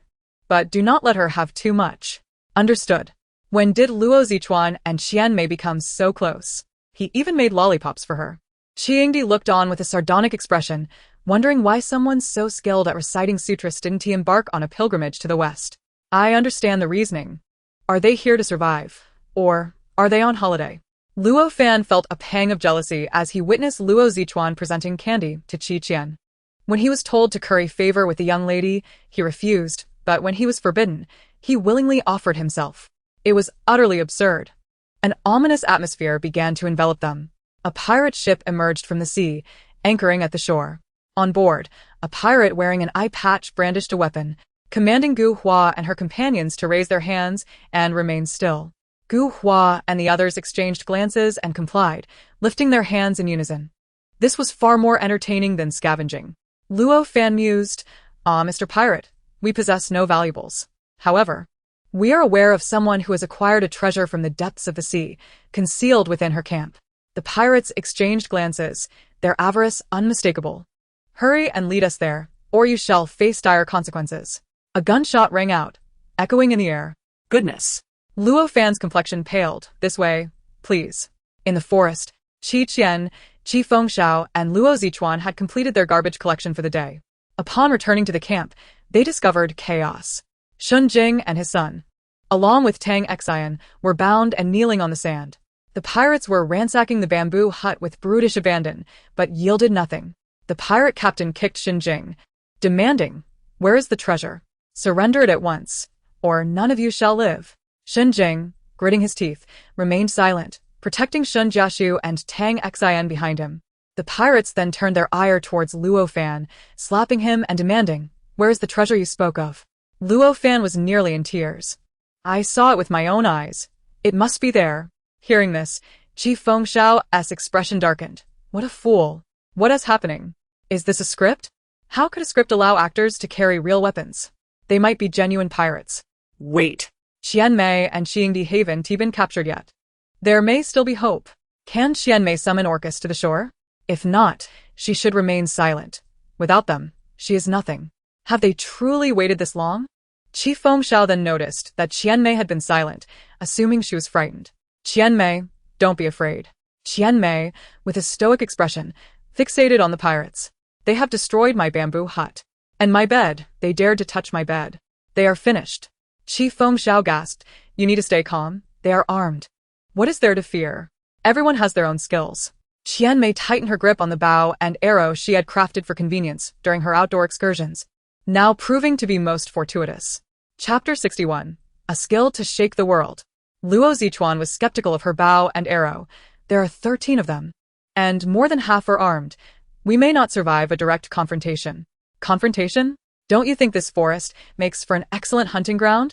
Qi Fengxiao swiftly grasped her intentions. What do you propose we do? I have a plan. Half an hour later, a piercing scream echoed through the forest, accompanied by the sound of hurried footsteps. Luo Fan, battered and bruised by the pirates, exclaimed, it's that girl. The treasure is in her possession. The pirate captain waved his hand, ordering 2 men to stay behind as the others followed him into the woods. A dozen men advanced rapidly, recklessly pursuing their prey, utterly oblivious to the imminent danger looming over these defenseless victims. Qi Fengxiao and Luo Zichuan split into 2 separate paths, desperately forging ahead. The gusts of wind generated by the bullets grazed their bodies, their hearts racing as if on the verge of escape. The group of pirates trailing behind remained completely unaware of the peril that approached.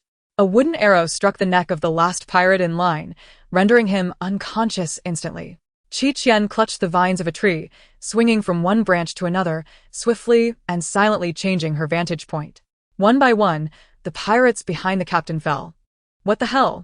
I have a whole gang of subordinates. He roared in fury, firing several shots into the air. Who is playing tricks?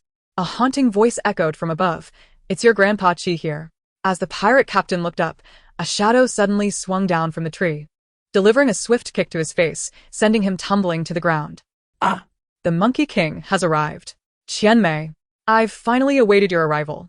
Who dared to claim that without the Orcus, Qian Mei is nothing? Open your eyes and behold. Qian Mei, you carry weapons with you? No matter. I'll bring you to your demise with a single arrow. The pirate captain lay on the ground, his face marked by a distinct shoe print, blood trickling from his nose. He attempted to grasp the gun lying nearby. Qi Qian landed gracefully, stepping on the pirate captain's right hand with a fierce grind. Damn it! He cursed in agony.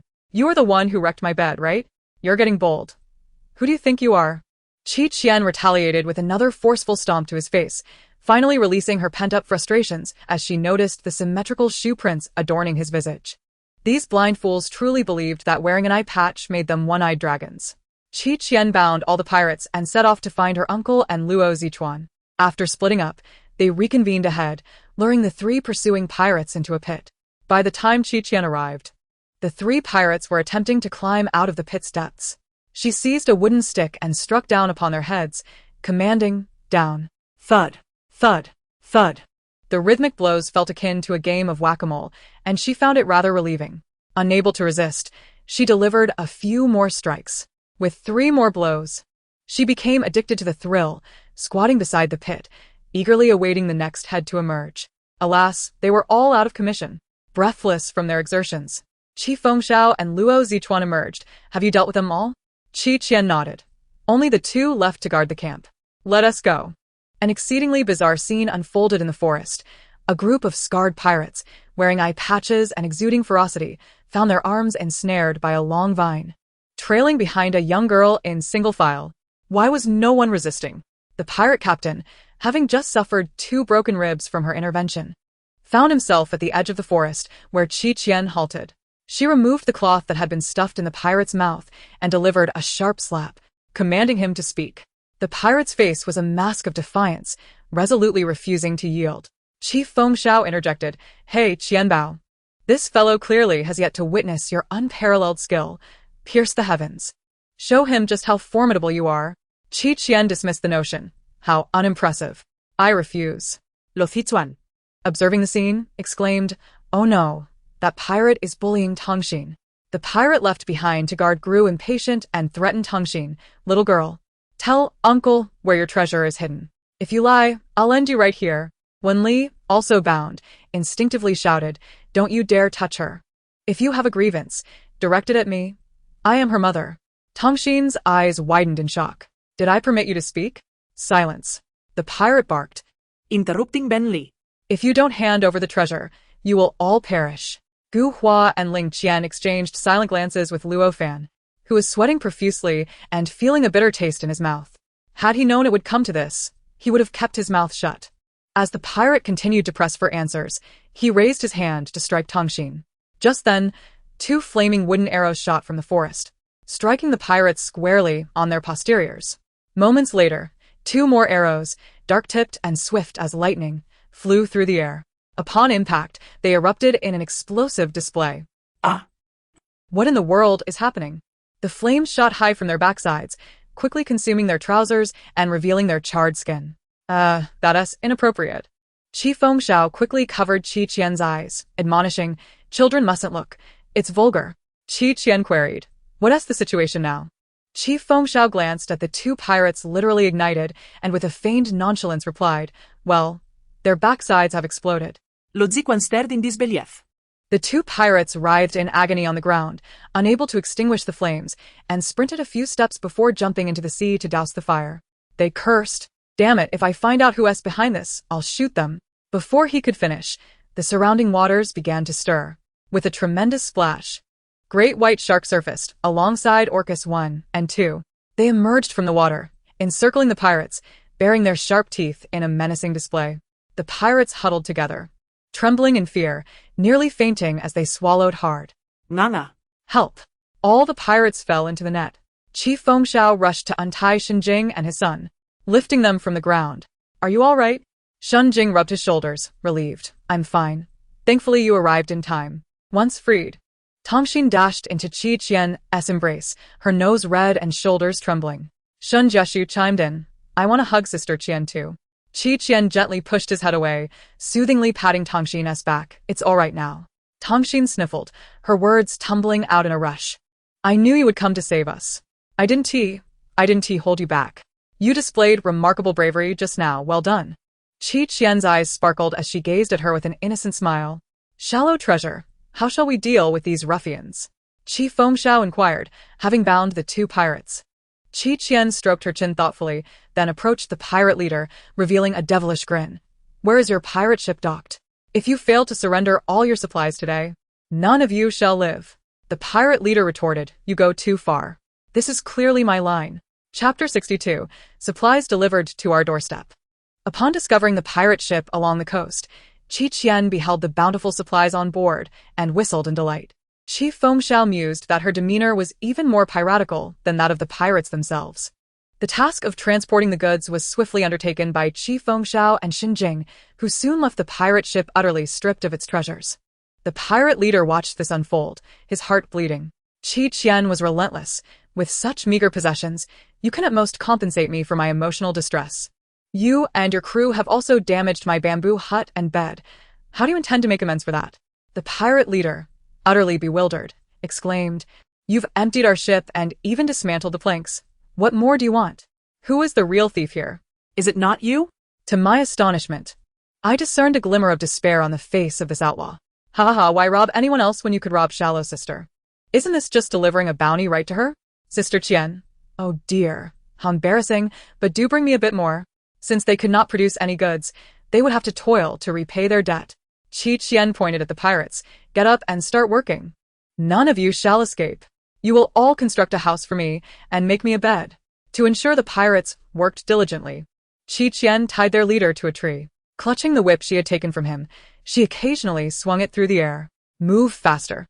You seemed quite vigorous when binding others. Exert some strength now. Who dares to slack off? Do not blame me if my whip finds your leader's face. They were not only subjected to physical torment but also endured Qi Qian's relentless psychological assaults. The agony they experienced was known only to themselves. By heavens! I never wish to be a pirate again. If they moved too slowly, a fierce little girl nearby would swing her whip. If you work this slowly, do you wish for your leader to meet his end? Hurry up. And what of the pirate leader? Bound to the tree, his face bore the marks of shoes. His eyes hollow, entirely devoid of hope. In that moment, it was unclear who truly was the pirate and who the victim. Upon the arrival of the Coast Guard, the pirates nearly wept in relief. Finally, help had arrived. The Coast Guard was bewildered by such an absurd scene. The pirates not only refrained from resisting but also gratefully extended their hands for handcuffs, awaiting their escort. Quite perplexing. Before departing, they expressed their gratitude to Qian, leaving behind the supplies she had confiscated. After all, it was merely food and no matter. The production team hoped Qian would surrender the supplies. Otherwise, with their bellies full, how could they continue the theme of survival? However, upon witnessing the pirate captain, who had been utterly tormented within a mere half-day, and Qian's unwavering gaze fixed upon their cruise ship, bearing an expression that hinted at his intent to seize it, the production team concluded that the instinct for survival outweighed any other consideration. Their own lives were paramount. After leaving the final task card behind, they hastily made their escape. Meanwhile, Qian once again surged onto the trending topics. Bystanders speculated that she had brought along 2 orcas to raid someone's home, only to discover that she had, astonishingly, captured an entire pirate crew. The pirates sought to steal her treasure, yet she had turned the tables and commandeered their ship instead. It was utterly outrageous. Even the head of psychiatry would need a dose of medication to regain composure after viewing such events.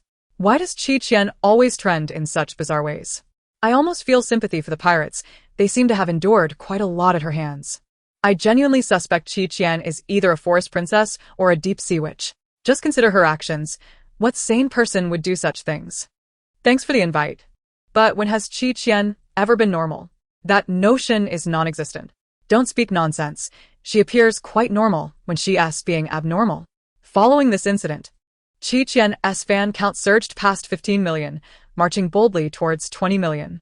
On the island, Qi Fengxiao gazed at the half-constructed bamboo house with a hint of regret, thinking that she should have made the pirates endure their punishment before letting them leave. Qian replied, "It's all right. There are still others." She raised her bow and aimed at Luo Fan and the others who were attempting to discreetly depart, releasing the arrow. Whoosh! The rounded wooden arrow whizzed past their heads. "Qian, have you lost your mind?" Ling Qian exclaimed anxiously, shielding Gu Hua with a glare directed at Qian. "Do you intend to kill us?" Qian merely chuckled. "The score has yet to be settled. Do you think I would let you leave?" Luo Fan, recognizing that her ire was directed at him, stiffened slightly. "Qian, this is a misunderstanding. I did not intend for this to happen." In an effort to garner goodwill, Gu Hua chimed in, "Qian, look at how gravely Luo Xianbei has been injured. It's clear he did not mean it. Now that everyone is unharmed, you didn't tea-brew the 1982 Westlake Longjing tea long enough. I almost vomited." Qian interrupted. "You are all on the same team. Don't presume I am only settling accounts with him." Ling Qian frowned. "Then what do you intend to do? Is this how you speak to your savior?" Qi Fengxiao crossed his arms. If Qian hadn't intervened, would you even be alive to stand here? They were truly testing her patience. Ling Qian, his face pale, retorted, "Who begged her to save us? How self-important. She just trying to flaunt her abilities and show off. Uncle, he asked, disturbing my vision. Throw him into the sea to cool off," Qian instructed. Qi Fengxiao raised 2 fingers to his brow in a salute. "Understood, Commander." He promptly tossed Ling Qian into the water. As Ling Qian regained his footing, the 2 orcas and a swarm of great white sharks surfaced. He stood frozen, paralyzed with fear, his legs nearly numb. "Qian, please make those creatures retreat," Gu Hua exclaimed in a panic. "What on earth do you intend to do?" Qian leisurely accepted the lollipop handed to her by Luo Zichuan, stating, "My labor has fled, yet my bamboo house and bed remain unfinished. If you do not wish to end up languishing in prison like him, then you must get to work. Complete the tasks before nightfall, and I shall spare you." Luo Fan took a deep breath. "Very well, we shall proceed as long as it appeases you." His earlier act of safeguarding her stemmed from a sense of duty. However, should he show her too much kindness, Wen Li might feel remorseful towards her own child. Thus, they resolved to proceed with this arrangement. Gu Hua and the others were compelled to undertake the arduous labor imposed by the pirates, erecting bamboo huts. The sun had yet to set, and the heat of the day was at its zenith. They were exhausted, breathless, and the thought of constructing a home for others while reaping no rewards for themselves was vexing. The crucial question lingered: what were Qian and her companions doing? In Chapter 63, they were indulging in watermelon. The watermelons, retrieved from the supply crates, were plentiful, large, and seedless, exuding a sweet aroma upon being cut. Not only were they eating, but they also made a deliberate noise, smacking their lips. Gu Hua and her companions spent the afternoon merely salivating at the sight. Qian Bao. Let us host a bonfire barbecue tonight. There are so many ready ingredients. Proposed Qi Feng Xiao. Shun Jiashu immediately raised her hand. I will be in charge of finding the seasonings. Shun Jing added, then I shall prepare some bamboo skewers. There are plenty of bamboo here. Luo Zichuan adjusted his glasses. I shall make a glucose solution to cut through the richness. There are wild grapes aplenty in the forest. Qian. With a slice of watermelon in hand, said casually, I will take it upon myself to consume everything. Qi Feng Xiao ruffled her hair. You wish to slack off. No work, no food. After much deliberation, he inquired of Qi Qian, how do you manage to make the arrows explode upon striking the target? Despite his contemplation, he found no clarity. Qi Qian took a bite of watermelon and replied nonchalantly, the first arrow is set ablaze, and the second is tied with potassium nitrate. But where did you acquire potassium nitrate? Baguano. Luo Zichuan suddenly understood. Indeed, baguano contains a high concentration of potassium nitrate, and many bats reside in the caves of the forest. While they were digging, she had gone in search of bat droppings. Every step had been meticulously calculated. Tang Xian did not join them for watermelon. Instead, she went to assist Wenli mother. Allow me to help you. Please take a moment to rest. No need. Wenli replied, regaining her initial calm demeanor. You may leave now. Tang Xian stood her ground, mother. Thank you for earlier. No need. Wenli interrupted her, upon reflection. I realize you are merely my adopted daughter. Calling me mother seems inappropriate. After the recording concludes, you should address me as aunt. The knowledge that her biological daughter still lived in this world rendered her unable to tolerate others calling her mother. Such a title would be unfair to her daughter. Tang Xian clenched her fists, forcing a smile. Very well, aunt, I shall heed your wishes. It matters not. Qi Qian, sucking on a lollipop, inquired. Is it the Shadow Empress who sent you to ask me about her daughter? How could you possibly know? Tang Xian's eyes widened in astonishment. Can you divulge this information to me? What could you offer in exchange? Qi Qian fixed her gaze intently on the watermelon in Tang Xian's hands. She had just consumed 5 pieces when her uncle warned her that continuing to eat would lead to bloating, thus forbidding her from indulging further. Tang Xian decisively handed the watermelon to her, saying, Qian, you eat. All right, Qi Qian cheerfully accepted it. Please go and call Wenli over. Tang Xian immediately went to summon Wenli. Wenli appeared somewhat awkward, her initial arrogance having dissipated. Miss Qi, that child is very important to me. I only wish to know where she is and how she is faring. I beg you to tell me. To be frank, I harbor a strong dislike for you and had no intention of disclosing this information, Qi Qian replied. However, considering Xian's special request, I might make an exception. A flicker of surprise crossed Wenli's eyes at Tang Xian's unexpected willingness. Wening Ho, I present you with 2 choices. What? Tang Xian or your biological daughter. You may choose only one. Who will it be? Wenli hesitated for merely 2 seconds. I choose my biological daughter. Oh, and what is your reasoning? Wenli organized her thoughts. Truthfully, I have always known she is the child born from my husband's infidelity with another woman. I have verified this. And the findings are consistent. Is it possible that all these years, Wening Ho has been raising someone else's child? What a model husband. Lili was deceived by that scoundrel. No wonder Wening Ho despises Tang Xian. It all makes sense now. Wenli continued. Last time you informed me that my husband's affair partner is my close friend. I deduced that Tang Xian must indeed be her biological daughter. After uttering these words, Wenli felt a wave of relief wash over her. Tang Xian was already in tears, leaning against Qi Qian, seeking solace. Qi Qian held her hand, smiling gently. Well then, I shall tell you. In fact, your biological daughter has always been by your side. Wenli hastily inquired. Where is she? Who is she? Is she my friend S daughter, Yan Ran? But the ages don't match. Qi Qian replied lightly. She is right here, before you. What? Wenli was taken aback, following Qi Qian's gaze to see Tang Xian beside her. How could this be? Are you deceiving me? How can it be Tang Xian? Qi Qian stated. When you conducted the paternity test, I assume you did not test against Tang Xian, because you never considered she could be your daughter. Otherwise, you wouldn't have allowed your biological daughter to serve as a blood donor for someone else's child. As a side note, Your close friend and your husband have always been aware of this matter. Qian's final words detonated in Wenli's mind like a bomb. Tang Xian, Whom she had always believed to be an illegitimate child, was actually her own flesh and blood. This is impossible. How could this be? I can't believe they are actually biological mother and daughter.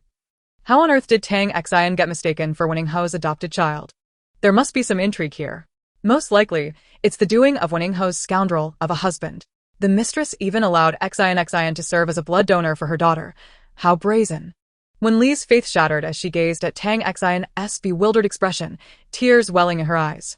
Sin, Tan sin instinkito that chet behin chi Qian, avoiding Wenli dik. Wenli's expression crumbled in despair. Qian smiled gently at Wenli, exclaiming, "Oh dear. What shall we do? You just pushed away your own daughter, with your own hands. You did it deliberately." Wenli's voice was hoarse. "You know very well that Xian is my daughter, yet you intentionally forced me into a choice that would sever our mother-daughter bond." Sever? Qian chuckled derisively. "Forgive my candor, but has there ever been a genuine mother-daughter bond between you and Xian? Have you not already resolved to cast her out of your home?" I haven't," Wenli stammered. "The one who truly forsook her is you, Empress Wen." Qian delivered a merciless blow. "If you had truly cared to observe Xian over the years, you would never have doubted that she is the spitting image of your husband." Chapter 64. Indifferent. She remains unperturbed. Wenli felt her strength drain away, her lips trembling as tears cascaded down her cheeks. I, too, was kept in the dark. "You may do as you please." Qian, uninterested in her justifications, retorted, "What use are your grievances to me?" Wenli, awakening from her stupor. Ugenti tun to tan sin, I am sorry. Mother merely misunderstood. I did not know you were my biological daughter. Tang Xian seemed to draw a flicker of courage from Qian, bravely asserting, "Grandma is the one who loves me most in this family." Wenli began to unravel. "No, Xian, you cannot treat your mother this way. I cannot bear to be without you." Qian explained, "What you mean is that you cannot be without your biological daughter." The original author intended to convey that no matter her mistakes, they stem from love for you.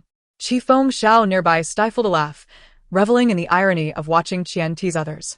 Delightful. Tang Xian wavered momentarily, but soon regained her resolve. "Thank you. But I do not wish to hear any more from you, Aunt. Mama is pleading with you," Wenli implored. Qian stretched lazily. I am angry. Feng Xiao interjected. "Did you not just consume 7 pieces of watermelon? That piece of Tang Xian's, and that piece from Shinjiasu, all went into her belly." "Do not think I did not see," Qian retorted with conviction. "Fruits consumed before a meal occupy the fruit stomach. They do not encroach upon my appetite for the main course. How can I not feel hungry?" Feng Xiao muttered. This sly and indulgent creature. Hearing Qian's words, Tang Xian resolutely addressed Wenli. "I'm sorry, Aunt, but I must go find something to eat for Qian. I cannot continue this conversation with you." Wenli was rendered speechless, her tears flowing more fiercely. She suddenly realized that in her daughter's eyes, her act of seeking food for Qian held more significance than her presence. It revealed the depths of the hurt she had inflicted upon the child in the past. "The pursuit of women. Cremation package is being delivered. Please, Empress Wen, receive it properly." Qian is not mistaken. Had Wenli truly cared, she would not have been deceived for so many years. She bears responsibility as well. Curious as to where Qian obtained her information? It's as if she eavesdropped from the ceiling. The details are too intricate. Do not inquire. The answer lies within the magic of the deep sea witch. Wenli walked away in a daze. This incident did not dampen the enthusiasm for the bonfire barbecue. Some tended to the fire, others washed the ingredients, while others skewered the meat. Luo Zichuan ingeniously assembled a rudimentary barbecue grill using components salvaged from the pirate ship. As dusk settled, their revelry was approaching a euphoric crescendo.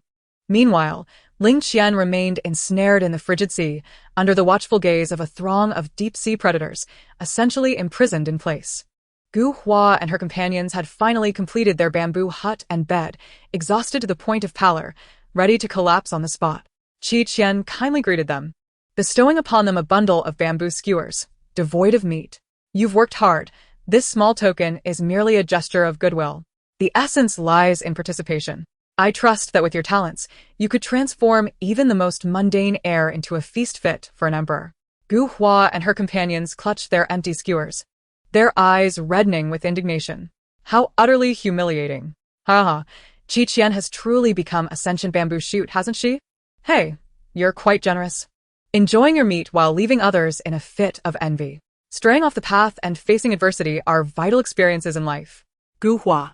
It feels as though Gu Hua and her friends are genuinely fighting for survival, while Qian is merely enjoying a leisurely vacation. Different fates for different characters.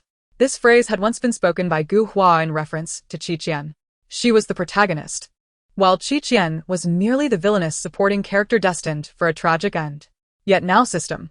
Hosts need not worry, following this live stream. Qian will encounter an inevitable peril.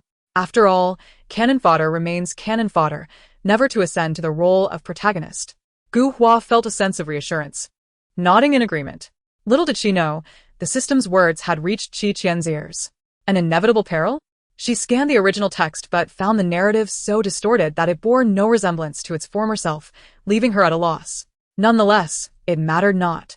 She had her own defenses. When faced with challenges, one need not fear. Simply lying down could resolve half of life's dilemmas. The bonfire party continued late into the night. Qian and Tang Xian shared a bed, hands clasped together. Thank you for today, Tang Xian said bashfully, scratching her cheek. I appreciate you standing up for me in front of Annie. Qian lay comfortably, because the watermelon you provided was sweet. Tang Xian giggled. But how do you know all these things? I have my ways, Qian replied, producing a turtle shell. Care for a fortune-telling? Tang Xian, intrigued, responded eagerly, yes, please.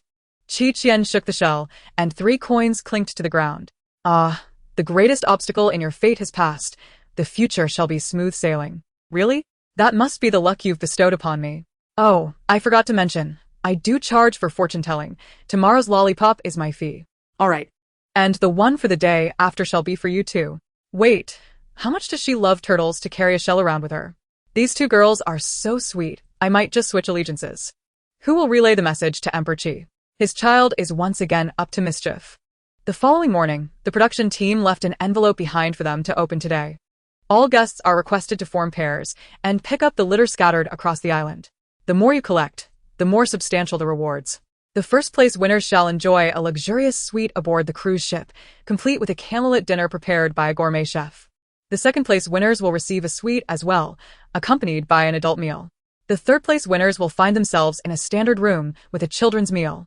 Those who rank lower will have to wait on the deck of the cruise ship, with no dinner provided. Now, let us all endeavor to gather the litter.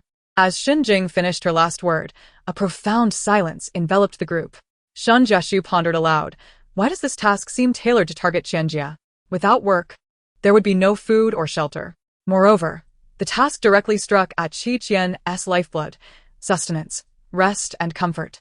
It was evident that she could not survive without any of these essentials. Chapter 65, The Wild Chicken Guides Humanity. The rules were limited to collecting trash from the island. She could hardly enlist the help of orcas or sharks to assist her. Qian, with her hands tucked away, was more intrigued by another matter. When do we have breakfast? Qi Fengxiao was taken aback. Even at a time of crisis, she was preoccupied with food. Did she not see that the other groups had already rushed off to gather as much litter as possible? After a moment of speechlessness, Qi Fengxiao resigned himself to prepare breakfast for her. Truly, he felt he had raised a little tyrant. Qian eventually savored a steaming breakfast, slowly sipping the milk from a glass bottle in their supply box. Observing her leisurely pace, Qi Fengxiao urged, "You need to eat faster. If you don't hurry, all the trash will be picked up by others and will be left on the deck, drinking in the cold wind tonight. There's no need to rush. Eating too quickly can burn the digestive system and is detrimental to health," Qian replied nonchalantly. Besides, the garbage remained stationary, whether she participated or not. It would only accumulate. Are you seriously considering surrendering? How could that be called surrender? There's a saying that true heroism lies in recognizing the harsh realities of life while still embracing it with love. And so, upon seeing life's true visage, I merely wish to give it a resounding slap. Qian smiled, assuring him that it was impossible to defeat her. She would simply lie down in response. Qi Fengxiao's frustration boiled beneath the surface as he hoisted her up and carried her outside. Today, you shall collect trash, whether you like it or not. Otherwise, do not blame me for being ruthless. Ouch, uncle, I haven't finished my milk. Qian protested, extending her hand towards the remaining half bottle. She merely wished to have a meal. What had she done to deserve this? Qi Fengxiao thought that by taking Qi Qian outside, she would obediently work. However, that was a fallacy. He watched in disbelief as this nimble creature climbed a tree and nestled into a branch. He attempted to coax her down, but to no avail.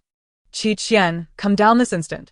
Qi Fengxiao ground his teeth in irritation. If you continue to be this lazy, you'll surely develop problems. At your age, how can you sleep so soundly? Get up. Is your life's purpose merely to lie around and sleep? In response, all he received was the sound of Qi Qian's steady breathing. Qi Fengxiao sighed in exasperation. Help. I'm going to be utterly amused to death by this uncle-niece duo. Qingdi, I've exhausted all my words. Do you think I'm singing a lullaby for you to sleep so soundly? Qi Go merely boasts, without the courage to use force to shake Qian Mei down from the tree. Indeed, who is indulging the child? Let us not speak of it. The bullet comments guessed correctly. Despite Qi Qian's laziness, Qi Fengxiao could not bear to let her sleep on the deck and instead took up tools to collect trash. Qi Qian's slumber lasted until noon. Brother Qi, you only collected this little in the entire morning? Gu Hua approached, seeing Qi Qian asleep in the tree, and remarked with a smile, I truly envy Qian, spending the entire morning doing nothing but enjoying herself. My dear Qian Bao is fortunate to have me as her uncle to assist her, unlike some unfortunate souls who lack such blessings. Qi Fengxiao retorted coldly. Gu Hua tugged at the corners of her mouth. Brother Qi, to be honest, you are indulging Qian too much. One day, you'll spoil her completely. Moreover, if Qian continues this way, the audience in the live stream will find her off-putting. Qi Fengxiao replied, if you have nothing to do, go find a factory to twist some screws instead of chattering in front of me. His disdain for Qi Qian's laziness stemmed from a concern for her health if she continued in such a manner. What was Gu Hua, after all, to critique her? A soft chuckle came from the tree as Qi Qian awakened, stretching languidly. Gu Hua, with a smile that did not reach her eyes, said, Qian, you may not appreciate my words, but I am considering your well-being. Qi Qian replied, knowing I want tea like it, yet you still say it.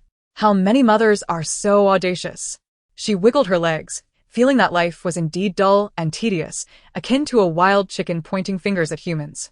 Feigning a wronged yet enduring expression, Gu Hua said, since you all disapprove of me, I shall take my leave. Ling Qian approached Gu Hua, casting a cold glance at Qi Qian upon hearing this. Hua, you are too kind-hearted to everyone, which is why you are often bullied by those who do not appreciate it. He took Gu Hua away, not forgetting to mock. Let us wait and see when she fails to complete her tasks and has to sleep on the deck in disgrace. They departed swiftly, evidently experienced enough to know that lingering even a moment longer would invite Qi Qian's sharp tongue. Seizing the opportunity to motivate Qi Qian, he exclaimed, will you allow them to mock and deride you, ultimately triumphing while you lie beneath their feet? Uncle understood the art of provocation, Qi Qian mused, rubbing her eyes. She glanced at the sky. Was it noon already? Indeed, if she began to exert herself now, perhaps there was still a chance for redemption. Qi Qian slid down the tree trunk and declared, I'm starving. Let us go have lunch first. Qi Fengxiao was taken aback. Despite the gravity of the situation, her mind was only on food. Heartbroken, he prepared a meal for her. As expected, once she finished eating, she was ready to drift into an afternoon nap. You still want to sleep? Because I need to rest well during the day to sleep soundly at night, Qi Qian replied serenely. Qi Fengxiao suspected she had been out all night, otherwise, how could she be so exhausted? When Qi Qian awoke again, 2 hours had passed. Qi Fengxiao was not in the bamboo house, still diligently collecting trash to support his slothful niece.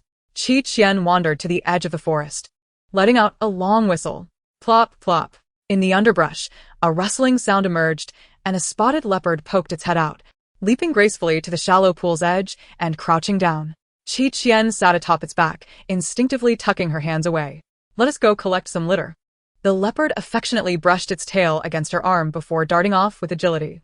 It is well known that leopards possess keen eyesight and a remarkable sense of smell, capable of spotting litterers from afar.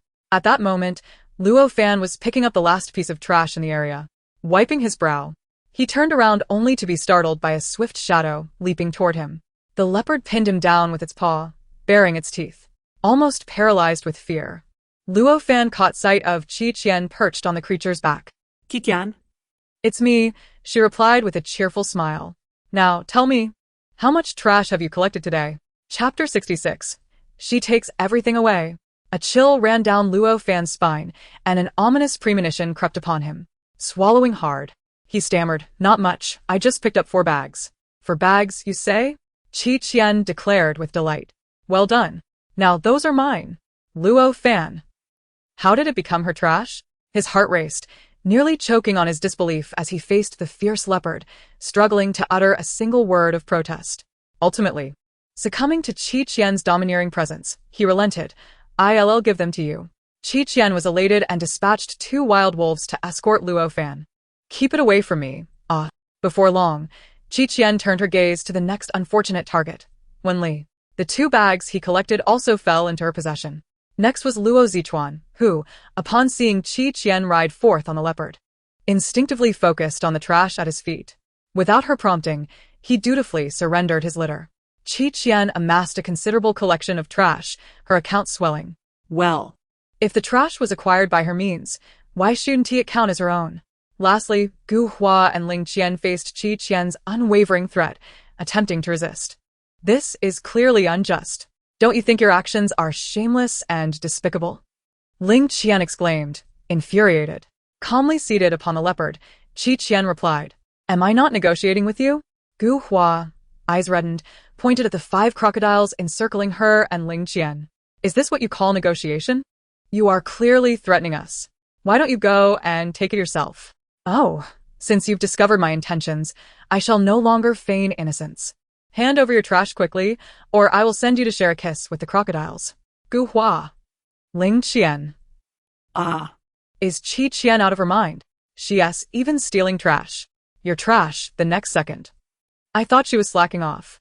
But she was actually waiting on the 5th tier, letting others finish their trash collection while she reaped the benefits. One must admit, this is indeed the most effortless approach.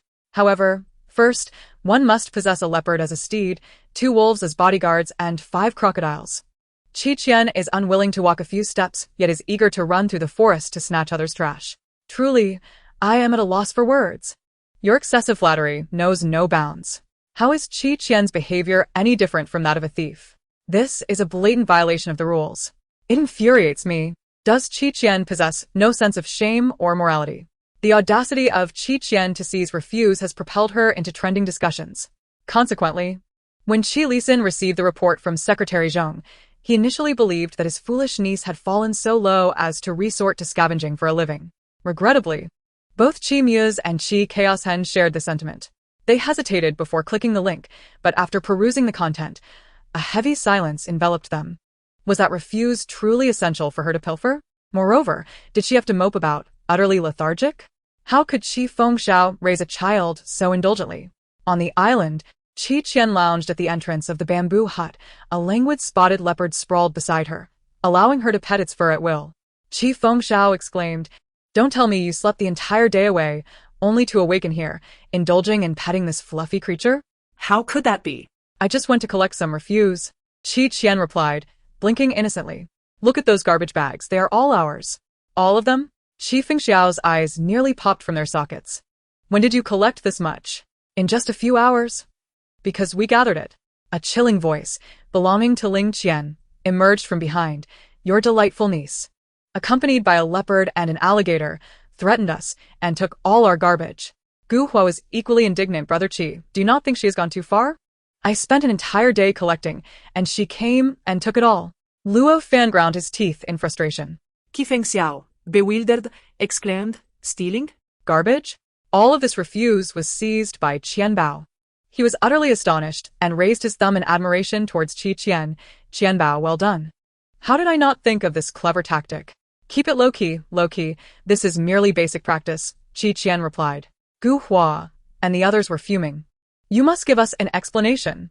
How can it be justified that Qian behaves like a brigand?" Wenli hesitated, saying nothing. She felt grateful to Qian and could not muster any resentment over the pilfered refuse. As for Luo Zichuan, he had willingly surrendered his share. The only ones spared from this robbery were Shen Jing and his son, as well as Tang Xian. Strangely, they felt somewhat flattered. Qian could have easily taken from them, yet she refrained. What did this signify? It revealed her gentle and kind-hearted nature. If Gu Hua and the others were to hear this, they would undoubtedly erupt in anger. In response to their outcry, Qian remained silent. The leopard at her feet rose, casting a menacing glare at them, issuing a threatening growl from its throat. They were instantly silenced, not daring to utter another word. Suddenly, Qi Fengxiao recalled something. Wait a moment. You had intended to take their garbage all along. Why did you not mention it beforehand? I, too, spent the entire day collecting refuse. Qian feigned innocence. Uncle, you appeared so proud of your refuse collection that I could not bear to dampen your enthusiasm by informing you. I believe you are deliberately being mischievous.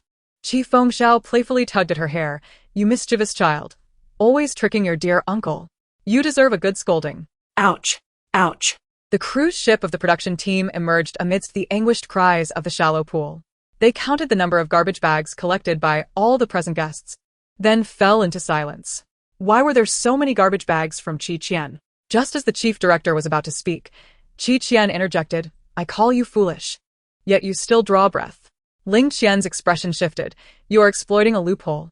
Qi Fengxiao quickly added, if you possess the skill, you too may exploit loopholes. If not, then obediently accept your fate without uttering a word, lest others remain unaware of your foolishness and ineptitude. Ling Qian, the problem is that only Qian has discovered and exploited this rule's loophole. The crux is that Sister Qian can command orcas and sharks, and ride leopards while leading wolves. Few can break the rules as she does, dominating the entire scene. I adore her reckless abandon, leaving no room for others. Chapter 67. Just take me away. The chief director felt a profound numbness. He was so focused on defending against Qian's orcas and sharks that he overlooked the animals on land, which she could equally command. What astonished him further was her audacity to pilfer the guests' trash. Did she not care for her image? The chief director coughed up a dry lump in his throat, reluctantly admitting, the rules do not prohibit guests from competing against one another, thus Qian's actions are, in theory, permissible. Little did she know, the chief director was even more intent on outmaneuvering Qian. Otherwise, he wouldn't have hastily devised a garbage-clearing operation to counter her. As a result, had she saved the lives of all animals in her previous life? Why did they all heed her commands so readily? Did they possess no pride or dignity as wild creatures? Urgently awaiting your response, upon securing first place, do you have anything to say? The chief director inquired. Qian immediately responded, I would like to thank the friends watching on television, my grandfather and uncle, every morsel of food I've eaten, every sip of soup I've savored, and my unwavering perseverance that has led me to this victory. The audience. I especially want to express my gratitude to the guests who tirelessly collected trash for me today, without their strenuous efforts under the scorching sun. I would not have this luxurious first prize voucher. The audience. Ling Qian could no longer contain himself, his eyes reddening. Don't pull me back. I want to confront her to the death. Luo Zichuan hesitated, pondering the fact that no one was restraining him. Ling Qian. Would it kill you to expose her? If looks could kill, Qian would have likely been dismembered by Gu Hua and her companions. Yet, she remained unfazed. After all, to be unenvied is to be mediocre. The second place was claimed by Xin Jing and his son, with 5 bags of trash. Tang Xian had only 2 bags, but due to other guests performing poorly, she secured third place. The others, no trash, all zeros. Qian stood at the railing of the cruise ship, gazing down at Gu Hua and her companions, who wore expressions of despair. Seizing the staff's megaphone, she proclaimed, let us congratulate the unfortunate few who have failed in this competition. The deck of the cruise ship and the northwestern winds await you. Do not lose heart. Do not despair. Believe that the joy that rightfully belongs to you will undoubtedly be bestowed upon Qian. Gu Hua and her companions. Haha, she truly deserves it. Is she not afraid of being ambushed? Emperor Qi, you ought to discipline your mischievous child. How can she lean over the railing? Gu Hua, Ling Qian, and Luo Fan. After enduring hardship for half a lifetime, she returns only to make sacrifices for others. How splendid. Having secured first place, Qian was utterly elated. The luxurious suite, camelot dinner, all were hers. She indulged in a soothing hot bath and, after donning her attire, proceeded to the second-floor dining room with Qi Fengxiao. Xin Jing and his son, along with Tang Xian, were also present. Qian even requested them to summon Luo Zichuan. After all, they were on the same team, and fairness must prevail. The chef had prepared an extravagant array of gourmet dishes, complemented by champagne and adorned with fresh flowers and candlelight, creating an ambience that was simply enchanting. In stark contrast, Gu Hua and her companions, seated on the deck, munching on steamed buns and sipping plain water, appeared quite miserable.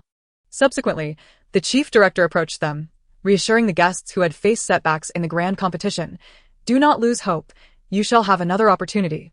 At the dining table, as Qian relished her creamy baked shrimp, she inquired, "Excuse me, how many days have we been recording today?" Life had been so delightful that she had completely forgotten. Shun Jieshu counted on his fingers. "I believe today is only the 6th day?" With varying answers from everyone, they decided to cast their concerns aside and simply enjoy their meal. As Qian slept soundly, she was abruptly awakened by the announcement echoing through the room. "Attention, attention! All guests will soon receive an identity card and a mission card. Please adhere to the instructions provided and complete your respective tasks within the allotted time." A knock resonated at the door. Qian approached and found 2 cards wedged beneath it. Identity card: "You are a pitiable, frail prey. Soon to be surrounded by hunters wielding rifles. Flee. Escape to a place where they cannot find you." Mission card: "You must procure the golden identity card from the hunters without the use of weapons. The rifle is your vulnerability. If struck by a hunter-s rifle, you shall be eliminated." At this late hour, who would wish to engage in such a game? Qian yawned. "Just capture me already. It matters not where I sleep." They all knew that Qian was the most difficult to handle among the guests. The announcement continued. "Failed players will not only face punishment, but will also be deprived of breakfast tomorrow. No breakfast will be provided. No breakfast will be provided." Qian, expressionless, felt her anger simmer. How dare they withhold her breakfast? She made a mental note of this affront. I thought the Survival Live broadcast would conclude in 6 days. Turns out they were waiting for them here. The hunters must gather clues to identify the prey. As long as Qian makes a concerted effort to hide, she should be fine, right? Aren't you always praising Qian for her boundless abilities? In this scenario, I wonder what she can conjure. As she stirs the waters, who knows? She might just sink herself. The critics would never miss an opportunity to disparage Qian. The chief director beamed with pride in front of the monitor, exclaiming, "For this script, my head has been considerably cooler lately. I refuse to believe that Qian can prevail." The staff echoed his sentiments, declaring, "Only someone as astute and resourceful as you could conceive such an excellent idea. That rebellious Qian is the most challenging to deal with. It is only fitting that she be the prey." The delightful spectacle of cat and mouse is about to commence. Chapter 68. Can her actions be any more audacious? The insidious intentions of the production team were laid bare here. They yearned to witness Qian's downfall. She must be sanctioned. In the room, Qian heard footsteps approaching. A group led by Ling Qian arrived at the doorway. They had searched the preceding rooms to no avail. Their quarry was likely concealed within this one. "Kick the door down," one commanded. With a resounding crash, the door was forced open. Upon discovering the empty room, Ling Qian furrowed his brow. Not here either? Unbeknownst to them, a figure clung to the ceiling, stealthily inching toward the exit like a spider. "Want to catch me? Your century's too early." She skillfully traversed the ceiling and slipped out of the room without drawing any attention. Unfortunately, Luo Fan was approaching from the opposite end of the corridor, oblivious. He walked past, completely unaware that Qian was precariously perched on the wall above him, observing him in a rather peculiar position. Had he looked up at that moment, he would have been struck with terror. "Qian, what on earth are you doing? How can anyone scale a wall so smoothly?" Confirmed. She must have been either a spider or a monkey in her past life. Where will she hide next? Hide? Such a notion was absurd. Qian had no intention of concealing herself. She glided down the wall and swiftly made her way to the opposite side of the cabin, only to collide with Tang Xian. Qian. Tang Xian was about to rush over, but suddenly halted. "Qian, what identity have you obtained?" She was slightly cautious, though not overly so. Tang Xian quickly shook her head. "Not me. I'm a hunter, just like you." "Then what is your mission?" Tang Xian, without any defenses, revealed her mission card, a golden identity card, held by a hunter symbolizing the sun, music, poetry, prophecy, and medicine. Qian pondered this for a moment. Only Luo Fan's profession was related to music, and Xinjing had some medical knowledge. However, she felt this clue had little to do with their professions. A suspicion began to form in Qian's mind as she spoke. "Xian, let's split up. If you discover any clues, be sure to inform me." Tang Xian, trusting her, replied, "All right, but you must be careful." She assumed Qian meant to investigate discreetly. Little did she know, upon turning away, Tan xin wine set chi Qian knocking loudly on auto door. Is the prey inside? If so, make a sound. I advise you to surrender promptly. Do not impede my sleep. Is anyone here? Tang Xian exclaimed. Qian, you are terrifying. Which prey would dare emerge after being intimidated like that? As Qian continued her relentless knocking, the sounds attracted the attention of Jing and his son, who were descending the stairs. They were momentarily taken aback by the commotion, yet did not suspect her motives. Is there any prey that can outshine the hunter in audacity? Sighed Qian, her task card indicating that the quarry resided in this building. Yet her search yielded no results. Jeshu remarked, Sister Qian, with the way you knocked on the door, even if the prey were here, you would have scared them into the sea. Do we have any leads? Jing inquired. Qian replied, my task card states that the prey is on this floor. What about you? The prey symbolizes bounty. A hunter with a silver bow and arrows. Does the prey also symbolize abundance? Qian mused, feeling a sudden itch in her head, as if she were gaining insight. I just heard strange noises from a room over there. Would you like to investigate together? She proposed. Jeshu eagerly agreed. Sure. The more, the merrier. Qian led them to the storage room and swiftly bound them. Jing and Jeshu exchanged glances, tears of regret welling in their eyes. Sister Qian, you have no heart. Jeshu lamented. I have yet to experience any enjoyment in this game. Qian produced a strip of cloth and flashed a benevolent smile. Now, open your mouth. Jeshu complied, only to have his mouth gagged with the cloth. Congratulations to Qian for achieving a double kill. In a daze, one can only blame her for being so persuasive. She captured both Jing and his son, yet spared Xian. Qian savored the sweetness of friendship. Having dealt with the father-son duo, Qian turned to leave. Upon reaching the second-floor dining area, she unexpectedly collided with Luo Fan. Unfortunately, he had already acquired a hunting rifle. Qian. Luo Fan raised the rifle towards her, declaring, I know you are the prey. Stay right there. Aren't you fond of eating? He thought to himself, planning to make her suffer the fate of a meal consisting solely of steamed buns and water. Surely you don't think you can hit me? Qian maintained her composure, challenging his marksmanship. Luo Fan, self-assured, laughed. Who do you underestimate? Don't come crying to me for mercy later. He had played a police role in a previous script and had practiced, believing he was well prepared to handle her. Oh, dear. I'm so frightened. Qian feigned fear. You should be, Luo Fan replied, taking aim and pulling the trigger. Bang. The paintball shot forth.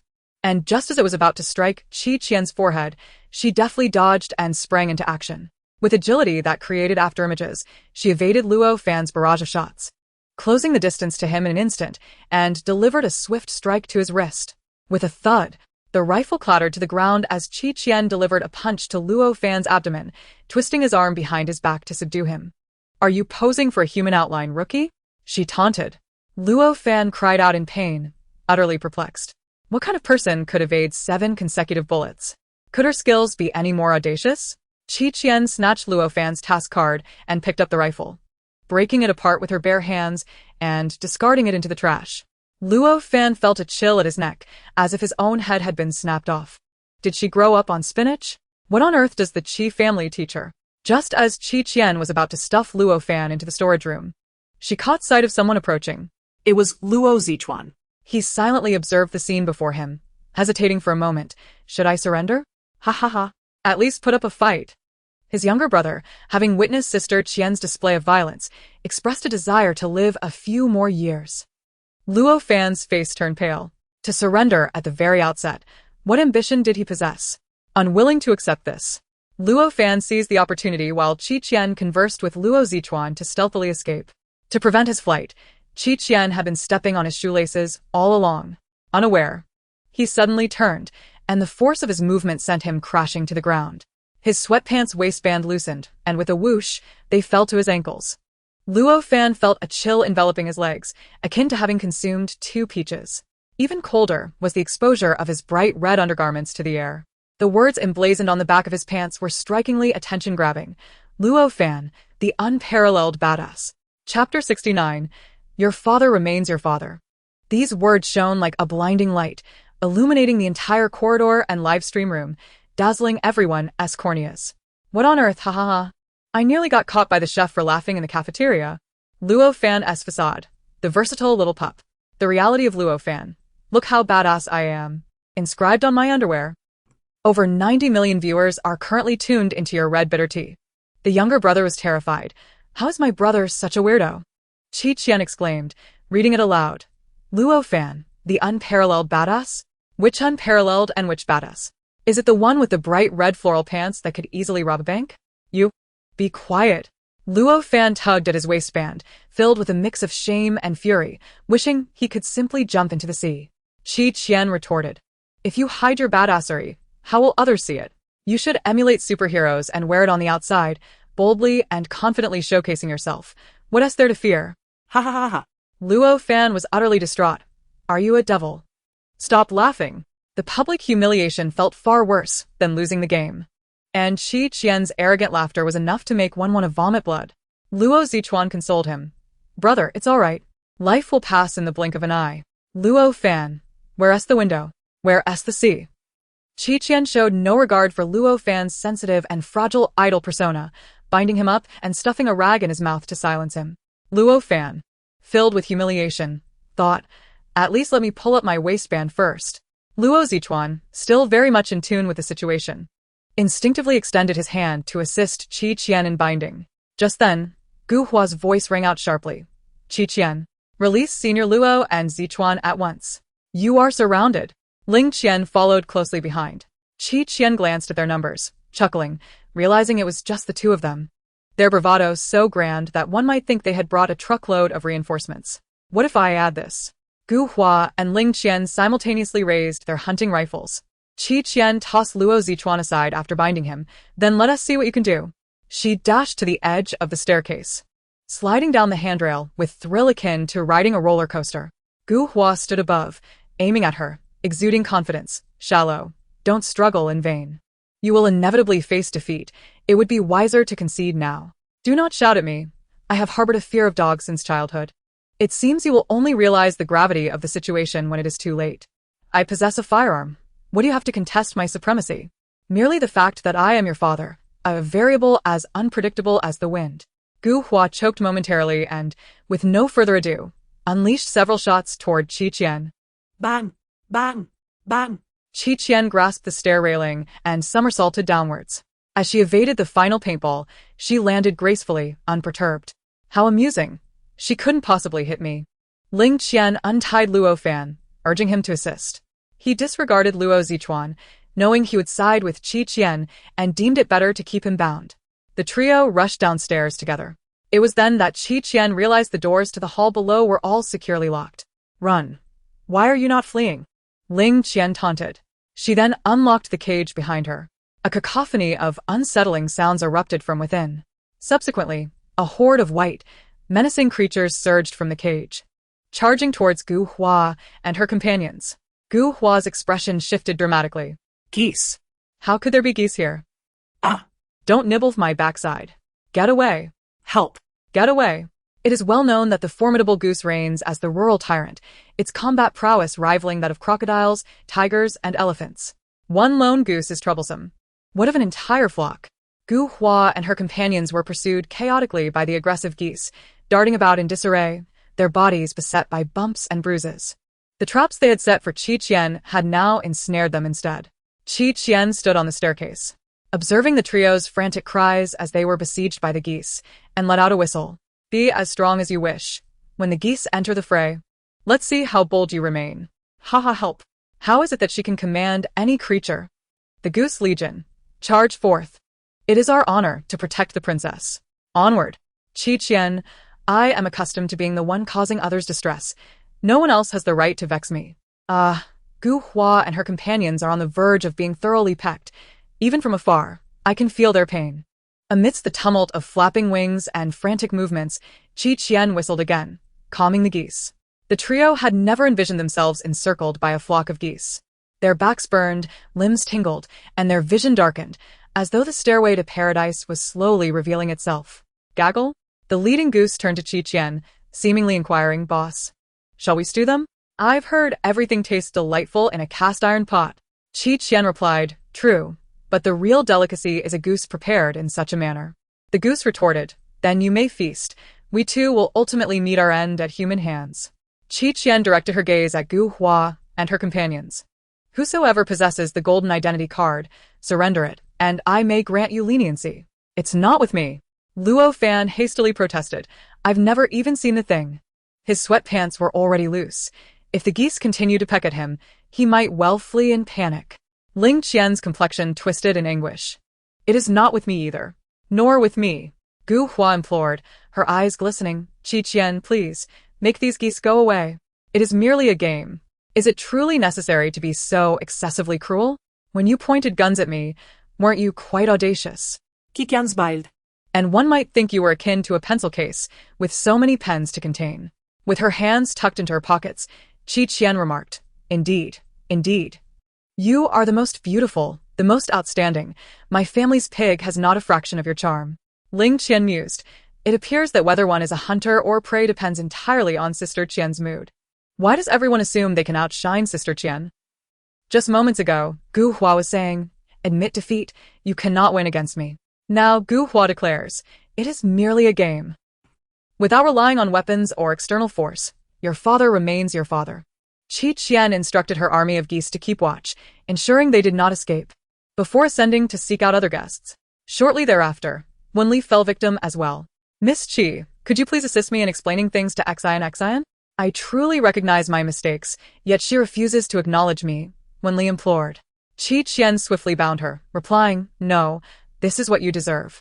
With that, she departed without hesitation. Now, only one hunter remained.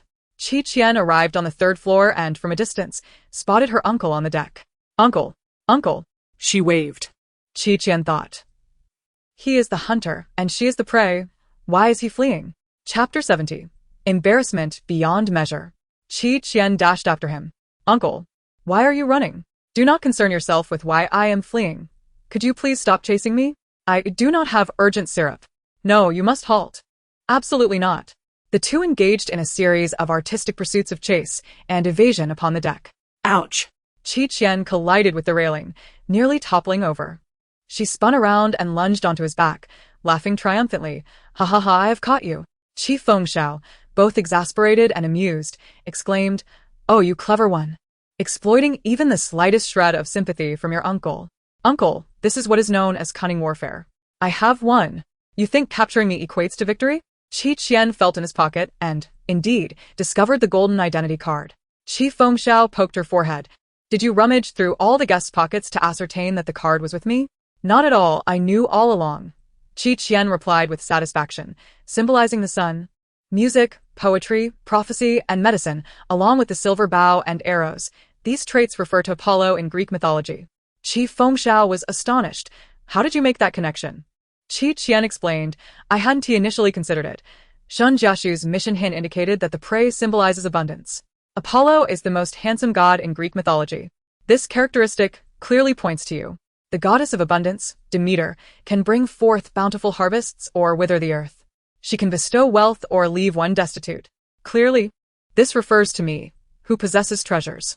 Without going far, just yesterday, she had caused the pirates to go bankrupt. Qi Fengxiao was at a loss for words, cradling her head and exclaiming, Is your mind not quite capable?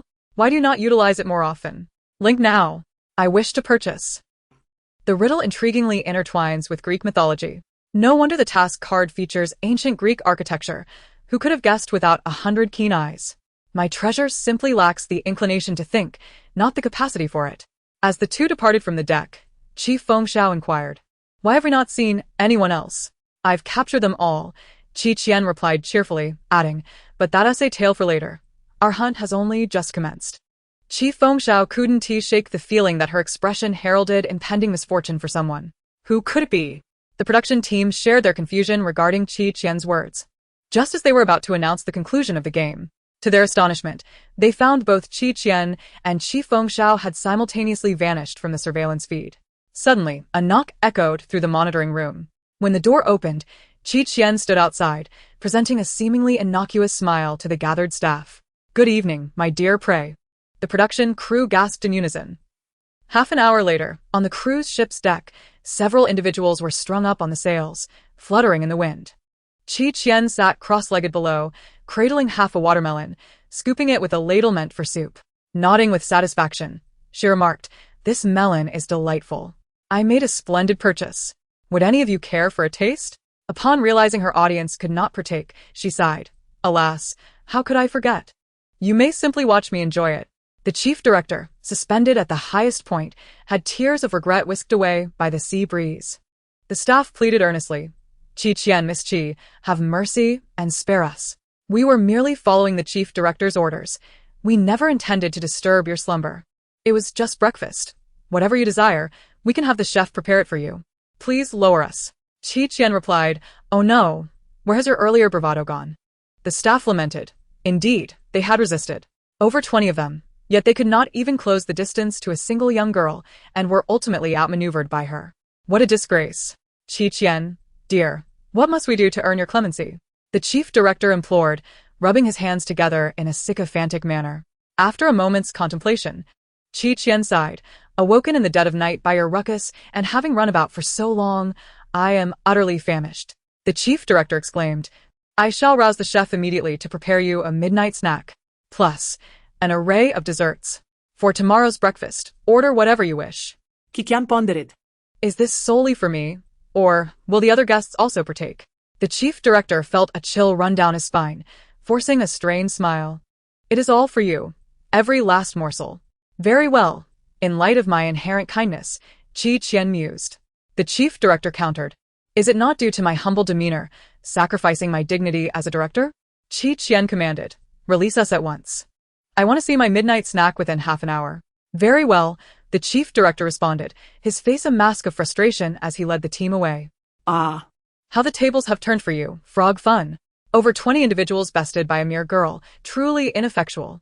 If you cannot manage it, let me take the reins. I assure you, with a single slap from Sister Qian, I can make her beg for mercy. You are merely suspended in the wind, while she has been famished all night long. The barrage of comments was filled with laughter, with only a handful of naysayers fixating on Qian. But they were soon drowned out. Not only were they required to watch her eat, but they also had to endure the penalties of failing the game, especially concocted bitter gourd and devil pepper juice. The dark red liquid in the glass emanated an ominous aura, causing everyone's faces to pale. Director, are we really supposed to drink this? Luo Fan swallowed hard. The chief director nodded coldly. What choice do you have? You can't handle a mere little rabbit. Noticing Qian looking his way, he swiftly amended. You can't even manage a charming young lady. Come, everyone, take a cup. Luo Fan reluctantly picked up a glass of the concoction, bringing it closer to his nose to inhale the bizarre scent that nearly made him retch. The others, witnessing his reaction, hesitated, their hands trembling slightly. Qian. I lost because of you. You can't just stand by and watch. Qi Fengxiao exclaimed. Qian blinked. Don't be afraid. Just drink boldly. My heart is with you. Why don't you lend me your mouth and drink for me? A piercing scream erupted as Luo Fan gulped down the juice. His features contorted, his complexion turned ashen, and he collapsed to the floor, foaming at the mouth, unconscious. The others were in shock. What? Is this potion truly lethal? The chief director urged. Stop dawdling. You all must drink it. It's better to finish it in one go. It's easy for you to say. You go first. Ling Qian frowned and said to Gu Hua, Hua, don't drink it. I'll finish this cup and then drink yours. Gu Hua looked touched. Thank you. Qian, you're truly wonderful. Chapter 71. Still want the recipe? Ling Qian gallantly closed his eyes and downed the concoction. In an instant, his expression changed, and he froze in place. Gu Hua sensed trouble and nudged him. Qian. Before she could finish, Ling Qian toppled to the side, convulsing for a moment before falling silent. Help! Another one has collapsed.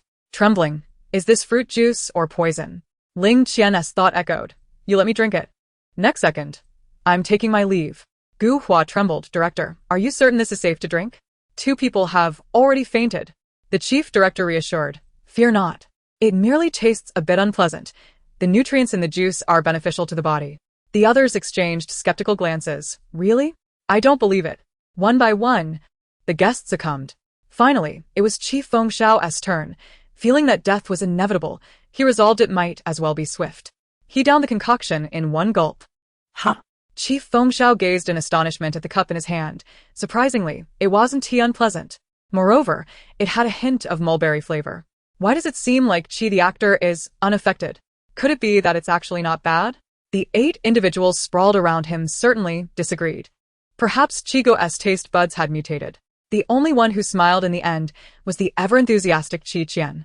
Chief Fengxiao leaned closer to her, whispering, "Did you secretly swap it out for me?" Qian did not deny it. "Did you not say you did not wish to drink?" Qian bao, they're nice. Chief Fengxiao was moved to tears, embracing her tightly. "Truly, my affection for you has not been in vain. Then you must peel the shrimp for me. Shan Jeshu has fainted, and no one is here to assist me." How premature her sentimentality was. Chief Fengxiao resignedly donned his gloves, expertly peeling the shrimp for Qian, dipping it in sauce, and casually offering it to her lips. Wait a moment. Why is he so adept at this? Lisan, who was watching the live broadcast, scoffed. It appeared that the educational shortcomings stemmed from this third child. It was he who had spoiled Qian. A night passed. Today marked the 7th day of the live broadcast, nearing its conclusion.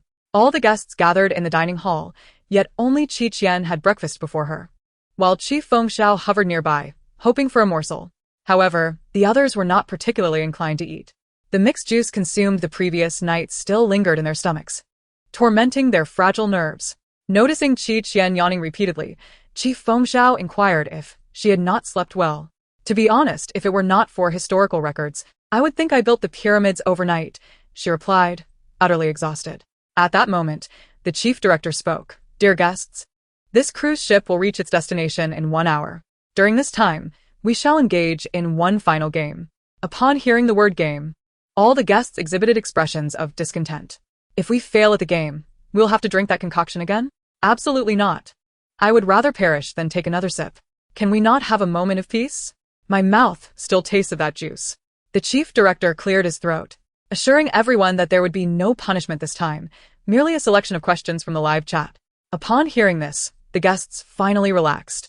The chief director continued, "The first question from the audience is, what has been your greatest gain from participating in this variety show?" Luo Fan, with a practiced smile, replied, "I have begun to rediscover myself, realizing that one must not be arrogant or complacent, but rather embrace humility." A voice chimed in from beside him. "Is Luo Fan the most formidable under heaven?" Luo Fan's face flushed instantly, his toes curling in embarrassment as he awkwardly lifted his cup. "Ha ha ha. Luo Fan wakes in the middle of the night. Is she unwell? Let us bid farewell to the versatile young pup and welcome the prince of bitter tea." Shun Jiashu's younger brother raised his hand. Me. My greatest gain is following Sister Qian and living to 99. Working with Sister Qian, I get to share the treasures, join the Qian faction, and attain immortality. Once again, Qian's voice floated in. "Those who believe in me, bind yourselves and seal your lips in a dark room." Shun Jiashu. He fell silent. Why must even our allies attack? Qian, striving tirelessly is in vain. The garbage I painstakingly collect goes into my pocket. Gu Hua, and this is merely the first question. Qian single-handedly raised the hostility level for the entire gathering. Awakened from insufficient sleep, Sister Qian loses her sanity and begins a rampage. This sword, must she truly sell it? Ha ha ha. The chief director continued. Next question. Has this survival challenge strengthened the bonds of kinship among you? Shan Jiashu replied. Director, there is a group among us that is not related by blood. Everyone turned their gaze towards Gu Hua and Ling Qian. Qian took a sip of milk and remarked, "You wouldn't understand this, would you? Although young Master Ling is merely in his teens, he is already someone else's son." The expressions on Gu Hua and Ling Qian's faces changed simultaneously. Qian. Would it kill you to refrain from nonsensical chatter for a day? How could I possibly be a mother to Hua Hua? Ling Qian questioned through gritted teeth. Qian replied innocently. Oh, did I ever claim that you two were mother and son? Aren't you someone's son? Ling Qian was momentarily at a loss, realizing he had fallen into Qian's verbal trap, and his expression soured further. Gu Hua smiled gently. Our families are quite close, so we consider each other as one. Upon finishing her words, the two exchanged a knowing smile. Shan Jiashu chimed in. It truly resembles a mother and son dynamic. To which both of them retorted. You certainly have a lot to say, don't you? Shun Jing added, I tell my son that we are father and son, but in truth, we are more like friends. So, I feel nothing has changed. Dad, can I call you big brother from now on? Absolutely not. Oh. When it came to Wen Li's turn, her smile appeared somewhat forced. I previously committed some errors due to my biases, which have driven my daughter, who once relied on and admired me, further away. If possible, I wish to make amends. Tang Xian averted her gaze, lowering her head to sip water, remaining silent. Qian remarked, I shattered the mirror. Oh dear, I glued it back together. The next day, when I looked into the mirror, I was startled by what appeared. When Li interjected, how does Qian choose madness so steadfastly between radiance and chaos? No one could survive a minute under Qian's blade. If they did, they would surely face another strike. Qi Fengxiao couldn't help but cover his face, genuinely fearful that Qian's unfiltered tongue might lead to her demise at the hands of the others. He thought this and thus cautioned her. Qian shrugged nonchalantly. If they can't beat me, I'll just spit at them. The chief director then announced, the final question is directed at Qian. Noticing the gleeful smirk on the director's face, the other sensed that the forthcoming question would likely be rather unfriendly. As anticipated, a viewer inquired, Qian, what do you eat every day that your farts are so foul? It was a double entendre, to say the least. Ling Qian laughed out loud. Good question. I too am curious. Gu Hua's eyes glimmered with amusement. Qian responded leisurely, I might let you catch a whiff, but you want the recipe too? Qi Fengxiao burst into laughter. And the others joined in. The inquiring viewer exclaimed, unbelievable, truly unbelievable. Just then, a staff member rushed in. Director, it's bad. Our cruise ship has been surrounded. Chapter 72. I wonder if it has been written. The director's hand trembled. Pirates again? No. It isn't. It's a massive pod of orcas, sharks, and dolphins. The director exclaimed in disbelief. On the surface of the sea, a throng of marine creatures encircled the cruise ship, resembling a gathering for a brawl. A timid soul might faint at the sight. I can't believe it. I thought I had forgotten something. It turns out it's a baby orca. Upstairs. Your thought is quite morbid. Qian set down her milk and followed her uncle outside. Approaching the railing, she observed 2 orcas swimming over, tails swaying playfully. Orca 1, sister, are you leaving? Orca 2, no. I don't want you to go, sister. I can hunt and take care of you. Build you a palace beneath the sea. Please stay. The 2 chubby little ones bounced joyfully, leaping from the water to nudge the outstretched palm of Qian. She had almost forgotten how clingy these 2 were. At such a tender age, their minds were already occupied with thoughts of finding a bride. Here, play with this. In the future, consider it my presence beside you. Orca 2 used its head to nudge the ball, engaging in a playful game of toss with Orca 1. A shark eyed their game, contemplating a theft, yet hesitated, wary of retaliation. Sister, we brought you a gift. The 2 hefty creatures sank into the depths, only to resurface shortly thereafter, balancing an ancient chest atop their heads. It bore a striking resemblance to the treasure chest Qian had received previously. Orca 1, sister, the sea is poor, and we have little to offer. Orca 2, you mentioned liking such chests last time, though it may be a bit shabby. I don't think it's worthy of you, but since you like it, it's all yours. They had ventured to distant waters last night, selecting the largest chest from the seabed, and then journeyed under the stars to present it to their princess. Oh, I must be dreaming. Surely this chest cannot be another one. The orca babies came to Annie's home. Auntie is willing to care for you both.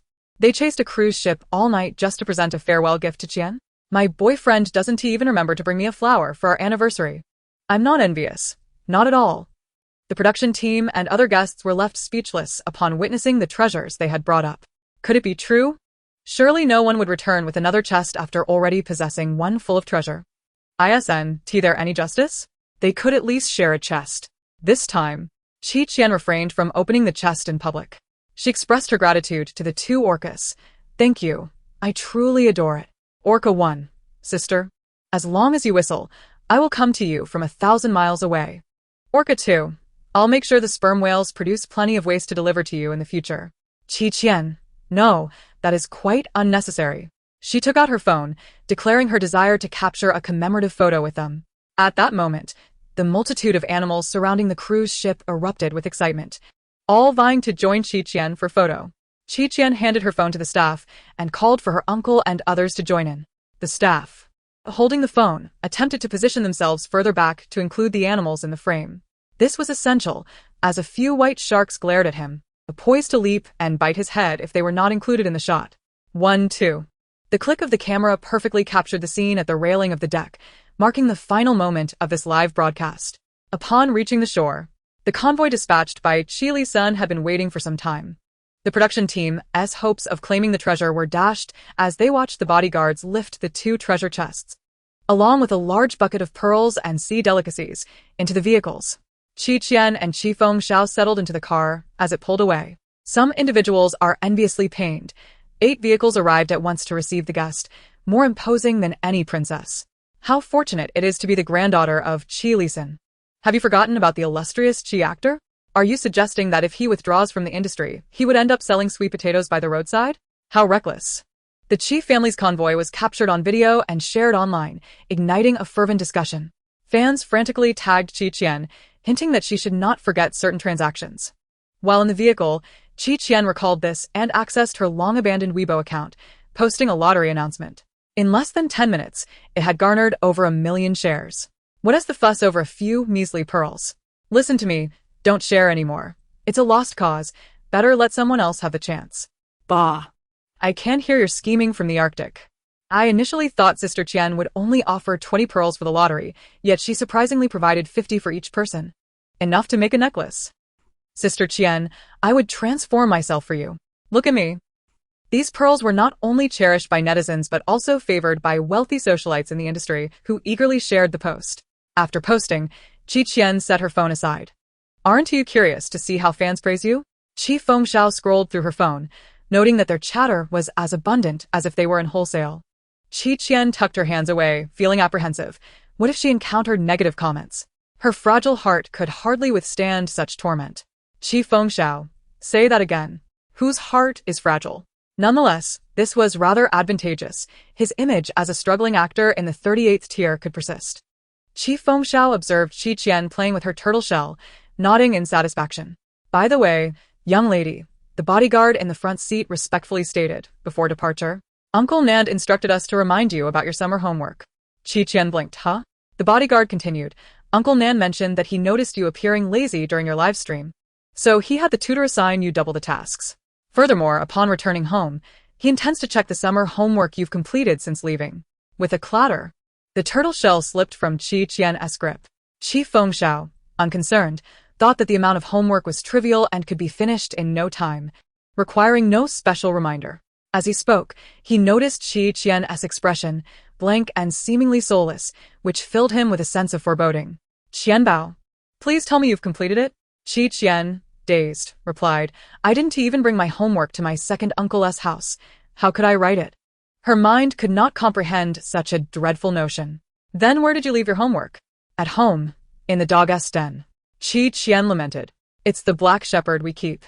I told it to keep an eye on it. Whatever it could write, it would write. I have no idea if it did. Qi Fengxiao. The bodyguard.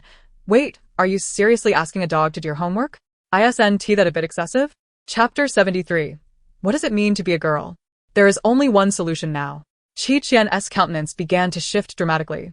I'll call Uncle Nan and have him get the dog on the phone. I'll instruct it to chew up the homework and erase all evidence. If the homework is gone, how can it be said that I didn't do it? Hee. Please don't laugh, so ominously. Qi Fengxiao's body was covered in a sheen of sweat, yet the fact that she had not completed her homework was hardly the end of the world. The dog was innocent. It had merely lost its innocence, while I have lost my freedom. Qi Qian was gradually losing her sanity. Qi Fengxiao hastily snatched her phone away, fearing that she might actually commit some unthinkable act. How terrifying it was. What monstrous burden had homework become for children today? Just look at how it had driven a normal child to such despair. With tears brimming in her eyes, Qi Qian exclaimed, Really? Uncle wouldn't deceive you. With me around, there's no way I would let you face that old man's wrath. Uncle, you are the best uncle in the world. In unison, the uncle and niece turned their gazes toward the bodyguard driving, a clear threat lingering in their eyes.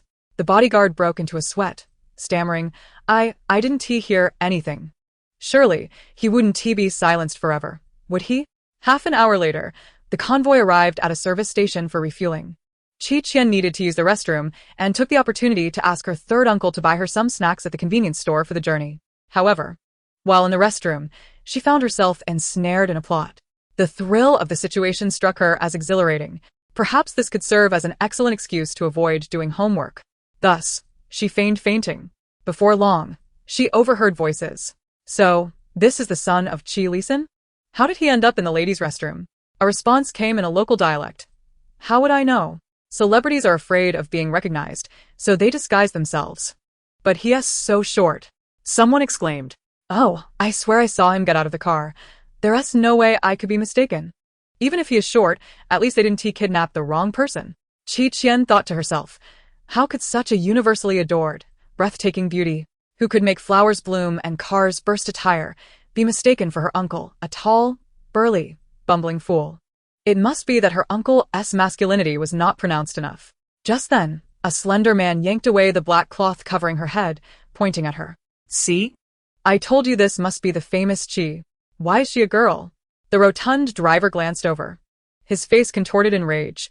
Didn't you say you wouldn't make a mistake? This is your won't make a mistake? You fool. The slender man retorted. Don't insult me, all right? We can just take her for ransom, can't we?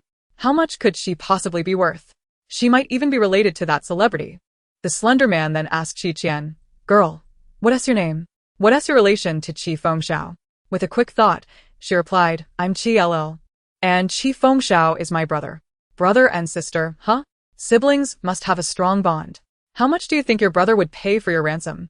I don't know, but my brother is wealthy. The rotund man chimed in. Wealth is good. Being a celebrity is great. Money comes easily. Unlike us. Toiling away all day without even managing to kidnap a single person. The market is getting worse by the day. The slender man added, Girl, don't blame us for being cruel. Blame it on your wealth. My third uncle is just an extra. His pocket's cleaner than my face. How much money could he possibly have? Qian thought to herself, but said aloud, My brother doesn't have much money. But he would find a way to pay for me, so you needn't worry. Life is not easy for everyone, and I understand that. The slender man seemed to have found a kindred spirit as he remarked, You young lady are quite charming despite your age. Qian replied. I felt an immediate connection upon seeing the two of you. Although you have bound me, you have not harmed me, which distinguishes you from those nefarious kidnappers. You possess both a moral compass and a sense of boundaries. Who would risk their life if not compelled by circumstance? Alas, your struggles are indeed profound. These words moved the hefty man. Indeed, we are not like those unscrupulous kidnappers. We possess a conscience and a moral code. We are righteous abductors. We seek only monetary gain and will not inflict harm upon you. The slender man untied Qian, reassuring her, You need not worry. With an innocent smile, Qian inquired, Do you have any food? I am quite hungry. Yes. What would you like? We shall ensure you are well fed. Splendid. Thus, amidst the swift chase by Qi Fengxiao, Qian engaged in light-hearted banter with her captors. Meanwhile, Qi Fengxiao contacted Qi Lisan and Qi Chaoshen to inform them of Qian's kidnapping. Their eldest brother, Qi Muse, was abroad, rendering notification futile. Qi Lisan was in a meeting and could not respond. Only Qi Chaoshen, who had just emerged from surgery, received the call. He promptly reached out to a high-ranking friend at the police station, requesting assistance. The police set up roadblocks and checkpoints along routes the kidnappers might traverse, awaiting their capture. However, the kidnappers deviated from the expected path, taking a longer route through the mountain roads. Qi Fengxiao's vehicle pursued them relentlessly. His usually cheerful visage was now icy cold as he pressed the accelerator, the car darting forward like a wraith.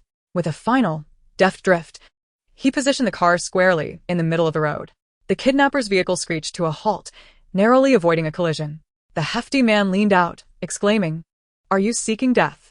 Qi Fengxiao, with a fist imbued with fury, struck the hefty man's nose and seized his collar, demanding, Where's my niece? What have you done with her? The hefty man, blood streaming down his face, shouted, She was just taken by our boss. She's not with me. What? In a remote area, an abandoned villa, the slender man spoke to his boss. She is Qi Fengxiao's niece. She can be a bargaining chip. What good is she for? We are not doing this for mere pennies.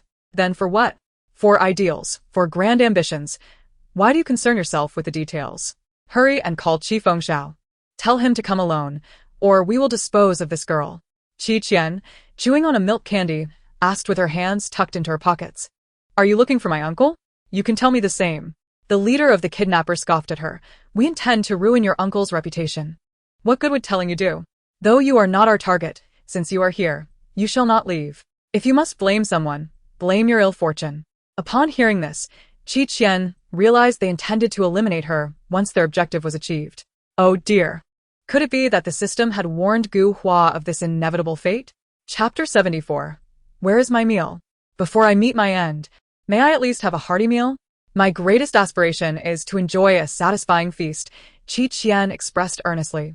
The leader of the kidnappers burst into hearty laughter, incredulous that Qi Lisan's granddaughter was starving. All right, I shall ensure you have a hearty meal today. Qian found herself confined to a room, the kidnappers seemingly convinced of her inability to escape, thus neglecting to bind her. A lanky figure entered to deliver food, casually informing her, "Feel free to request anything. This may well be your last meal. How pitiful." Qian promptly listed a series of dishes. After hearing her wishes, the lanky man exited to procure her meal. Shortly after, he returned, reporting to the leader that their funds were insufficient. Less than 10 minutes passed before he returned again, lamenting that the money had been spent. The leader, unable to contain his frustration, exclaimed, "You are depleting my personal savings. What on earth are you purchasing that costs so much?" The lanky one replied, "Boss." She claimed that the previous offerings were inadequate. She remains hungry, so I went to buy her more. "Did you purchase shark fins and birds' nests?" The leader inquired incredulously. "No, just some regular meals and snacks." Then she must be a bottomless pit. She has devoured 10,000 yuan worth of food and still dares to complain of hunger. The leader's fury was palpable. "I have no more money. Let her consume me instead." But she keeps insisting she is hungry. How can we let a child suffer?" The lanky man protested. The leader, in a moment of exasperation, declared, "At this juncture, we have no other choice. What shall we do? Leave her behind. We must evacuate." He grimly reflected that if she continued to eat at this rate, their mission would fail, and they would face bankruptcy. Which hostage eats like this? Is she a reincarnation of a starving ghost? Just then, Qian's voice echoed, "Brother Lanky, I've finished my McSpicy chicken wings. I'd like 10 more buckets. And 20 boxes of egg tarts, please." The leader felt as though he could hear the sound of his wallet weeping. To avoid detection by Qian, the group of kidnappers stealthily began their retreat, hauling away their vehicle under the cover of night. When Qian eventually realized her takeout was delayed, a loud whistle resonated throughout the villa. Windows shattered, and doors flew open as a pack of wild dogs surged into the building, racing up to the second floor. Woof! The alpha dog sauntered in with an air of pride, approaching Qian. The other dogs glared at their leader with envy. Qian, savoring the last bite of her egg tart, affectionately patted the dog's head, grateful for its timely arrival. Woof woof! The alpha dog panted, behaving as obediently as a husky. It then crouched down, signaling to Qian, "Climb on, I will carry you." The other dogs gathered around, barking woof woof. "Alpha, you lack loyalty. Why must you monopolize all the good fortune? We want a turn too." The alpha dogs stubbornly nudged them away, refusing to let them approach Qian. It must be said, the jealousy among the dogs was quite intense. Qian climbed onto the alpha's back, and together they dashed off. Woof woof! The pack of dogs raced out of the villa, following the scent of the fleeing kidnappers. Within 10 minutes, they spotted the kidnappers' vehicle on the road. "Boss, there are dogs chasing our car," one of the men exclaimed. "What is there to fear from a single dog?" Another scoffed. "Not one. There are dozens." "What did you say?" The leader of the kidnappers turned his head and nearly lost his composure. The glutton they had just shaken off was perched on the back of the first dog, pursuing them at a steady pace. Cold sweat trickled down the leader's brow. "Who on earth is this person?" "Hey, hey!" Qian's voice echoed from outside. "Listen, everyone in the car. Didn't we agree that I could eat whatever I wanted? Didn't we agree that I would be treated to a hearty meal? Where is my food? Where is it? Trying to shake me off when TV's so easy." The leader of the kidnappers was on the verge of a breakdown. Is something wrong with her? Is 10,000 not enough for her appetite? The other kidnappers murmured in confusion. Who brought her here? This is a malicious attempt to undermine our internal cohesion. Their intentions are sinister. The thin one trembled, too scared to speak. Qian declared, "When you make a promise, you must keep it. If you promise to fill my belly, you cannot abandon me halfway. Little sister, no, big sister, can I just call you sister? Please, find someone else. We swear we will never kidnap you again. But I am still hungry." The leader's mental state shattered. "Sister, earning money is not easy for me. After feeding you, how much will I have left? I truly cannot afford this." He had aspirations, but one cannot survive without funds. Is this girl a demon? You deceitful scoundrels, you have betrayed my trust. Qian fumed. Wong Wong team, charge. Wong Wong. A pack of wild dogs surged forward, shattering the car windows, causing a cacophony of screams from within. The vehicle halted, and the wild dogs dragged the kidnappers out by their collars, tossing them onto the ground. Occasionally, cars passed by this road. Upon witnessing the commotion, they stopped to capture the scene on their phones. Hey. That little girl on the dog looks a lot like Qian. Impossible. How could Qian be in such a place? What is going on with these people? Passers-by whispered among themselves. Qian used the kidnapper's phone to contact the police, and then called her uncle. Upon seeing an unfamiliar number, Fengxiao's heart tightened. He immediately exclaimed, "Do not harm her. No matter the cost, I will give you whatever you want." In just 2 short hours, he felt as if he were losing his sanity. The mere thought of Qian being harmed rendered his heart numb. Soon, Qian's voice came through, "Uncle. It's me. I'm on the highway. Can you come pick me up? Stay where you are. I'll be there in no time." Fengxiao responded. Half an hour later, Fengxiao arrived, accompanied by the police. Qian, he called, striding over with long strides and enveloping her in his embrace. "Are you hurt? Is anything wrong?" The sudden embrace caused Qian to let out a prolonged burp. "Oh, uncle, can you loosen your grip a bit?" Fine. The police handcuffed the kidnappers. "You have quite the nerve, daring to kidnap Mr. Qi's granddaughter." The leader of the kidnappers sobbed, "Officer, I want to report this girl. She swindled me out of over 10,000. The officer responded, "What did you say?" The leader lamented, recounting how Qian had devoured their 10,000 in just 2 hours and still deemed it insufficient, ultimately chasing them down on a dog, demanding they ensure her satisfaction. "We all abandoned her and fled, yet she insisted on pursuing us, refusing to let us go. Officer, is this not fraud and robbery? For so long, he has played the villain without ever facing such humiliation." Chapter 75. Cast out of the house. The police officers present stifled their laughter, with one young officer unable to contain himself and bursting into laughter. This, of course, cannot be classified as fraud or robbery. It is simply a case of righteous retribution. After hearing this, Fengxiao simply remarked, "Serves him right. To dare to kidnap my Qianbao, it is a miracle he hasn't had his legs broken yet." Bystanders enthusiastically uploaded videos online, discussing the unprecedented case of a hostage who impoverished her captors. I was curious about what social news this was, and upon clicking, I thought, it's you again, Qianmei. The pitiful sight of the kidnapper, weeping and wailing, reminds me of the pirates by Daming Lake. What has Qianmei eaten? Did she devour 10,000 yuan in one go? To be honest, I want the link. Wait, your main character has been kidnapped, and you are only concerned about what she ate? Little kidnapper, how laughable, brandishing a big knife before Qianmei. The comments were filled with laughter, proving that Qian's fans were indeed formidable. Not long after, Chaos arrived as well. 2 uncles flanked their niece in the back seat, resembling an Oreo. "How are you raising this child? Indulging her during live streams is one thing, but you cannot even protect her." Chaos scolded his unreliable brother. Fengxiao touched his nose, admitting, "It is my fault for not keeping a close watch on her, allowing the villains to seize the opportunity." Qian, with her hands tucked away, responded, "Uncle, those kidnappers were unfortunate to encounter me. Consider it a service to the public." Chaos glared at her. "I ask you, now that the kidnappers have abandoned you, are you still chasing after them for alms? Have you been starving at home?" "But at home, they do not let me eat junk food," she retorted. She had to take this chance to indulge herself, after all. This was what one would call a counterproductive effect. Chaos rubbed his temples, wanting to scold the child further, but he softened his tone. "Were you hurt?" "Yes, my fragile heart was severely wounded by their deceit. I require some ice-cold cola to mend it." He found himself asking this unnecessary question. In the manner, Chaos and Fengxiao faced a barrage of reprimands. "You can't even take care of a child, and you call yourselves capable? Have you spent all these years merely growing taller, without developing your intellect, losing your basic judgment and vigilance to feed the dogs?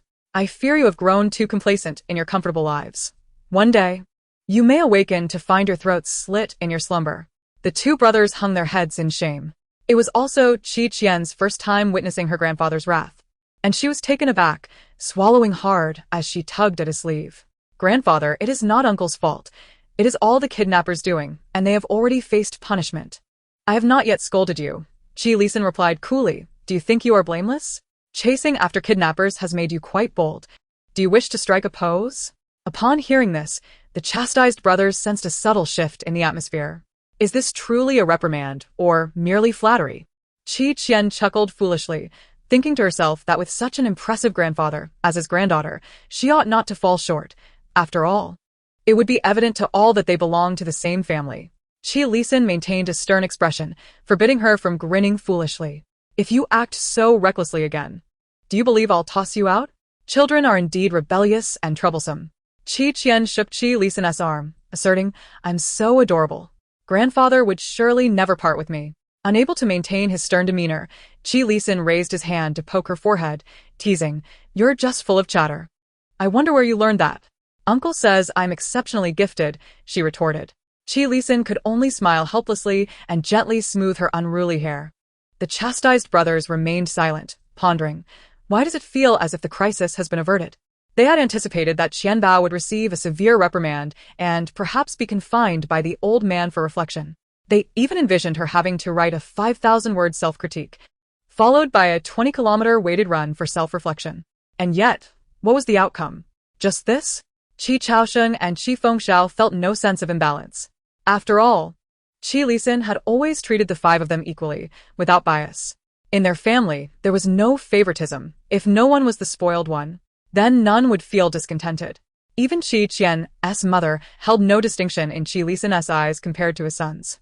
The affection bestowed upon Qi Qian was singular within the household. Nevertheless, Qi Chaosheng and Qi Fengxiao, feeling sympathy for her lack of parental figures, could not possibly harbor jealousy. Grandfather, where are my two precious chests? Qi Qian inquired, glancing around. Qi Lisan instructed someone to bring the two chests into the living room. Upon opening them, the dazzling gold and silver within could no longer be concealed. The first chest contained valuable, yet not particularly collectible treasures of gold and jewels. The second chest, however, was different. Qi Chaosheng stepped forward in astonishment, exclaiming, Are these antiques? Indeed, this chest was filled with exquisitely crafted gold and porcelain artifacts, along with an array of gemstones and currency. Though they appeared aged and scarred, their worth was undeniable. Qi Lisan picked up a cup from the top, his fingertips brushing over a Qing dynasty Yongjing-era blue and white dragon cup, which alone was worth tens of millions.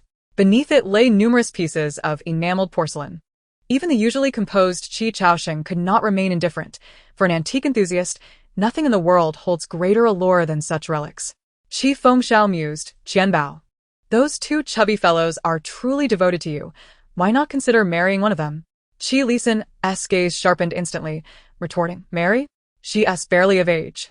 It would be considered early romance before she turns 30. Qi Fengxiao choked, realizing his jest had provoked an overzealous response. What do you intend to do with this chest of treasures? Qi Lisan inquired, his tone softened considerably as he looked at Qi Qian. Had there been only one chest, she would have claimed it without hesitation. However, possessing two chests now meant that should she desire, she could simply call out at the seaside and acquire as many treasures as she wished. Thus, she contemplated that this might indeed be a splendid opportunity. In the original narrative, the catalyst for the decline of the Qi family was her demise. Her grandfather, in a fervent quest for vengeance, devoted everything and disregarded all else. However, the true architects of the Qi family's ruin were Gu Hua and her numerous admirers. The text describes them as individuals of exceptional caliber, boasting illustrious lineages, including sons of high-ranking officials and scions of prominent families. Yet, they reserved a unique adoration for Gu Hua, willingly revolving around her and serving her every whim, essentially an advanced breed of sycophants. Together, they systematically undermined the very foundation of the Qi family, leading to its inevitable collapse. Qi Qian had never experienced warmth within the Gu household, and the sycophant Ling Qian was hardly worth mentioning. Therefore, grandfather, let us surrender these matters, Qi Qian stated. Qi Lisan expressed mild surprise. Qi Qian earnestly replied, I have a premonition that our family will one day face bankruptcy. By relinquishing these, we might secure a talisman that could prove useful in the future. Qi Lisan questioned, can't she wish for something more favorable? Suddenly, Qi Chaosheng recalled how not long ago, Qian had disguised herself as a swindler, warning him that he might be deceived by friends. Her so-called premonition might not merely be childish babble. Could it be that the Qi family is truly destined for calamity? Chapter 76. The Big Black chewed up the homework. Qi Chaosheng, filled with doubt, turned to discuss with Qi Fengxiao, only to find him gazing at Qian with an expression of sheer adoration, as if she were his own daughter. Instantly, Qi Chaosheng lost the desire to engage with this fool. Have you truly considered this? Qi Lisin inquired of Qian, once the die is cast. There is no turning back. Qian nodded. Then let us proceed as you wish, Qi Lisin declared. Qian tugged at Qi Lisin's sleeve and whispered a few more words into his ear. Qi Lisin slowly turned to Qi Chaosheng, his eyes betraying a hint of disdain. Qi Chaosheng responded, "All right, I understand." Qi Lisin acquiesced. "Thank you, grandfather." Qian then quietly asked Qi Chaosheng, "Second uncle, will you be disappointed?" Qi Chaosheng's gaze softened. "This has always been yours. You may handle it as you see fit. Moreover, your uncle believes you are doing splendidly, embodying the spirit of the Qi family." Qi Fengxiao interjected, "Qian Bao, don't overthink it. Rather than these matters, you should focus on the old man's wealth. He possesses enough money for you to squander across lifetimes." Qi Lisin scoffed, "So you've been coveting my fortune all along? What good would that do me if you won't share?" "At least you know," Qi Lisin retorted. "The Qi family does not sustain idlers." Thus far, Qian had been the one indulged without consequence, feeling somewhat slighted. Yet the support she felt was truly irresistible, making her want to wield a sword in defiance. "Uncle, don't be disheartened. At the very least, you possess something more abundant than grandfather's wealth." Qi Fengxiao's eyes brightened. "Is it my intelligence or my charm?" "It is your troubles. You little rascal, a day without a beating, and you're tearing down the house." The two of them began to chase each other playfully, with Qi Chaosheng caught in the middle, pulled aside by Qian, laughing helplessly. Qi Lisin, seemingly irked by their incessant chatter, suddenly inquired of Qian, "Have you completed your summer homework? Bring it to me for a glance." The air momentarily froze, presenting a question that could be perilous. Qian, feigning frailty, replied, "Grandfather, I just experienced a tremendous fright at the hands of the kidnappers. It may leave me with lasting psychological scars." Qi Lisin scoffed, "You seem quite sprightly, not at all like someone who has been startled. That is merely an illusion. Grandfather, do not be deceived by my apparent strength. I could very well perish if struck by a vehicle." Qi Lisin fell silent for a few seconds before bluntly asking, "So, have you not written it?" Qian's gaze drifted, and suddenly she had a brilliant idea. "Dad, my homework is with me. I simply did not bring it along." The three of them, uncle and niece, spoke almost in unison, and once more, the air thickened with tension. Qian looked desperately at her two uncles, who gazed back at her in sheer disbelief. Qi Lisin rotated the jade ring on his thumb, chuckling ominously. "You are indeed her good uncles. Each one providing cover?" Qi Fengxiao chuckled awkwardly. "No, really, her homework is with me. The second brother must have misremembered." "Yes, I vaguely recall seeing her workbook at home, which is why I mentioned it," Qi Chaosheng calmly interjected. Qi Lisin narrowed his eyes, his gaze sweeping over the faces of the three. Suddenly, a booming bark echoed from outside. "Woof woof." Dehay's voice rang out. Uncle Nan strode into the living room, exclaiming, "Sir, it's terrible." Dehay shredded the young lady's workbook to pieces. The heartbreak was far greater than that of a delicate heroine who, after divorcing a domineering CEO, fled to a foreign land with a child. "Truly lamentable." Qian exclaimed, "Help. Dehay, why did you choose this moment to act?" "I had resolved not to implicate you." Qi Lisin merrily chuckled. Qi Chaosheng and Qi Fengxiao exchanged glances with Qian, their expressions conveying helplessness. Qian watched as Uncle Nan brought in the shredded workbook. A glance offered her a sliver of solace. It was indeed torn beyond recognition, rendering any writing indecipherable. "Dehay, you earn a point," she quipped. However, when Qi Lisin had someone piece her homework back together, he discovered not a single word had been written. "Grandfather, this exceeds the limit," Qian protested. "Qian, go upstairs and reflect upon your actions," Qi Lisin commanded, his tone leaving no room for dissent. "Write 100,000 words of self-reflection and present it to me after dinner." Qian lamented, 100,000 words. Have I breached some cosmic law?" Almost on the verge of tears, she implored, "Grandfather, do you despise me now?" Qi Lisin grimaced at her, wailing, "Enough. 100 words will suffice." Yet, Even that seemed an insurmountable task. With a pitiful expression, Qian pleaded, "Grandfather, I fully understand my mistake. I vow to amend my ways and become a better person." Qi Lisan frowned. Her words struck an odd chord. Meanwhile, Uncle Nan silently pondered. The heroine, wronged by her tyrannical white moonlight, would see such slogans in prison. Qi Fengxiao cleared his throat and, lowering his voice, urged Qian, "Quickly ascend, or you may truly find yourself writing 100,000 words." In the past, those who erred were required to submit no less than 5,000 words with plagiarism checks to pass through the old man's scrutiny.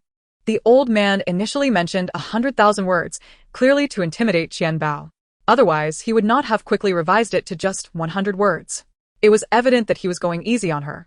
Still, she hesitated to move forward. Qi Lisan furrowed his brows, exuding an inherent authority without displaying anger. "I will send you up shortly," he stated. At this point, Qian had no excuses left and could only obediently ascend the stairs to write her self-reflection.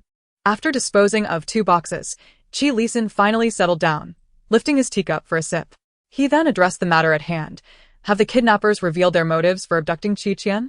Qi Chaosheng replied solemnly. They had mistaken their target. They originally intended to target Feng Xiaoxiao. Qi Fengxia bit her lip, explaining that the police had discovered prohibited items on the kidnappers, likely intended for her use. But their plans were thwarted by Qian Bao. Had she been the one abducted today, those kidnappers would have shown no mercy. Their intentions were clear, and they were well prepared, only to encounter Qian, who defied expectations like an unpredictable wild card. "Have you uncovered the mastermind behind this?" Qi Lisan inquired. "It is an actor with whom I share a personal grudge. He is engaged in illegal activities that I exposed, and now he seeks to drag me down with him. Rest assured, I know how to deal with him to eliminate any future threats." A glint of determination crossed Qi Fengxia's eyes. No one from the Qi family was weak or easily bullied. Even those who appeared harmless possessed an unconventional ferocity. Qi Lisan, meticulously wiping his glasses with a handkerchief, stated, "I will handle this matter. You alone may struggle to extricate yourself entirely from this situation. However, this is a one-time exception. It will not happen again." The butler, Nan, felt a wave of emotion. "Sir, once again, you have made an exception for the young lady. I have never seen you so protective." Chapter 77. This is indeed imported sausage. Yet, Qi Fengxia wore a look of shock. Had the old man changed his ways? In the past, when he was nearly blacklisted, the old man had not lifted a finger to assist him. Now no, the old man was not helping him. He was seeking to avenge Qian Bao. Qi Fengxia felt a surge of dissatisfaction. "No need, I can handle it myself." He wanted to personally avenge Qian Bao. How could he allow the old man to steal that opportunity? Qi Lisan was not open to discussion. It was settled just like that. Qi Fengxia? "You all should not rush to leave just yet." What? As an uncle, not only had he failed to set a good example, but he was also aiding Qian in deceiving and sheltering her, leading her astray. Qi Lisan coldly declared, "Each of you will write a 5,000-word self-reflection. Finish it before you leave." Qi Fengxia. Qi Chaosheng. That night, the 3 of them lamentably sat together, writing self-reflections. After dinner, Qian knocked on the study door, holding her self-reflection. Standing before Qi Lisan, she began to read aloud. Self-reflection. "I deeply acknowledge my mistakes. Due to being kidnapped today, I consumed several plates of charcoal grilled ribs, fruitwood roasted duck, kung pao chicken, cherry meat, Buddha jumps over the wall, 12 portions of spicy chicken wings, 9 boxes of Portuguese egg tarts, and 5 large cups of cola." Qi Lisan's brow twitched subtly. Was this a self-reflection or a menu? "Grandfather, there is more to come." Qian continued, "I have come to realize that I should not have eaten so little, and because I was still hungry, I chased after others for food. Despite the aroma of delicious food, one must not lack principles, much like how cola cannot exist without ice, and a wife cake must have a wife." Qi Lisan. With patience, continued to listen. After a brief silence, he looked at her and asked, "Is that all?" "Grandfather, I have written 130 characters, which exceeds the limit significantly," Qian said, playfully massaging her grandfather's shoulders like a little dog. "This is my limit. Your reflection begins with 'I was wrong,' yet the entire text is filled with filler?" Qi Fengxiao and Qi Chaoshen's 5,000-word reflections could not compare to her ability to embellish. Qian responded, "As long as the sentiment is conveyed, whether it is written or not is inconsequential. For instance, I adore you, grandfather, yet I never vocalize it. Qi Lisan attempted to maintain a stern expression to intimidate her, but it proved ineffective against this clever little girl. He beckoned her over. Qi Qian scampered over, only to receive a playful tap on the head. Using cunning and trickery, Qi Lisan commented on her behavior. You know how to flatter me with sweet words. So, are you pleased, grandfather? Seeing your haphazard reflection, how could I possibly be pleased? Qi Qian retorted, then I will share half of the treasures from my box with you. Please do not be angry. Do I really covet your trivial possessions? Then, do you treasure my gifts? Qi Lisan raised an eyebrow, intrigued by her words. Ding ding ding. Qi Qian exclaimed as she produced a shell necklace from behind her. Grandfather, I found this beautiful shell by the seaside, and I thought it would be perfect for you. Qi Lisan's gaze softened slightly. This was the second time she had brought him a gift. The first was a wooden carving, and now, a unique shell necklace crafted by her own hands. Admittedly, it held no significant monetary value, yet the essence of heartfelt intention can never be measured by price. In contrast, Qi Fengxiao had not even thought to bring back a pebble for his father. Qi Lisan fought back a smile, feigning discontent. You think a few shells will endear you to me? If you do not like it, I shall wear it myself. Not that I dislike it. It is, at the very least, tolerable. Qi Lisan placed the shell necklace down and continued. Your performance during the live stream has attracted some attention, and they may wish to exploit your talents for their own benefit. I cannot always keep an eye on you. You must remain vigilant and steer clear of those with ill intentions. Upon hearing this, Qi Qian recalled the agreement between her uncle and grandfather. She was only permitted to stay at her grandfather's house for a month. Half of that time had already passed. Although she felt a twinge of reluctance, she wondered if her grandfather would be as generous as her second uncle and perhaps shower her with a few million. No. Perhaps even tens of millions. As Qi Lisan continued his admonition, he noticed Qi Qian grinning foolishly, and a hint of exasperation crossed his eyes behind his glasses. Even if she could command dinosaurs, it would not change the fact that she was a silly little girl. Ultimately, the necklace found its place atop the desk, beside the wooden turtle carving. The following day, Qi Qian awoke to the consequences of her overindulgence, which manifested quite visibly. At the dining table, Qi Lisan observed Qi Qian, who had her head lowered and was not eating properly. He raised an eyebrow, inquiring, What are you dawdling about? Qi Qian stammered, unable to utter a single word as she kept her gaze downcast. Qi Lisan set down his newspaper and commanded, Lift your head. Qi Qian shook her head vigorously in refusal. Do you want me to take action? With no other choice, she slowly raised her face. After a few moments of scrutiny, Qi Lisan chuckled. Grandfather, why are you still laughing? Qi Qian exclaimed, visibly displeased. I'm in this state. Well, you certainly didn't consume any junk food for free, he retorted. Qi Lisan pinched her face and examined her closely before instructing Butler Nan, have the doctor come over. Butler Nan stifled a laugh and complied. The doctor soon arrived, and upon seeing Qi Qian's face, he couldn't help but laugh aloud. Qi Qian, sporting a red, swollen pout reminiscent of a sausage, resembled a little duck filled with questions. Quacking, what's so funny? Haven't you ever seen a beautiful girl? The doctor responded, well, I must admit, I've never encountered a beauty with a mouth swollen to the size of a sausage. Butler Nan offered her some consolation, miss. Your swollen lips are quite unique. They appear to be a premium imported sausage. This did little to comfort her. Flowers wilt, and I, too, will truly wither, Qi Qian lamented. After the doctor examined her and left behind a plethora of medication along with a 3-page list of precautions, he departed. Qi Lisan unabashedly teased Qi Qian. Let us see if you dare to indulge in gluttony again.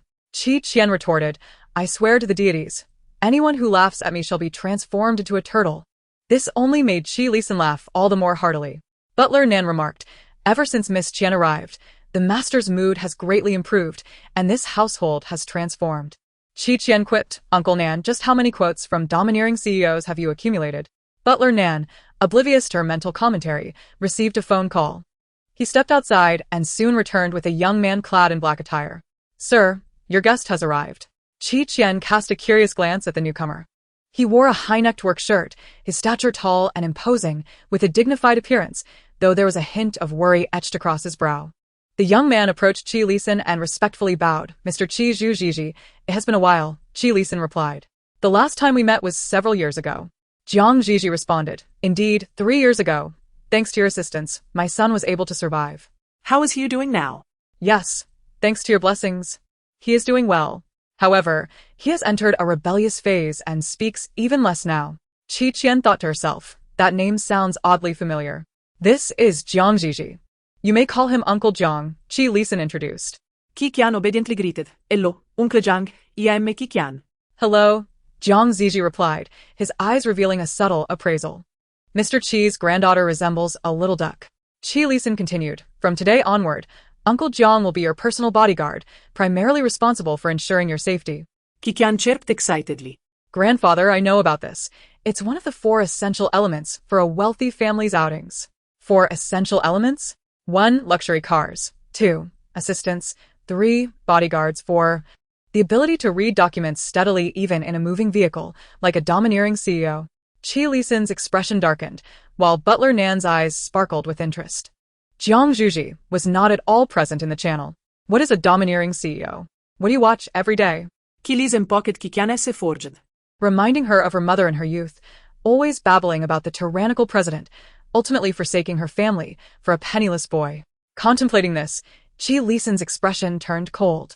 If you were to emulate your mother in the future, I would be the first to break your legs. Qian waved her hand dismissively. Grandfather, rest assured. I've already made arrangements with heaven. I told him that whether the blossoms of romance bloom in this lifetime is inconsequential, as long as the money tree flourishes. Lisan smiled faintly. You are indeed more promising than your mother. Hihi. Qian was well aware that nothing could eclipse the importance of making money. The more wealth she amassed, the larger her future paradise of handsome men would be. What types could she not indulge in? The plan was foolproof. Lisan continued. Your Uncle Jiang will also serve as your tutor. Henceforth, you must allocate 2 hours daily to attend his lessons. Qian immediately lay down. Grandfather, my mouth hurts. It's your mouth that hurts, not your hands or your head. My heart aches too. I feel like you must not like me as much today, otherwise. How could you utter such cold and hurtful words? Lisan's lips twitched. Then you shall have 2 days to rest, no more negotiation. Also, who taught you to sit so improperly? Sit up straight. Qian huffed and puffed, refusing to budge, resembling a sulking duck. Nearby, Jiang Zhuji revealed her first smile since arriving. At present, it seemed that Mr. Qi's granddaughter was innocent and charming, unlikely to engage in reckless behavior like others. Then, on her first day at work, Jiang Zhuji was nearly trampled by a pig. Upon spotting the handsome uncle, Xiao Xiang was unable to contain herself and rushed toward him without a thought for her own weight. That collision could have been fatal. Jiang Zhuji, a skilled martial artist, found it quite daunting. He initially thought the pig was merely seeking to play, only to be taken aback when it flopped down on the ground, posing provocatively. Jiang Zhuji thought, this does not seem to be a proper pig at all. Dai. Do not lose focus in class. Quickly show me the blackboard. Qian had set up a blackboard on the lawn, teaching Dai to recognize words and perform calculations. Dai barked. Ufi. Little master, I want to play. Qian lamented. No, you are so unambitious. When will you graduate and help me with my homework every day? Don't you want to play with me daily? Dai replied, woof. I do. For you, little master, I will strive to learn. Qian was very pleased. Good boy. Tomorrow, I will arrange for higher quality dog food for you. Woof woof. Jiang Zhuji mused. So this is where the real absurdity lies. She genuinely seems to be attempting to teach a dog arithmetic and writing. What manner of job is this? Soon enough, Jiang Zhuji would have the answer. It was a task beyond the capabilities of any mere mortal. In the evening, Qian was in her room doing homework when she suddenly stepped onto the terrace and began reciting a math problem to the moon. Jiang Zhuji inquired about what she was doing. Qian, this problem is exceedingly intricate. I am disinclined to ponder it further. Thus I shall inquire whether the heavens might provide insight, for human calculations pale in comparison to divine foresight. Did you receive an answer? No. It proclaimed that my fate is mine to dictate, not ordained by the heavens. Such manifestations are merely mild, as she often recites the problem aloud while doing her homework. Only to commence, given the equation of the line, the angle of inclination is seized by me as a mighty weapon, transforming those who pose such questions into a salad. It is known that the solution to this problem is. Jiang Zhuji felt a chill run down her spine, watching in disbelief as she chanted incantations, subsequently inscribing the correct answer onto the paper. This, indeed, is difficult to assess. Is her mental state truly sound? Qian believes she is in excellent spirits. Ever since she acquired this mental illness, she feels more invigorated. She must quietly strive to surpass everyone in due course. What tranquil times and resilient grace, merely IFAOD. A couple of days later, the maritime rescue team presented a banner to the manor. The police department followed suit with another banner, and shortly thereafter, the Cultural Relics Bureau contributed yet another. Qian received 3 banners in one breath, almost overwhelmed by this extravagant fortune. One proclaimed longevity and abundance, another denounced malevolence and upheld justice, and the last celebrated exemplary citizenship, serving as a model for our generation. Admittedly, the second banner is quite ostentatious, yet having it is better than lacking it. Qian joyfully hung the 2 banners in her room, posting a photo to her social media.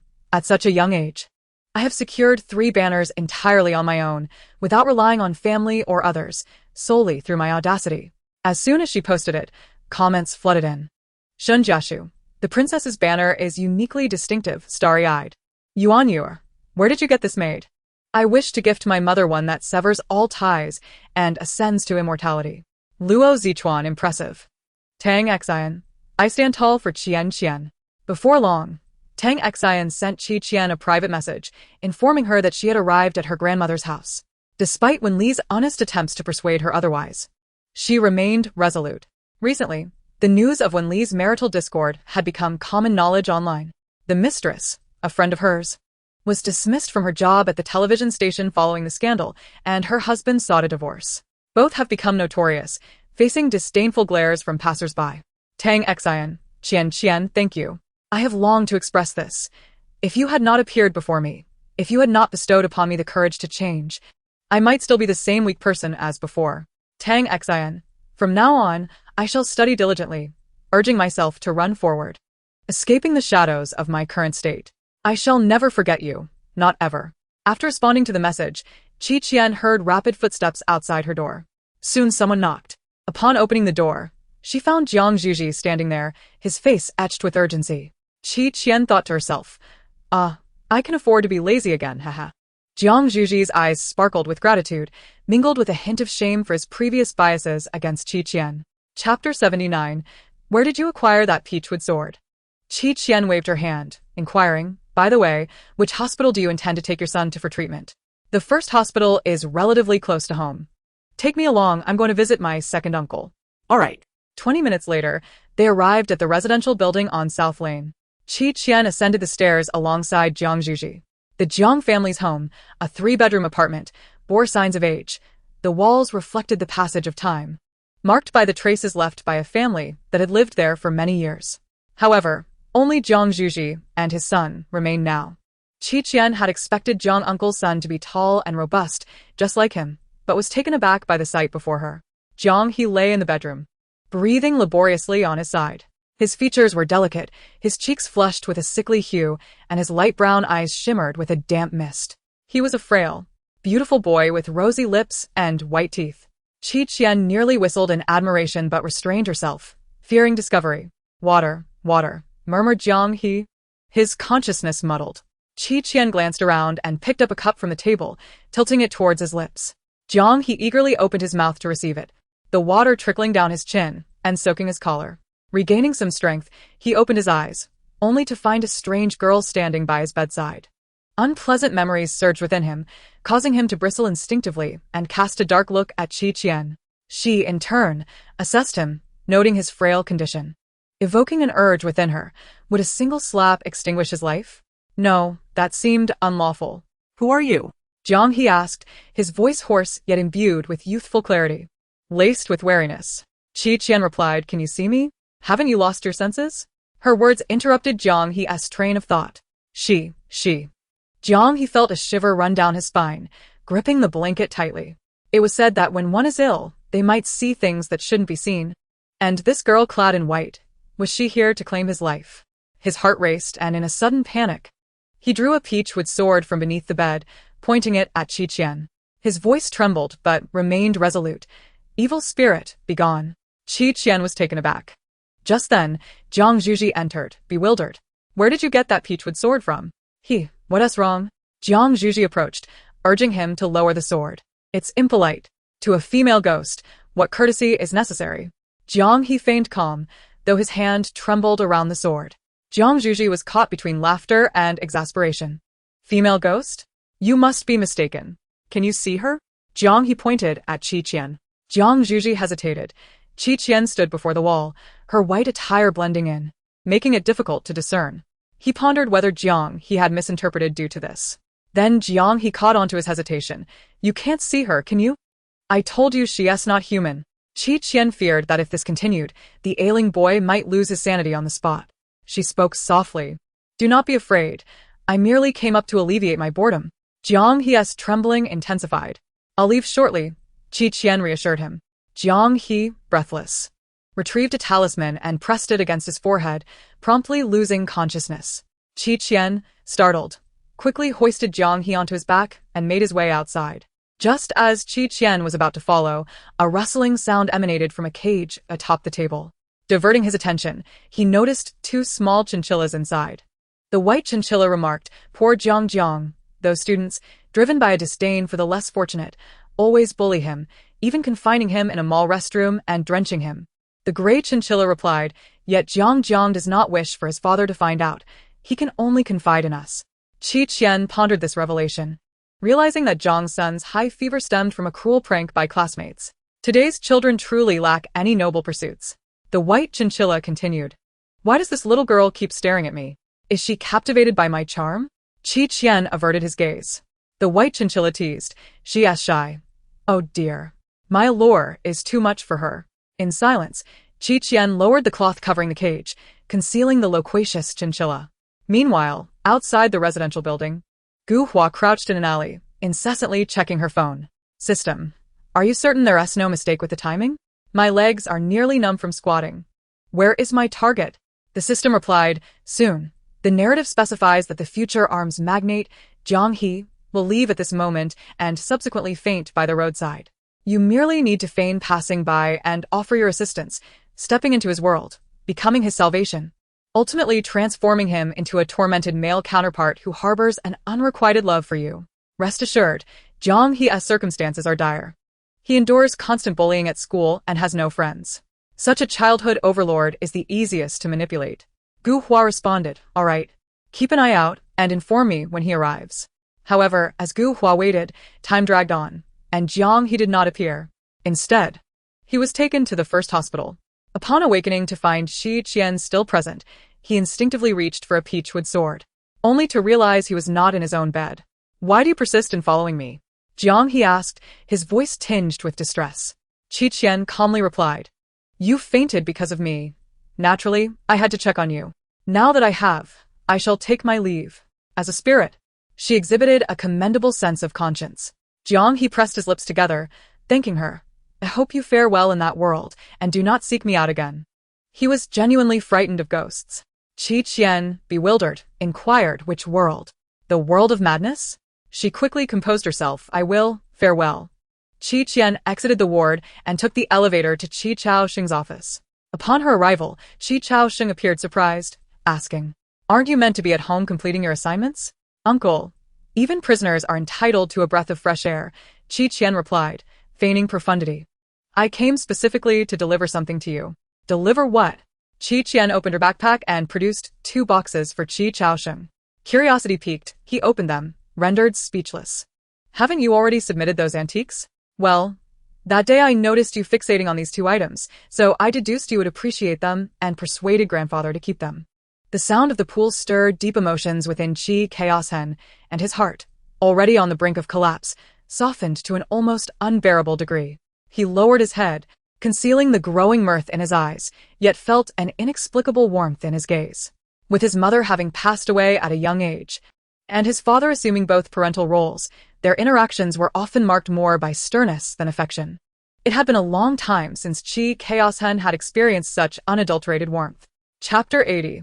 Let us dispose of him. If your third uncle finds out, he will surely be upset with me. Qi Chaoxing could not help but chuckle softly. Qi Fengxiao had always prided himself on being Qi Xiaoqian's favorite uncle. Yet it was Qian who had presented him with a gift first. No, I've prepared other gifts for the third uncle as well, including for the eldest uncle. Qian counted on her fingers, suddenly recalling. Oh, it seems there are other uncles too? I have yet to meet them. Qian replied. Your fourth and fifth uncles are abroad. We seldom see them. He then abruptly remembered his father's adopted son. Technically, he could also be considered Qi Xiaoqian's uncle. But it was inconsequential. That fellow was a peculiar one. Qi Chaos Hen swiftly dismissed the thought. Curious about her other two uncles, Qian asked, how are the fourth and fifth uncles faring now? I heard from the eldest uncle that the fourth uncle is foraging for wild vegetables abroad, while the fifth uncle is tightening screws in a factory. Qian remarked, those jobs sound quite arduous. Even when the electronics factory is on holiday, the fifth uncle is still tightening screws. What drives them to persist? Is it love, ideals, or responsibility? No, it's none of those. It's poverty. Utter poverty. Not everyone finds life so easy. Qian's respect for them deepened. Qi Chaos Hen interjected, why is my elder brother misleading the child? Is it to educate Qi Xiaoqian about the hardships of work, to help her cherish the hard-earned life she currently enjoys? Believing he had deftly made his point, he nodded. Indeed, your fourth and fifth uncles endure great hardship, working 9 to 5 for a meager income, drinking tap water and eating leftovers. He added, if one day you meet them and they invite you to join them, do not heed them. They likely wish to take you to experience hardships. It was prudent to offer Qi Xiaoqian a word of caution, for if she could be swayed by him, she might just as easily be led astray by her other uncles. Brothers? What brotherhood could exist before a charming niece? Qian mused, considering that her uncles might struggle to sustain themselves and would hardly desire to take her along as a burden. Nevertheless, she agreed to her second uncle's suggestion. Qi Chaos Hen was thoroughly pleased and allowed her to play for a while longer, promising to take her out for a delicious meal once he finished his work. He instructed his secretary to prepare a plethora of snacks and comic books to keep her entertained. Qian switched on the television, deftly tuning into the wellness channel, munching on her snacks while watching. Today's wellness highlights the dangers of crossing one's legs, which can lead to uneven pressure distribution on the lumbar and thoracic vertebrae, potentially compressing spinal nerves over time. Preventing liver diseases is crucial. Hygiene plays a significant role, and certain foods are beneficial. Limit staying up late to no more than twice a week and manage sleep schedules responsibly. As the program came to a close, Qian had nearly finished her notes. Gazing at the densely filled pages, she mused, surely, this must grant me eternal life, equal to that of the heavens. In her elation, she downed most of her icy cola. Once her uncle had wrapped up his tasks, Qian followed him out of the hospital. Upon reaching the park downstairs, she caught sight of a familiar figure by the lotus pond.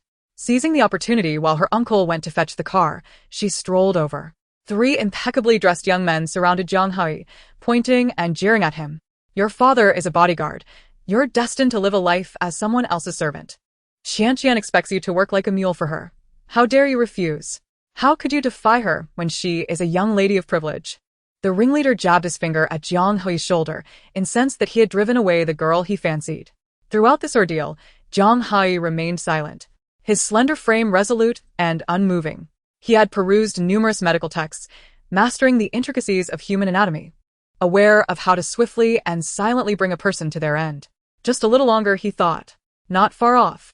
Qian crouched with her hands tucked into her pockets, eavesdropping on the unfolding drama. A calico cat wandered over, commenting, today's youngsters lack substance.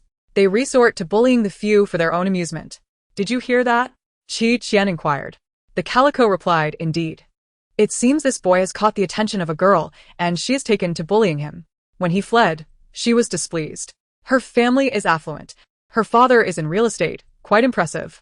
These boys are either her lackeys or sycophants, eager to defend her and compel the boy to apologize. Qian held an imaginary melon in her hands, bemused. Is this a miniature version of extortion? How audacious at such a tender age. Do you know why the girl fancies this boy? The calico asked. What do you mean? Qian responded curiously. The calico, in a mock tone, explained, everyone else laughs when they see me, except for him. Either he is simply not inclined to laughter, or he is deliberately trying to capture my attention.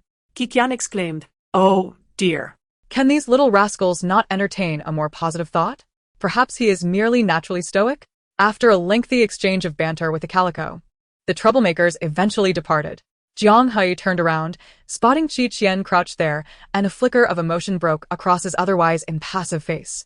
Has she not already transcended to another realm? He pondered, momentarily stunned, his gaze subtly stirred. He had no friends, nor did anyone wish to associate with someone as peculiar as he. This was the first time, apart from his father, that someone had shown him such concern, even if she were merely a ghost. After a moment of hesitation, Zhang Hui asked, "Did you witness everything just now?" "You needn't worry, I cannot read." Qian reassured him, "I barely discerned what you all were saying." Zhang Hui replied, "Do you not find this situation absurd? Why do you constantly appear in my vicinity? Is there something remarkable about me?" Suddenly, he was eager to know. You do possess a certain striking quality?" Just then, Qian heard her uncle calling her name and waved back, making her way toward him. Jiang he caught only a fleeting glimpse of her figure before she vanished behind the trees, sending a shiver down his spine. Yet compared to his initial reaction, he found himself less resistant to her presence. Perhaps solitude had dulled his sensitivity over time. He chuckled to himself, feeling inexplicably uplifted. At Baiyuan, in a booth on the terrace surrounded by folding screens, one could both enjoy the scenery and maintain privacy. Chi Chao had called ahead to make a reservation, so the dishes arrived shortly after they sat down. As they dined, Qian overheard a conversation from the neighboring terrace. If it were just one, it would be fine. "I recently discovered he has been unfaithful with more than one. Weren't you the one who said there was only one? I never anticipated he would betray me with so many. By the time I found out, it was too late. I was already pregnant." "Then you should just have the baby. What else can you do?" The conversation seemed fairly normal until Qian realized it was two men speaking. Chapter 81. "Will you give me your autograph?" The voices next door suddenly lowered, prompting Qian to lean over the railing, eager to listen longer. She edged closer, unknowingly extending herself far over the terrace. Then she heard, "Just take him to the hospital and terminate the pregnancy. Once he loses his means to deceive, he won't stray anymore." Qian gasped. Was this truly the path they were suggesting? Honestly, I've always found it difficult to be so ruthless, especially since he can be quite kind at times. Upon hearing this, Qian nearly smacked her thigh in disbelief. "Dude, your husband has been cheating like an octopus. And you still feel sympathy for him? Wait a minute, isn't that strange? Your current mercy towards him will only lead to future cruelty towards yourself. Have you considered how many lives he has already ruined? 1 or 2 might be forgivable, but 5? Are you planning to keep cleaning up his mess? How absurd." Qian inhaled sharply, realizing the depths of this cad's depravity. 5 affairs. What on earth were they waiting for? Such a husband is hardly worth keeping around. On the adjacent terrace, 2 handsome young men sat by the dining table. One was Shi Jianchen and the other was his friend, Qilan. Qilan owned a ginger cat named Dead Ghost, who roamed with other cats, leaving them pregnant while shirking responsibility, lazing about at home. He epitomized a scoundrel of a cat. At that moment, Shi Jianchen remarked, "If you had taken him for surgery sooner, would all this chaos have ensued?" Qian nodded in agreement. "Exactly, my friend. The difference between a single act of infidelity and countless betrayals is significant. If you don't resolve this promptly, aren't you just encouraging him?" She became so engrossed that she didn't realize she had crossed over to their side, sitting in their chair with a slice of melon, joining their condemnation. With tears in his eyes, Qilan lamented, "I thought he would change. He promised me that when I left." Qian, frustrated, retorted, "Who doesn't he know how to make promises? When a man opens his mouth, even a pig can outrun him. Trusting a man's words will lead you to ruin." As the conversation unfolded, Qilan opened her mouth in confusion. "What man are you referring to? Aren't we discussing my cat?" Qian was taken aback. "Aren't you talking about your unfaithful husband?" "Husband?" Qilan was utterly perplexed. It was then that Shi Jianchen realized something was amiss and turned to face the unexpected guest. Both of them simultaneously directed their gaze towards the sudden arrival. Upon recognizing Qian's face, their expressions shifted in unison. Qilan pointed at her and exclaimed, "You are the one my deceased cat is particularly fond of." "That Qian." Shi Jianchen gritted his teeth. "Scoundrel." Qian blinked. "Oh dear, what's happening here? One of you looks somewhat familiar. Do you know me?" "My cat is quite enamored with you. She sits in front of the television every day watching your live stream and has even learned to steal my card to reward you," Qilan said, excitement flushing her cheeks. "Could you sign something for my cat?" Qian found this request to be quite absurd. "That's not the point. If I may ask, how old are you this year?" "I'm 16, about the same age as you." Qilan ziblit cheferlin. Qian was momentarily speechless. "So the unfaithful partner you mentioned is a cat? Haha, did I mislead you? I thought it would be inappropriate to speak too directly. So, I was a bit vague, Qian explained. Indeed, I was talking about my cat. Qian mused to herself. You are quite vague. You've left me utterly confused. Nevertheless, she accepted the pen Qian offered and signed for her cat. What is your cat's name? Deceased Ghost. Isn't it adorable? Adorable is hard to say, but it certainly is a handful, Qian remarked casually, only to hear a voice interject. My cat's name is Spicy Hot Pot. Noticing her glance, Shi Jianchun crossed his arms and turned his head away, muttering, It's nothing, I just mentioned it casually. Qian responded, That's nice. But it doesn't hold up well to hunger. Sure, would you like a signature too? She nudged Shi Jianchun's arm playfully. He lifted his chin, stating, I'm not interested in such trivialities. Qian thought to herself, Of course, why would he want a girl's signature? But your spicy hot pot adores her. After a moment of contemplation, Shi Jianchun relented, Fine, I suppose. However, they soon spotted Qian sitting next to them, happily eating watermelon. The distance between them was only a few dozen centimeters, and with some agility, she could leap across. Qi Chaosheng watched in alarm as she jumped over, extending his hand to catch her. He then admonished her in a low voice, What are you doing? What if you fall? Why did you go over there? I'm going to eat watermelon, Qian replied obediently as her uncle set her down. Although she was no longer a child, she remained shorter than her peers for reasons unknown. Now, what kind of watermelon do you want? I'll have him bring it to you, her uncle asked. Ice-cold watermelon. Homie melon. All right. The screen was drawn again, blocking Shi Jianchun and Qilan's view. Qilan observed Shi Jianchun's evidently displeased expression and tentatively inquired, Brother Jianchun, would you like me to give you the signature? No. Shi Jianchun flatly rejected her. I'm not interested in that. It's just a signature, she replied. Qilan merely spoke in jest, his eyes gleaming with delight as he gazed upon the signed photograph. To his surprise, Qian appeared far more endearing than she did during the live stream. No wonder his deceased partner held such affection for her. Was it possible that his reluctance to take responsibility for those cats was somehow linked to Qian? A sudden wave of suffocation washed over Qilan, leaving him momentarily dazed. Shi Jianchun cast a glance at the seemingly stupefied individual, letting out a cold snort. Another one gone mad. Qi Lisan, seated behind his desk and engrossed in documents, inquired without lifting his gaze, What did you have for lunch today? Grandfather, rest assured, my meal was particularly light today. Qian replied with an unabashed smile. After all, barbecue devoid of chili could hardly be considered heavy. As for fried chicken, removing the crispy skin rendered it nearly calorie-free. Wasn't that what one termed light? Qi Lisan slowly raised his eyes, the gaze behind his spectacles seemingly capable of penetrating through all facades. Your snacks have spilled out of your bag. Huh. Qian quickly looked down to check. Chapter 82. You've been removed from the group chat. Qi Lisan scoffed. I knew it. Hand over all the junk you've hidden in your bag. I haven't hidden any junk. Qian retorted defiantly. These are my sustenance for the spirit. With a sense of grievance, Qian slowly opened her bag, retrieving her items at a leisurely pace. Take out whatever you've tucked away in your wallet as well. Don't think I'm unaware of the hole you've carved in the middle of your notebook to stash things away. In this world, for every grandfather gained, a child with a passion for snacks is lost, she lamented. In the end, a small mountain of snacks tumbled out of Qian's bag, leaving one to wonder how she managed to conceal so many. Qi Lisan, for once, was rendered speechless, promptly sweeping the items into a drawer. He had remarked that children of this age were quite rebellious. The more one prohibited them, the more spirited they became. Have you completed the summer assignments I assigned? Qi Lisan asked. Qian nodded sullenly, secretly relieved that the spicy strips she had hidden in her dark lair remained undiscovered.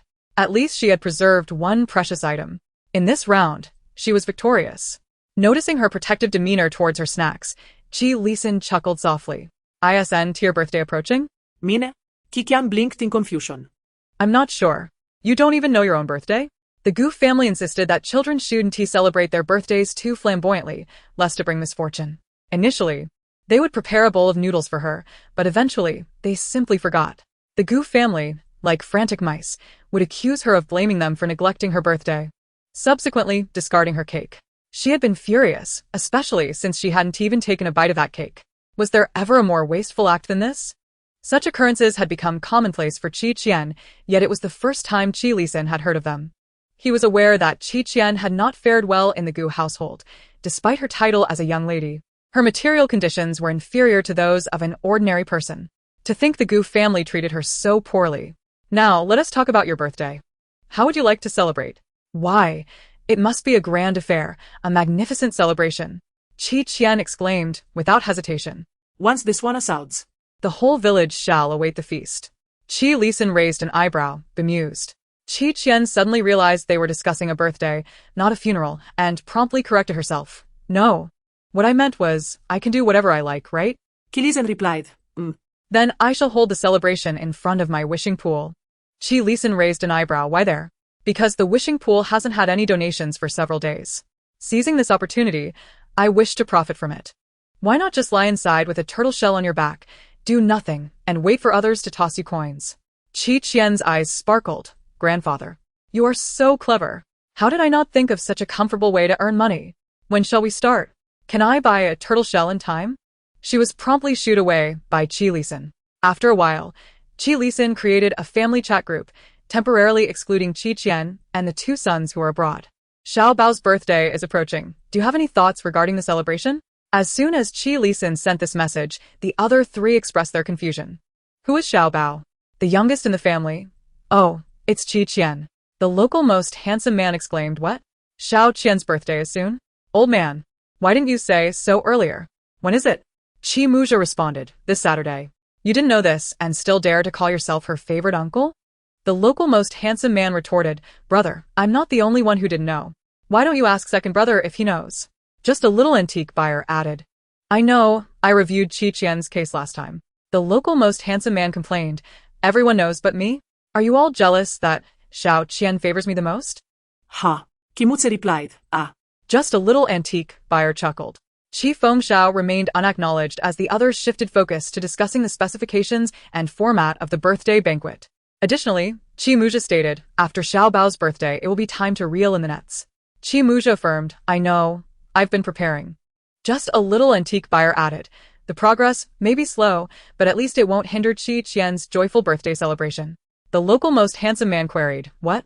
Are you all speaking in riddles? However, no one paid him any attention. After a while, Qi Fengxiao noticed the notification. You have been kicked out of the group chat. Qi Fengxiao exclaimed, What's going on? Are they all jealous of him targeting me? He quickly opened Qian's chat interface. Xiao Qian, tell me, am I not your favorite uncle?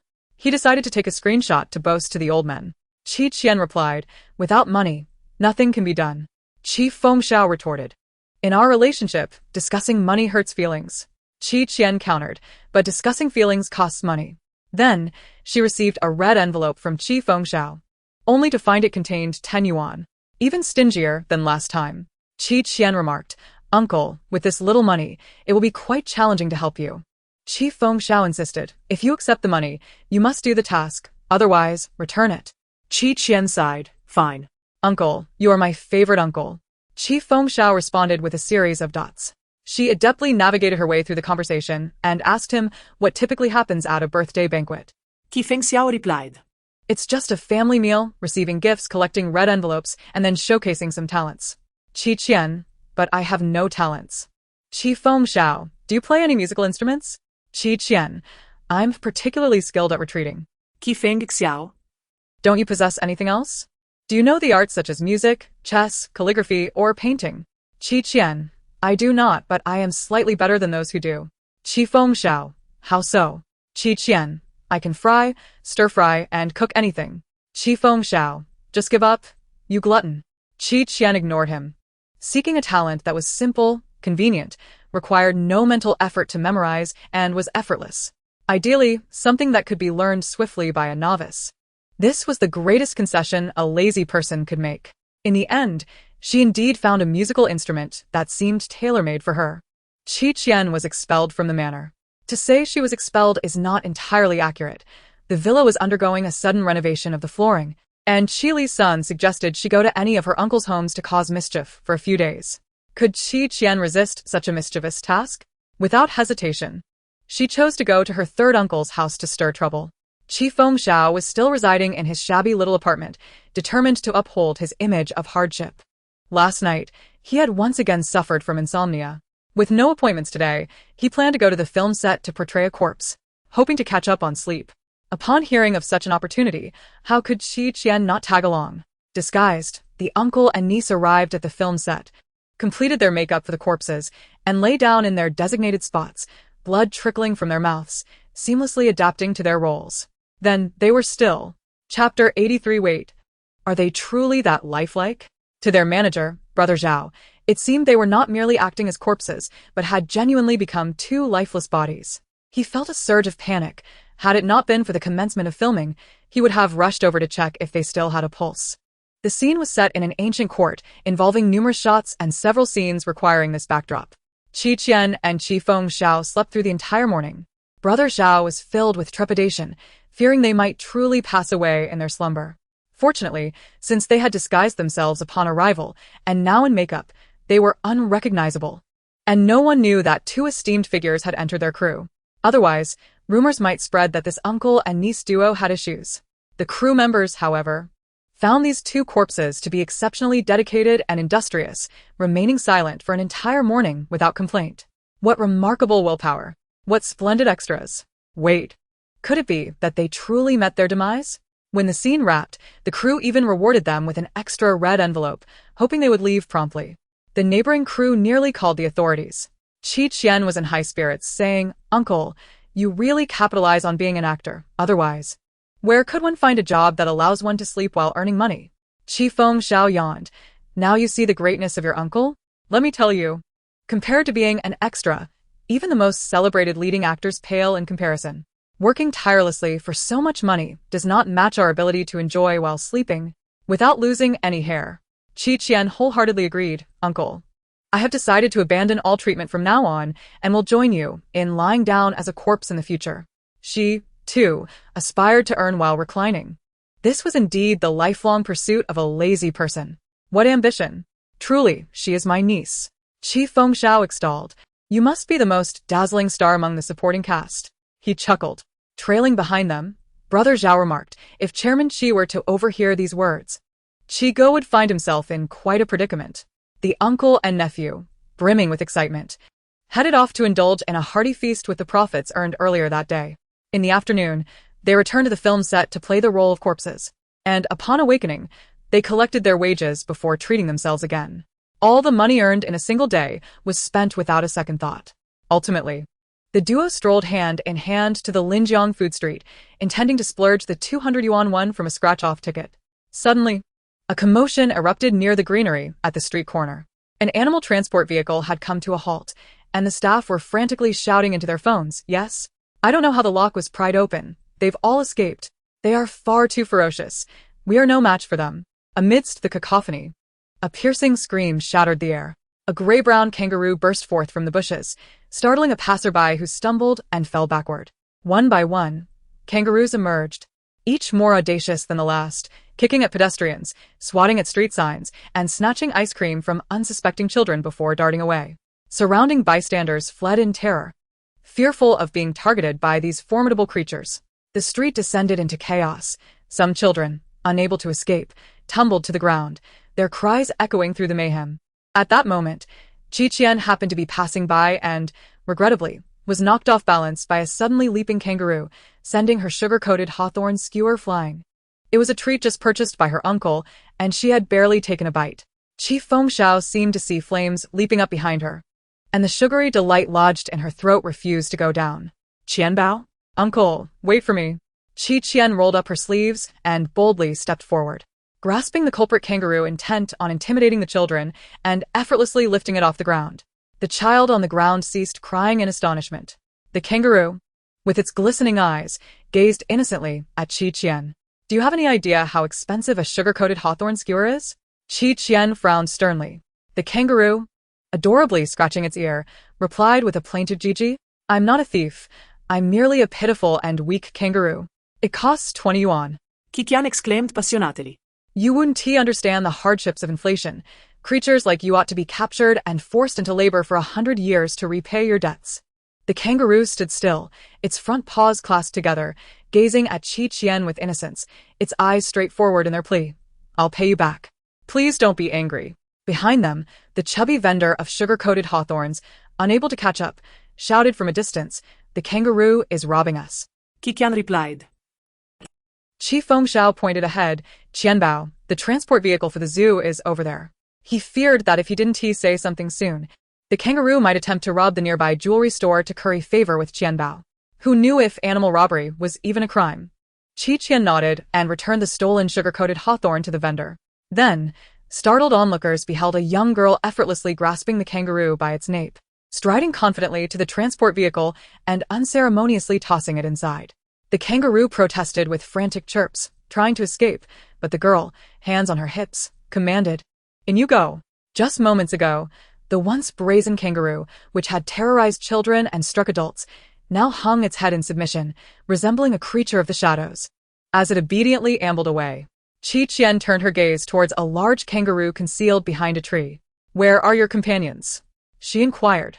The cheeky kangaroo leapt forward, gently grasped Qi Qian, and placed her upon its back, conveying a clear message: "I shall lead you to them, ensuring none are left behind." Thus, the kangaroo bounded away with Qi Qian upon its back. Onlookers gasped in astonishment. Qi Fengxiao, clutching his candied hawthorn, dropped it to the ground with a thud. "Wait! You thief! Return my treasure!" he exclaimed, sprinting after them. None dared to lag behind, even as the sight of passers-by tempted them to leap forth and confront. They restrained themselves. Qi Fengxiao trailed alongside, enviously eyeing Qi Qian, who enjoyed the ride atop the kangaroo without the burden of walking. Yet, he knew that if he dared to leap aboard, the kangaroo could easily launch him away with a swift kick. A child pointed at Qi Qian, exclaiming, "Mommy, it's the kangaroo princess." The kangaroos collectively turned their heads in response. The child's mother quickly covered his mouth, whispering, "Keep quiet, or the kangaroo will strike." Upon reaching the transport vehicle, the other kangaroos lined up, inching their way inside under Qi Qian's impassive gaze. The last kangaroo even took the liberty of shutting the door behind it. A nearby pedestrian, who had just been assaulted, exclaimed in disbelief, "Are they truly this clever?" So they only targeted the weak and surrendered when faced with a challenge? Staff members arrived to thank Qi Qian and offered compensation for the damages caused by the kangaroos. Their task was to transport these kangaroos back to the wilderness for release, and any mishap could lead to grave consequences. With her compensation in hand, allowing her to purchase more candied hawthorn, Qi Qian was in a good mood. The lock was picked by a man with curly hair and a scruffy beard. "You ought to be cautious," she remarked. The staff inquired, "How do you know that?" Qi Qian replied nonchalantly, "Last night, the ancestors of the kangaroos visited me in a dream, instructing me to wait here and help discipline this unruly bunch." The staff, taken aback, were about to ask further questions when the transport vehicle's door suddenly swung open with a loud clatter. Qi Qian turned to find something thrust towards her, leaving her momentarily dazed. Chapter 84. The Unadorned Young Lady. Qi Qian stepped back, focusing her gaze. To her astonishment, it was a vibrant bouquet of red roses, so abundant that the kangaroo's paws could scarcely contain them. Qi Qian blinked in disbelief. Where could they have come from? The kangaroo chirped, "Of course. I gathered them on the way." There was a patch of land brimming with roses, and we simply plucked a handful without spending a dime. Having gathered a large bunch together, the kangaroo emphasized the fact that it cost nothing. Qi Qian mused about the unfortunate soul whose roses had been so carelessly harvested. It was a wonder they had survived this long without being punished. After all, ordinary people could hardly stand against them. Qi Qian reached out to accept the bouquet, only to be unexpectedly grabbed by the kangaroo. The staff and bystanders braced themselves, fearing another assault from the kangaroo. Before long, sounds resembling a brawl erupted from within. Qi Qian thought to herself, "I would rather endure a beating than miss out on this opportunity. It truly is remarkable." The animal transport vehicle swiftly departed from the scene, leaving a crowd of onlookers in a semicircle around Qi Qian, engaged in fervent discussion. Have kangaroos truly become sentient in this day and age? They even seem to know how to present roses to young ladies. This little girl's dominion over animals nearly rivals that of my sister Qian. The kangaroo even gifted me flowers, though they were merely blooming upon my visage. She resembles my sister Qian, does she not? The utterance fell like a droplet into hot oil, igniting the atmosphere around them. What? Is it truly Qian? Indeed, it is my beloved Qian. I have encountered her in the flesh. As the situation threatened to spiral out of control, Qi Qian hushed the crowd. Just as Qi Fengxiao intended to whisk her away from the gathering, he interjected, "Pray tell, are you the turtle that bore Tang Sung and his disciples across the river in their final trial? Such absurdity is fit for children's tales." Astonishingly, the onlookers covered their mouths, suppressing their excitement, and fervently nodded in agreement with Qian, attempting to quell the commotion. Qi Fengxiao queried, "Are fans nowadays truly this gullible?" A fan lowered their voice to ask Qian, "Dearest Qian, with your adorably charming demeanor, have you descended to endure tribulations?" Qian replied, "I have come down to create mischief for others. I understand. Tomorrow is Monday, and I dread returning to work. Could you not conjure something dire? Perhaps even leading to the world's demise? That is not permissible." "Why not?" "My summer vacation has yet to conclude. I am not yet in the mindset to wish for the world's end. Perhaps after school begins, the world may meet its demise." The fans lamented, "What of our feelings? Do they not matter at all?" A fan coughed discreetly. Qi Fengxiao tugged at Qian, signaling her to temper her enthusiasm as more and more people gathered. The fans recognized the disguised Qi Fengxiao but failed to identify him, asking, "Dearest Qian, is this your companion?" Qian retorted, "Your acting skills have only landed you a mere supporting role. I truly question the discerning eye of the entertainment industry." Unaware that he was the esteemed actor Qi Fengxiao, the fans assumed he was merely a fashionable assistant accompanying a wealthy heiress. Judging by his voice, he must be a handsome gentleman. Surely, they would be heading to a high-end restaurant or an upscale boutique next. "How immediate." What else could it be? Naturally, it was a stinky tofu stall. Did you not express a desire to try it? Qi Fengxiao pulled her through the throng. Qian swallowed hard, nearly forgetting, "Then let us hasten." Such is the simplicity of a wealthy heiress. As they meandered through the food street, indulging in various delicacies, they inadvertently trended on social media. Qian, barehanded, captured a kangaroo. Qian and the Kangaroo Legion. Kangaroos are now flirting. Can you not? The entire nation learned of Qian's excursion to the food street, where she also aided the zoo in recapturing a few escaped kangaroos. Before Qian, the kangaroos that previously kicked and punched pedestrians now behaved more obediently than kittens, even bestowing roses upon her to win her favor. Yet, her capture of the kangaroo occurred before the eyes of the public. Moreover, the zoo would not release kangaroos from the transport vehicle merely to align with her persona. Hence, I am left pondering, is Qian truly a forest princess or a deep-sea sorceress? Someone, please clarify. Not necessarily, perhaps in the next live broadcast, she will adopt a different persona. I was present at the scene, and those kangaroos did not seem afraid of her. Rather, they appeared to be intimidated as if they had encountered their own leader. "You understand, right? How old is Qian Mei?" The above comments quickly faded away before sparking further debate, replaced instead by phrases advocating for scientific belief. The public relations department of the Qi group sighed in relief as they observed those remarks vanish. The chairman had instructed them to minimize discussions relating to the young lady and animals to avoid broader controversies. Innocent individuals can suffer due to the treasures they possess. Perhaps that is the essence of the matter. Unbeknownst to them, Qian and Qi Fengxiao were still playing exuberantly, their combined age not exceeding 9 years. Eventually, fatigue set in, and at a ring toss booth, Qi Fengxiao gifted Qian a pair of roller skates. Seizing the moment while he went to purchase milk tea, Qian gleefully glided through the alley in her new skates. Suddenly, a figure emerged at the alley's entrance. Jiang Heyu, returning home from the hospital with medicine in hand, unexpectedly turned and spotted a girl in a white dress floating towards him. She truly appeared to glide. The hem of Qian's dress concealed her roller skates, and her legs remained still, creating the illusion of ethereal levitation, reminiscent of a specter in the dim light of night. Jiang Heyu nearly experienced cardiac arrest. Perhaps due to previous encounters that had instilled a sense of caution, he adeptly retrieved a talisman from his pocket, albeit with trembling hands. Then he beheld Qian's face. "Why is it always you?" Jiang Heyu exclaimed in despair. "Haven't you already departed? Could you not show some respect for those of us who fear ghosts?" Qian, halting with her hands tucked away, noticed his lack of alarm and greeted him. "Good evening. Have you had breakfast? By the way, what is this little brother's name again?" "Jiang Heyu. Do you even hear what you're saying?" He felt as though his feet were glued to the ground, clutching the talisman, uncertain whether to affix it to her face. He feared the latter, yet felt a twinge of compassion. Although she looked somewhat frightening, she had not harmed him. "What brings you here this time?" Jiang Heyu inquired awkwardly. "Do you have any unfulfilled wishes?" "Unfulfilled wishes?" Qian pondered, stroking her chin. "I've always been curious about the taste of canned herring, but I've never had the chance to try it." Chapter 85. Perhaps I shall just go like this. Jiang Heyu observed her youthful appearance. She was likely no more than a teenager when she departed, which struck him as rather pitiable. She had never experienced anything delightful, though he himself had not either. Moved by compassion, he offered, "I can help you taste it. You only need to know the flavor, right?" "Yes." Qian recalled a time when her curiosity led her to purchase a can, but it was thrown away by her third uncle before she could open it. "Ah, "This is quite simple. I will assist you with that," Jiang Hu replied. "Aside from this, is there anything else?"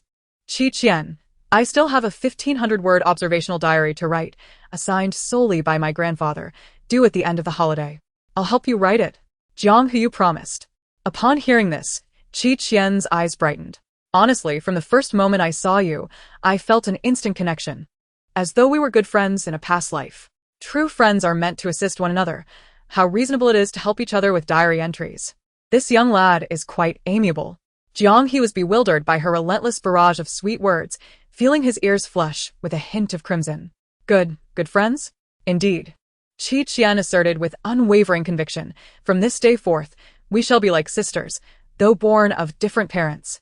If I have a morsel of meat, you shall have a bowl to wash. I shall savor the delicacies while you endure the hardships. Who are we to one another?" It is no small feat to find someone willing to assist her with her homework. Such a treasure must be cherished. Jiang He's fair visage turned slightly rosy, his head swirling in a daze. Has he truly made a friend? Though not human, it does not mean that humans are devoid of complexity. How delightful. To commemorate this budding friendship, Qian shared a candied hawthorn with him. Do not inquire why she offered only one. She simply could not part with more. Does friendship truly necessitate such material tokens for validation? Certainly not. Qian floated away as effortlessly as she had arrived. Upon hearing her uncle call her name, she hurried off, fearing her milk tea might be consumed entirely by him. She composed herself, donning a gentle, harmless smile akin to that of a neighborly girl, and approached, only to stumble dramatically before Jiang He.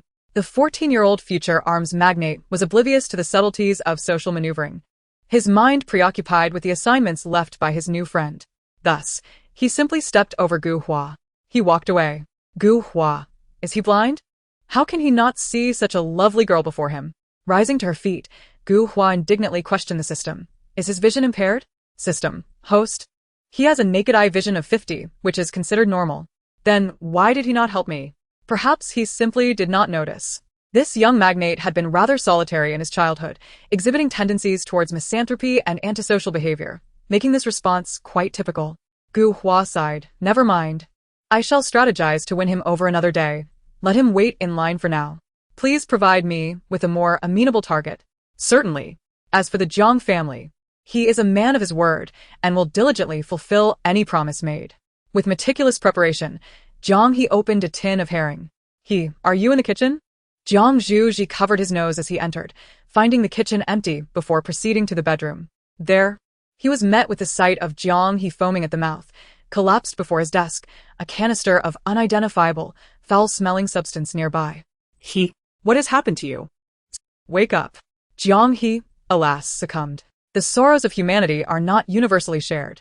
Qian stayed at Qi Fengzhao's residence for 2 days, during which Qi Chaosheng, citing his brother's tendency to indulge the child, came to reclaim her.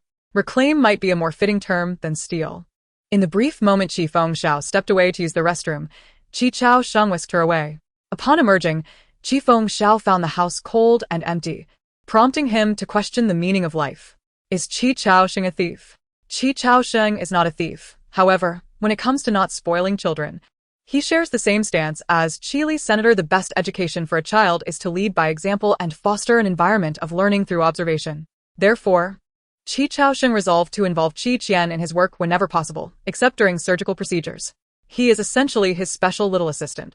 To this, Qian remains remarkably open-minded. The weak lament their circumstances, while the strong transform them. For them, it is merely a matter of desire. There is no question of capability. It is certainly not the allure of an hourly wage of 1,000 that has led her to acquiesce. In the morning, Qi Chao had several meetings, one for a medical seminar, another for a lecture, and yet another for an internal conference. By the afternoon, with his schedule less hectic, he took Qian to conduct rounds in the hospital. Typically, such matters do not necessitate his direct involvement. However, to set a commendable example for Qian, He felt compelled to engage actively. In the first ward, they encountered an elderly CEO of a major corporation, an acquaintance of the Qi family with a cordial relationship. His hospitalization was not due to any significant ailment, but rather a byproduct of his advancing age and his uncertainty about whom to bequeath his vast empire. Thus, he feigned impending mortality to assess which of his 3 sons cared for him the most. The one who showed the greatest concern would inherit the family fortune, as if it were a mere game. Upon seeing Qi Chao, the CEO immediately unloaded his grievances, inquiring if Qi could offer any advice. Que calmamente and smile. Uncle He, I trust you already have your thoughts on the matter. Asking me is merely for your own peace of mind, is it not? Uncle He sighed. If only my sons possessed half your talent, I would not be in such distress. If only I could start over. Qian pondered. Even selecting Li Bai in this scenario wouldn't yield victory. Li Bai is an assassin, not a savior, capable of altering fate. Qian interjected softly. Perhaps you should abandon the notion of leaving your estate to any of your sons, especially since they are not your biological children. It might be wiser to consider allowing your daughter to inherit the family wealth. Qi Chao was taken aback. What? The 3 sons were the result of his wife's affairs with other men. Only the eldest daughter, born from his first wife, was truly his. Qian mused that with such a glaring betrayal, still pondering the succession was rather optimistic. Qi Chao turned to Uncle He. How about seizing this opportunity to have your sons undergo a health check? If they are to inherit the family business, they must possess good health. Uncle He's eyes lit up. Chao Sheng, you make a valid point. I shall summon my 3 sons immediately. And let us have your daughter join as well. Ah. No need for that. Daughters do not inherit the family estate, Qian thought, but soon you may find yourself with no choice. After the examinations, the genetic testing revealed that Uncle He and his 3 sons shared no biological connection. Upon receiving the results, Uncle He clasped his chest, gasping. What on earth? Qian quipped. Is this a joke? Help. Is it just a cold remedy? Uncle He replied, perhaps I should just accept my fate. Chapter 86. The Melon-Eating Club. Qi Chao urged Uncle He to take a quick-acting heart remedy, and at last, he could breathe more easily. He appeared suddenly aged by a decade, weakly gesturing for his secretary to summon his daughter for a checkup. The results confirmed that only the daughter was his biological child. With tears streaming down his face, Uncle He lamented, what transgression have I committed? I have painstakingly nurtured sons who are not of my blood. Qian sought to console him. Uncle, one must always look for the silver lining. Although your sons are not yours, the green hat is certainly yours. Uncle He nearly choked on his own blood. Chaos Hen gently pinched Qian's arm, urging her to temper her words lest Mr. He truly become irate. It appeared that the He family's fortunes were destined to shift. Chaos Hen then escorted Qian to the second hospital room. The occupant was an elderly matriarch from a wealthy family who had sought hospitalization not due to illness, but rather out of spite. She feigned sickness to compel her son to divorce his wife, whom she deemed unworthy. My thoughtless daughter-in-law has yet to prostrate herself in apology. And if I do not teach her a lesson, she will never grasp who truly governs the household. After 5 years of marriage, she remains childless. I merely admonished her a couple of times, and she threatened divorce. What kind of daughter-in-law behaves in such a manner? My son is fortunate to have married her.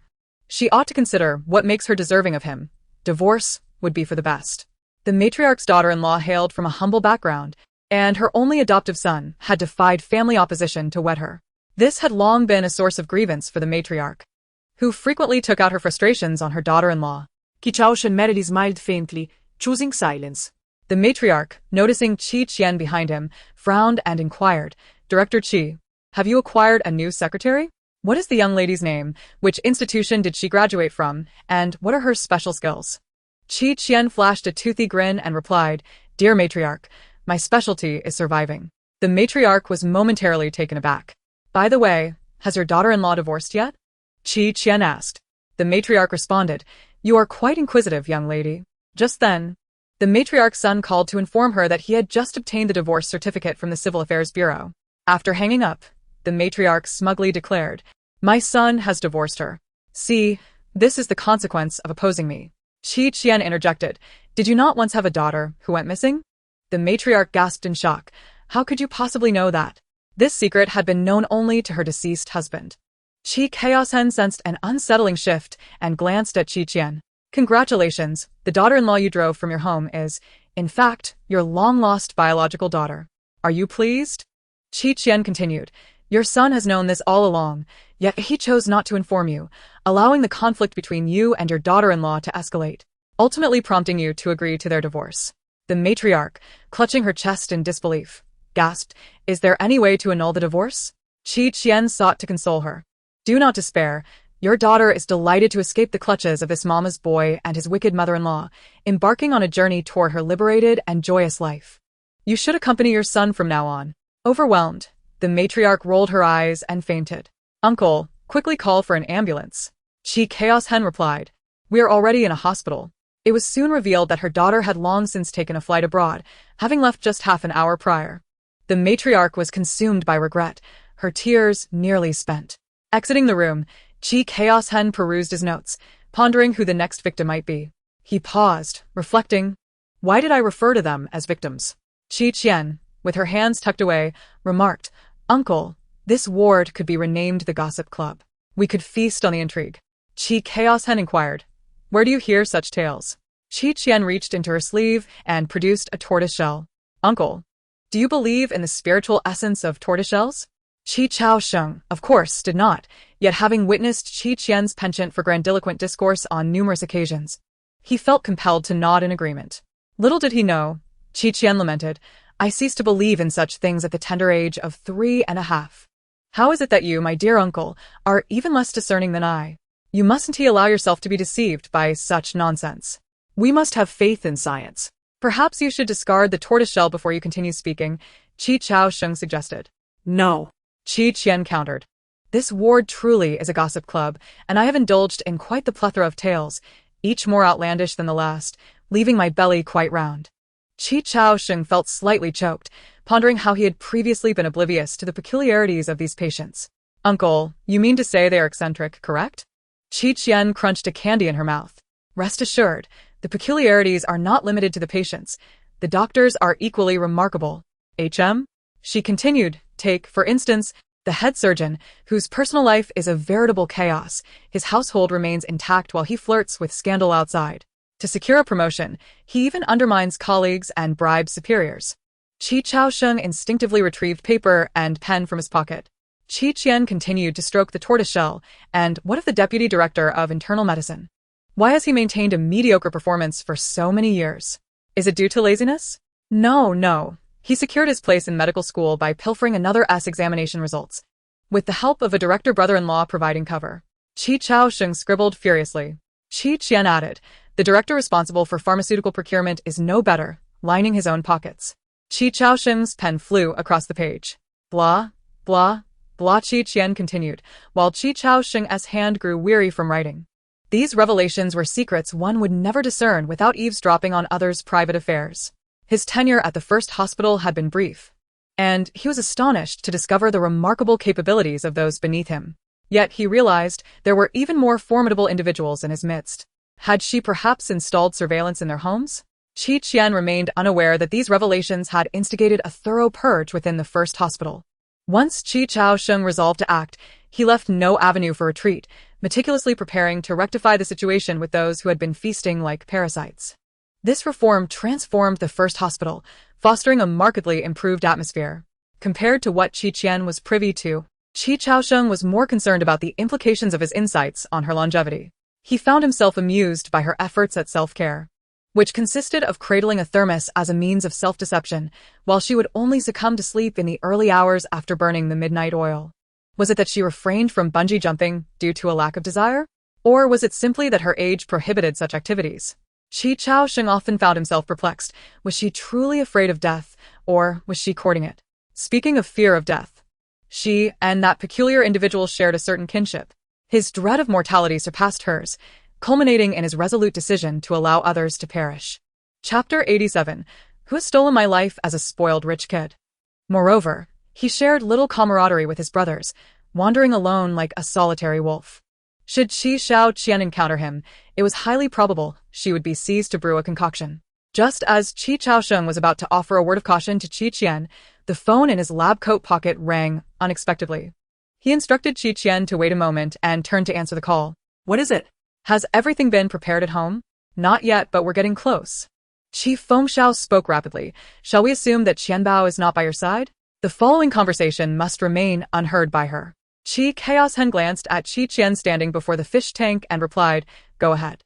Taking a deep breath, Qi Fengxiao declared, "What I am about to share is of utmost importance. It pertains to whether Qianbao's birthday celebration can proceed smoothly." "What is it?" Qi Chaoshen's expression grew increasingly grave. "The turtle in the wishing pool has disappeared." "What?" Qi Fengxiao tugged at his hair in distress. "It seems to have escaped from the tank. We reviewed the surveillance footage, but we cannot ascertain its whereabouts. As of now, it remains missing. Second brother, what should we do? Will Qianbao be heartbroken?" Qi Chaos Hen felt the gravity of the situation and contemplated their options. Qi Fengxiao resolved, there is but one course of action. Qi Chaos Hen, expressionless, hung up the phone, fully aware that his younger brother had lost his mind. It was absurd that he could even think of such a thing. Yet, the absence of Qi Xiaoshan's beloved turtle was indeed a predicament. Perhaps they could have Qi Fengxiao disguise himself as the turtle. A good beating might distract from the chaos. Once this is accomplished, I shall allocate a portion of the reward to purchase premium fish feed for you. A few lines of frustration appeared on Qi Chaoshan's forehead. Qi Xiaoshan, breaking into a safe is illegal.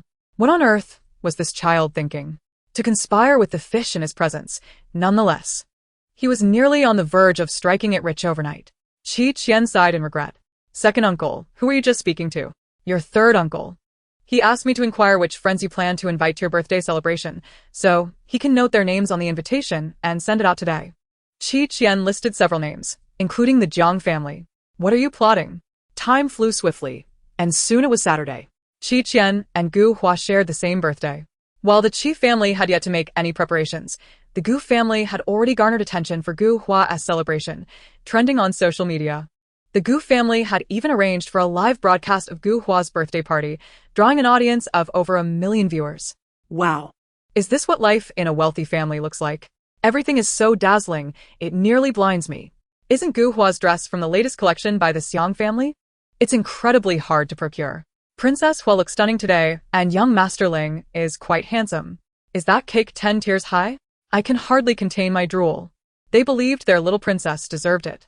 The Gu family might not possess the opulence of the Qi family, but they could shower Gu Hua with as much love as possible. Could the Qi family offer the same? Today was also Qi Qian's birthday. Perhaps they were entirely unaware. Chairman Gu and Mrs. Gu suppressed their urge to laugh, and Gu Hua was no exception. The system indicated that today marked one of the climactic moments in the original narrative. Her birthday party would serve as a stepping stone to attract the attention of her target. As for Qi Qian, the villainous supporting character, she would ultimately evolve into a mere comparison, a stepping stone, and an overlooked passerby. In the story, it appeared that Qi Qian would face disgrace on this very day. Merely contemplating this brought a smile to Gu Hua's face. Oh no. A wealthy second-generation streamer is secretly broadcasting Qi Qian's birthday party. Hurry and take a look. Someone suddenly shouted at the party. What? Today is also Qi Qian's birthday? My friend, please provide me with the live stream link. I want to join too. I am an ardent admirer of Qi men. Gu Hua, are they watching Qi Qian's birthday party live stream at her birthday celebration? Is there anything wrong with that? The number of viewers in the Gu family's live stream plummeted, flocking to that wealthy second-generation streamer's channel. Qi Family Manor. The blue and white exterior walls adorned with colorful ribbons, a golden carpet stretching from the entrance to the wishing pool, flanked by seasonal floral columns. A sunshade was erected on the lawn, and tables and chairs in shades of pink and white were neatly arranged, all seats filled. Those who attended were prominent families with a good rapport with the Qi family. The adults sat on one side while the youth occupied the other, maintaining a respectful distance. Dear family, today we shall not flaunt wealth in the live stream. Instead, let us showcase the birthday banquet of the young lady of the Qi family. The wealthy second-generation streamer captured the scene with his phone. He had no other hobbies than showcasing his affluence, relishing in the praise or criticism he received. Ultimately, it was a pastime born of ennui. In the live stream, here they come. So many big shots featured in the news. Whose diamond-studded tables and chairs are these? Who has stolen my life as a wealthy second generation? I initially thought Gu Hua's birthday party was lavish, but this makes it seem like a rural banquet. I heard that Qi Qian's mother severed ties with Chairman Qi long ago. To be honest, Qi Qian's status in the Qi family is rather awkward. Chairman Qi may not truly cherish her. but the wealthy, for the sake of face, can manage to put on a show. At that moment, a formidable presence clad in a navy blue traditional Tang suit, Qi Li-sun, ascended the stage. The entire venue fell into an instinctive hush. There was no need for skill, it was pure instinct. A true magnate commands an aura simply by standing there. Qi Li-sun, thank you all for taking the time out of your busy schedules to attend today's birthday banquet. Allow me to formally introduce my granddaughter, Qi Qian. On the tiled pathway of the lawn, a melodious jingling sound echoed. A magnificent vintage crystal pumpkin carriage approached from the distance. It was a genuine horse-drawn carriage. A white horse led the way, followed by a rounded, elegant yet charming vehicle, the jingling sound reminiscent of a scene from a comic. The young attendees were captivated. I am utterly astounded. What an ultimate dreamlike scene is this? I desire such a level of extravagance too. Grandfather, look at me. Is it truly necessary to make such a grand affair for a birthday banquet? Qi Qian must feel quite embarrassed. I, however, have a thick skin. Let me take a seat. Upon seeing the carriage, Qi Li-sun wore a subtle, yet satisfied smile. The butler had informed him that girls adore whimsical fairy tale elements, such as pumpkin carriages, crystal shoes, and fairy dresses. This carriage was specially procured from artisans of a bygone royal era, and he had seized the opportunity to acquire it.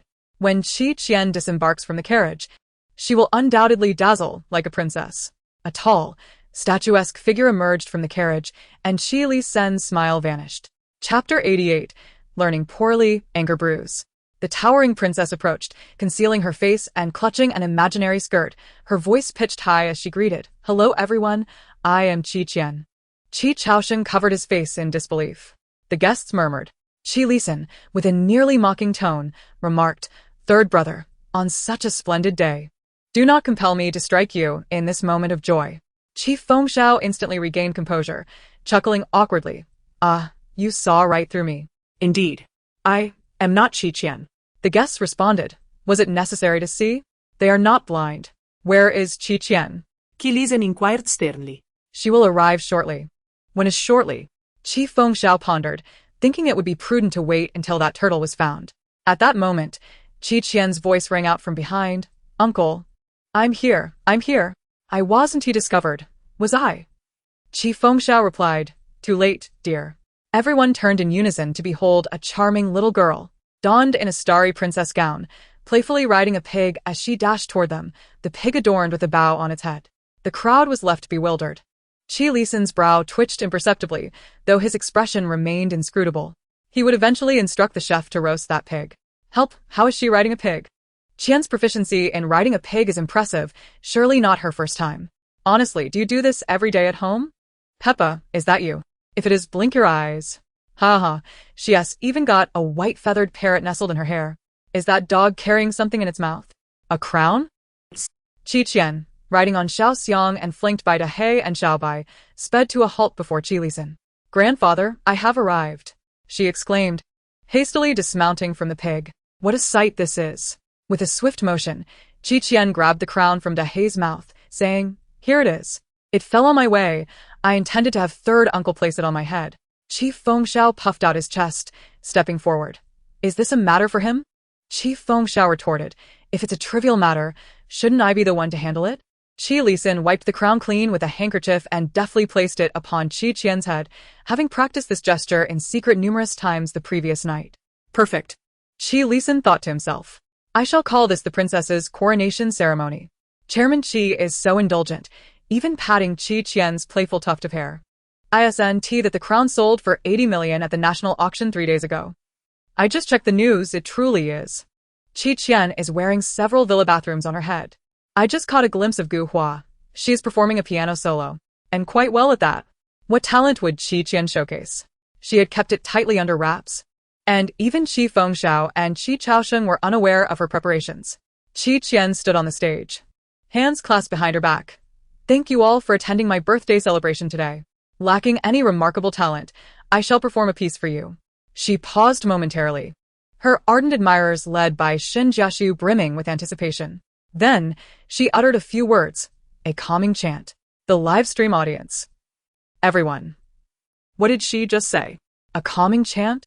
They assumed they had misheard, but the very next moment, Qi Qian astonishingly produced a wooden fish from behind her. placing it upon the table and began to strike it rhythmically. Dong, dong, dong, dong.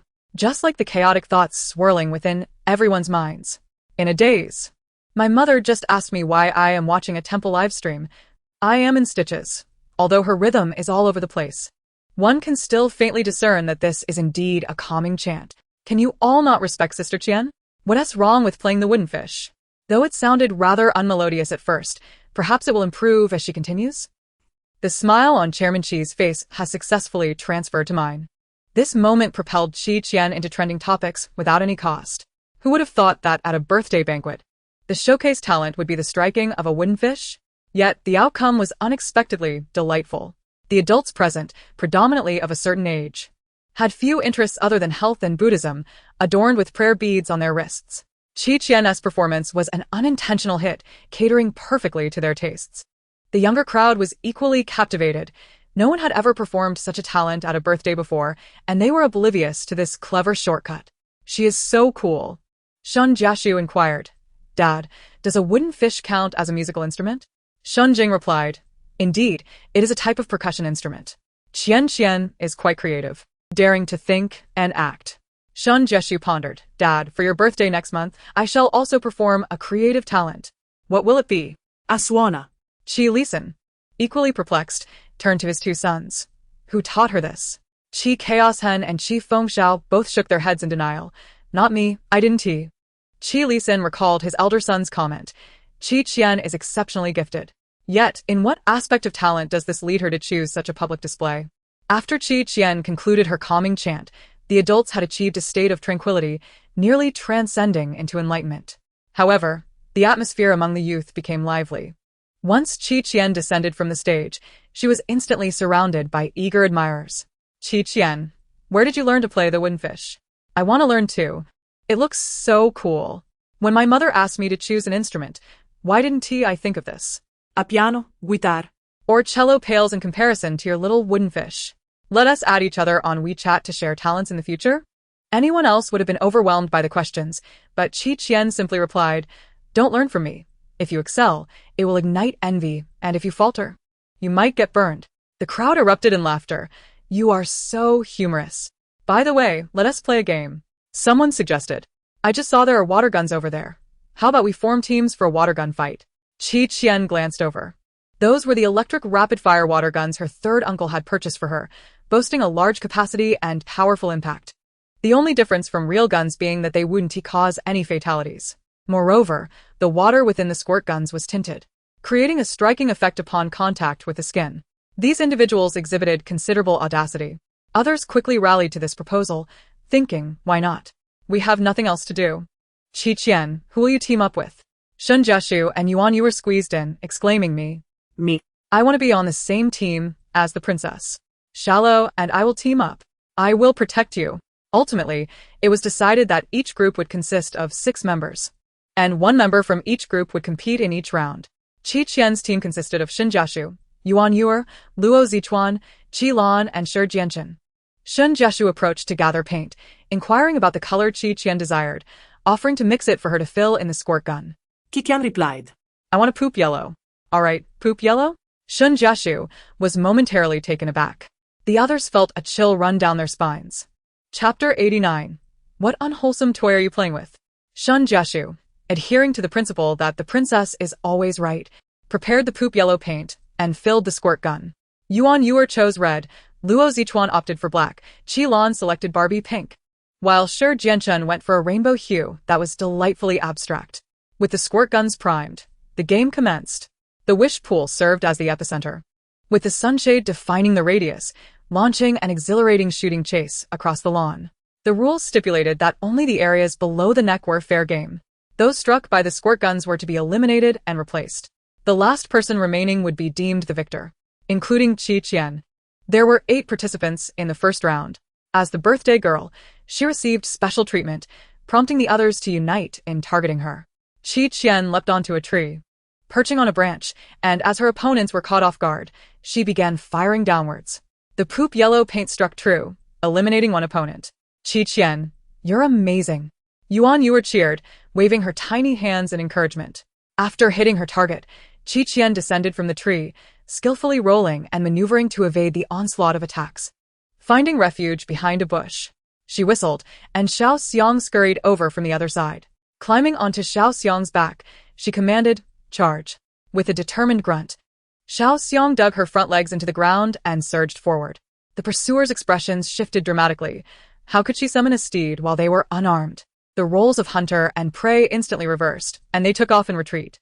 With precise shots, Qian eliminated her opponents, and soon the last one fell, declaring her victory. I am impressed. What was that about pulling me down? Did you have to take me out too? I saw Peppa running over. Can't I take her to find George? Referee. I report Qian for using hacks. Meanwhile, the eliminated 7 pondered. Does anyone else find their behinds feel strange? In the midst of their confusion, a voice from the adult side rang out. Lin Su. How old are you this year, and why is there something in your pocket? Zhong Zirwei. What is that yellow stuff on your backside? The 7 participants were left speechless. Shun Jiashu and the others erupted into laughter. The still-active live stream captured the scene, nearly causing viewers to choke with laughter. Qian's sinister intentions for wanting poop yellow paint. Where can I buy a squirt gun like that? I want one. It's so cool. In a shooting contest against Qian, these kids possess a refreshing kind of innocence. As others began to realize the formidable power of Qian's water gun, they noted that while being hit was not painful, the social embarrassment could be devastating. There was no way they could afford to lose. Their dignity was at stake. Qi Lisan, with a hint of exasperation, observed his child wielding the water gun, chasing after others with relentless enthusiasm. He contemplated intervening, but seeing her delight made it difficult to do so. Yet, if he did nothing, others would suffer. If they were to leave the Qi household today, the reporters lurking outside might mistakenly believe that they had all been vanquished by Qian. Qian, indeed, had her way. Qi Chaos Hen glanced at Qi Fengxiao, questioning the kind of toy he had purchased for her. Qi Fengxiao, looking innocent, protested that he had not anticipated such unconventional use of a water gun. She had even targeted people's backsides. He wondered if it was too late for him to join their ranks. As the game progressed to its final round, only Qian's team remained, with their opponents entirely eliminated and internal conflict looming. Princess, could you please show mercy to my subordinates? Shun Jiashu raised his hand in surrender. Qian retorted, boys deserve no special treatment. Turn around and face me. To his surprise, Shun Jiashu obediently complied. Meanwhile, Shi Jianchen and Qilan remarked on the naivety of youth. They were not about to concede easily. Family, let us flank her from both sides. Qilan raised his water gun. Yuan Yuer and Luo Zichuan nodded in agreement. This was a battle for their backsides. Before Qian could find a place to hide, they closed in from both sides, water guns raised, unleashing a barrage of colorful streams. Their strategy was straightforward. Whoever managed to hit Qian first would eliminate her, leaving the rest to settle the score among themselves. However, the reality was far from what they envisioned. Qian tucked the water gun under her arm, swiftly climbed the nearby wall, and leapt onto the closest balcony. Streams of water grazed her back, splashing against the wall. Qian, how are we supposed to fight like this? Yuan Yuer called from below. Qilan exclaimed, wow, she really is like a monkey, able to climb anywhere. Shi Jianchen caught sight of Qian descending from another wall and shouted, get down. But it was too late. Caught off guard, Qilan, who was positioned nearby, was struck in a critical spot.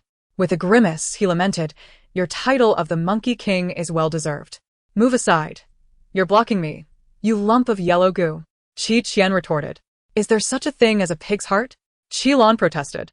Qian paid no heed to his complaints. Victory was within her grasp. She aimed to turn everyone in this game into the color of goo. No one was to escape. Seizing the momentum, Qian retaliated with fervor, unleashing a torrent from her water gun.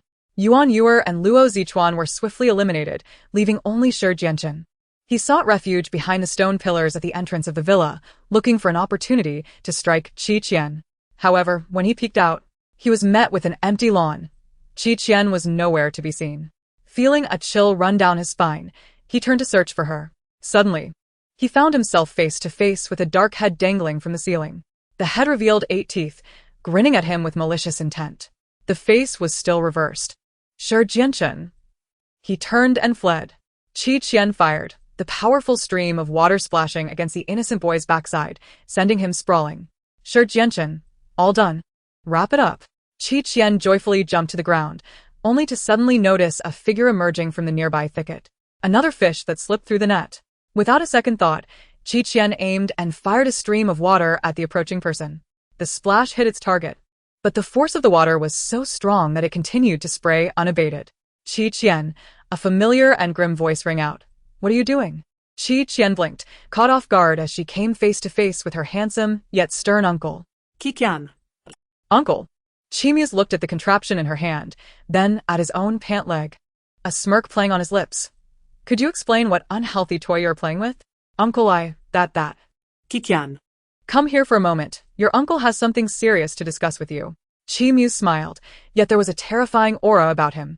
Qian took a few steps back, pointing behind him. Grandpa, you're here. Muse turned to look. Seizing the opportunity, Qian made her escape, inadvertently stepping on something. And a loud chicken squawk pierced the air. Chapter 90. She rides a pig. How adorable. The air was thick with tension. Jianchen, saved by the squawking chicken, froze. Qian happened to step between his legs, narrowly avoiding a disastrous fate. Jianchen glanced at the unfortunate chicken on the ground, drenched in its own despair, and wiped the cold sweat from his brow. At that moment, Qian realized it was too late to flee. Muse effortlessly lifted Qian by the back of her shirt, leading her to the shaded area, where he said to Lisan, I'll take her for some education. Lisan cast a sympathetic glance at the pitiful Qian, nodding in approval, feeling a sense of relief.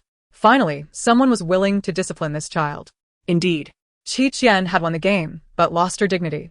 In front of a crowd of guests, along with the victims of her water antics. She was dragged away by her uncle, resembling a pitiful and helpless quail. Fengxiao pointed and laughed. Ha ha, Qianbao, you were so arrogant chasing others around. And now you've been punished. With two splashes, Fengxiao and Chaosheng's pants met the same fate. Chaosheng, caught in the crossfire, was bewildered. I didn't say anything. Why did she spray me too? Fengxiao coughed. That's how kids are when they're anxious, second brother. Who told you to stand next to me? Chaosheng. Muse noticed Qian's little movements, shaking her slightly with a threatening glare. Hand it over. Qian surrendered the water gun, her head drooping in defeat. What good was winning the game when she had lost her entire world? The live stream erupted in laughter. The previous second, Sister Qian, I am the master of this domain. Color it all. This second, Sister Qian, a pitiful kitten with its fate gripped by the neck. Who is this handsome man? He captivates my heart, and I could fill the Pacific Ocean with the saliva I've spilled for him. Allow me to introduce him. This is Muse, the elder brother of Qian Mei, the general manager of the Qi group and also my future husband. The people upstairs are drinking, while the dishes are in such a state. You all are only concerned about the handsome fellow, but I am different. I wish to know if Qian Mei will be punished for her actions later on. Lan chuckled mischievously. Finally, someone is addressing her. He then glanced at Jianchen, his eyes widening. Brother Jian, perhaps you should change your pants. Qian Mei is rather ruthless, and one might think you have had an unfortunate accident. The attention of everyone turned towards the young master of the Shi family as trousers. Jianchen's face darkened. Speak another word, and I shall toss you into the water. Lan immediately mimicked a zipping motion. Yuan Yu was delighted. Qian Mei treats me well. She only struck my calves. Shun Jiashu expressed, I wish I could be a girl too. Shun Jing responded with a puzzled look. In the third-floor bedroom, Muse first reprimanded the mischievous child and then instructed her to wait while he changed his clothes. Upon his return, he found Qian squatting on the carpet of his room, stealthily observing something. As he approached, he discovered she was examining the documents scattered across the floor. What are you looking at? Muse inquired. Qian pointed at the papers. Uncle, this development project site is unsuitable. The land has issues. And there are unearthed artifacts beneath. Muse paused. Unearthed artifacts? How do you know this? I have a friend who lives nearby. I heard it from her before. ISNT that land baron? That's none of your concern. Muse found it perplexing, yet recalling his temporary secretary's collusion with external parties. He felt grateful for Qian's warning, which had saved a project worth 10 billion. He noted this down, intending to reconvene at the company the next day for further discussion. Seeing Qian still squatting, he lifted her onto the sofa. To his surprise, lifting her was effortless, and it even proved to be somewhat amusing. Don't you know how to sit on a sofa? Uncle, are you showcasing your strength? Qian teased. Can I swing from your arm? Qi Muse responded. What an odd request. Following Qi Qian's instructions, he allowed her to grasp one of his arms, gently swinging her a bit. Qi Qian swung back and forth like a little monkey, exclaiming with delight, "Wow, it actually works." Qi Muse remarked. If you were to exercise properly, you could do this too. He observed Qi Qian closely, noting her complexion had improved significantly since their first meeting. She seemed to be doing well lately. However, isn't she growing taller? After a while of swinging, he set her down and moved to retrieve a suitcase. I brought you some gifts. What kind of gifts? Qi Qian leaned closer, her mouth agape at the sight of the boxes within the suitcase. Is this all? Qi Muse had never thought to bring gifts for anyone during his business trips before. Receiving gifts was reserved only for birthdays. The inscribed words on steep cliffs. Gold bars from deep-sea treasure chests, large pearls, and even a wooden carving she had made with her own hands. The sensation of being remembered by someone is indeed delightful. Each day, he tucked a new gift into his suitcase, and gradually it filled up, signaling that the return was near. This feeling brought him a sense of fulfillment. Watching Qi Qian eagerly unwrap the presents, Qi Muse's gaze softened for a moment. In the next instant, Qi Qian pulled out the gift boxes and flopped into the suitcase, exclaiming joyfully, "Uncle, look, I fit perfectly. Why don't you take me along on your next business trip? I don't want to exert myself anymore." Qi Muse replied, "Without effort, you'll merely become a sloth." Qi Qian retorted, "Is that a good thing?" Qi Muse mused, her skin must often itch. As night descended, a ball commenced on the estate's lawn, featuring a renowned foreign orchestra performing on stage. In her dreams, Qi Qian envisioned herself dancing the opening waltz with her grandfather or uncles before accepting invitations to twirl gracefully across the dance floor. In reality, however, the birthday girl had exhausted herself earlier in the day and found even a few steps tiresome, opting instead to lounge on her pink pig as it wandered about. Guests could hardly overlook her antics. What if I raise a pet at home? One mused. You mean, raise it during the day and have the chef prepare it for dinner at night? Another quipped. I'm serious. Look at Qi Qian riding that pig. How impressive. Who else could pull off such coolness? The issue is, my friend, can you guarantee that a pig, lazier than you, will obediently carry you around without tossing you off? The younger crowd merely gazed enviously, while the adults were truly taken aback. Qi Lisan's strictness towards his children was well known in their circles, as was his aversion to animals. Yet here he was, tolerating Qi Qian's pig and even allowing her to ride it. Had Qi Lisan undergone a transformation? Dad. It's boring for Qian Bao to ride alone. I'll join her, Qi Fengxiao boldly announced. Qi Lisan raised his glass, chuckling coolly. She's a child. You're not. Her riding a pig is adorable, while you doing so constitutes animal cruelty. Qi Fengxiao responded. Clearly, any notion of transformation was but an illusion. As for Xiao Xiang, it wasn't a mount for just anyone. Someone attempted to climb aboard when Qi Qian dismounted, only to be unceremoniously flung 2 meters away by a swift kick from Xiao Xiang, who strutted with pride. It became evident that this bow-tied Peppa was not to be trifled with, and no one dared to entertain such thoughts any longer. At that moment, someone finally noticed Qi Qian's wishing pool. This sign says wishing pool, but where are the turtles? Someone inquired. Qi Qian, swaying on her pig, chimed in. Here they come, the turtles are here. Where? Where? Right here. She pointed to herself. My turtle is on vacation today, so I'm filling in. A chorus of bewildered gasps erupted from the crowd. Chapter 91. What degree of doneness do you prefer, Mom and Dad? Qi Qian perched herself atop the stone platform of the wishing pool, legs crossed, invitingly stating, Step forward one by one. What wishes do you wish to make? A throng of people hesitated, retreating slightly. Is this reliable? I've heard from friends that Qi Qian is the queen of the forest. She might just possess some real magic. Your friend's information is inaccurate. She is, without a doubt, a deep-sea witch. Whatever the case, it is best to try it first. Someone produced a coin to toss into the wishing well and inquired, How should I address you? Qi Qian, unperturbed, replied. Call me Dora Dashari, the princess of the fluttering turtles. Very well. What was that again? Qi Qian reiterated her name. Okay, what was the last title? Step aside. If you cannot remember such a simple name, you are unworthy of the great turtle sage. The embarrassed individual retreated to the back of the line. Next was Shun Jiashu, who loudly recited the incantation, Dora Dashari, the princess of the fluttering turtles. Qi Qian corrected him. It's the great turtle sage. Very well, princess. he exclaimed. I wish for my father to return the red envelopes he took during the new year. And also for him not to discover that the water I poured for him last night came from the toilet. Qian counted on her fingers and stated, yes. Your wishes shall be fulfilled. Just as Jiashu was about to celebrate, a chilling voice from behind him inquired, is that so? A series of slaps echoed at the wishing well, punctuated by Jiashu's anguished cries. How can this not be considered effective? The others in line trembled, questioning the validity of the predictions. Next, Qian called. A little girl approached, unaware of the fate that awaited her, her face alight with anticipation. Great Turtle Sage, I no longer wish to learn the piano. Could you possibly make my family's piano disappear? I can not only make your piano vanish, but also remove the parents who pressure you to practice. Would you like that? Qian inquired. The girl's eyes sparkled with excitement. Yes, yes, yes. Please help me. I can give you all my New Year's money. Very well. Please dial the police. Qian instructed. Pardon? The girl's face paled as Qian continued. Your parents are at home, held hostage by several intruders. And they are currently dousing your house with gasoline to erase all evidence. Hurry. How would you like your parents cooked, rare or well done? The girl turned ghostly pale as her aunt called to confirm the situation. No one answered the home phone, nor the mobile. It appeared that trouble was indeed brewing. The people in line exchanged anxious glances. In the next moment, they rushed to the wishing well, shouting, Great Turtle Sage, I wish to make a wish. Those who cut in line will wet their beds tonight.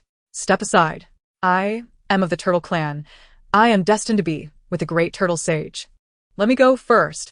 Qian calmly stroked the turtle shell. Do not rush. One at a time, those who toss in coins go first. The news of a wishing well housing a Great Turtle Sage spread like wildfire. By the time it reached the Gu family, the tale had morphed entirely. Have you heard? The Qi family has a remarkably talented turtle, and they only need to feed it gold coins to make wishes. You heard wrong. It is clearly a turtle that has transformed into a human, helping others fulfill their desires out of gratitude to the Qi family. Nonsense. It is a great turtle sage who has descended to the mortal realm, falling in love with the young lady of the Qi family, sacrificing its celestial essence to remain with her. Listen to me. Qian is the reincarnation of the great turtle sage. Gu Hua listened with a stoic expression. Is Qian ever going to stop? If she has a script for her live stream, must she also maintain her persona in reality? Does she not fear the winds that may trip her tongue? Ling Qian approached. Hua, your uncle has called for you to give a speech. Why are you lost in thought here? I'm fine. Gu Hua forced a smile. I just heard them mention that Qian's birthday banquet is quite lively. Yet when I was at the Qi family, they never remembered my birthday. Ling Qian's eyes filled with compassion. That is truly heartless of the Qi family. Qian enjoys such luxury at the Gu family, yet they treat you this way. Had I met you sooner, I would never have allowed you to suffer such indignities. System. Ling Qian's current affection level is 90. Congratulations, host. You have earned a chance to draw. You may designate one object to randomly extract the most abundant item it possesses. Gu Hua's heart leaped with joy. She had succeeded. Indeed. Qianji's affection was the easiest to win. System. Select Qian. Please confirm the designated target, Qian. Confirm. After mentally confirming, Gu Hua raised a confident smile and gracefully ascended the stage to deliver her speech. She eagerly anticipated what Qian would bestow upon her. Would it be the adoration of the Qi family or boundless wealth? As Gu Hua approached the microphone, preparing to speak, a series of loud, unmistakable flatulence sounds erupted through the microphone, reverberating across the banquet hall. How clear it was! It was akin to a unique auditory experience, shared in both ears. The guests below stifled their laughter. Was this truly Gu Hua's speech? How remarkably distinctive. It was uproarious. How many sweet potatoes had she consumed to produce such a powerful sound? Gu Hua's face turned green.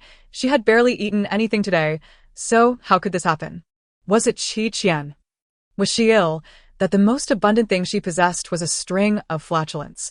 Gu Hua desperately fought against the urge to let her bowels move, yet she could not hold back.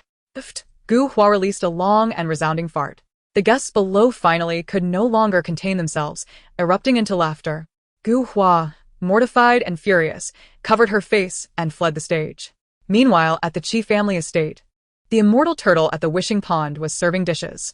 When children approached, she spoke freely, but when adults came, she seized the opportunity to slack off. Turning a blind eye, her double standards were glaringly evident. After sending off the 10th child, Qian suddenly felt a bit uncomfortable in her stomach. However, after a few seconds, she felt fine again. How peculiar. When it was time to cut the cake, Li's son instructed butler Nan to call Qian over. After singing the birthday song and blowing out the candles, Qian was just about to cut the cake when a gust of wind swept through, accompanied by the sound of helicopter rotors. A helicopter slowly descended onto the lawn, and a man in a sleek black outfit jumped down, holding a large box. The man approached Li's son with a respectful demeanor. Mr. Qi. Our boss is tied up with matters and sent me to present a birthday gift to his newly turned 50-year-old nephew. Qi Feng Xiao. Himuze. Qi Chaosheng. 6. Li Sin squinted, wondering where this 50-year-old nephew came from.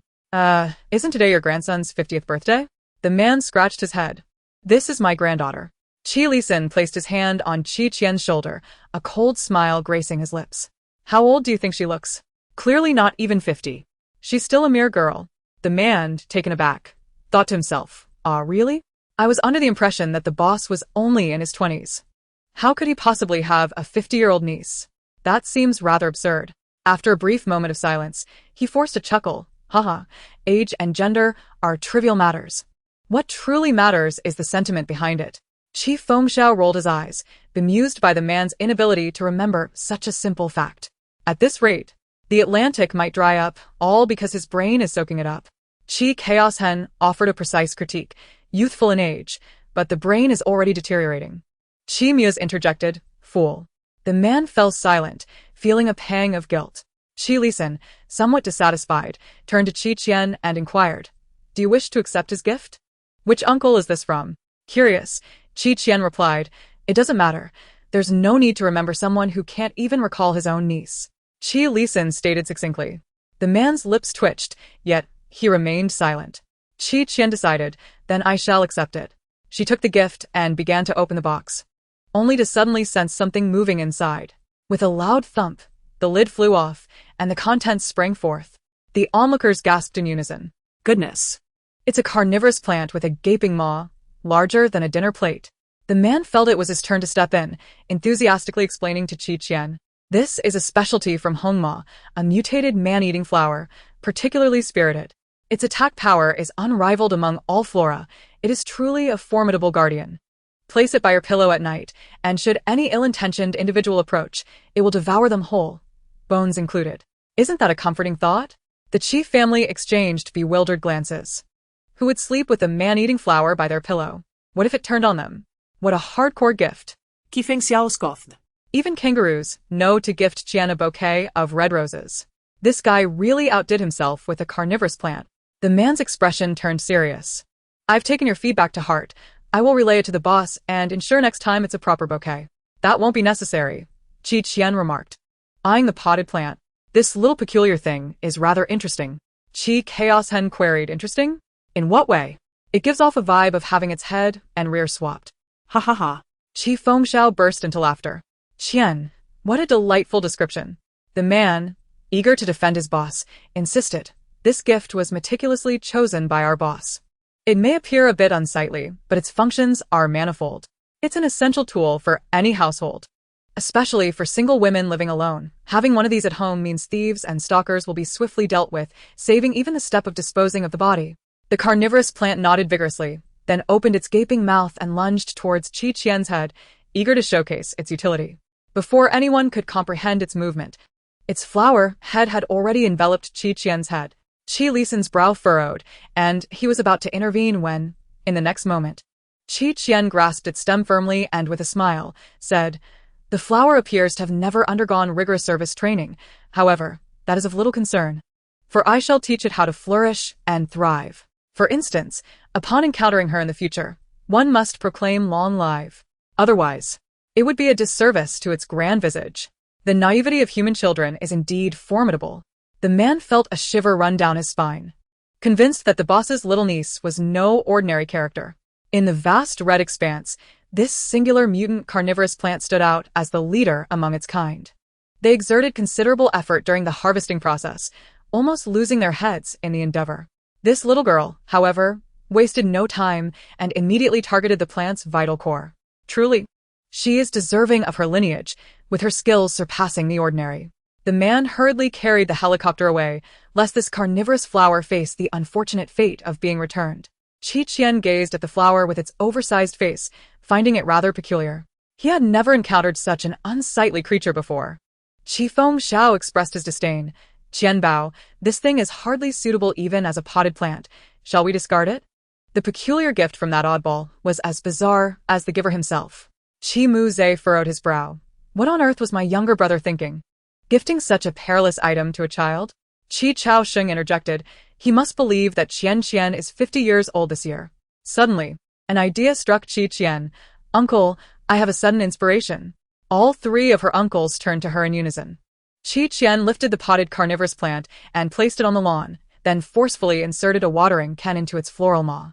She slapped its large face and commanded, "Now, water the lawn." The carnivorous plant obliged. It began to rotate, transforming into a manual watering machine. Qian was exceedingly pleased, declaring from now on, "Your sole duty will be to water the grass. Should I discover any negligence on your part, I shall pluck all your petals."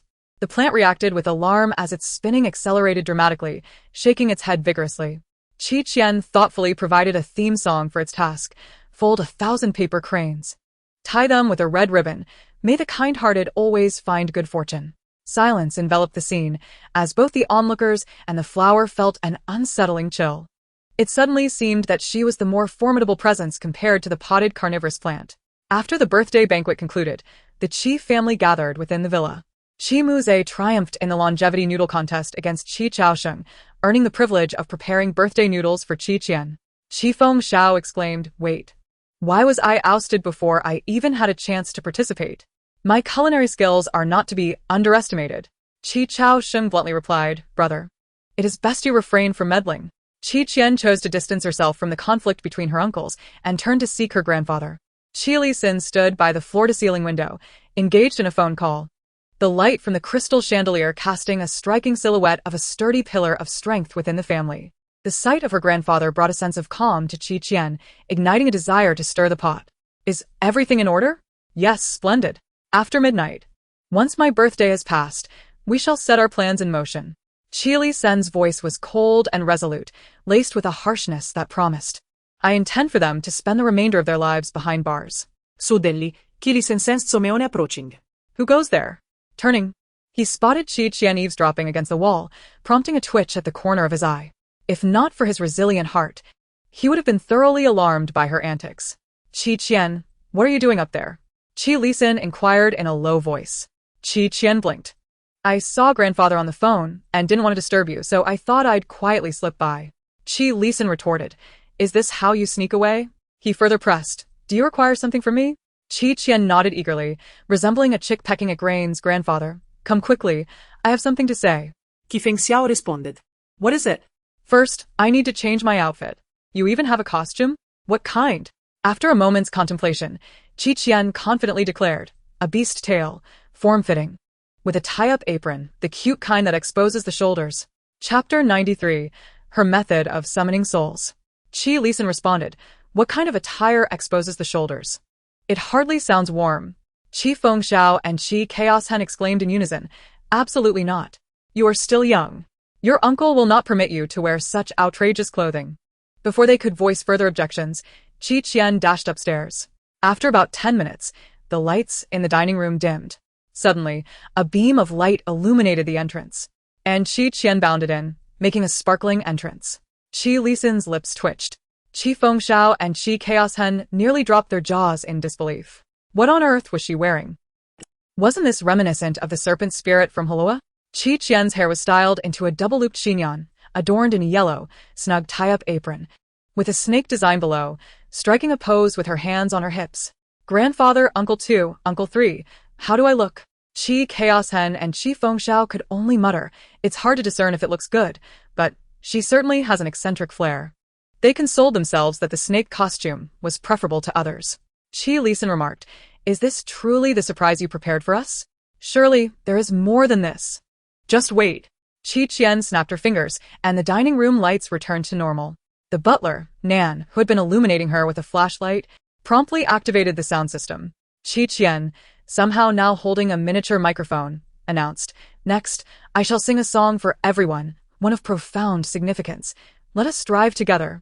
Upon hearing this, Qi Lisan felt a flicker of relief, thinking she had finally regained some semblance of normalcy.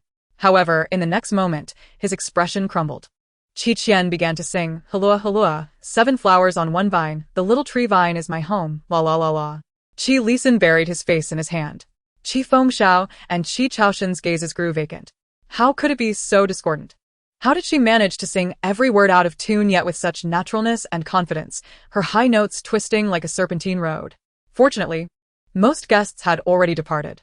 Otherwise, after the legendary Turtle Immortal, the Qi family would have been known for producing another singing serpent spirit, a notion too scandalous to conceal. Thanks to Qi Qian's off-key serenade, the entire villa was kept awake through the night. The moment one closed their eyes, the haunting melody of La La La La Halua would replay incessantly in their minds. The following morning, Qi Qian descended the stairs, brimming with energy. And upon seeing her grandfather and 3 uncles sporting identical sleep-deprived expressions, she curiously inquired, "Family, did you not sleep well last night?" Qi Lisan cast a meaningful glance at her, asking, "What do you think?"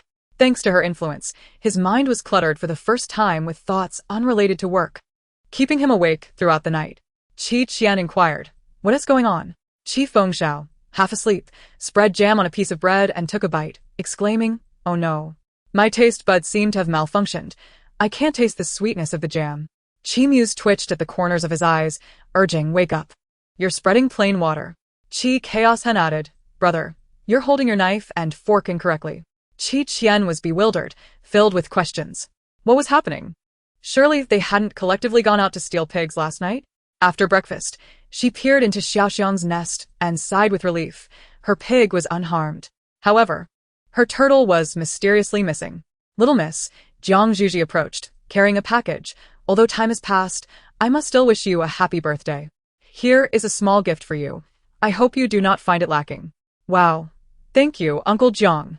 Qi Qian accepted the gift, then asked, "But why didn't you come to my birthday party last night?" Jiang Zhuji explained, "My son mistakenly consumed something and has been unconscious for 2 days. When he finally woke up, he was in a dazed state, and I simply couldn't leave." "In a daze? Should we summon a spirit, then?" "To be honest, I have some knowledge of this." Jiang Zhuji found it absurd yet a bit intriguing. "Really?" "Of course. I've seen it on television," Qian declared confidently, tapping her chest and pondering how summoning spirits could possibly be harder than doing homework. Half an hour later, Qi Qian, donned in a flowing white gown with wide sleeves, held a bell and danced in Jiang Heyu's room. How could one describe her dance? It was on par with her singing. She swayed and leaped, ringing the bell while chanting, "Heavenly spirits, earthly spirits, any deity, please manifest quickly." It was quite a helpless sight. Jiang Zhuji stood nearby, hesitating to speak. He had assumed that what the little miss referred to as summoning spirits wouldn't be too outrageous, but her method was indeed quite unconventional. Perhaps I should just let this go, he thought, but then noticed Jiang Heyu's eyelids fluttering. "Water," he murmured. Jiang Zhuji hurriedly stepped out to fetch him some. Qi Qian paused, proclaiming, "I told you, it doesn't matter if the method is old, as long as it works. Don't they do it this way on television? There's no reason others can succeed, while I cannot." Jiang Heyu, hearing the bell, opened his eyes and was met by the sight of Qi Qian, clad in white and with disheveled hair, approaching him. Their eyes locked. Jiang Heyu's eyes widened in shock, his pupils dilating. "Why you?" Qi Qian, unable to hear clearly, leaned in closer. "What did you say?" Caught off guard, Jiang Heyu's eyes rolled back. Qi Qian would not allow him to faint. She grasped his shoulders and began to shake him. "I know you want to faint, but not yet. Have you finished writing the observation journal you promised to help me with? If you haven't tea, get up and finish it before you faint." Jiang Heyu, startled, let out a hiccup and shakily pointed at his desk. Qi Qian released him and turned to look, filled with joy. Jiang Heyu, with a thud, collapsed onto the pillow, finally succumbing to unconsciousness as he had wished. Upon awakening, he discovered the female specter still present, seated at his dining table. In gratitude for Qi Qian's assistance in summoning her son's spirit, Jiang Zhuji had taken it upon herself to prepare a meal for her. "Heyu, come sit down," she beckoned. Jiang Heyu was paralyzed with trepidation, for Qi Qian occupied the seat adjacent to his. Qi Qian waved at him, urging him to join, for the meal was about to commence. Trembling, Jiang Heyu interpreted her invitation as a demand for his presence at the table. However, considering they had become friends, he feared that displaying his fear might sadden her. Summoning his courage, he approached and sat beside his father.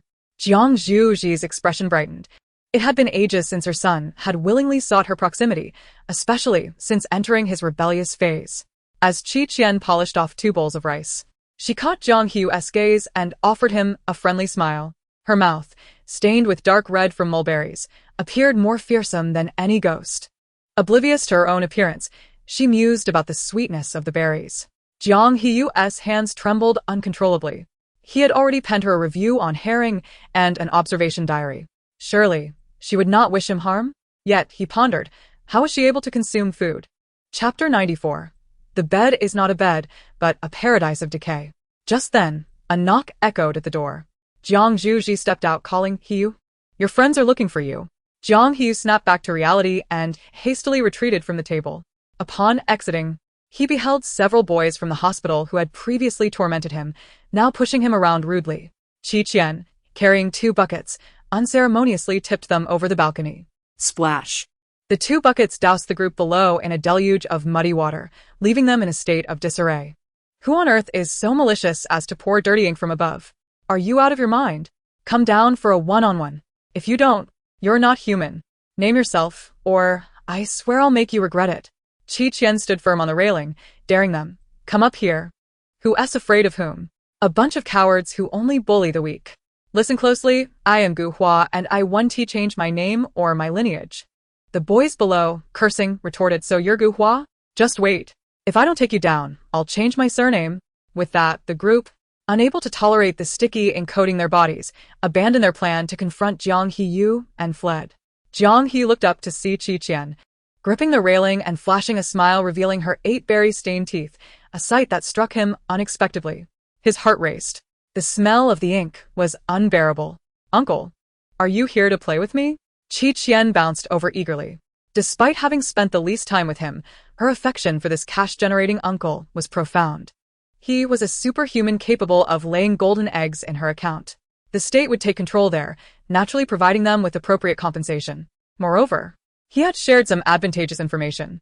Their project had not yet officially commenced, and halting it now would significantly mitigate losses. Qian, puzzled, inquired, Isn't this good? Why are you unhappy, uncle? My discontent is not related to that. Qian let out a sigh, lamenting the impending business trip abroad the following day. Qian. His niece remarked, Uncle, at your age you still long for home? It was understandable. She, too, felt a profound attachment to the comfort of her bed, and the moment she departed, she found it difficult to breathe, overwhelmed by discomfort. The bed was not merely a piece of furniture, it was a sanctuary of relaxation. However, Qian found it challenging to articulate that this business trip instilled within him a sense of being exiled. Lost in thought, he suddenly noticed Qian's mouth, smeared with black, which made his heart skip a beat. Qian, have you been eating coal? Why is your mouth so dark? Really? She exclaimed, sticking out her tongue to inspect it, gleaming with darkness. Wow, I look so cool. Qian swiftly escorted her to the bathroom to wash her face and rinse her mouth. Hurry and clean up. If your grandfather sees you like this, he will surely scold you. Qian mused, surprised that her uncle would speak ill of their grandfather. After tidying up the little coal muncher, Qian felt a sense of satisfaction. The taste experience was bizarrely repugnant, akin to a chemical explosion that assaulted the palate with a painful intensity, making it nearly impossible to swallow, leaving one feeling faint. Goodness, you have quite a way with words, Qian remarked. Thus, she decided not to submit her observation diary for review, opting instead to present it directly to her grandfather. Placing her notebook on the table, she retrieved a mathematics book and began to study diligently. Within moments, she succumbed to slumber upon her pillow. To avoid falling into traps set by Qian, they resolved to fortify their knowledge of mechanisms and criminal psychology. This time, they were determined not to be ensnared by her schemes. Consequently, they launched their surprise operation at 3 in the morning. In the live stream, are you all coming earlier each time? Refusing to relent until you disturb my brother and Qian?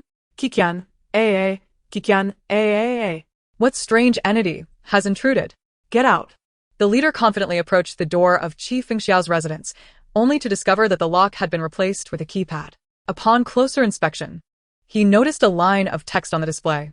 The lock was equipped with an automatic alarm system, and one had to correctly answer the question below to unlock it. Failure to do so would result in an electric shock. The riddle posed was, two officials by the water's edge. A child wears a crown but has shaved his head. The golden lotus can only move an inch. You young ones have come to gather. The lotus flowers are decapitated, filling the cart with literature. The elder is exhausted. His right arm severed. 18 bamboos form a single piece, while the peony's fallen petals whiten the ground. Guess the 8 characters. The leader exclaimed, such madness must surely be the work of Qian. So why did you arrive so early, when we cannot even enter the door? I wager these 8 characters must be get out and stop disturbing my sleep. So complicated. My neck itches terribly. I feel like my head is sprouting. The leader retorted. Let us set aside the phrase by the water's edge, and also ignore the line about the child wearing a crown. As for the third line, let's skip it entirely. I won't be able to answer. The photographer quipped, if you skip those, you 1T have a single line you can answer. Silence. The leader snapped. The password was clearly inscribed at the bottom. Entering it would unlock the door, but failure to provide the correct answer first would result in an electric jolt. With a sudden cry, the alarm blared. At 8 o'clock, the apartment door swung open from within. Qian emerged, clad in pajamas adorned with turtle designs. Her eyes were still half closed, and in a daze, she reached for the fresh milk in the mailbox at the door. Accidentally, she kicked 2 lifeless bodies, the already departed director and the photographer. Qian managed to pry one eye open and asked, what are you doing lying here? Why aren't you inside, capturing the moment? The director, in a daze, replied, Qianmei, no, Qianjia, do you think we don't want to go in? We've shared a bond over 2 seasons. How could you bear to threaten us with that electric device? Qian twisted the cap off a milk carton, took a sip and said, oh, that was just a ruse. The director was taken aback. A ruse?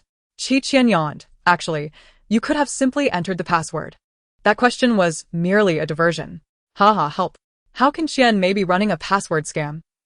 I'm losing my mind. I never expected such an outcome. Director. I hate you. I hate you. I hate you. I hate you. Chapter 95. She is not a princess. The director lamented like a heartbroken puppy. Do you know how we endured those 5 hours? It was all just a diversion. The photographer inquired, what about the answer to that question? What is it? I've never seen anyone so dim-witted. Qian shot back. Why the personal attack? Qian blinked innocently. What I meant was, the answer is, I've never seen anyone so dim-witted. The two were speechless. Qian kindly asked, you haven't had breakfast yet, have you? Would you like to come in? My uncle is cooking. Instantly revitalized, they followed Qian eagerly into the house. The live stream audience was left in a state of disappointment. They too wished to share breakfast with the illustrious Qimei. This episode was particularly special. The filming location was overseas, and upon disembarking from the plane, all guests had their eyes covered with blindfolds and were ushered into vehicles. After a bumpy ride, the car finally came to a halt. Qian had slept throughout the journey, and as she stepped out, her head was still buzzing. Suddenly, she felt a deathly gaze directed towards her. Turning her head, she noticed that most of the crowd was watching her, though she couldn't discern who it was specifically. Unfazed, Qian casually tucked her hands into her pockets and walked alongside Qi Fengxiao. Welcome, everyone, to this recording venue, the starting point racecourse, the chief director announced, holding a megaphone. First, let me introduce 2 new guests. Our national goddess, Xia Xinyue, and her sister, Xia Zhenjin, dressed in blue and white sports attire. The elegant and beautiful Xia Xinyue waved with a smile. Just call me Xinyue, I look forward to surviving alongside all of you. As she spoke, her gaze fell upon Qi Fengxiao, her smile growing even brighter. Of course, I'm most excited to be with my idol, Brother Qi. The crowd erupted in playful cheers. This is not good. Xia Xinyue has openly declared her admiration for Brother Qi. She's a fervent fan. I recall she accidentally liked a post that criticized Qianmei and later half-heartedly apologized. My impression of her is rather poor. Our Yaya is sincere and devoid of ulterior motives. If she has erred in the past, I hope the older sisters will be forgiving. Am I the only one envious that Xia Xinyue has succeeded in pursuing her idol? Qi Fengxiao, without even glancing sideways, seized the opportunity when the camera turned away and quickly stuffed a piece of chocolate into Qian's mouth, urging, quick, eat this, replenish your energy.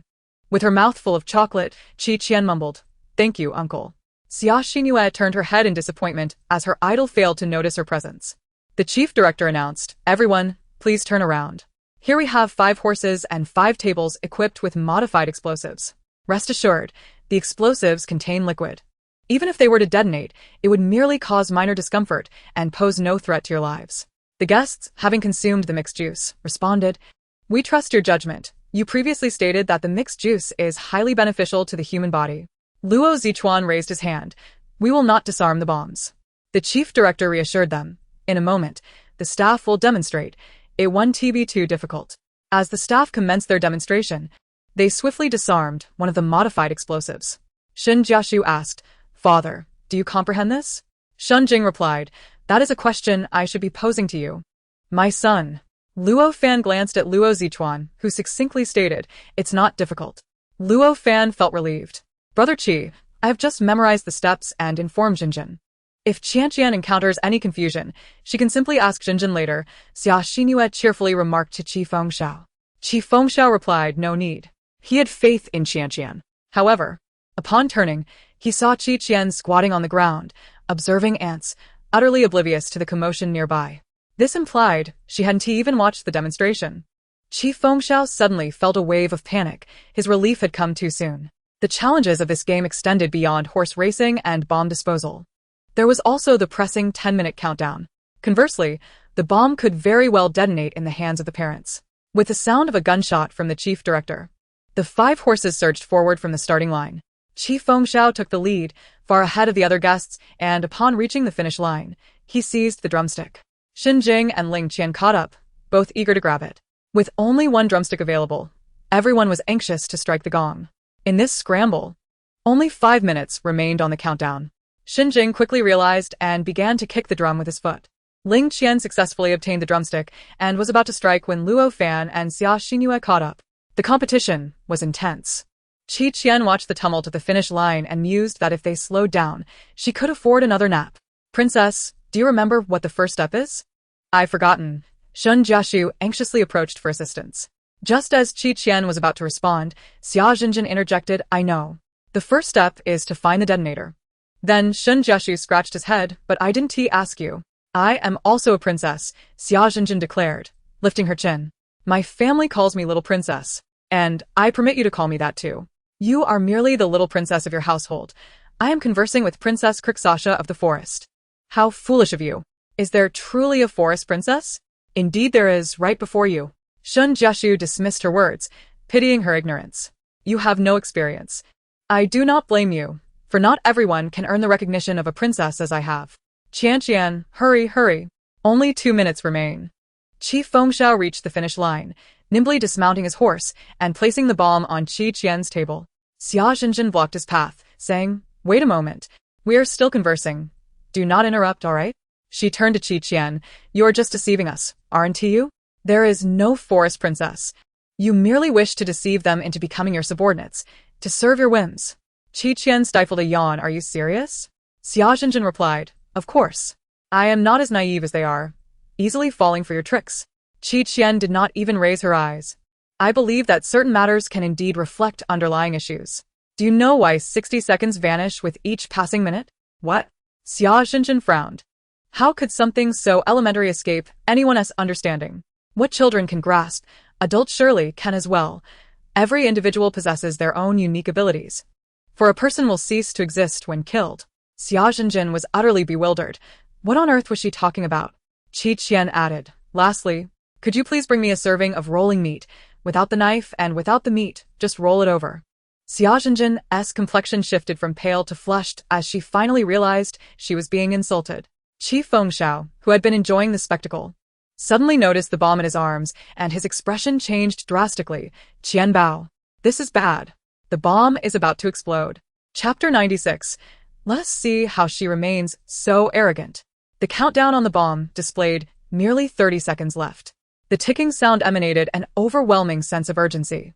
"Qian Bao," Qi Fengxiao shouted, "if this goes awry, we can just toss it over to the production team and perish together. No one can explode my treasure." The production team responded. "Are you even speaking coherently?" "Calm down," Qi Qian said, maintaining her composure as she placed the bomb on the table and began to disarm it with tools. Xia Jinjin held her breath, sarcastically stating, with only 30 seconds left, it would be miraculous if she could dismantle it. You should make haste and hide to avoid being implicated. She watched Qian's disarming method, laughing uncontrollably. It was evident she was not following the staff's instructions. And there was little chance of success. Qi Fengxiao, growing impatient, retorted, mind your own business. Do you think you have a say here? Xia Jinjin, unaccustomed to such indignities at home, felt tears welling up in her eyes. I have endured this princess syndrome for too long. She comes in and immediately attacks my dear Qianmei. Does she truly think Qianmei is easy to manipulate? Xia Jinjin is quite impressive. She must have grown up alone. Jinjin is not malicious. She simply speaks her mind without guile. Jinjin is even a year younger than Qian. Dear Qingdi, Please do not be so harsh on the child. with a hint of bitterness, my brother sees only one child, and that is Qian Bao. What does your Jinjin amount to? At that moment, Shunjing rushed in. Son, hurry. We are about to explode too. The time Xin Jieshu had to take over the bomb was too brief. After only a few attempts, the bomb detonated, resulting in a flowery explosion that coated his face. Xia Jinjin barely grasped the bomb when the countdown reached its end. The sisters were caught directly in the blast. What on earth? Cough, cough. Xia Jinjin was choked by the chilly powder spewed from the bomb, tears streaming down her face, rendering her vision unclear. Luo Zichuan, realizing time was of the essence, cleverly refrained from catching the bomb, allowing it to explode in Luo Fan's hands. The deep green, expired bean juice splattered all over Luo Fan, making his face greener than the liquid itself. The team responsible for disarming the bomb faced near total annihilation. Director, this is exceedingly difficult, Xia Xinyu lamented, nearly in tears. As time was simply insufficient. The chief director pointed ahead. Difficult? Wasn't there a team that succeeded? It is still the most infuriating group for him. Everyone turned to look at Qian and Qi Fengxiao in unison. Qian stood there with her hands tucked away, leisurely sucking on a lollipop, exuding an air of nonchalance. Meanwhile, the bomb on her table had only 22 seconds left on the countdown. In other words, she had dismantled the bomb timer in less than 10 seconds. Luo Fan couldn't help but mutter, what a freak. Luo Zichuan silently glared at him, thinking she wasn't a freak. It was his ineptitude. Luo Fan, which side are you on? Xia Jinjin scoffed, must be cheating. Xia Xinyu gently pulled her back, softly reassuring. Jinjin, don't speak carelessly. Qian is quite impressive. You should learn from her, you know? Xia Jinjin pouted. Who doesn't know this is scripted? I don't want to. How could a granddaughter of the Qi family compare to her, the sole granddaughter and lady of the Xia family? The chief director spoke again. Congratulations to Qian and Qi Fengxiao for securing first place in this game, granting them priority in selecting their mode of transportation to the recording location. A piece of black cloth was drawn aside, causing everyone to widen their eyes. I can understand the SUVs and mountain bikes, but camels and skateboards? Luo Fan inquired. The chief director replied, they are also modes of transportation. Luo Fan, huh? Qi Fengxiao pulled Qian to choose. Having finally secured first place, they could not let others benefit. Shall we take this SUV, Qian? Qian immediately asked, Director, how much fuel is left in this SUV? Her question was laden with traps. Pointing decisively, Qian declared, Uncle, we choose the camel. Qi Fengxiao thought she had never ridden a camel before and was merely seeking novelty, so he acquiesced. The two mounted their camel and swayed along. Xia Jinjin nearly laughed herself to death. Is she a pig? A camel moves so slowly that it won't reach the destination before dark. How foolish. Luo Zichuan retorted. The average speed of a camel is around 14.5 kilometers per hour, typically about 40 kilometers per hour, with a maximum speed of 70 kilometers per hour. If you don't even know this basic information, perhaps you should refrain from embarrassing yourself. Xia Jinjin. Xia Xinyu chuckled lightly. I'm sorry. My sister is still in middle school. She doesn't quite understand these things.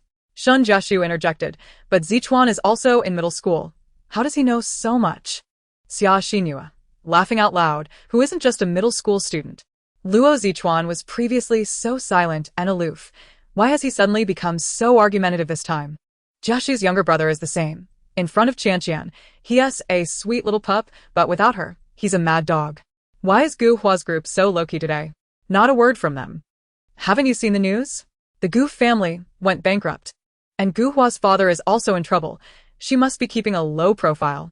The guests selected their modes of transportation and began their journey to the destination, the Crimea Desert. Luo Fan's choice of SUV was the fastest.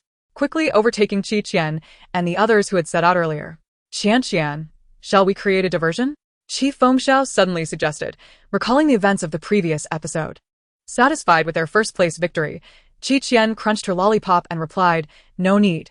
They won't get very far. Luo Fan's SUV ran out of fuel midway. Ling Qian's mountain bike had a chain malfunction. The skateboard wheels of Xia Xingyue have worn down significantly, rendering them unusable after only a brief period of use.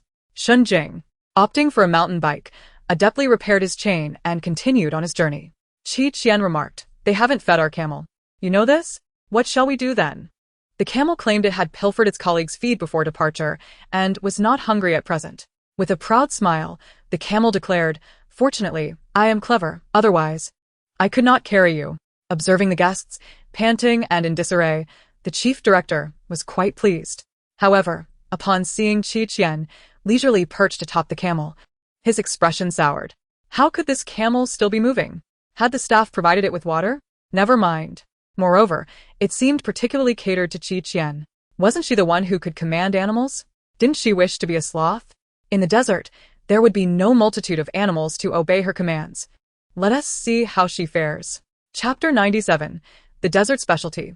The Shaking Carriage. Suppressing his schadenfreude, the chief director picked up the microphone.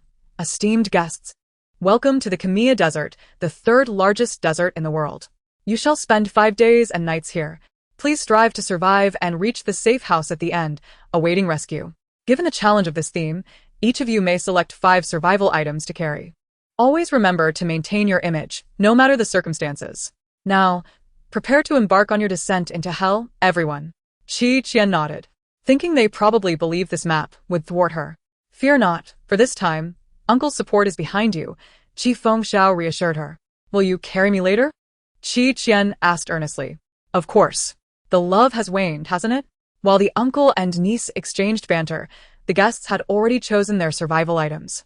Qian, As usual, selected her favorite snacks and a thermos. Qi Fengxiao, though claiming not to indulge her, honestly took 2 packets of her beloved chocolate-filled snacks.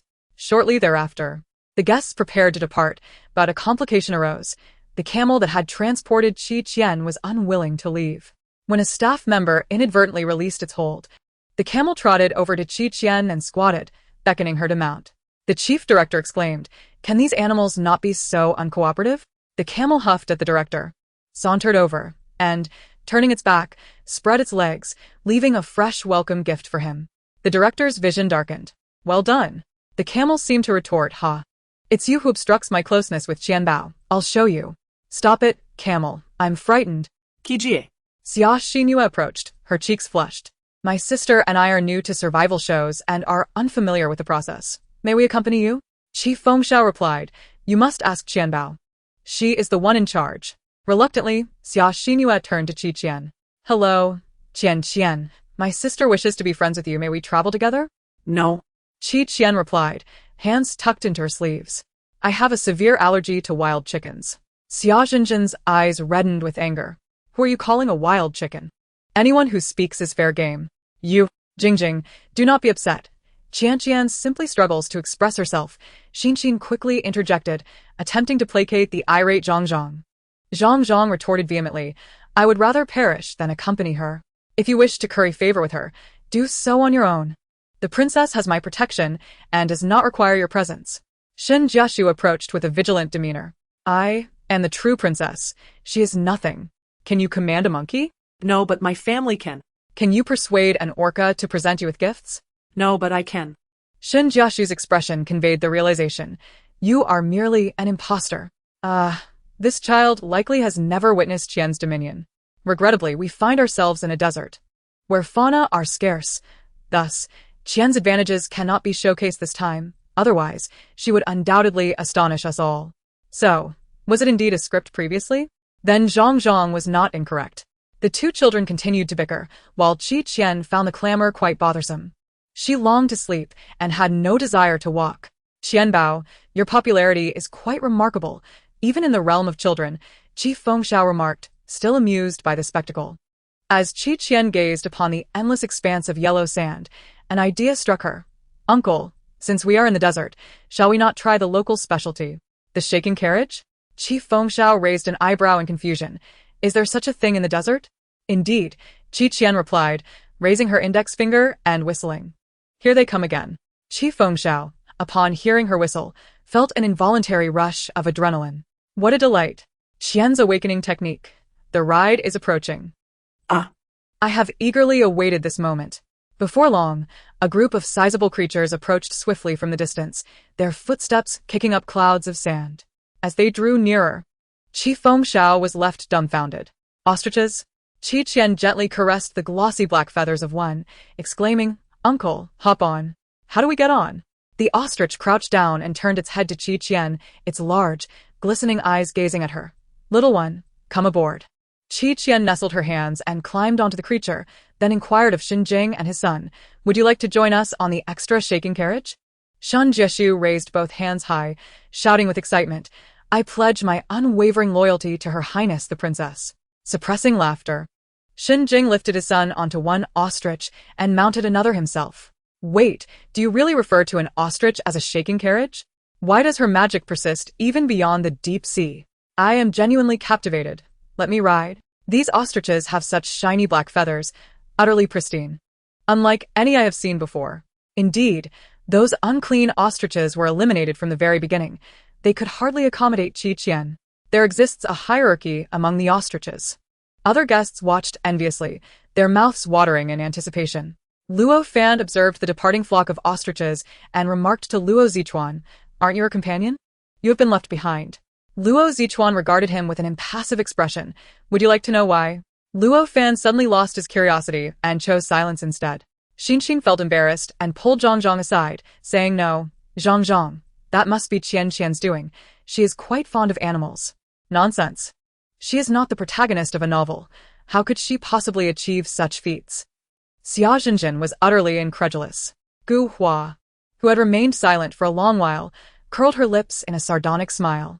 Indeed, she was the true heroine of this tale. Yet all the limelight had been usurped by Qian. Furthermore, due to the Qi family's machinations, her family's company had gone bankrupt, and her father was imprisoned. However, did Qian think this would bring about her downfall? System. Host, you still have a chance to turn the tide. Do not despair. For you possess the halo of a heroine. Gu Hua, I am aware. Let Qian revel in her temporary triumph. As for the antagonist, the more arrogant and unscrupulous they are, the swifter their demise. Chapter 98. Outsiders vying for his treasure? The swiftness of the antagonist's downfall was unknown to Qian. All she knew was how delightful it was not to have to walk. The running speed of an ostrich can reach 60 to 70 kilometers per hour, covering 8 meters in a single stride. At such a pace, a person riding atop an ostrich can merely feel the wind whipping against their face. Eventually, the four of them even began to race. The air was filled with Shun Jiashu's excited laughter. Qianbao, there's a patch of green ahead. Qi Fengxiao pointed towards a nearby area. Let us camp there tonight. Qian nodded, patting the ostrich's wings. Let us go. As you command. Upon reaching the green expanse, the ostrich was reluctant to let Qian dismount, trotting around with her still perched atop. The eyes of the other ostriches nearly blazed with envy. Qian tugged at the troublesome ostrich's feathers. Let me down. I'm so tired. Qi Fengxiao replied. Haven't you been sleeping the entire time on the plane and in the car? In a day of 24 hours, you can sleep for 25. And yet, you still complain about fatigue. Were you a slumbering deity in your past life? Qian retorted, Uncle, you don't understand. I was deep in contemplation just now. Every time I engage my mind, I become exceedingly drowsy. What were you pondering? What we shall have for dinner? Qigo, I wondered why it hasn't rained. It turns out you left me speechless. Qianbao's love for eating and sleeping runs profound. Whose languorous daughter is this? If no one wants her, I can take her away. Qian dismounted from the ostrich, allowing it to proceed ahead while she remained in the vicinity. Daddy, is that an eagle? Shun Jiashu asked, pointing at 2 eagles soaring above. Shun Jing discerned for a moment. Those are the chestnut-winged hawks, rare avian predators that have evolved cooperative hunting behaviors. They are quite ferocious. So, do they see us as prey? That's hard to say. Keep an eye on Qian and ensure she doesn't fall asleep and get snatched away by the eagles. All right. However, the 2 chestnut-winged hawks did not swoop down as Xinjing had feared. They circled for a while before flying away. As dusk approached, the surroundings became increasingly perilous, with the distant howls of wolves echoing in the air. Xinjing had just boiled water when he suddenly looked up. Did you hear that scream? Chief Fengxiao scanned the horizon. It seems someone is approaching. Leading the charge were the Luo fan brothers, followed closely by Ling Qian, Gu Hua, and the two sisters. Xia Xingyue, all desperately racing towards them, pursued by a pack of wild wolves. Just returning from the live stream of Xia Xingyue, Xia Zhenjin seems to be unwell. Upon seeing Qi Qian with an ostrich, she insists on riding a wolf, as if the desert were her family's domain.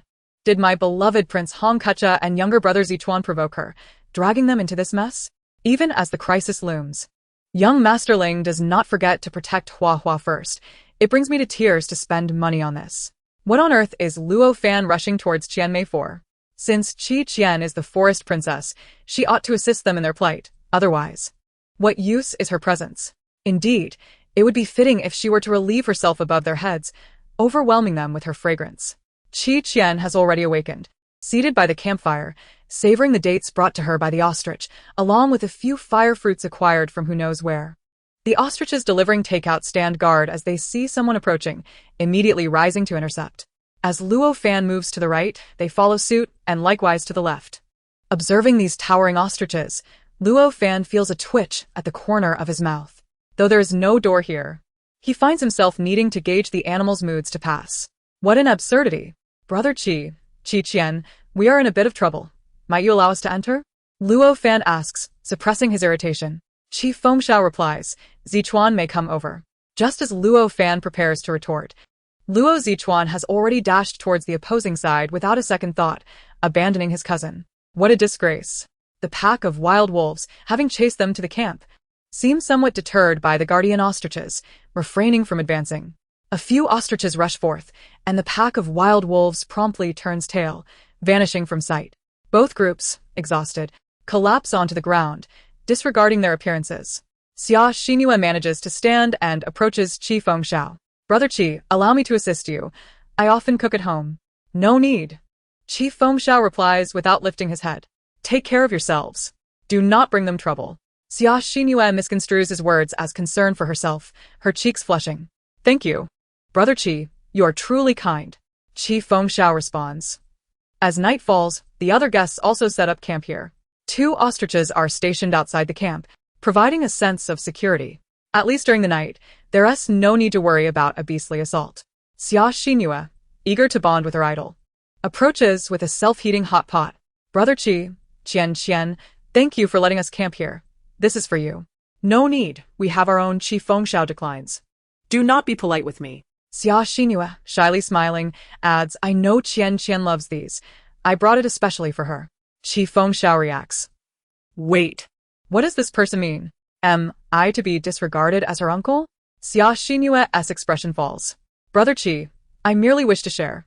Share with her? Does she even acknowledge you? Xia Zhenjin storms over, snatching the self-heating hot pot. Whether she likes it or not is none of your concern. I am the one who is hungry. Zhenjin, don't act this way. This is Qian's favorite. You keep saying Qian. When will it end? I am your sister. In a fit of rage, Xia Zhenjin hurls the hot pot to the ground. Even if I throw my things away, it won't benefit her. She harbors a deep resentment towards Qi Qian. Why did the production team only allow her to cheat? Every family has its share of dirty money. Xia Zhenjin stomped her foot in frustration and stormed off. A princess throwing a tantrum is merely a case of princess syndrome. I see this as a manifestation of wild chicken emotional instability. Could she stabilize her emotions? If nothing else, she should learn from Qianmei, who crazily expresses her emotions with composure rather than acting like a lunatic. Pampered at home, she truly believes herself to be the center of the universe. Xia Xingyue, with red-rimmed eyes, bowed to Qi Qian and apologized. I'm sorry, Qian. My sister was quite startled today and spoke impulsively. Please don't take it to heart. Qi Qian rested her chin on her hand, squinting slightly indifferent. She thought, she has issues. I shall not stoop to her level. Regardless, with one slap, she would surely meet her end. Xia Xingyue turned pale at that thought, managing a couple of awkward laughs to ease the tension before turning to chase after Xia Zhenjin. Qi Fengxiao sighed in relief upon seeing them leave, only to find Qi Qian staring intently at the self-heating hot pot on the ground. No, this cannot happen. He covered her eyes, whispering like a devil, "It's dirty. Once it hits the ground, it's unsanitary. If it's been more than 5 seconds, it cannot be consumed." Qian smacked her lips. Thinking she should have let the wild wolf carry her away earlier, at least she could have saved a box of hot pop. Suddenly, a chilling sensation swept over Luo Fan. What a pervert. At that moment, the sound of helicopter rotors echoed above the campsite. Qian looked up to see a black helicopter flying past. Though the sky was dim, her exceptional eyesight allowed her to discern the insignia on the tail. Chapter 99. Stealthily delivering food to you. Chief Feng Xiao glanced up, realizing the helicopter had long since departed. What kind of place is this that even helicopters pass by? It must be a patrol helicopter from this country, right? It's likely private, but I noticed a unique insignia on the tail. Qian popped a date into her mouth, chewing thoughtfully. What kind of insignia? Just 3 letters. Oh. Qian covered her ears, exclaiming, "Uncle, that's too loud." "Oh, my apologies." Chief Feng Xiao gently rubbed her little ears, his brow furrowed in concern. Why was that man's helicopter here? Thankfully, it merely flew by without stopping. Otherwise, he suddenly embraced Qian tightly, saying, "My dear, I almost lost you just now." Qian grimaced in disgust. "Uncle, let go of me. This is so gross." After releasing her, Chief Feng Xiao popped a date into his mouth to calm his nerves. He then pondered that this man didn't even attend Qian's birthday party and misremembered her age and gender, clearly still disliking children. He likely wouldn't care that Qian was here. This meant that his treasure wouldn't be snatched away. There was no need for worry at all. The temperature in the desert fluctuates dramatically between day and night, but fortunately, the campfire dispelled some of the chill, and the guests brought warm clothing, making it bearable.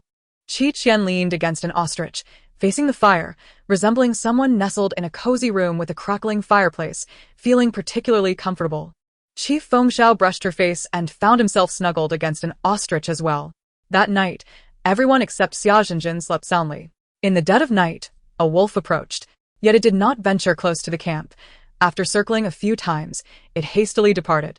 As dawn broke, the temperature began to rise. Chief Feng Xiao opened his eyes. Startled by the sight before him, Qian lay with her hands resting modestly on her abdomen, her posture impeccable, encircled by a ring of wildflowers and fruits. A white napkin covered her face, as she appeared to be in a peaceful slumber. Goodness! Chief Feng Xiao flipped over and sat up, hastily trying to rouse Qian. "Qianbao, wake up. Don't scare me like this. How could my child just vanish after a night asleep?" He was overwhelmed by the absurdity of the situation. Just as he was about to panic, the napkin fell from Qian's face. She blinked, still groggy, her eyelids heavy with sleep. "What are you doing up at this hour?"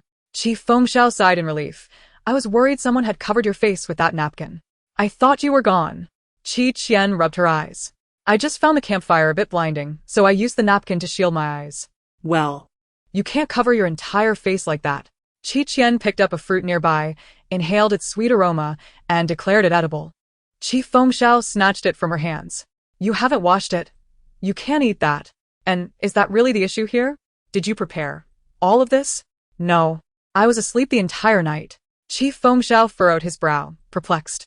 "Is this place haunted?" At that moment, Shun Jiashu pointed to the sky. "Dad. "Is that the eagle that followed us yesterday?"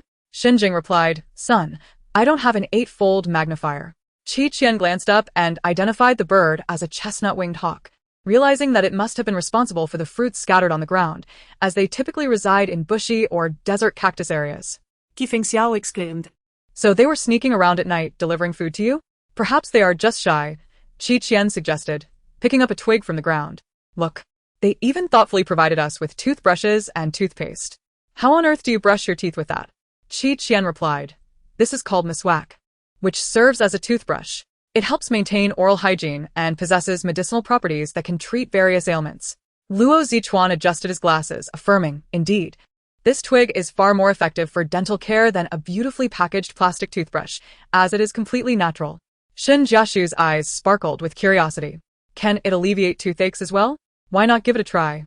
Qian offered him a stick. Chief Feng Xiao reached out. "Qianbao, give me one too." "I want one as well," Xinjing chimed in, eager to join. The trio stood in a line, hands on their hips, engaged in a lively toothbrushing demonstration. "Goodness!" Qianmei and Zichuan seem remarkably knowledgeable. Are they truly just in middle school? If this twig can cure toothaches, I'd fly over in an instant to gather more. Qianmei's smile while brushing her teeth is utterly adorable. Everyone got a share, leaving no room for Huachuan and Xinyu, right? Is Qian too indulgent? Qian was utterly indifferent to the opinions of others. After brushing his teeth and washing his face briefly, it was time to eat. With the delicacies airlifted overnight by the breakfast was a sumptuous affair. They needed to set out before dawn, otherwise, the rising temperature would increase the risk of dehydration during their trek through the desert. To ascertain their direction, Qian climbed to the treetop for a better view.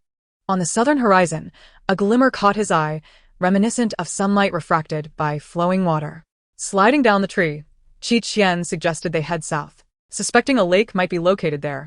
Qi Fengxiao made a gesture and promptly began gathering their belongings. Xia Jinjin rolled her eyes, thinking it was absurd for him to claim he could see so clearly. She refrained from voicing her skepticism this time. Having learned from Gu Hua's subtle hints about Qian's cunning nature, she understood that confronting him directly would only provoke disdain. So she opted to wait for Qian to falter before stepping in to guide everyone, thereby winning their favor. Once everything was packed, Qian whistled to summon the ostriches. Luo Zichuan approached Qian, offering a lollipop. "Can I hitch a ride too?" Upon realizing it was grape-flavored, Qian was immediately appeased. Sure, he replied, allowing Luo Zichuan to rejoin the main group. Luo Fan was taken aback, exclaiming, "This traitor! What a shameful display! I should have brought some snacks to bribe Qian myself." In Chapter 100, No Wine for the Birds, after a sandy breakfast experience the previous day, Qian refrained from urging the ostriches to sprint, maintaining a steady pace instead. Although Ling Qian and Gu Hua looked down on Qian, their harrowing experience of being pursued by wolves yesterday made them aware of whom they should follow. They trailed behind the footprints left by the ostriches. Xia Xinyu, aiming to conserve Xia Jinjin's energy, reluctantly slowed her pace and fell significantly behind. As the sun ascended, the desert's temperature soared to an unbearable level. Two followed them persistently, circling above without descending. Unbeknownst to them, someone in a helicopter was observing the peculiar scene. "Boss, I think I'm seeing things. There are people riding ostriches in the desert. 1, 2, 3, 4, 5. These colossal birds, capable of kicking a wolf into the sky, are being ridden. What a sight. Boss, why are you silent? Shut up and fly the helicopter properly. Don't worry, my skills are impeccable. Even if I were to dance while flying, nothing would go wrong." An hour later, the helicopter encountered a malfunction and was forced to land in a remote corner of the desert, awaiting rescue. Meanwhile, Qian and the others finally reached a shaded area to rest. Their morning fruits were consumed, and their food supplies were limited, necessitating a search for sustenance nearby. However, resources in the desert were scarce, with this area offering little more than trees and grass. They certainly could not transform into cattle, grazing as they went. "Shall we settle for some compressed biscuits to stave off hunger? There's simply nothing to eat around here." Qi Fengxiao tossed the withered branches onto the ground and clapped his hands. Xinjing remarked, "We are left with very little water, enough to last us at most half a day." After a moment's contemplation, Qian suggested, "Let us have a buffet for lunch." With that, she let out 2 sharp whistles. The eagles swooped down, releasing several wild rabbits and sand grouse from their talons before soaring away without pause. The eagles, few in words, exuded an aura of coolness. Qian gleefully grasped the tail of a rabbit, exclaiming, "Look, the buffet has arrived." Qi Fengxiao replied, "This is absurd. Behold, this woman named Xiaoshan has commenced her reign over the desert. These 2 eagles are among the few animals that do not cling to Qian. They possess great potential. Meanwhile, look at the ostrich beside them. It certainly lacks value. Is this a buffet? This is clearly a princess's dining hall. How can they eat rabbits? Such cruelty. Without cumin and chili to enhance the flavor, these rabbits are utterly unappetizing. If they cannot eat, allow me to do so." The production crew watched in exasperation as Qian and her companions devoured their meal, their mouths glistening with grease. "Eat. Go ahead and eat. We shall see how much sustenance the desert can provide." And of course, there was the matter of water. Water was the most scarce resource in the desert. Even with ample food, surviving a day without water in the vastness of the sands was a formidable challenge. With a steady grip, one eagle clutched a porcelain bottle and landed before Qian. She accepted the bottle, gently stroking its head, Thank you. The chestnut-winged eagle's feathers fluffed up, its keen eyes, once sharp, now appeared hazy as it leaned against Qian's hand, utterly dazed. What on earth? Qian muzed. Is this eagle intoxicated? Birds do not drink alcohol. Nor do they get drunk. I just praised them for being more valuable than ostriches, and now I wish to slap myself. Though eagles lack faces, one could discern a hint of shyness, excitement, and intoxication from the dazed eagle's demeanor. Another chestnut-winged eagle, witnessing this, became agitated and strutted over, pushing its companion aside and collapsing directly into Qian's embrace. With a wingspan of up to 15 meters, they towered over her. Qian found herself unable to move, pushing them away while leaning in closer, their enthusiasm surpassing that of a dog. The previous aloofness seemed a mere fade. The chestnut-winged eagle shyly remarked, I am simply a bit timid and introverted. Shanbao, this porcelain bottle contains a great deal of water. Qi Fengxiao poured the water and, with a look of astonishment, said, This bottle appears to be an antique. Where did they find it? Qian replied, They claim to have taken it from a large house. Isn't that stealing? They insisted that the house has been uninhabited for a long time. Qi Fengxiao was even more puzzled. The bottle was remarkably clean, devoid of any dust, as if it had just been taken from a cupboard. The small chestnut-winged eagle puffed out its chest proudly. I would not accept anything unclean, especially as a gift for my lady. The larger chestnut-winged eagle chirped twice. You are impressive. You are extraordinary. Flying planes in the sea while still lacking feathers. Showing off to your mother. A battle was imminent. The two chestnut-winged eagles took to the sky, commencing their brawl. Shun Jiashu, looking bewildered, asked, Sister Qian, why are they fighting? Qian replied, Perhaps they have taken a fancy to each other. After drinking water, everyone took a moment to rest. Qian instructed Qi Fengxiao to bury his calves in the sand for a sand bath. Why do this? It feels rather stifling, Qi Fengxiao questioned, perplexed. I've heard it's a folk remedy for rheumatism, Qian replied with a yawn as she reclined. Since we're here, why not give it a try? Qi Fengxiao paused, his expression softening at her words. Such a precious thing. He certainly wouldn't. Cousin, be mindful of the temperature. Don't doze off. I'm worried my buried egg might spoil, Qian added. Still moved by her sentiment, Qi Fengxiao playfully tugged at her hair in frustration. Xiaobao. Am I your egg-cooking thermometer? Ouch. Ouch. Who remembers the first live broadcast when Qian said Qigur's nickname was Qi Sanbao? Ha ha ha. Who came up with that nickname? It's so adorably silly. Qi Xiaobao is quite fitting. It's far better than Wang Kai or Dog Dan. Whenever my parents call me by my nickname, our dog perks up, which is quite embarrassing. Don't be disheartened upstairs. You must believe you are not your parents' biological child. By the time Gu Hua and Xia Xinyue's groups followed the ostrich footprints to this location, Qian and her companions had already rested and prepared to set off. Xia Zhenjin, utterly exhausted, glared enviously at Qian, who was comfortably seated atop the ostrich.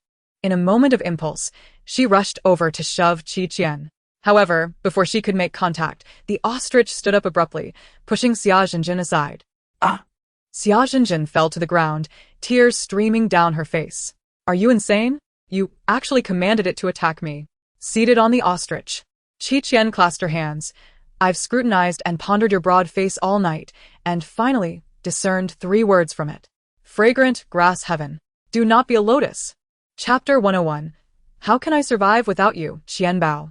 Qian directed the ostrich to turn, using one leg to scrape the sand backward, which resulted in a generous handful of yellow sand cascading onto Xia Zhenjin's face. The ostrich, in a flurry of action, buried half of Xia Zhenjin's body beneath the sand. Puffed. Ugh. Xia Zhenjin struggled desperately, shrieking, Qian, are you out of your mind? Indeed. I am a bit unhinged.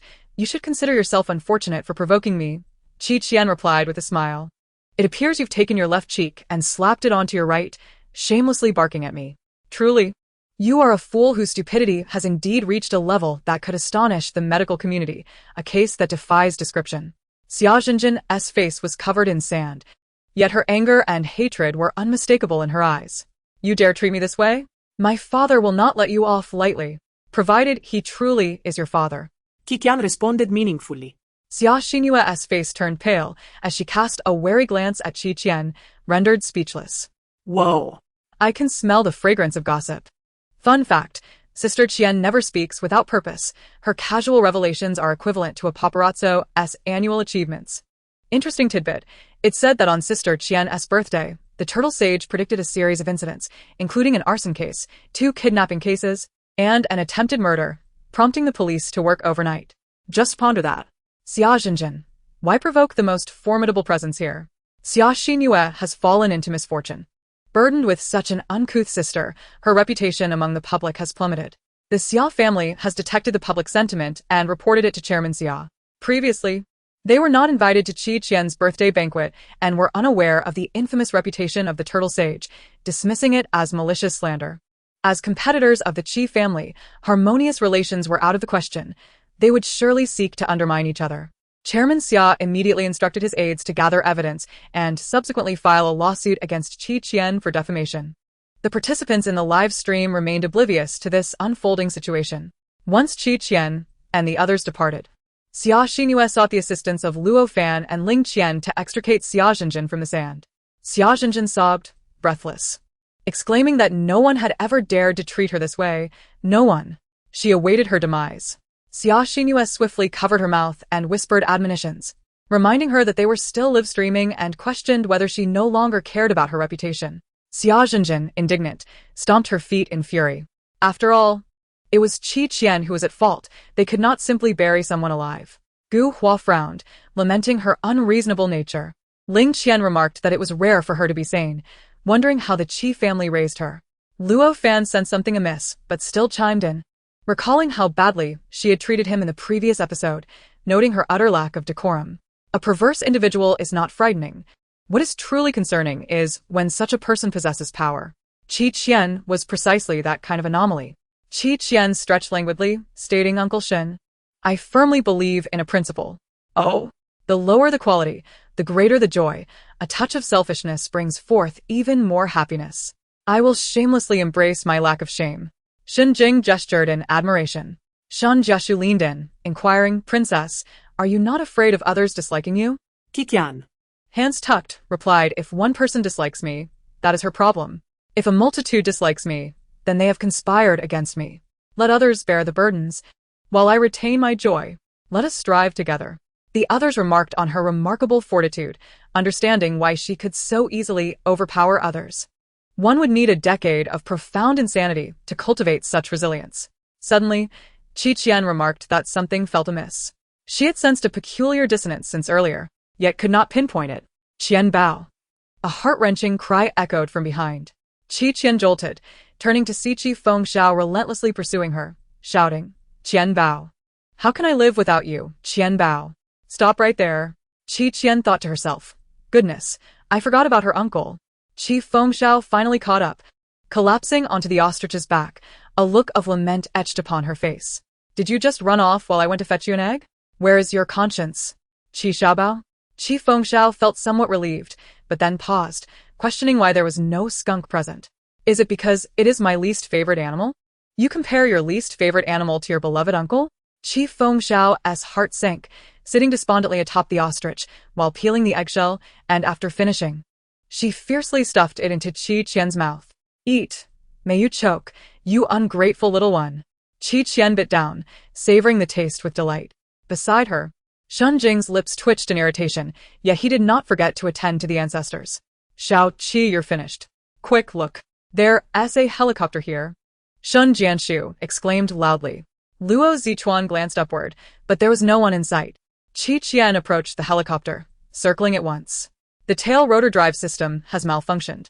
It's likely due to internal component fatigue or external impact, resulting in damage to the tail rotor drive shaft and loss of tension, she articulated.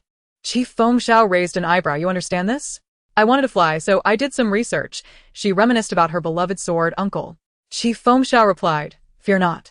While you're still small, Uncle can lift you high and take you flying. I'm not small. I'm going to grow tall soon. You're mistaken. I've never seen such a short child. Qi Qian's expression turned solemn. I am already 50. At this age, I can rightfully refer to myself as an old man. Can't I? The others stifled their laughter, recalling how Qi Qian had consumed all the milk she had seized from the pirates last time. Still, not a centimeter taller. After inspecting the downed helicopter, they continued their journey. They had not run long when they finally reached the vicinity of a water source. Earlier, Qian had noticed a glimmering stream that formed a small, gourd-shaped lake. Surrounded by lush greenery, it resembled a small oasis. Qianbao, the water is very clear. Shall we go for a swim? Qi Fengxiao suggested, noting the separation in the center of the gourd lake. Qian shook her head. No, I am an introverted person. Then you can keep watch for us. We'll dive in first. Qi Fengxiao exclaimed, leaping into the lake with exuberance. Shun Jianshu executed a perfect dive, his head plunging into the water. Qian, unable to bear the sight, led the ostrich to wander nearby. Creak. A subtle sound emanated from ahead. Qian stepped out from the thicket and spotted a man leaning against a tree. His black uniform accentuated his perfectly sculpted physique. Sun-kissed skin glistened with a light sheen of sweat. His face was partly obscured by a black military cap and the shadows of the trees. But his well-defined features were discernible, with thin, pale lips exuding an air of aloofness, as if he were detached from the mundane world. In the scorching desert, he appeared as a refreshing breeze. Chapter 102. Woman. Are you starting a fire? Qian could not help but whistle. What a handsome guy. I am fortunate to behold. Her whistle caught the man's attention, and he abruptly looked up. Upon realizing she was just a child, he paused in surprise. Frowning slightly, he scrutinized Qian, and upon noticing the ostrich beside her, he recalled the words of his unfortunate subordinate from earlier. Who are you? He asked coldly. Qian replied, I'm a lost child in the forest. I need a handsome gentleman's contact to help me out of this predicament. Would you be willing to assist this kind-hearted little one? Haha, now you're willing to admit you're a child. Weren't you just referring to yourself as an old man? Qianmei, you remind me of myself. How can I be so similar to you when you see a handsome guy? Where can I find a top-tier wild and untamed man like this? Teach me. Step 1. First, find a desert. In the second step, jump from the airplane without a parachute. Wouldn't that mean certain death? Indeed. But if there's no hope in this life, one might as well try in the next. Not only did the barrage of comments leave netizens in silence with their well-meaning guidance, but the man also found himself at a loss for words due to Qian's antics. Noticing Qian gazing intently at him, Qianlu spoke again. Is there something on my face? Nope. Qian continued to stare. Then what are you looking at? I'm admiring a handsome guy. Don't call me handsome. Oh. Qian, supporting herself on an ostrich while holding a rose in her mouth, asked, Big sister, do you like green peppers? Qianlu replied his native language is silence. Where did this mischievous child come from? If she were his, he would definitely spank her. Step back, before I lose my temper. Qianlu extinguished the cigarette between his fingers with an icy warning. Qian was displeased, declaring, This area has already been claimed by us. There's no way you can drive me away. Qianluo's principle was to avoid confronting children and the elderly. And encountering such a troublesome child was indeed unfortunate for him. He placed the cigarette butt into a transparent bag and tucked it into his pocket, preparing to leave. Qian smacked her lips. Hey, I heard that watching handsome guys for 10 extra minutes each day can extend your life. I was hoping to enjoy the view a bit longer.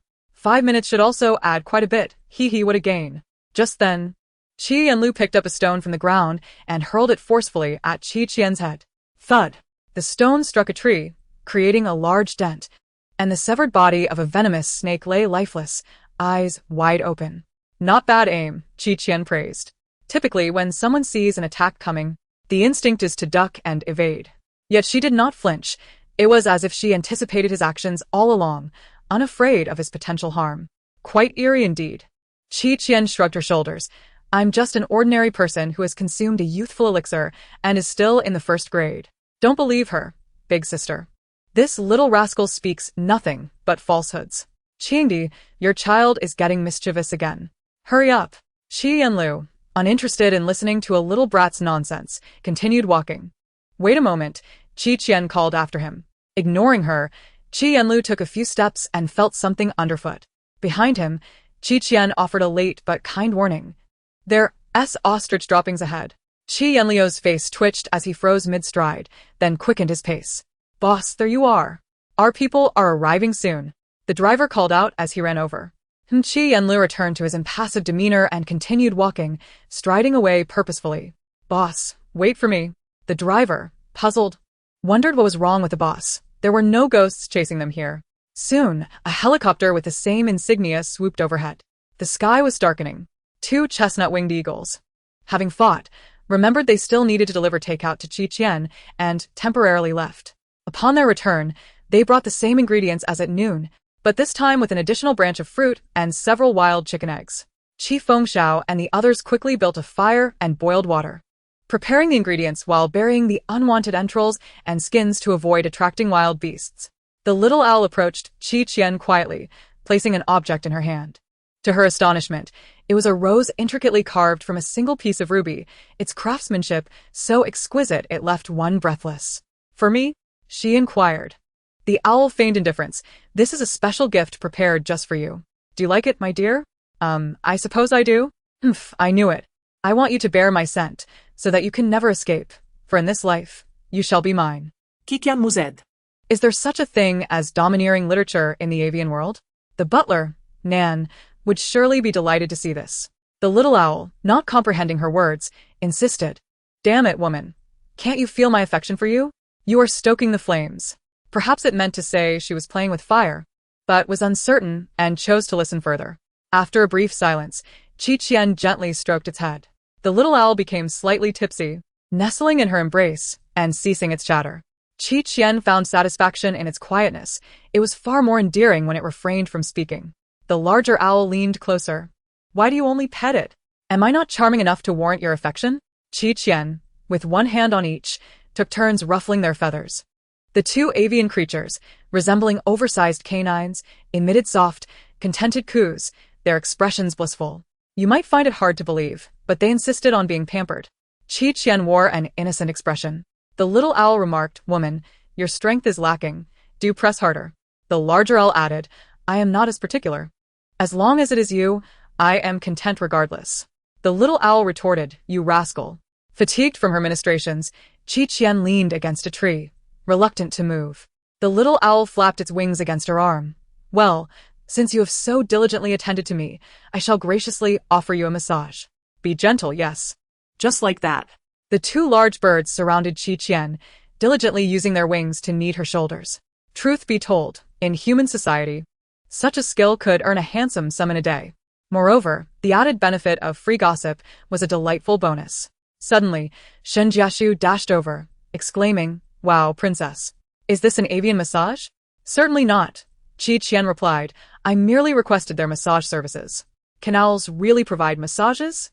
"Of course, most could not."